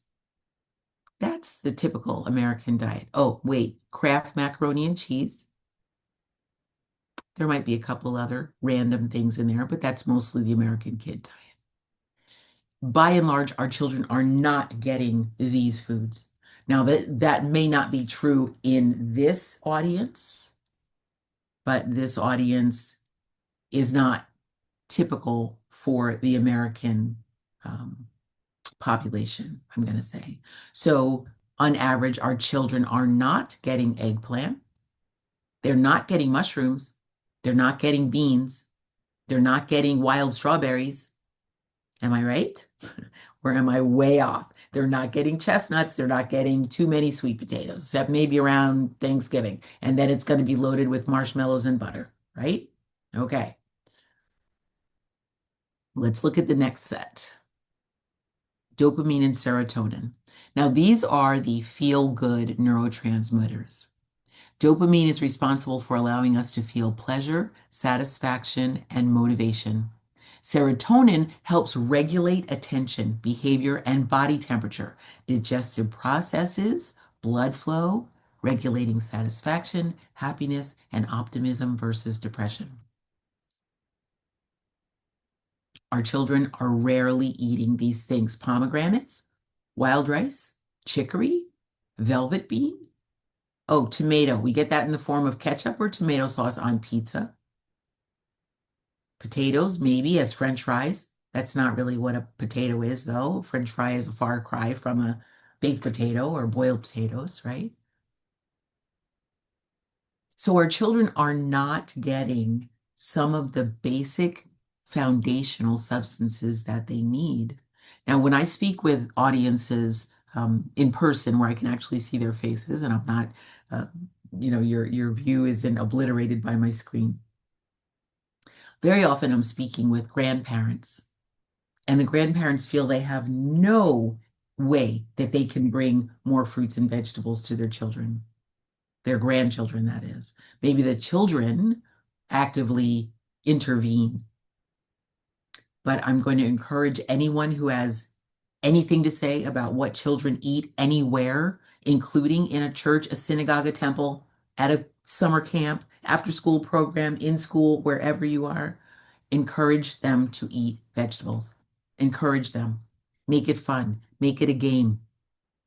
Now, interestingly enough, the United States is considered, there's a book out actually called Dopamine Nation. Dopamine and serotonin are these feel-good hormone or neurotransmitters, like I said. And very often in the standard American diet or the standard American kid diet, even more so, food scientists are spending lots of time and they're being paid exorbitant amounts of money to create foods that trigger the release of dopamine in the brain. They light up little certain places in the brain that signal pleasure. And they are usually combinations of some mishmash of flour, sugar, fat, salt, and artificial flavors, artificial colors, texturizers, and things like that, right? Mixing agents. Wouldn't it be amazing if instead of going for a Twix bar or Kentucky Fried Chicken or whatever it is that people feed their children that triggers dopamine release, we could also do it by giving them oranges or bananas or strawberries, wild rice, kiwis. These are amazing, amazing foods that we don't take advantage of. We don't feed our children this way. Here's the last two: glutamate and histamine. Glutamate is needed to keep the brain functioning properly. It shapes learning and memory. Histamine has the most negative reputation for most of us. It's part of our immune response, and we think of it in terms of taking antihistamines, right? So you're going to take Claritin or one of those to stop some sort of allergic reaction, right? Histamine also produces the itching and inflammation. Along with that, the runny nose, the watery eyes, an allergic reaction, but it also is important in sleep and digestion. So you can see that these are the two neurotransmitters out of this group of 6 that we're more likely to get, because we certainly eat ketchup and other cooked tomato products, chips and savory snacks, noodles, cheese, salami, cured dried meat, sausages, those kinds of things, alcoholic beverages for the adults among us, dairy products. So we certainly get our fair share of histamines and glutamate. But just keep in mind they are important in how our brains and bodies work. Now, another little thing. When a child or an adult gets one of these diagnoses, ADHD, here on the left, ADHD, anxiety, depression, or bipolar disorder, very often they're going to be prescribed a medication that will do something to the neurotransmitters to help compensate for whatever they believe is off balance in the brain of these chemicals, right? So, for example, in ADHD, the child would get a medication that would increase dopamine and increase norepinephrine. This is in general, on average, right? For a person who suffers from anxiety, they might get a medication that increases serotonin, increases GABA, decreases norepinephrine, decreases histamine. So see how this works? In depression, they're looking to increase serotonin, increase dopamine, decrease histamines, right? Bipolar disorder being a little bit more challenging, but they're looking to increase GABA, decrease glutamate, increase acetylcholine and dopamine. They are doing one or the other for norepinephrine and for serotonin. Now, if we go back here, let's see if we can get this to go backwards. There we go. What if we intentionally use food as medicine and we chose to give our children something that would increase dopamine intentionally or increase serotonin intentionally, like the pharmaceuticals do? Or in this one, increase GABA, increase acetylcholine by feeding them certain foods, because we know food is medicine. Literally, literally, food is medicine. These foods have these neurotransmitters, or the building blocks, foundational materials thereof, that we can selectively feed or eat to help balance out these things and not have to deal with the side effects of the medications, right? Give the children a little bit more chance, right? Now, like I said earlier, in 30 years as a public health nurse, I've worked with literally 40 or probably 50,000 individuals and families. And even in the worst cases of family dysfunction, no parent has ever told me that they wanted to see their child suffer with emotional, physical, or mental health issues. Quite to the contrary. Every parent has told me that they want their kids to be healthy and strong and smart and successful. Yet here we are, with our children struggling to reach their highest potential, and more of them being diagnosed and prescribed meds, a lot having to do with the way we raise and feed them. This isn't to make anyone feel shame or guilt.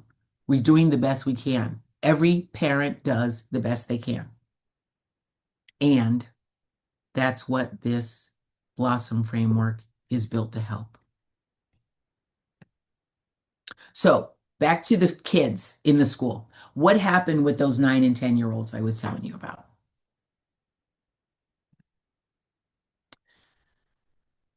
We had 7 lessons, like I said, and on the left here, you can see some of the lessons. We talked about what is food. So we defined food.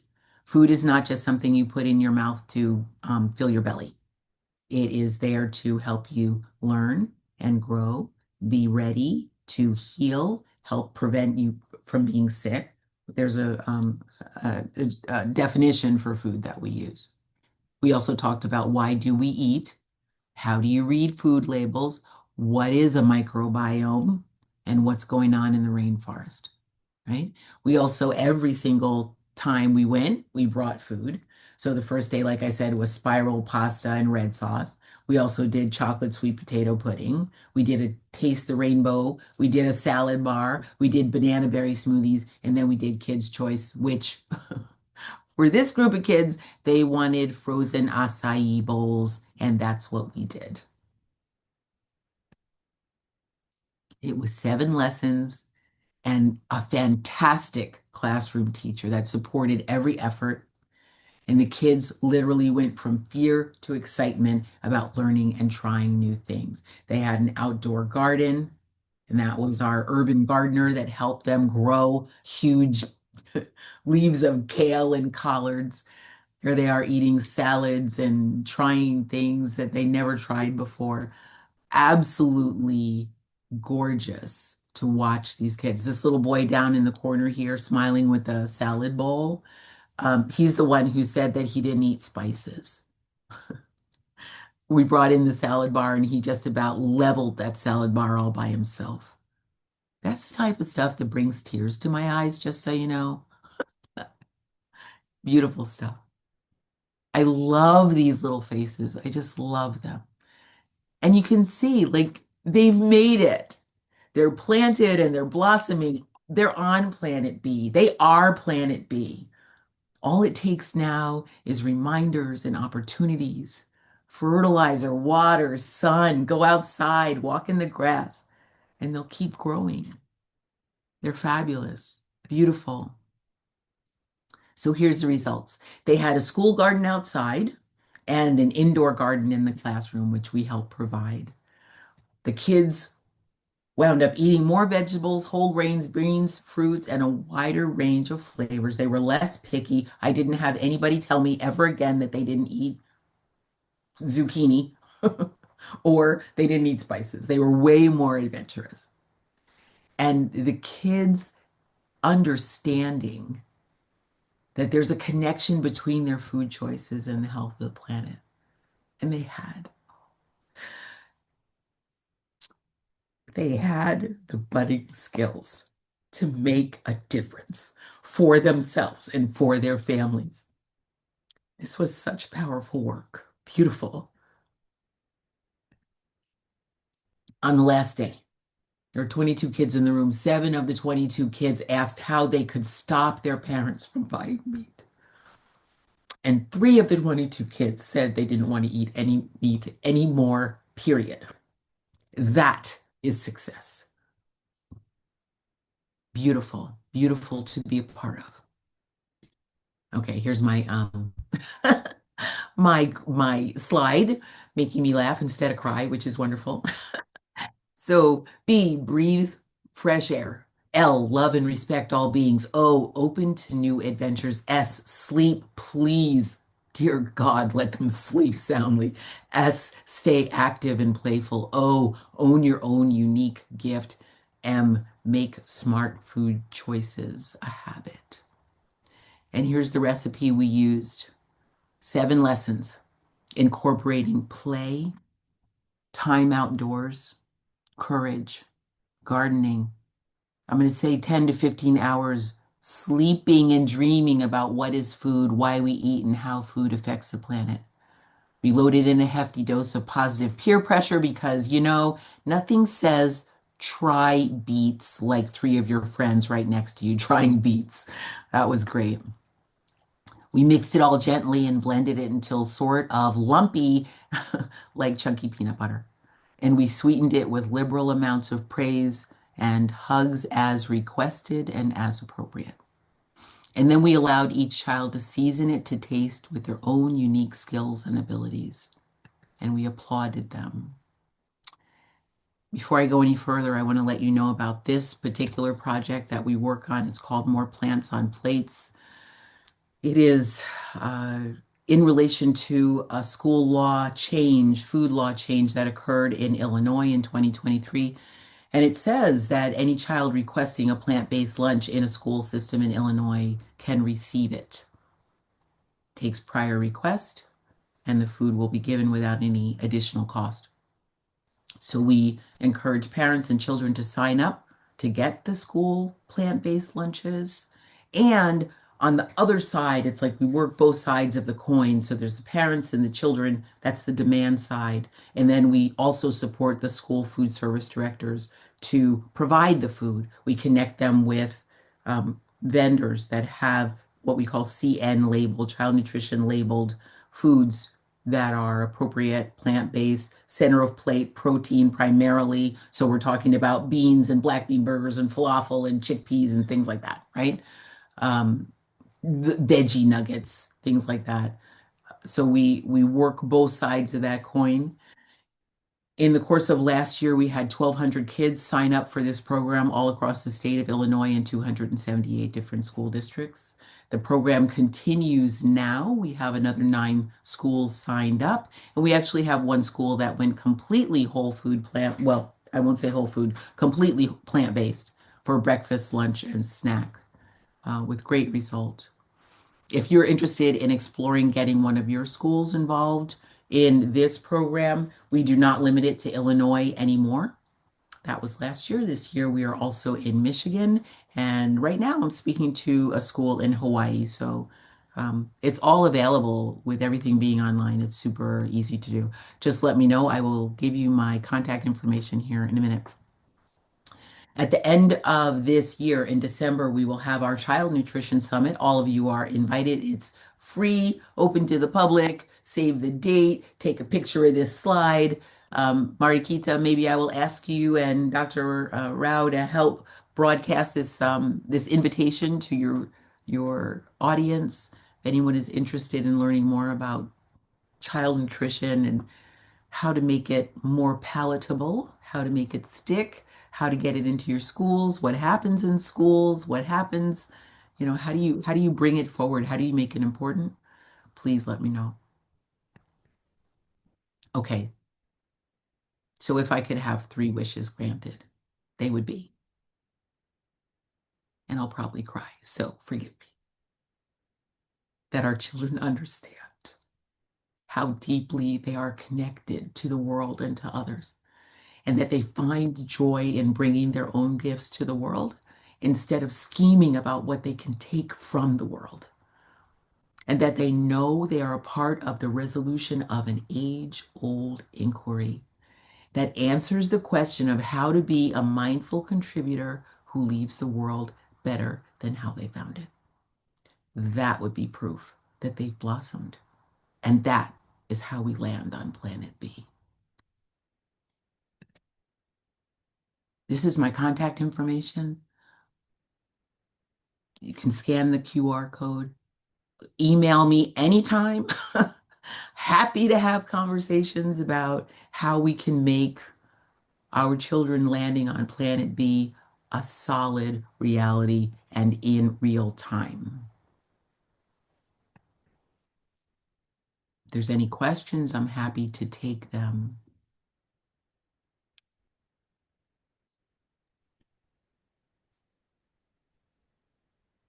And I will stop sharing. We have 3 questions from Michael in the chat. Okay. If you're ready for them. I am. Somebody want to bring me up? Thank you. Wondering if it was the school or the parents that brought you in to teach the children. In addition to children asking you how to stop parents from buying meat, what other surprises came after providing your lessons, and any particular pieces of feedback that came to you from the school parents or children from that matter? Okay, we'll take those one at a time. First question was, how did I come into the school? Schools I have found are very protective, and rightfully so. Please protect our children in schools. First thing. So it takes building a rapport with the school or knowing a teacher who is interested in this sort of thing, right? In this case, I had been kind of casting a wide net looking for a school that was interested in having a program. And a teacher that I knew from a long time ago, I hadn't been in touch with her for years, contacted me on Facebook and said, hey, are you doing this thing with children and nutrition? How I want to do that. And actually it was the school was in a low income area. And the teacher had been buying snacks for her children, her class, a lot of the time. She was providing snacks, and it was, costly for her. She's buying it out of her own money. So it worked out really well. We were able to provide all the snacks. And that's part of the program that we worked with them, is that we provided all the snacks so that she could feed the children whole food snacks 2 to 3 times a week. We also provided an Instant Pot. We refried her with a refrigerator. We refried her with a Vitamix. And she was able to provide the kids with lots, like I said, 2 to 3 times a week. So it worked well for her. It worked great for the kids, and it satisfied our desires also. So it checked all the boxes. Second question was, or tell me what the second question was, or I'll be guessing. In addition to children asking you how to stop parents from buying meat, what other surprises came after providing your lessons, and any particular pieces of feedback that came to you from the school, parents, or children for that matter? Okay. You know, it was funny. Every lesson, we learned something too, every lesson, which is, I guess, the best way. That's the best outcome. We all learn, right? So, for example, we brought the Taste the Rainbow exercise, and we had called 7 different tables. We had, the red, the orange, the yellow, the blue, the green, the beige, white, tables.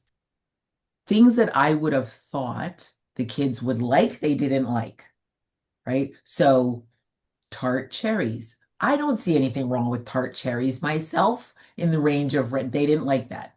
Nope, those look like raisins, and that's what grandma has. Who eats raisins? No, we don't like raisins. So they would, I always just ever ask them, okay, just be brave, try it one time. If you don't like it, just squish it, feel it, smell it. Is it safe? Feel safe? Okay, lick it. Just take a little nip of it. It's you don't like it, you can throw it away, and I'll still love you all the same, And so that was one thing that was surprising. They're very clear on what they like and don't like. They're very, very clear. But if you can get them past their preconceived idea, very often they're willing to try it. And to remember that it can take 10 or 20, I'm not exaggerating, up to 20 times for a child to taste something before they accept it, and in different forms we would give. To be honest, I did not spend any time worrying about the parents. Okay, I'm going to guess this is mostly an adult crowd.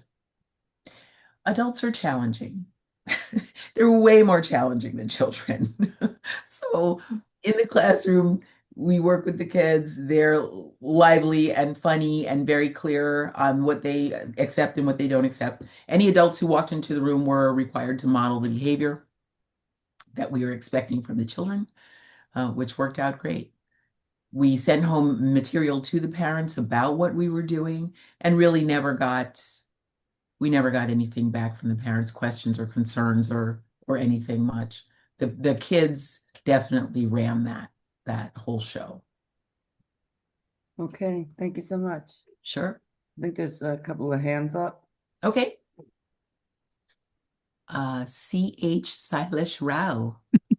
And Hi, Meryl. Hi. What a great presentation. Thank you so much my pleasure. It's a perfect ending to this day. Thank you so much. Amazing work. So what is the name of the school that went entirely plant-based in Illinois? That is called Lions Math and Science Christian Academy. So it's a very small school, and the chef cooks everything from scratch. She was amazing, just amazing. Yeah. I would love to visit that school. Okay. Let's set it up. Okay, perfect. Thank you. Yes. Any other questions? Oh, there's one. Rebecca Allen. Hello. Hi, Hi. Yes, there I am. I tell you what, I am so pleased. I thought it was an excellent presentation too. I'm a former teacher, but I'm not around children very much anymore, as often as I would like to be. But how would someone get started if they're not a teacher, if they're not a nurse, how would they get started in interacting with the schools? Or is that the best place for them to start? Like I said, schools have to be careful about who they let in, right? We all understand that. Schools might not be the best place to start unless you already have a relationship with a teacher or a school district or a principal or something.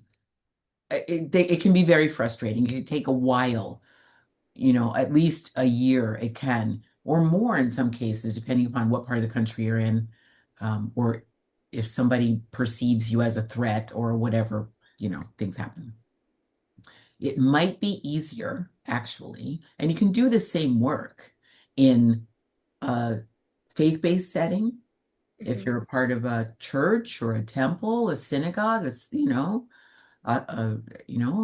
you're connected to a sangha, you have children around you in that way, that might be just as wonderful.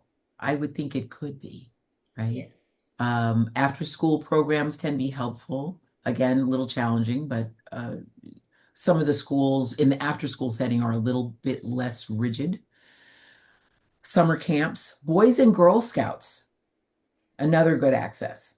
We actually work with a local, very large Boy and Girl Scout troop here, and we go and do samplings, There are actually some plant-based families that are scout families, and we have had the experience of it's a camporee for the weekend, and what they're serving is hot dogs.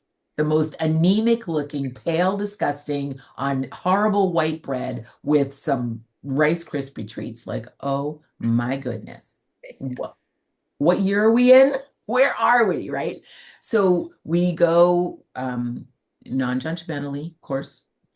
We bring a instant pot full of bean chili or like a Mexican flavored kind of stew, something very flavorful, veggie loaded, and some corn tortillas, right? The tostada type, flat, hard. Put some mashed beans on there, put that Mexican stew on, maybe a little nutritional yeast, maybe not, maybe some salsa, maybe some broccoli sprouts. And that's what we give the plant-based families. And they're so, so grateful, so grateful. So those might be easier ways, little less threatening, little less gatekeeping. That's what comes to mind. Maybe preschools might be also another way you could go toward the very, very young children. But again, remember that school lunch programs are governed by the USDA. Right. Which means they're following the myplate.gov, which means there's going to be meats and there's going to be cheeses and there's going to be milk, because that's just the way that's created. So it's easier to go and try and give a snack if you're going into a school setting, and then you're not conflicting with the meals exactly. Excellent, excellent. Thank you. Yeah. Tammy, did you have one? We have time, I guess, for one last question. Should I click on her? Tammy? There she is.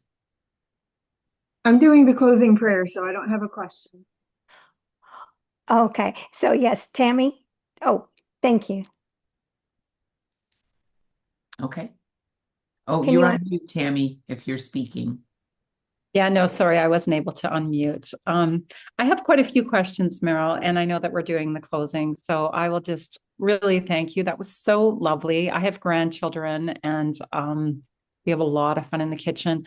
I would really love to know how, the vegan grandmothers can support this, and also, and I will reach out to ask this, but if you could answer it real quick, but are there community gardens that are going up, and even like trees in inner cities that are, apple trees and fruit trees? Are we planting fruit trees at all? That would be a beautiful project. That would be a beautiful project. I have not seen that here in Wisconsin, so it may be different. Maybe things are different in Hawaii, where they actually have a year-round growing season. Here in Wisconsin, you don't get much of a growing season in a way.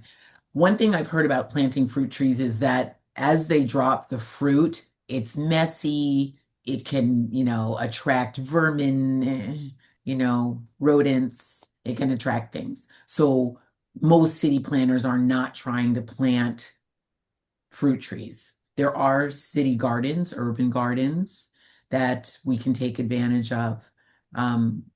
One of my friends actually runs that's her nonprofit, is building city urban gardens in people's backyards and wherever she can get land.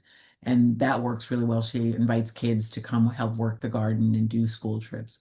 So that's as much as I know about that. Okay. But definitely email me anytime. I hope you took my my email address, or you can certainly get it from Mariquita. I'd be happy to talk with you anytime.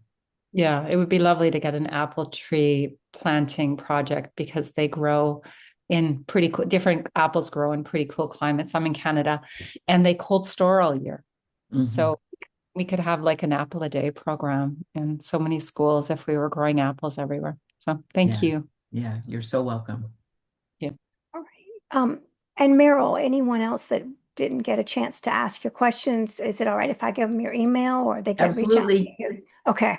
Absolutely. I think there were some questions that we missed, and I'm very sorry about that, but definitely. All right. Well, I'm just so grateful that you gave us such wisdom and from your heart, Meryl.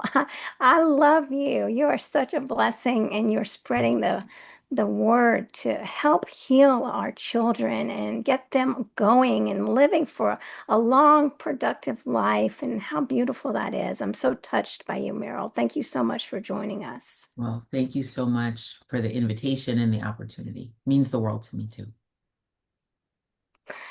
All right. So this has been very beautiful this day, and we've heard such a variety of topics, some very moving, probably shed some tears, and had some challenging topics. And we also learned direct information on how to thrive on Planet B. I want to thank everyone for your questions, and make sure that you come back tomorrow at 11 a.m. Eastern Standard Time. And now we're going to have closing words from one of my beautiful friends, another beautiful heart, the Interfaith Vegan Coalition's Tams Nicholson. Mariquita, thank you so much. And Meryl, I look forward to watching the recording. I had to work today or I would have been here. So I'm Tams Nicholson, the executive director of All Creatures, and we're a faith-based ethico-vegan organization that's been working since 1998 to create a peaceful world. So I'm just going to take a moment and have us start by centering. So let us begin by arriving in this moment together. Wherever we are, let us be fully here. Close your eyes if you feel safe to do so. Feel the earth beneath you. Let it hold you. Allow your shoulders to soften. Let your breath deepen. Inhale, peace. Exhale all that no longer serves you. And maybe some things no longer serve you after what you've learned today. So let's breathe them out. Now bring to your mind's eye a creature, perhaps one you've met or one who represents the millions we hold in our hearts. See them free, see them safe, see them loved. Inhale their innocence. Exhale your devotion to their protection. Now imagine all of us, this global circle linked by an unbreakable bond of protection. We are one body, breathing as one heart, moving as one voice for justice.